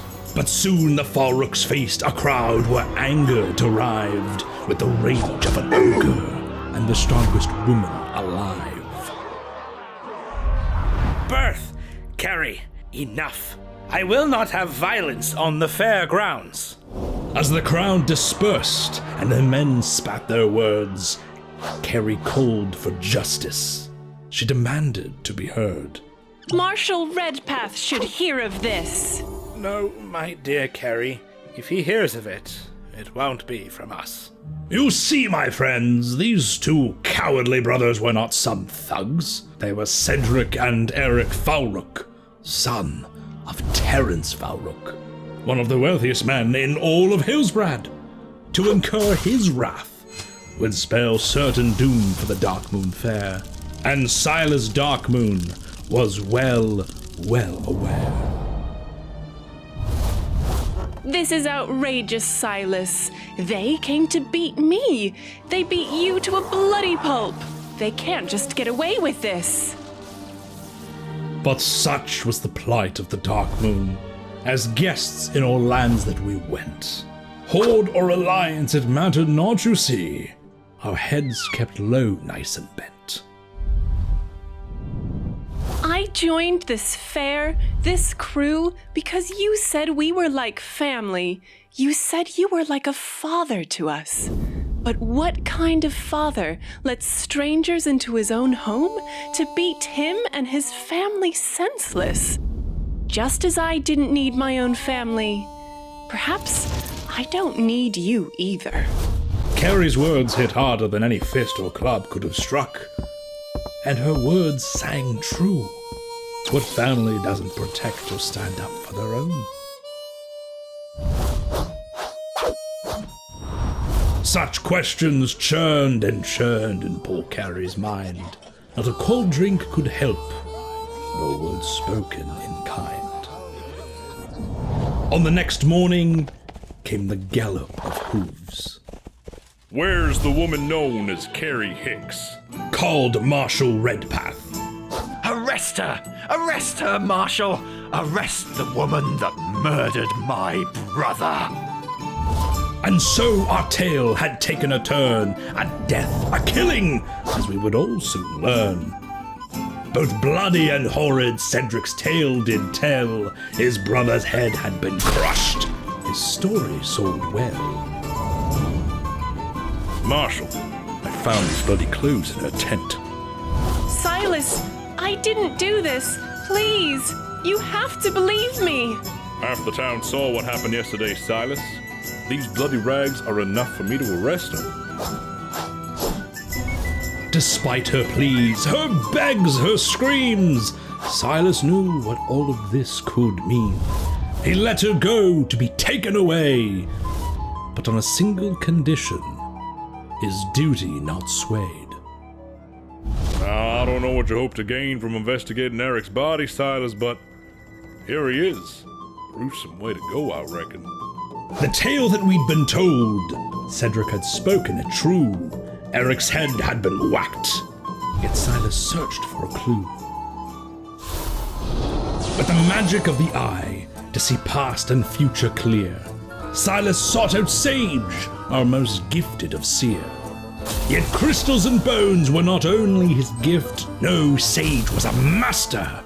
His clairvoyance was swift.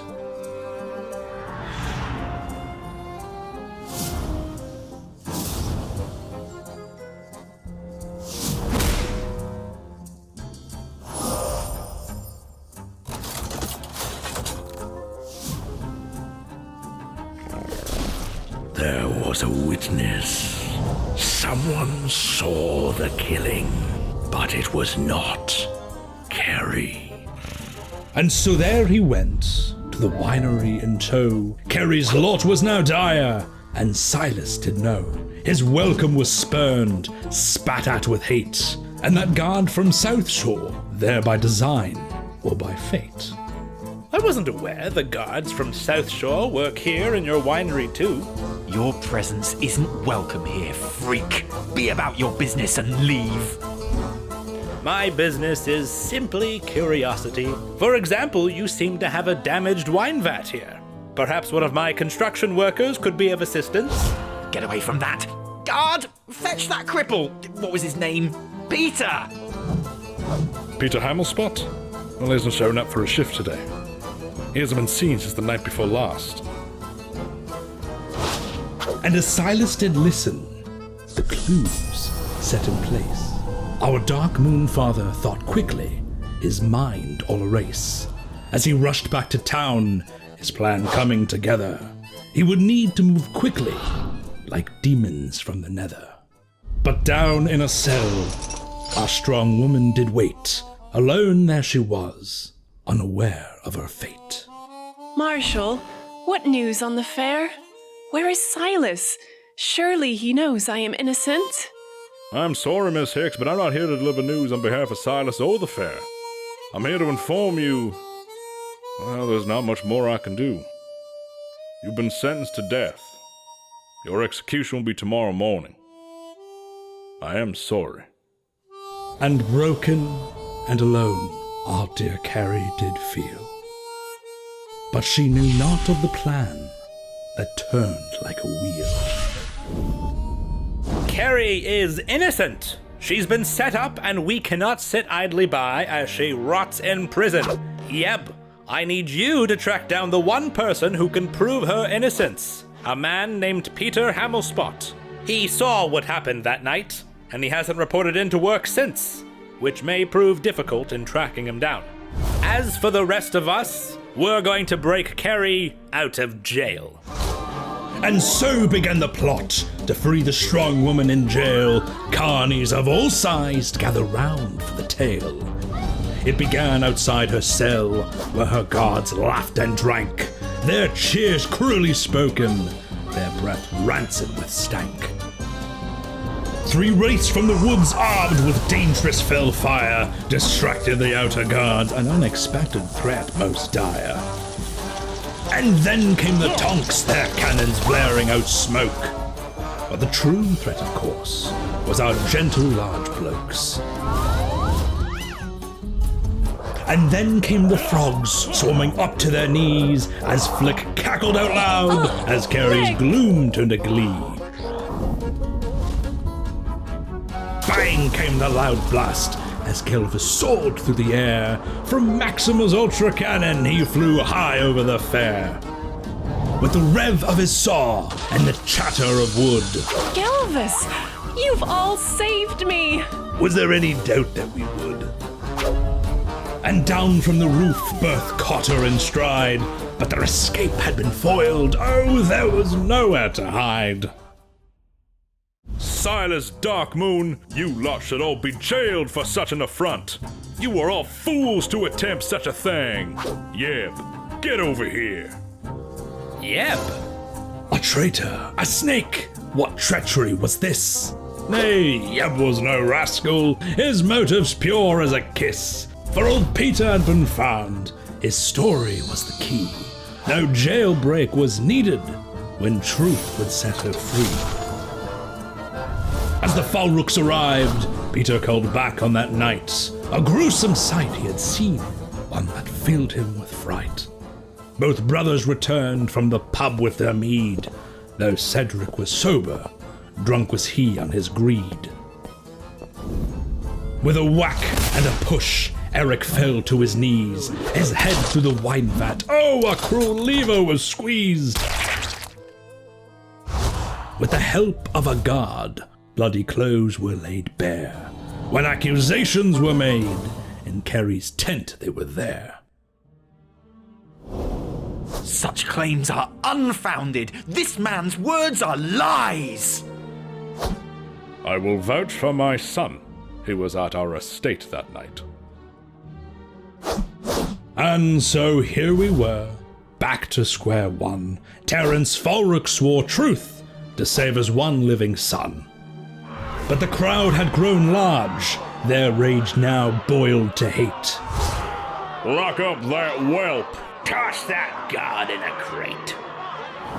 Though Kerry was free, no justice was done. The marshal swore truth for the fallen Falrook's son. He cannot get away with this, Silas. Fear not, my dear. He won't. That snivelling old wretch! Who does he think he is? That wretch is a man who has given this family more than half his life and service. A man who knows loyalty. Less can be said about you. You believe him? Of course I do. You never could share, and with your brother's death your inheritance has now doubled. I may find your actions disgusting, but I will not let them hang my only living son. Take this gold and leave. Run far from here. I will deal with the marshal. Just make sure those carnies don't find you. With a sneer and a grin, Cedric held his gold tight, unaware of the shadow who crept through the night. As he groaned loud and awoke, dark strangers now he did see, the many faces of the outcasts and the dark moon carnies. I realize now, dear boy, why haters as you do, the discomfort you feel, it masks the fear within you. Our ever-strange dress, our oddities afar, but really, dear Cedric, we're both quite the same, yes we are. We value money and family, happiness too, I should say, but we take care of our own kin in our own special way. Isn't that right, Eric?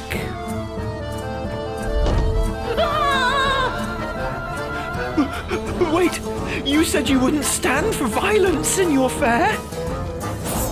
Oh, my dear boy, we're not at the fair anymore. Now, are we?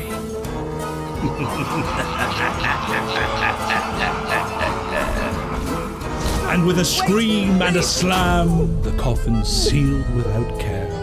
So remember, my friends, that blood runs thicker here at the Dark Moon Fair. And so you see, Steela's Darkmoon goes from being a spineless onlooker to a deceptively cunning and brutal guardian of his family in just those few short pages, completely changing the way that we should all see him. He knows the Darkmoon Fair walks a path outside of the norm, that they could be targets of bullying, brutality and bureaucracy, but Silas and his Darkmoon family are far from helpless, as we've just seen, and will go to any length to protect each other. There has been some speculation, however, that something slightly more sinister has happened to past members of the fair. You see, on the Darkmoon Islands, if you die and you spirit walk back to your battered body, you might come across several ghosts. There's Cup Coincare, a goblin spirit who worked for the Darkmoon Fair, with Silas paying off Cup's hefty debts.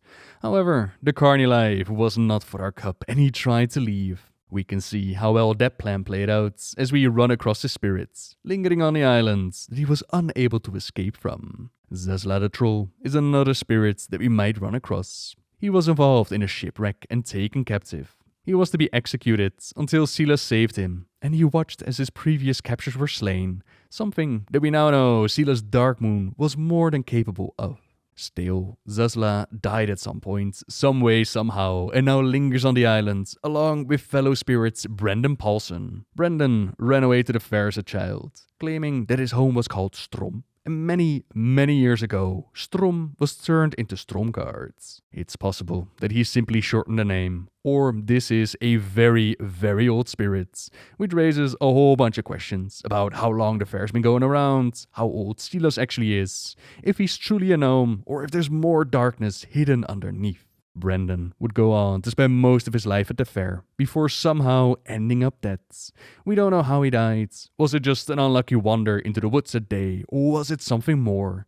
Knowing what Silas is capable of, it certainly makes you wonder. Whatever might be the case, there certainly seems to be more to Silas than meets the eye. And you can learn Silas' sphere of transmutation through Kaltiran alchemy. This swirling orb will allow you to interact with cauldrons around Kaltiris and Zandalar, and then it comes with a couple of different effects. It can turn into a vial of continuous curing, which is a reusable healing potion, a stone of transportation, which will teleport you to a nearby safe haven, a potion of prosperity, which increases your proc luck while you're doing alchemy, or it could turn into a decanter of disguise, which makes you look like one of a variety of creatures from across the world. It will allow you to disguise yourself, which gives more merit to the idea that Silas is not what he looks like.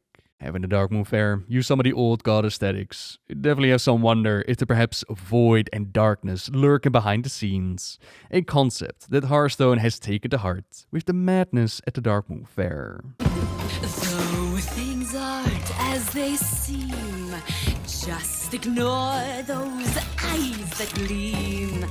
Come laugh and maybe scream at the Darkmoon Fair.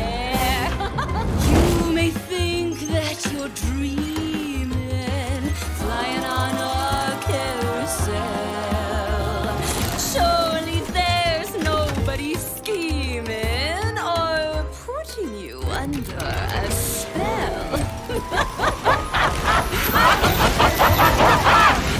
Shadows dancing, bounding leaves, swinging up laughing their sleeves. Right behind you something creeps and melts in the night with a dreadful delight at the dark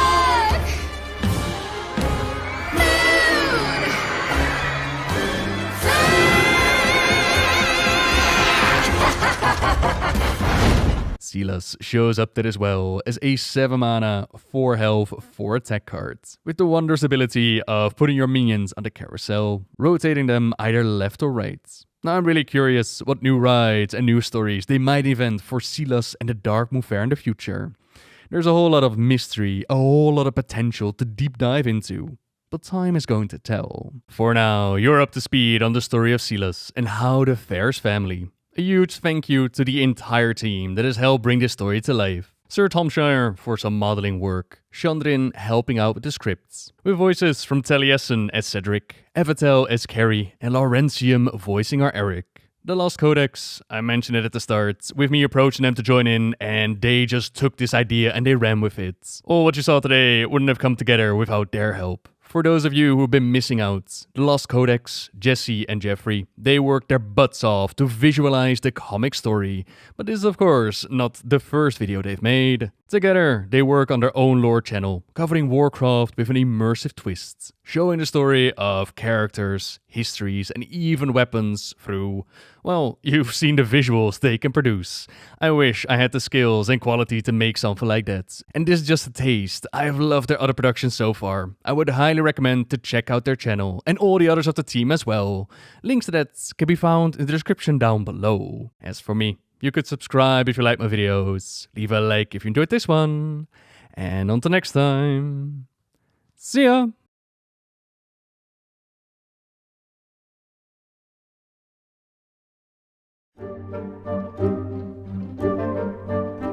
Hello everyone! Last time we talked about the history of the Umani trolls, and we ended it at the time where the humans and high elves they teamed up and unleashed fiery torment upon their foes. This event marked a dark turning point for trolls in general, but the Umani they would never let go of the dream to retake their land and take out their ancient enemy. An opportunity presented itself when the Horde stepped through the dark portal and started its first invasion of Azeroth. Stormwind fell, its survivors fled to Lordaeron, the Alliance of Lordaeron was formed, and Enduin Lothar called upon that ancient pledge of the High Elves. He was part of Thoradin's line, but Anastarian Sunstrider only sent a small elven fleet to the Alliance, commanding the rest of the forces to stay in Quel'Thalas. Rumors had indeed reached them about strange creatures in the south, but the High Elf King did not consider them a threat. Illyria Windrunner, she disagreed with the notion and brought a handful of her fellow elves south. She believed the Horde was a much greater threat than most of her kin did, and she was determined to see what the orcs could do with her very own eyes. Turned out that it was quite a lot that the Horde could do. Now led by Orgrim Doomhammer, he'd been able to sack Stormwind City, they enslaved the Red Dragons and the Queen Alexstrasza, they'd created Death Knights, and even befriended the Umani trolls. The trolls had not forgotten about their long and bitter history of conflict with the humans, and they had rejoiced upon learning of Stormwind's destruction. The Umani saw the orcs as potential allies, but in exchange for Doomhammer's aid. Their current leader, Warlord Zul'jin, he'd been captured by humans and chained up in a prison near the town of Hilsbrad. Now if the orcs helped them liberate Zul'jin, these trolls would agree to fight for the Horde.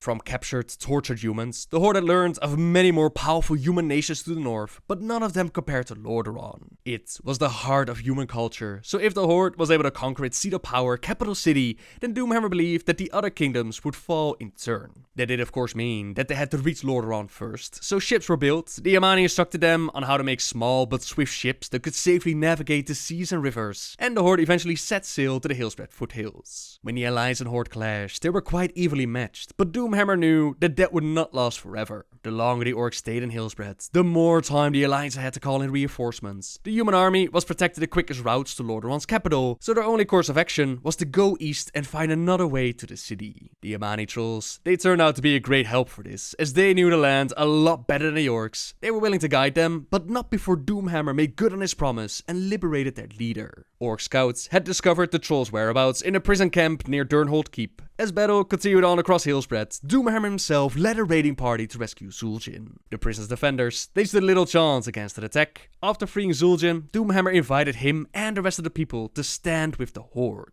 At first, Zul'jin wasn't too keen on the idea of joining them. After all, he was the warlord of the Great Umani. He would answer to no one but himself.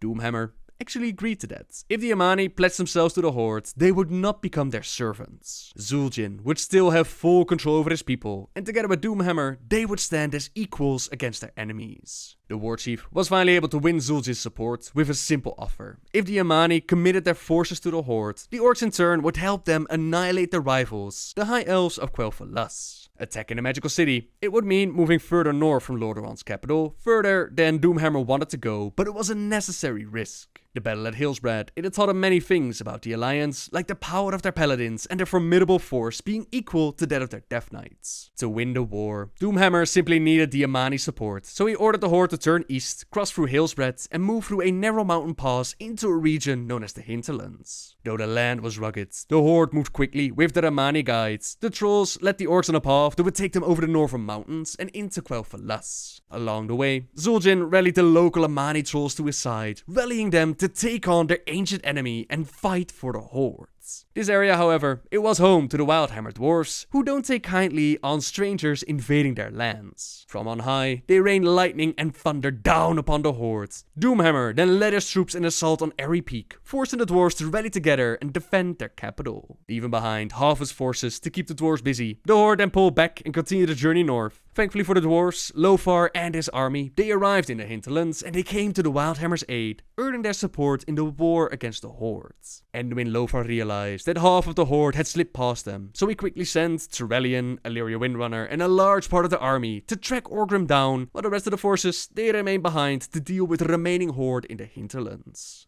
Orgrim and half of the horde, they managed to travel to Quel'Thalas unopposed. Zul'jin made a quick trip to the Yamani capital of Zuluman to gather more allies, whipping his people into a frenzy with the promise of spilling elven blood. Thousands of trolls, wearing enchanted talismans and ritual tattoos, they streamed out of Zuluman and they took their place next to Orgrim's horde.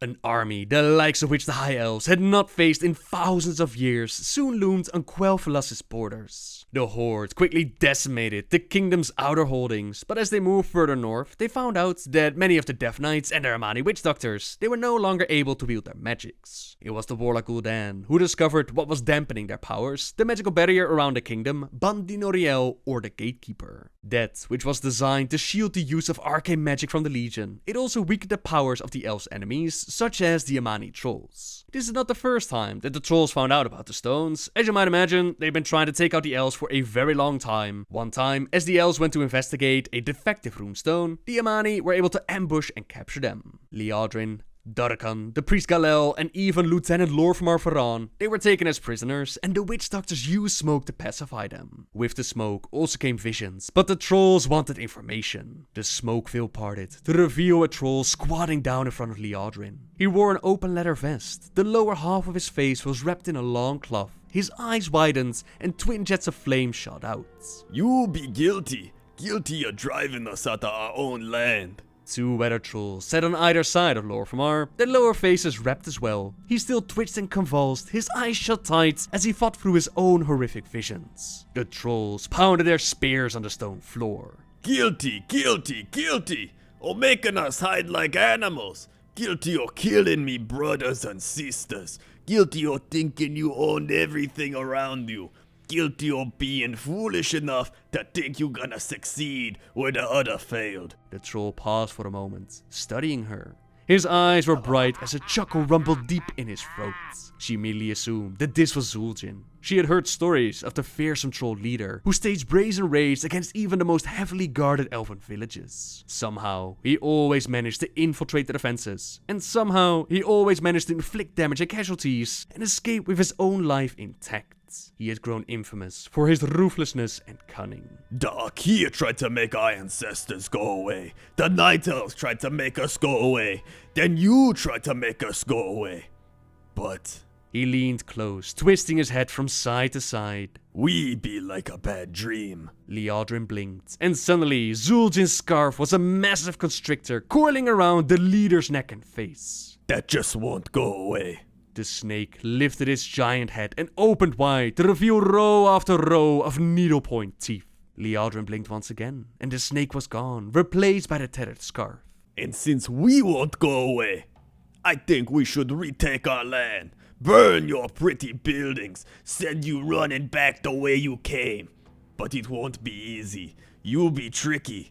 He reached to his side and drew a 3-foot-long, wave-bladed dagger. Your runestones make our magic weak. Your own magic be protecting your cities. But I've been watching. I've been thinking. Zul'jin patted the point of the blade against his temple as he squatted down in front of Lorfmar now. I think you get your power from that fountain of light. What you call it, the Sunwell? Yeah, I think it gives you the power. And without it, maybe your magic not so great after all. Zul'jin traced the tip of the blade down Lorfmar's stomach and chest, barely brushing the surface of his skin. I wanna know how to overpower the runestones. I wanna know everything about that Sunwell and its defenses. So, Liadrin thought, they do not know how to sabotage the runestones. He stood and looked toward Liadrin and the others. Your friend here. Maybe he don't talk. He be a ranger, no? They a tough breed. But you see him get skinned alive, hear him scream till he got no more breath left. Maybe one of you think twice. Maybe one of you talk. I'll give you a chance right now. One chance. Zul'jin looked first at Liadrin and then at Darkhan. He glanced quickly at Galel, whose eyes were still closed. There was a long moment of silence. That'd be no surprise to me. You're too proud. Maybe you like the fighting, the killing. I'll tell you something. We gonna fight till there be no more of us left to fight. You gonna see what we be made of. Eagerly fingering the tip of his blade, Zul'jin squatted down inches away from Lor'Famar. But first, I'm gonna open you up and see what you be made of. No! Liadrin shouted. Get away! Her head spun to Darkhan, her eyes imploring him to take action. His own eyes shot to her, wide with fear. At that moment, he looked very lost and completely helpless. He shook his head. His ability to cast had not yet returned. The dagger's tip pierced Lor'Famar's skin just below the navel. Zul'jin drew the blade down in a long vertical slice. It not gonna be quick. Liadrin immediately attempted to call upon the light to begin healing the wounds, but the smoke still acted as a wall in her mind. As for Lor'Famar, he did not cry out. He was intently focused on the task that he had begun mere seconds before. He had regained a measure of mobility in his hands, and he worked now to coax out the miniature blade that he carried under his belt. Blood flowed freely. Zul'jin thrust his spindly fingers into the open wound, and now Lor'Famar screamed. They were able to find a way out of there, with Darkhan regaining enough of his power to teleport them away. Now it's Gul'dan who's examining the elven runestones, and he believes that not only will he be able to dismantle them and bring power back to the Horde, but he can even turn them into an altar of storms and create new two-headed ogre magi. Orgrim didn't really trust him, but he still agreed to the plan, not knowing that Gul'dan was actually planning to abandon the Horde, and that these new ogre magi were only loyal to him. All the same, with their runestones desecrated, Orgrim's forces stormed towards Quel'Thalas, but Quel'Thalas did not have to hold out alone against the Horde for very long. Turelion, Illyria, and half of the Alliance army, they showed up, and Anasterion didn't need a lot of convincing to pledge their forces to the Alliance. Not since the ancient troll wars had the elves died in such numbers. Not since that terrible time had their lands been so defiled. Humans and elves banded together once again. Unfortunately, the Horde had more tricks up its sleeve, as they had the Red Dragonflight enslaved, who now showed up and burned a whole bunch of the Alliance forces, but the High Elves, they used the might of the Sunwell to create a shield around Silvermoon City. The Horde smashed against the shield again and again, but the barrier did not give away. Even the Red Dragon's mystical fire could not breach it, and Orgrim's patience was quickly wearing thin. Destroying the High Elven stronghold, it had never been his priority. Lordaeron's capital was. Though Orgrim had not yet held up his end of the bargain with the Amani, he decided to take his forces and move to Lordaeron's capital city. Now, not all of Doomhammer's allies agreed with this plan. Zul'jin and the Amani, they straight up rejected the war chief's call to go west. Their hatred of the elves, it burned so hot that they would not abandon the siege of Silvermoon. Zul'jin did vow that he would attack Lordaeron's capital city only after all of Quel'Thalas was in flames, and he held King Anastarion's severed head in his hands. His stubbornness was both infuriating and troubling. Doomhammer had relied heavily on the Amani to guide the orcs through a land that was not their own. Losing the trolls now, at this critical moment in the war, it could spell doom for the Horde, and it was Gul'dan that convinced Orgrim and Zul'jin that his clan had found a new way to destroy this barrier around the city. All it would take was a few more days, and once they had succeeded, the elven city would surely fall, the trolls could get all the vengeance that they desired, and then they could rejoin the Horde. Doomhammer once again agreed to the plan, but Gul'dan would go on to abandon the Horde in pursuit of his own goals, his own lust for power. Some of the remaining forces, they actually joined him on his journey to the Tomb of Sargeras, but the Amani trolls had no interest in this call. They continued their siege on the elven capital, while Illyria, Turelion, and the Alliance armies, they pursued the Horde to the capital city, while Sylvanas Windrunner and several of their forces, they remained behind to eliminate the lingering threat. In this, King Anasterion saw an opportunity to forever change the balance of power between the elves and the trolls. He dispatched magi and priests to aid the rangers in rounding up and wiping out all of the remaining Amani forces. Liadrin was assigned to a platoon led by Haldoran Brightwing. The skies were the color of blood that day, the air reeking of ash and fire, and their lungs burned as blazing infernos consumed their forests. And it was on that day, unknowingly and quite accidentally, that Haldoran's group managed to trap and capture the legendary Zul'jin. The fires had burned unpredictably, and so it was that Zul'jin and a handful of his comrades, they found themselves cut off from the bulk of their Amani brethren and driven near the shores of Darrowmere Lake. Halderan and his rangers, they cut down Zul'jin's comrades, cornered the renegade himself in the perishing remains of some long-forgotten troll ruin. Zul'jin didn't go out without a fight though. He lashed out like a rabid beast, but the elves, they were successful in stripping him of his weapons, beating him relentlessly and chaining him to a stone pillar. Zul'jin wasn't the only one cut off from their forces. Halderan was also cut off from Sylvanas, and their scouts couldn't find a way through the flames. So it was decided that the rangers would wait. Isolated and battle-weary, Halderan alone held the fate of Zul'jin in his hands. Many of his troops had lost friends or loved ones to Zul'jin's bloody campaigns, and their fury took control. As the sun set, the beatings of the troll continued, growing in severity until one of Halderan's men decided to take a blade and pluck out Zul'jin's eye. Kil'jaeden simply couldn't take it anymore. The torment was pointless. If we're going to kill him, let us be done with it. But Halderan, he couldn't make that decision, and he also couldn't get in touch with those that could.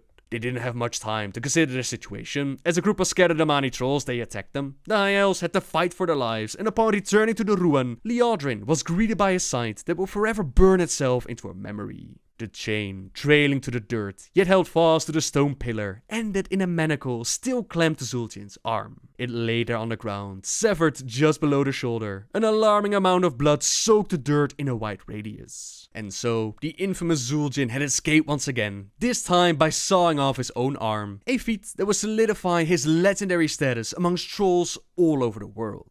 In the years to come, the war cry for Zul'jin became an all too familiar refrain, especially amongst the Amani. The old troll himself, however, he disappeared for a while, and while the Alliance had been successful in saving the capital city and was now besieging Blackrock Spire, King Anastarian himself led the charge to drive the Amani trolls from Quel'Thalas. The battles were costly, but the elves did manage to secure their homeland. In the years to come, Anastarian would withdraw from the Alliance, accusing it of abandoning the High Elves in their most desperate hour. Not all High Elves believed that, but enough of them did, despite Anastarian at the start of the war only sending a token force to assist the Alliance to begin with. All the same, the first Horde invasion was prevented, and the Alliance of Lordaeron was able to save their world. More threats would rise up though. Arthas and the Scourge would take the high home of the elves and corrupt the Sunwell by resurrecting Kel'Thuzad. The High Elves, now calling themselves Blood Elves, led by Gilfer Sunstrider, they had to deal with the remaining undead, the loss of their Sunwell, and the Amani that tried to make use of this opportunity. They had just witnessed the Scourge accomplish what they had tried to do for generations, and Kil'jaeden remembered that Zul'jin had been obsessed with the Sunwell. It was of course uncertain if the troll leader was actually amongst the Amani now rallying for war, but they did believe that the Sunwell was their target. Prince Gilfer Sunstrider, now their leader, figured that if the trolls wanted their Sunwell, then they would have it. There were still a lot of undead, more each day gathering on the Isle of Quel'Thalas, and since the resurrection of Kel'Thuzad had corrupted their fount of power, Kil'jaeden decided to blow it up and take all of their enemies out with it.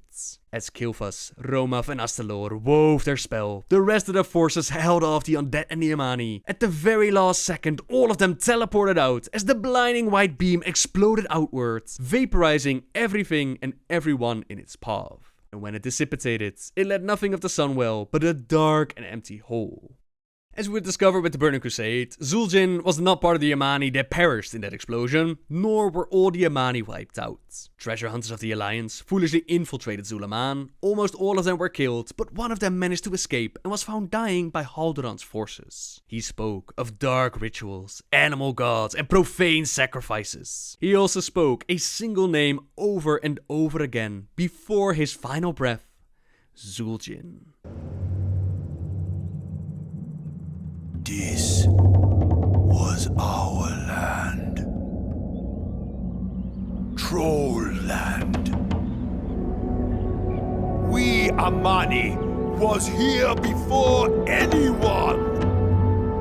The elves and their alliance came to drive us out. But we never give up. We never forget.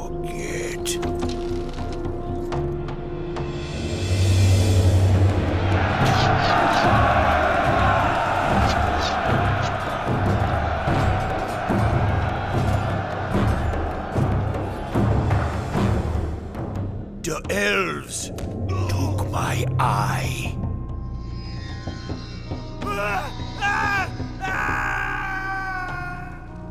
I cut off my own arm to escaped him. And now, they fight alongside the Horde? I spit on the Horde! I hate you. I hate you all.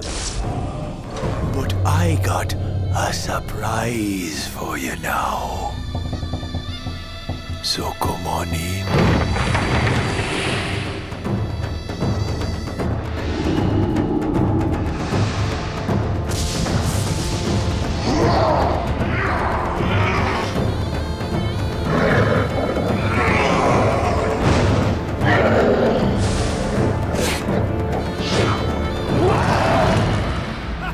The Amani never give up. We never forget. We never die. This is our land. You wanna stay? You stay here forever. We gonna bury you here. In the lower city of Shefrev, the troll Grifta promised adventurer shinies just waiting to be picked up. He sent us over to Bud Netrek, who's waiting just outside of Zulaman. Now he already lost his latest partner, but hey, what can you do? Great rewards often have a high price. We're close to making history here in Zulaman, and we get to help him out. First, we need to collect a map that's gone missing, as well as the recruits that he landed to, but Bud only really cares about the map. After picking it up, we're sent in to investigate the different platforms to fill the map up further, until the last mission given by Bud, it has us take care of Hexlord Malakras. With him out of the way, Bud's ready to make another mark on history, but he's afraid that our time together, the debt has come to an end and he has to let us go. The petulant little man is trying to steal our glory, but he will get what's coming to him soon enough. So inside Zulaman, we found 6 different bosses and a couple of mini-events that were kinda cool to do. The troll bosses that we faced, they mostly took their names from the lowest spirits empowering them, which explains why we faced the same bosses with the revamp during the Cataclysm. There was Akilzon, a former shaman of the Amani tribe. Akilzon had a natural ability when working with the element of air. This talent caught the eye of Hexlord Malakras and made finding a host for the troll's eagle god a very easy task. God, kill me. Nalorak, renowned for both his fearsome rage and savage strength on the battlefield, he was considered the ideal vessel for the essence of the bear god. In the fights, he would actually switch between his troll form and his bear form. Then there's Janalai. Dragonhawks are death predators that rend their foes with razor-sharp talons. This mindset and method of attack were also favored by one of the Amani tribe's highly skilled rogues, Janalal. During his fights, massive waves of Dragonhawks would actually assault his foes. Where me hatcha? Get to work on them eggs! Then Halazi. The Lynxes of Azeroth are vicious hunters that shred their prey with fang and claw. Hexlord Malakras mused that it was only right to seal the essence of the Lynx god with one of the tribe's greatest hunters. Totems and the spirit of the Lynx, they assisted Halazi in his battle. Now, as we ventured through Zulaman and we took on these mighty trolls, Malakras taunted us along the way, offering to use us as sacrifices as well, since the Amani had taken a couple of prisoners to be sacrificed. You not do too bad. Your efforts delayed the inevitable for a small time. Come to me now. You prove yourselves worthy offerings. If you managed to defeat the first bosses before the timer ran out, if you were able to save these prisoners before they were sacrificed, you'll be able to get your hands on some very special loot. Back then, it was the Amani Warbear, but he's been removed with Wrath of the Lich King and has since been replaced with the Amani Battle Bear during the Cataclysm revamp. Now, on the bodies of the dead Amani trolls that we fight along the way, we also find some Amani hex sticks we could use on the forest frogs hopping around in the area. These are mostly people hexed by the trolls. Some would offer you vendor possibilities, some would offer you some gold and whatnot, but sometimes you actually get a very special frog pet called Mojo. So after the 4 initial bosses, it's time to move further in and take on this Hexlord Malakras. Rumored to be the most feared witch doctor of the Amani tribe in decades, Malakras has done the unthinkable and sealed the essence of several mighty troll animal gods within their strongest champions, keeping the darkest one for himself. He actually came with 2 ads and would steal the powers of his enemies and use it against them. After taking him out, the door opened up and Warlord Zul'jin was the only one left standing. This not the end for me. Everybody always wanna take from us. Now we gonna start taking back. Anybody who get in our way, gonna drown in their own blood. The Amani Empire be back now, seeking vengeance.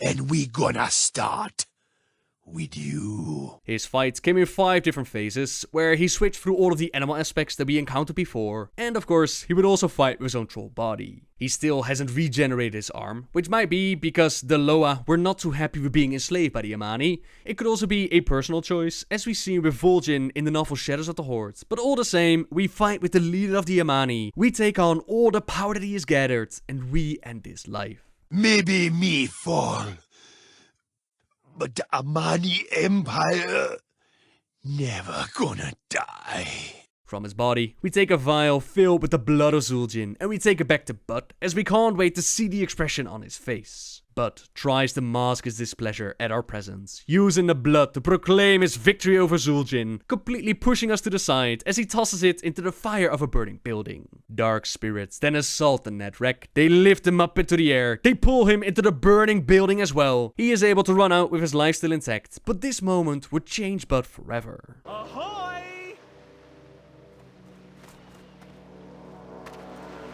I'm sailing! For a while, it was quiet in Zulaman, and the story of Zul'jin ends here. But like I said, Zulaman underwent a revamp with the Cataclysm, where the Zandalari, they returned to take care of their people and try to unite them once more. Vol'jin of the Dark Spear, you would turn your back on your own people?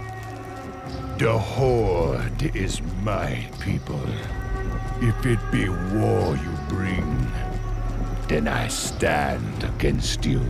Even Vol'jin of the Darkspear tribe was invited to stand with them, but the Horde was his family and he warned the world of this rising threat. So it was that heroes of the Alliance and Horde returned to Zulaman once again. They took care of the threats inside, they saved the prisoners again, and they took out their new warlord Takara. Oh, now everybody try to keep the Amani Empire down. Now we got friends. We with the Zandalari now. We part of something bigger.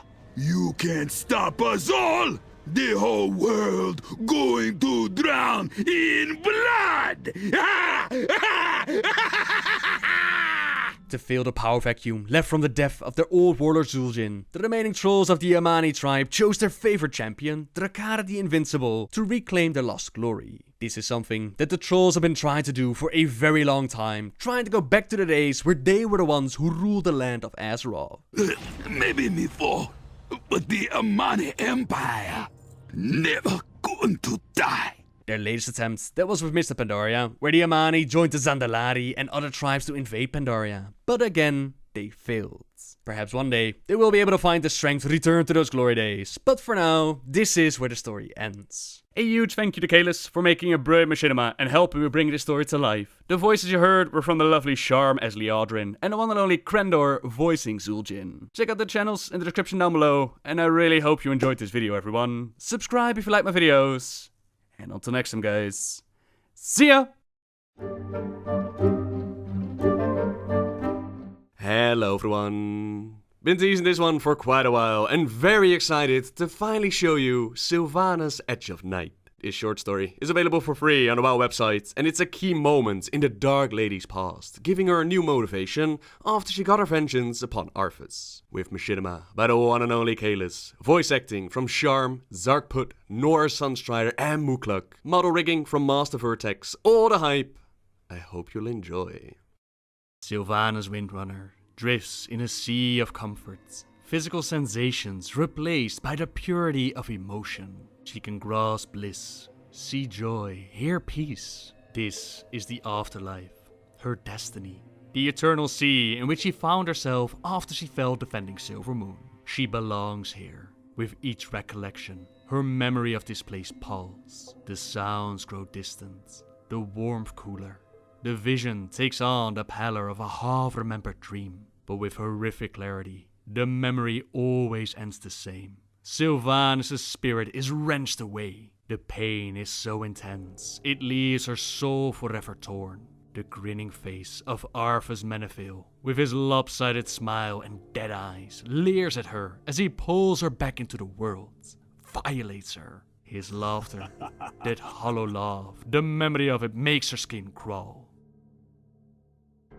You son of a bitch! Sylvanas hollered, kicking aside a shattered piece of the Lich King's frozen armor. Her voice, empty and terrifying, cracked under the strain of her hatreds. The sound echoed across the peaks of Icecrown, rolling through the valleys like the cloying mist that forever haunted this horrible place. She had ventured here alone, to his former seat of power, to the very top of Icecrown Citadel, where a frozen throne loomed on a plateau of white ice. Of course, that egotistical little boy she knew would place himself here, sitting atop the world.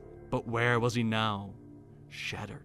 She could no longer feel his malevolence tugging at the edges of her consciousness. His broken armor lay in pieces on the white peak before his throne, surrounded with blackened cake of frozen gore, the remains of those who had finally brought him to his knees. Sylvanas regretted not being there to see him broken. She picked up a shattered gauntlet from the very hand that had once gripped Frostmourne. He is finally dead. But why does he feel so hollow inside? Why did she throb with rage? She hurled the armor from the peak, watching it disappear into the roiling mists. She was not alone. 9 glimmering spirits encircled the pinnacle, their masked faces turned towards her, their ephemeral forms held aloft on graceful, insubstantial wings. They were the Valkyr, warrior maidens of old, once enslaved to the will of Arthas. Why did they remain in this place? Sylvanas neither knew nor cared. They stayed out of her way, absolutely mute, immobile, even as Sylvanas hollered and raged. Were they watching her? Judging? She ignored them and crunched through the snow to the very seat of Arthas' power. Someone else sat atop the throne. Sylvanas at first thought it was Arthas' corpse, planted mockingly in his place of honor and sealed in a block of ice, but the silhouette was all wrong. She approached the throne and wiped her hand across the surface of the ice, peering at the distorted figure within. Human. Yes, she recognized the profile of an Alliance shoulder plate, but the body was very badly burned, the flesh split open like roasted meat. He wore Arthas' crown, and his eyes that flicker of consciousness. They have replaced him. A new Lich King sat on the throne. Again, Sylvanas cried out, shock growing into explosive rage. She smashed the flat of her hand against the ice, then her fists. The ice cracked. The immobile face within split open behind a web of fractures. Her howls faded, disappearing hollowly into the mist that enveloped the peak. They replaced him. Does this mean there will always be a Lich King? Idiots! Naively presuming that the Puppet King wouldn't someday begin twisting the world to his own ends. Or worse, become a blunt weapon for something even more terrible. It was a bitter blow. She expected to venture here in triumph, not to discover another defeat. The victory was hollow, but she backed away from the throne, straightened up and accepted that the cycle would go on. Arthas was dead. What did it matter if another corpse filled his vacant throne? Sylvanas Windrunner had her vengeance. The vision that had driven her and her people for years had finally been realized, and not a single fiber of her desiccated, animate corpse cared where the world went from here. It was over now. A part of her was surprised he was even still around, without his lingering presence always tugging at the back of her mind. She backed away from the throne and slowly turned to survey the cold grey world all around her. Her thoughts returned to their place of bliss, her half-remembered glimpse of what lay beyond. Home. It was time. Slowly, she crunched her way to the ragged edge of the icy platform. 1,000 feet below, shrouded by the clouds, lay a forest of shattered serenite spikes that she scouted out earlier. The fall alone couldn't kill her. Her animate flesh was nigh indestructible. But the spikes, the hardened blood of an old god, they not only would tear the body apart, but would obliterate the soul as well. She longed for it, a return to peace. The work she begun in the Forest of Silvermoon was finally complete with the death of Arthas. She lifted her bow from her shoulder and cast it aside. It clattered against the uneven ice. Then she removed her quiver. Arrows spilled from it, cascading down the side of Icecrown Citadel, disappearing one by one into the fog. The empty quiver dropped quietly to the ground at her feet.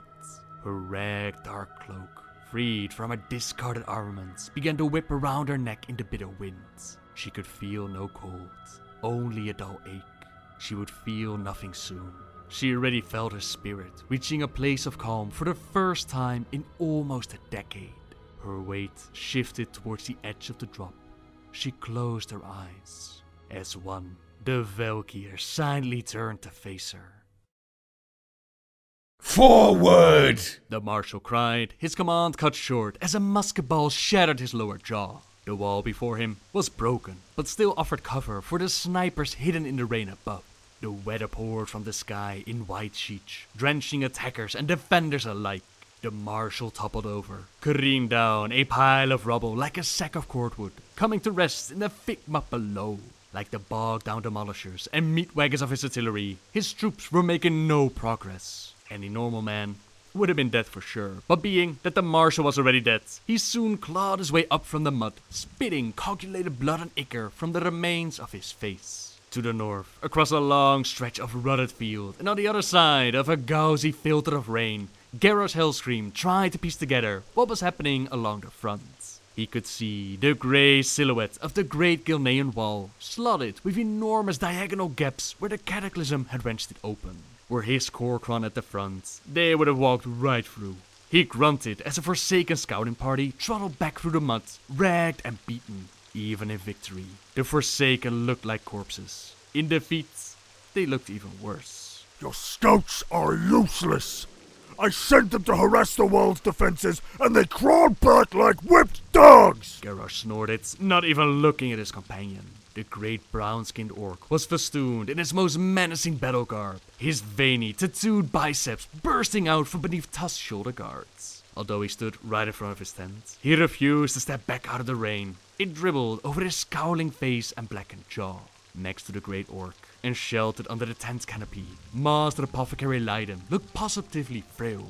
His pockmarked face winced under a matted mess of purple-grey hair as he tried to formulate a response that wouldn't earn him another round of verbal abuse from the war chief. I can assure you they're giving as good as they get. Gilnean defenses are almost certainly in disarray. Then why are your scouts limping back instead of pressing forward? Garrosh kicked aside a barrel. Behind him, his own troops weathered out the rain. 4 companies of elite hand-picked orc and Tarn warriors, supported by 5 battalions of Orgrimmar's hardest. They stretched over the fields of silver pine, a sea of green and brown faces against a backdrop of bright red banners. And where are the promised regiments from Lordaeron? They're to flood the breach! We waste time! Leiden knew better than to talk tactics with the hard-headed war chief, but he had grown desperate as the hour of the attack had approached. He licked his grey lips with a dark purple tongue and tried to answer casually, hoping to elicit some reason. Slowed by the rain, no doubt, but they should arrive soon. They are absolutely Lordaeron's finest.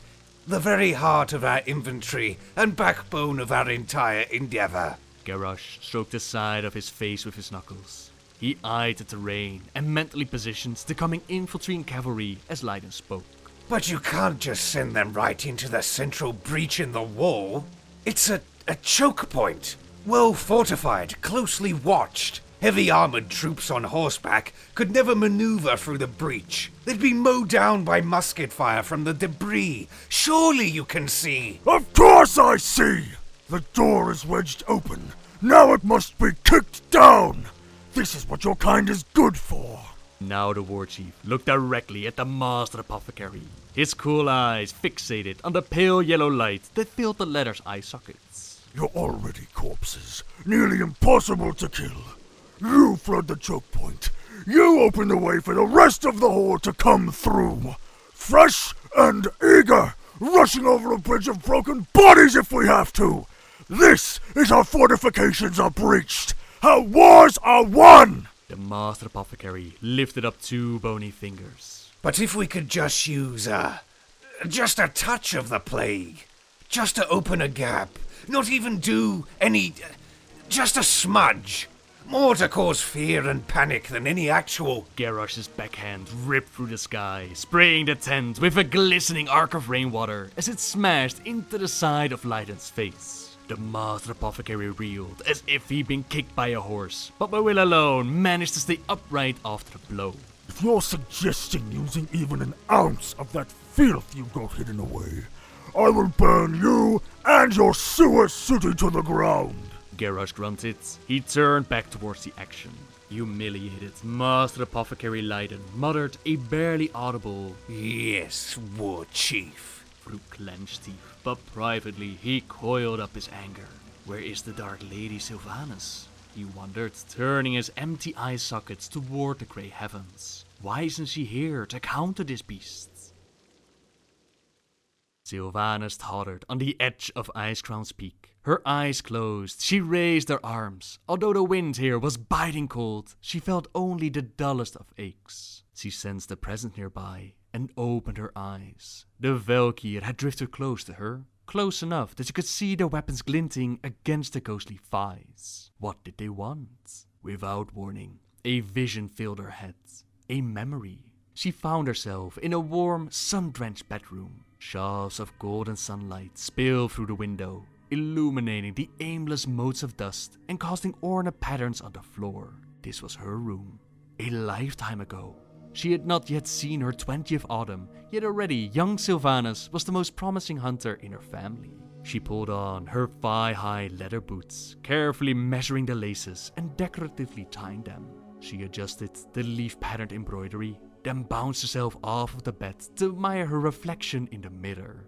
Her waist-length blonde hair, it flowed like water, absolutely translucent in the light of the sun. She beamed at the mirror, teasing her hair until it dashed around her long slender ears in just the perfect way. It wasn't good enough to be the best hunter in her family. She needed to take everyone's breath away as she ventured out. She was so very vain.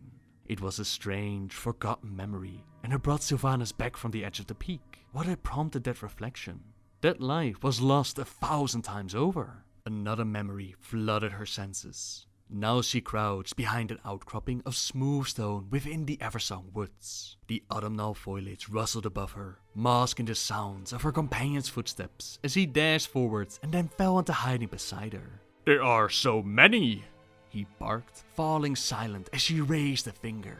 "We have only 24 ranges up there," he said, his voice now a whisper. "They cannot survive that."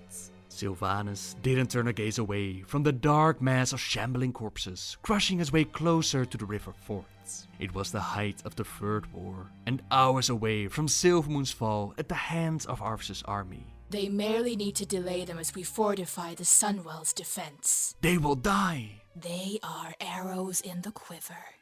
They must be spent if we are to win this. She was brash.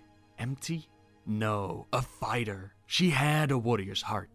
Now, as sudden as the last, a third memory. "Rightful heirs of Lordaeron!" Sylvanas called out, holding her bow aloft. Her forearm, still slender and muscular, was now a shade of blue-grey. Death. The scene was very different now. The vision had the cold sheen of a memory lived after death. Before her waited a grotesque, quivering mass of corpses, their armor piecemeal, their bodies broken, the stench unimaginable. Their plaintive, desperate gazes reminded her suddenly of children.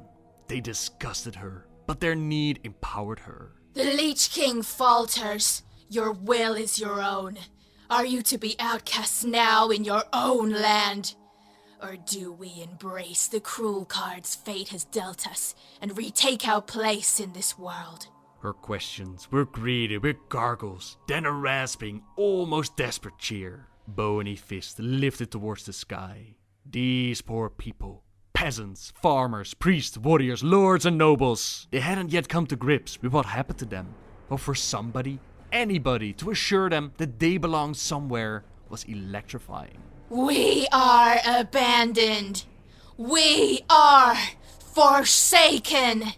But when the sun rises tomorrow, the capital will be ours," she pronounced, and now they roared. "But what of the humans?" a young alchemist asked as the din faded.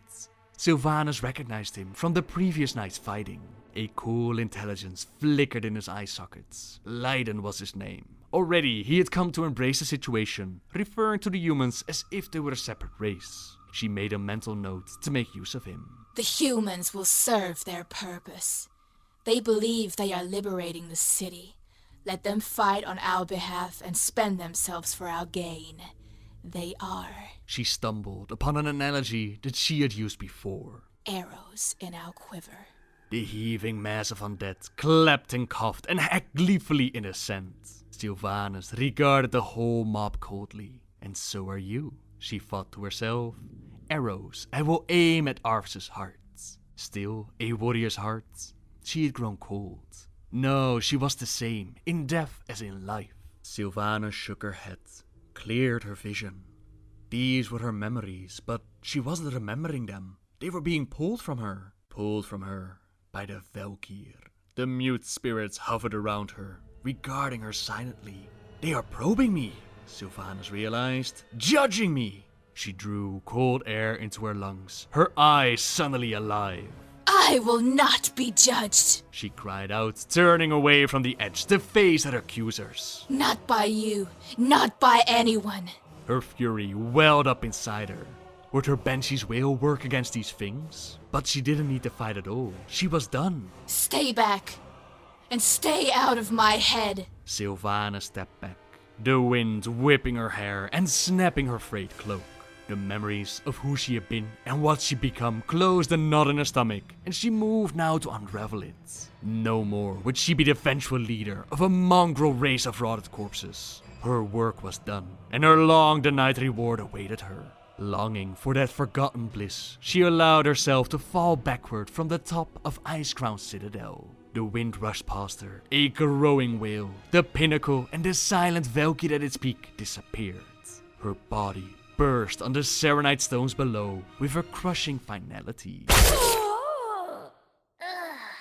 And so, the Dark Lady froze herself from the top of Ice-Crown. But of course, this would not be the end of her journey. The why, the how, and what happened next will continue next week. So for now, thank you very much for watching, everyone. Subscribe if you like my videos, leave a like if you enjoyed this one, and until next time, guys, see ya! Hello everyone! Last week we began the story of Edge of Night, in which the Dark Lady, she feels like she's done. Her mission of claiming vengeance upon Arvis, that is complete, and she throws herself from the top of Ice-Crown to find her eternal fate waiting for her. That is where we'll pick off, so I hope you'll enjoy. As if in a dream, the heart of Lordaeron's undead army crashed forwards. Shouted commands were strangely muted. The heavy cavalry poured through the breach, skeletal hooves somehow finding purchase on the wrecked remains of the wall. The Forsaken struggled to squeeze through, the gap sometimes as narrow as 4 abreast. Then the defenders' artillery fired with a dull echoing crack. Man and horse burst into dust and gore where the shells landed. Musket fire erupted like the tapping of distant drums. Row after row went down. But these veterans had lived through the horrors of Ice-Crown. They poured through, unrelenting, in order to give fight to the defenders beyond.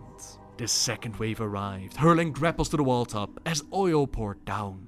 All at once, the front burst into flame. Still, the gunfire peppered them. Still, the Forsaken charged. Some reached the wall top, only to be cut down.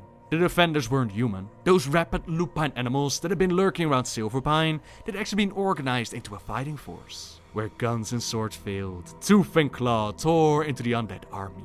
The Forsaken surged again.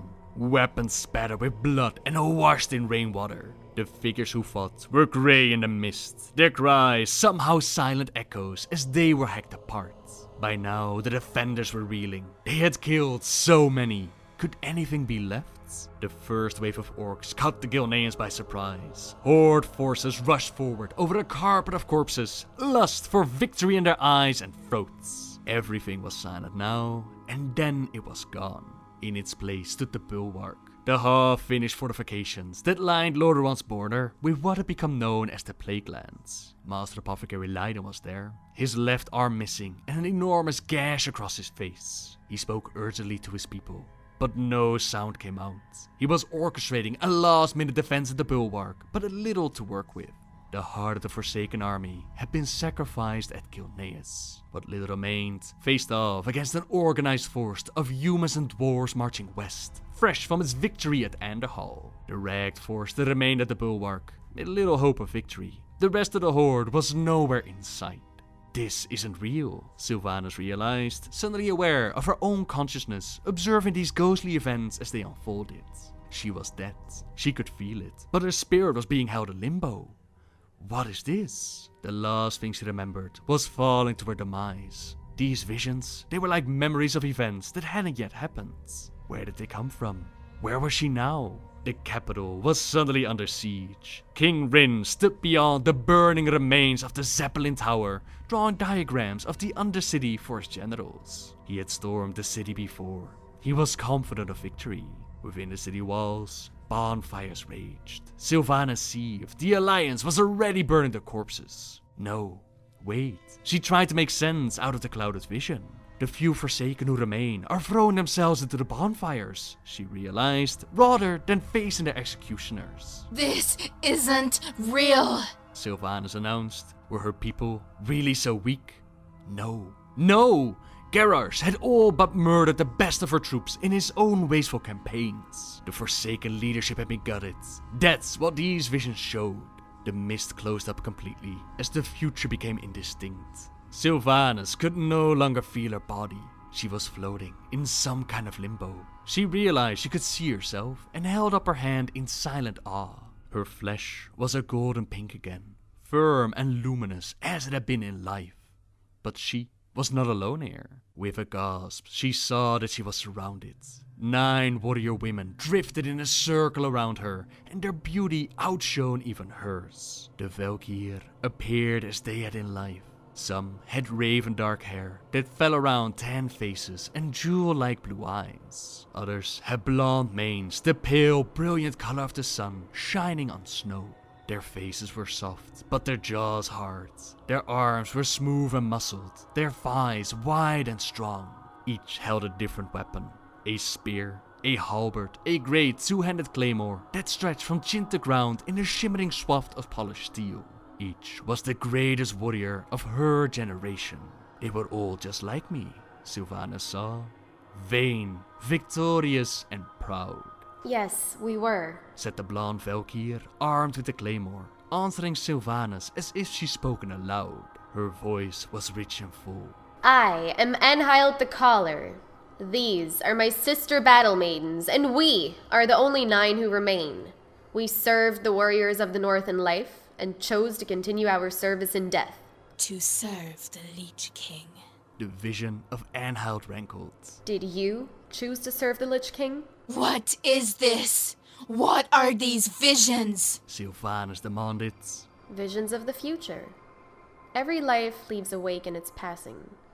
This is yours. It doesn't take a crystal ball to see Hellscream squandering the Horde's resources, tearing it apart in his lust for conquest. Sylvanas felt the old anger welling up again, but couldn't feel her body respond. She couldn't feel anything. Where have you taken me? I should be dead. You are, said the other Valkyr, her hair the color of coal. I've tasted oblivion before. You're keeping me in limbo. Why? Enhild remained patient, her voice soothing and measured. To show you the consequences of your passing, and to offer you a choice. I've made my choice. Your people will perish, said the dark-haired Valkyr. She'd clearly been the youngest of the battle maidens in life, and was now the most impatient in her undeath. Sylvanas thought about her people. They had come far from their decimated origins, the yearning, confused mob of fresh corpses huddled about the ruins of Lordaeron's wrecked capital. The Forsaken were truly a nation now. A fetid, gore-caked, hideous mass of lifeless husks, skilled in combat, devastating with the arcane arts, and unhindered by fetters of morality. They'd been honed into the perfect weapon. Her weapon, and they had struck the killing blow for which she had built them. She cared nothing for their fates. Let them perish! I am finished with them! Enhild raised a hand to quiet her younger sister in arms. Hush, Agatha. She does not know. She must see more. The Valkyr leader directed her luminous green eyes to Sylvanas, their edges rimmed with sadness. Sylvanas Windrunner, the oblivion you seek is yours. We will not stop you. Enhild's eyes closed, and at once the figures vanished into their faceless spectral forms. Then Sylvanas felt herself being pulled away. Her senses reeling, everything disappeared, and time stopped. She is lost! The rain continued, unrelenting, turning the ground before the Kil'jaeden wall into a swamp. As Garrosh inspected the ranks of the Forsaken, the paws of his great werewolf sank into the muck. Rainwater dribbled from his face and steamed from the top of his doubly shaved head. The Kil'jaedens cower behind their high stone walls! The warchief called out, his deep voice booming over the din of rain and thunder. You, citizens of Lordaeron, you know their history. When their human allies needed them, what did they do? They walled up and hid! Swords clanged against shields. Not all Forsaken clung to the living memories, but those who did held no love for the kingdom that had turned its back to the world in its most desperate hours. Garrosh continued, his head high as the words filled the air. They live in dishonor! How do you think they will fight? With honor? Ha! No! They will die the deaths of cowards and be remembered as such! But your glory today will live on in word and song! Garrosh's hellscream turned to face the broken wall of Kil'jaeden, drawing the legendary axe-Gorehowl from his back and aiming its notched blade at the shattered parapets. Walls fall, but honor is forever! Master Apothecary Leiden ran his bony fingers through his tangle of hair. The roar from orcs, Harn and Forsaken alike overwhelmed the thunder. How does he do it? Leiden wondered. My Forsaken brothers cheer for their own destruction. Leiden desperately tried to form the words. Some last plea for sanity against Garrosh's plan. He tried to imagine what the Dark Lady would say, how she would tamp down his bloodlust. His jaw opened, but no words came out. A distant din erupted in the rear of the Forsaken vanguard. Garrosh spurred his werewolf to the side of the army, clearing the way for the charge. Heroes of the Forsaken! You are the point of my spear! Lift your arms! Lift your voices! And do not stop until you lift the Horde banner from those walls! Gorehowl dropped down. Charge! Belay that order! Shrieked the voice from the north. The call of the Banshee Queen carried such terrifying power and purity that even the rain itself seemed to cease falling at her command. The sky tore open with lightning, and thunder cracked like a hammer on stone. All heads turned toward her. The Dark Lady astride her skeletal mount, her black cloak snapping with the fury of her charge, her eyes shrouded by a rain-slicked hood. As the Forsaken saw her, they lowered their weapons into the mud, bowed their heads, and knelt. Master Apothecary Leiden did not fall to his knees, although they buckled under him at the sight of the Forsaken savior. He stuttered stepped forwards, his long robes dragging sloppily through the mud, and reached up to grasp her reins as the steed slowed to a halt. Dark Lady, he whispered, breathless with relief. Then he blinked in astonishment. Lady Sylvanas was flanked on either side by the abominable Valkyr, their shimmering bodies held aloft on translucent wings. Garrosh now approached her on the rutted roads. The kneeling, quiet Forsaken army, it stretched out around him like thousands of silent statues. Bloodlust shone in his eyes. Leiden couldn't help but shrink away. Yet Sylvanas didn't blink, nor did she remove her hood out of respect. She lifted her chin in a subtle gesture. Her words sang out, meant for Garrosh, but loud enough for all to hear. Hellscream. Gilneas will fall, and the Horde will have its prize. But if you wish to use my people, we will do this my way. She threw her cloak over one shoulder, revealing her dappled grey skin and the feathered festooned leather plates of her ornate black armor. My 3 fastest ships have already been dispatched to the southern coast to divert the attention of the Kil'jaeden capital. And even now I gather reinforcements from Deathnell. Apothecary Leiden cocked his head at the cryptic remark. So far as he remembered, nothing remained of Deathnell but a graveyard. More importantly, however, something had changed in his sovereign's presence. Her voice, always terrifying, now had a definitive edge, as though she spoke with the finality of gods. And what of those Valkyr who hovered mutely beside her? My lady, where have you been? She looked down at her subjects, and Apothecary Leiden found himself backing away, his quaking hands dropping the reins of her steed. Lady Sylvanas Windrunner tumbled in a freefall. Not in the physical sense. Her body been obliterated at the foot of Icecrown Citadel. It was her spirit that tumbled, lost like a rudderless ship in a storm. How had she gotten here? She couldn't remember. Had she been killed by Arthas? Had she committed suicide? Had she been sent to judgment by the Valkyr? Time was meaningless here. Her whole life seemed not a series of events, but a single instant, a pinpoint flash of consciousness in an infinite void. She saw only darkness, and then she felt, truly felt, for the first time in a long while. She recoiled in agony. Here she was, her spirit once again feeling whole, only to feel it suffer. To feel once more, only to feel abject pain, cold, hopelessness, fear. There were others in the darkness. Things she didn't recognize, because nothing so terrible could exist in the world of the living. Claws tore at her, but she had no mouth with which to scream. Eyes looked at her, but she couldn't look back. Regrets. She sensed a familiar presence, recognized it. The taunting voice that had once held her in its grasp. Arthas? Arthas Menethil here? His essence rushed to her. Desperate, then shrank away in horrified recognition.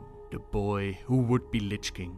Just a scared little blonde child, reaping the aftermath of a lifetime of mistakes. If any part of Sylvanas' soul were not at that moment torn and tormented, she might have even felt for the first time the slightest glimmer of pity for him. In the grand landscape of all the world's suffering and all the evils of the infinite, the Lich King was insignificant. Now the others had her, surrounded her, gleeful, tormenting, tearing at her consciousness, delighting in her suffering.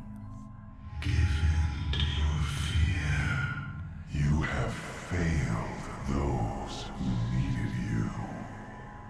You will be alone in the end. Welcome, death. Do not fight it. Horror. This was to be your eternity. The endless void. The dark, unknown realm of anguish. Was it a moment or a lifetime before a single thread of light broke through the darkness? Then they came to her, their arms extended. The 9 Valkyr, impossibly beautiful after this dark place, enshrouding Sylvanas in a single halo of light. She felt small and naked, coiled into herself. When she found her voice again, it only sobbed. Sylvanas' windrunner was broken, yet still the Valkyr did not judge. Lady Sylvanas, we need you. Anhild said, her voice soothing. She touched the side of the Elven Ranger's face. What? What do you want? We are bound to the will of the dormant Lich King, imprisoned atop Icecrown, possibly for eternity. We hunger for our freedom, as you once hungered for yours. Anhild knelt beside Sylvanas, the other Valkyr clustering around the pair of them, arms linked. We need a vessel, one like us, a sister of war, strong, who understands life and death, who has seen the light and the dark, someone worthy of power over life and death. We need you, repeated Agatha, her black hair floating freely in the light. My sisters will be free of the Lich King forever, but their souls will be bound to yours. Sylvanas Windrunner, Dark Lady, Queen of the Forsaken, you may walk with the living again through the sisterhood of the Valkyr. As long as they live, so too shall you. Freedom, life, and power over death. This is our pact. Do you accept our gift? Sylvanas answered, but not right away. The lurking oblivion filled her with terror. Even now, she felt the tempest raged around her. This was her only way out, but she didn't want to give her assent out of fear. She waited until she felt something more. A fellowship, a sisterhood. Sisters, separate, they were all trapped, but together they were free, and with them she could postpone her fates. Yes, we have a pact. Anhild nodded grimly, then rose up, her features blurred and ghostly. The pact is made, Sylvanas Windrunner. My sisters are yours, and you hold sway over life and death. A long pause, and then I shall take your place. The light was blinding. Then Sylvanas awoke, her body twisted but whole, the enormous column of Icecrown Citadel looming above her like a tombstone. Anhalt was gone. Sylvanas was surrounded by the 8 remaining Valkyr. As long as they lived, so too would she. Who are you to countermand my orders? Garrosh demanded, nudging his warwolf forwards. The enormous orc now pressed his great curve into her space, coming up alongside her and glowering at her. Sylvanas did not move or shy away. I was once like you, Garrosh, she answered, her voice quiet and steady, loud enough only for the war chief to hear. Those who served me were tools, arrows in my quiver. She reached up and slowly brought down her hood, then directed her dark gaze at him. Her eyes were alive, their oversized jet-black pupils livid with rage, red embers glowing deep within. At that moment, nobody dared look Sylvanas Windrun in the eye. Nobody but Garrosh Hellscream. What he saw was a great black void, an infinite darkness. There was fear in those eyes, but also something else. Something that terrified even the great war chief. His wolf began to edge away instinctively. Garrosh Hellscream, I've walked the realms of the dead. I have seen the infinite dark. Nothing you say or do could possibly frighten me. The army of undead that surrounded and protected the Dark Lady was still hers, body and soul. But they were no longer arrows in her quiver. Not anymore. They were her bulwark against the infinites. They were to be used wisely. And no fool orc would squander them while she still walked the world of the living. The war chief sheathed his axe onto his back, his mount sidling away from hers. After a long moment, he finally tore his gaze from those eyes. Very well, Dark Lady, he conceded, loud enough for all to hear. We will take Gilneas your way. He spurred his mount onwards and ambled through the mud toward his own troops. But I will be watching you, he told himself. The eyes of Hellscream are upon you more than any other.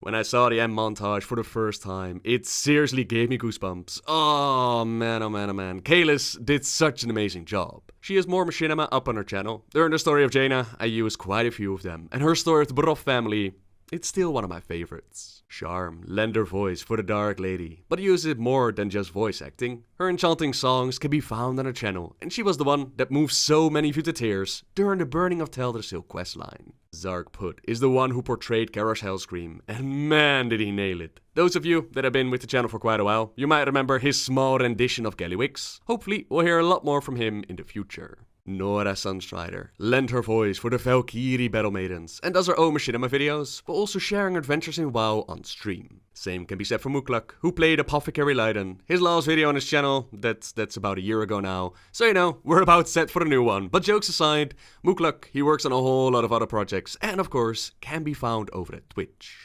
Last but not least, Master Vertex, thank you ever so kindly for helping bring this story to life. And with that, ladies and gentlemen, I think it's about time to wrap up this video. Now you know what pushed Sylvanas into keep on fighting after Wrath of the Lich King, and what motivates her even to this day. Is the hell that she saw a reality? Her destiny? Or is there more at play? Did the Valkyr impose these visions upon her? Or perhaps even the old gods themselves? Who were the spirits that whispered her name and made her war chief? A lot of cool things that they could play around with in Battle for Azeroth. But for now, thank you very much for watching, everyone. Subscribe if you like my videos. Leave a like if you enjoyed this one. And until next time, guys. See ya!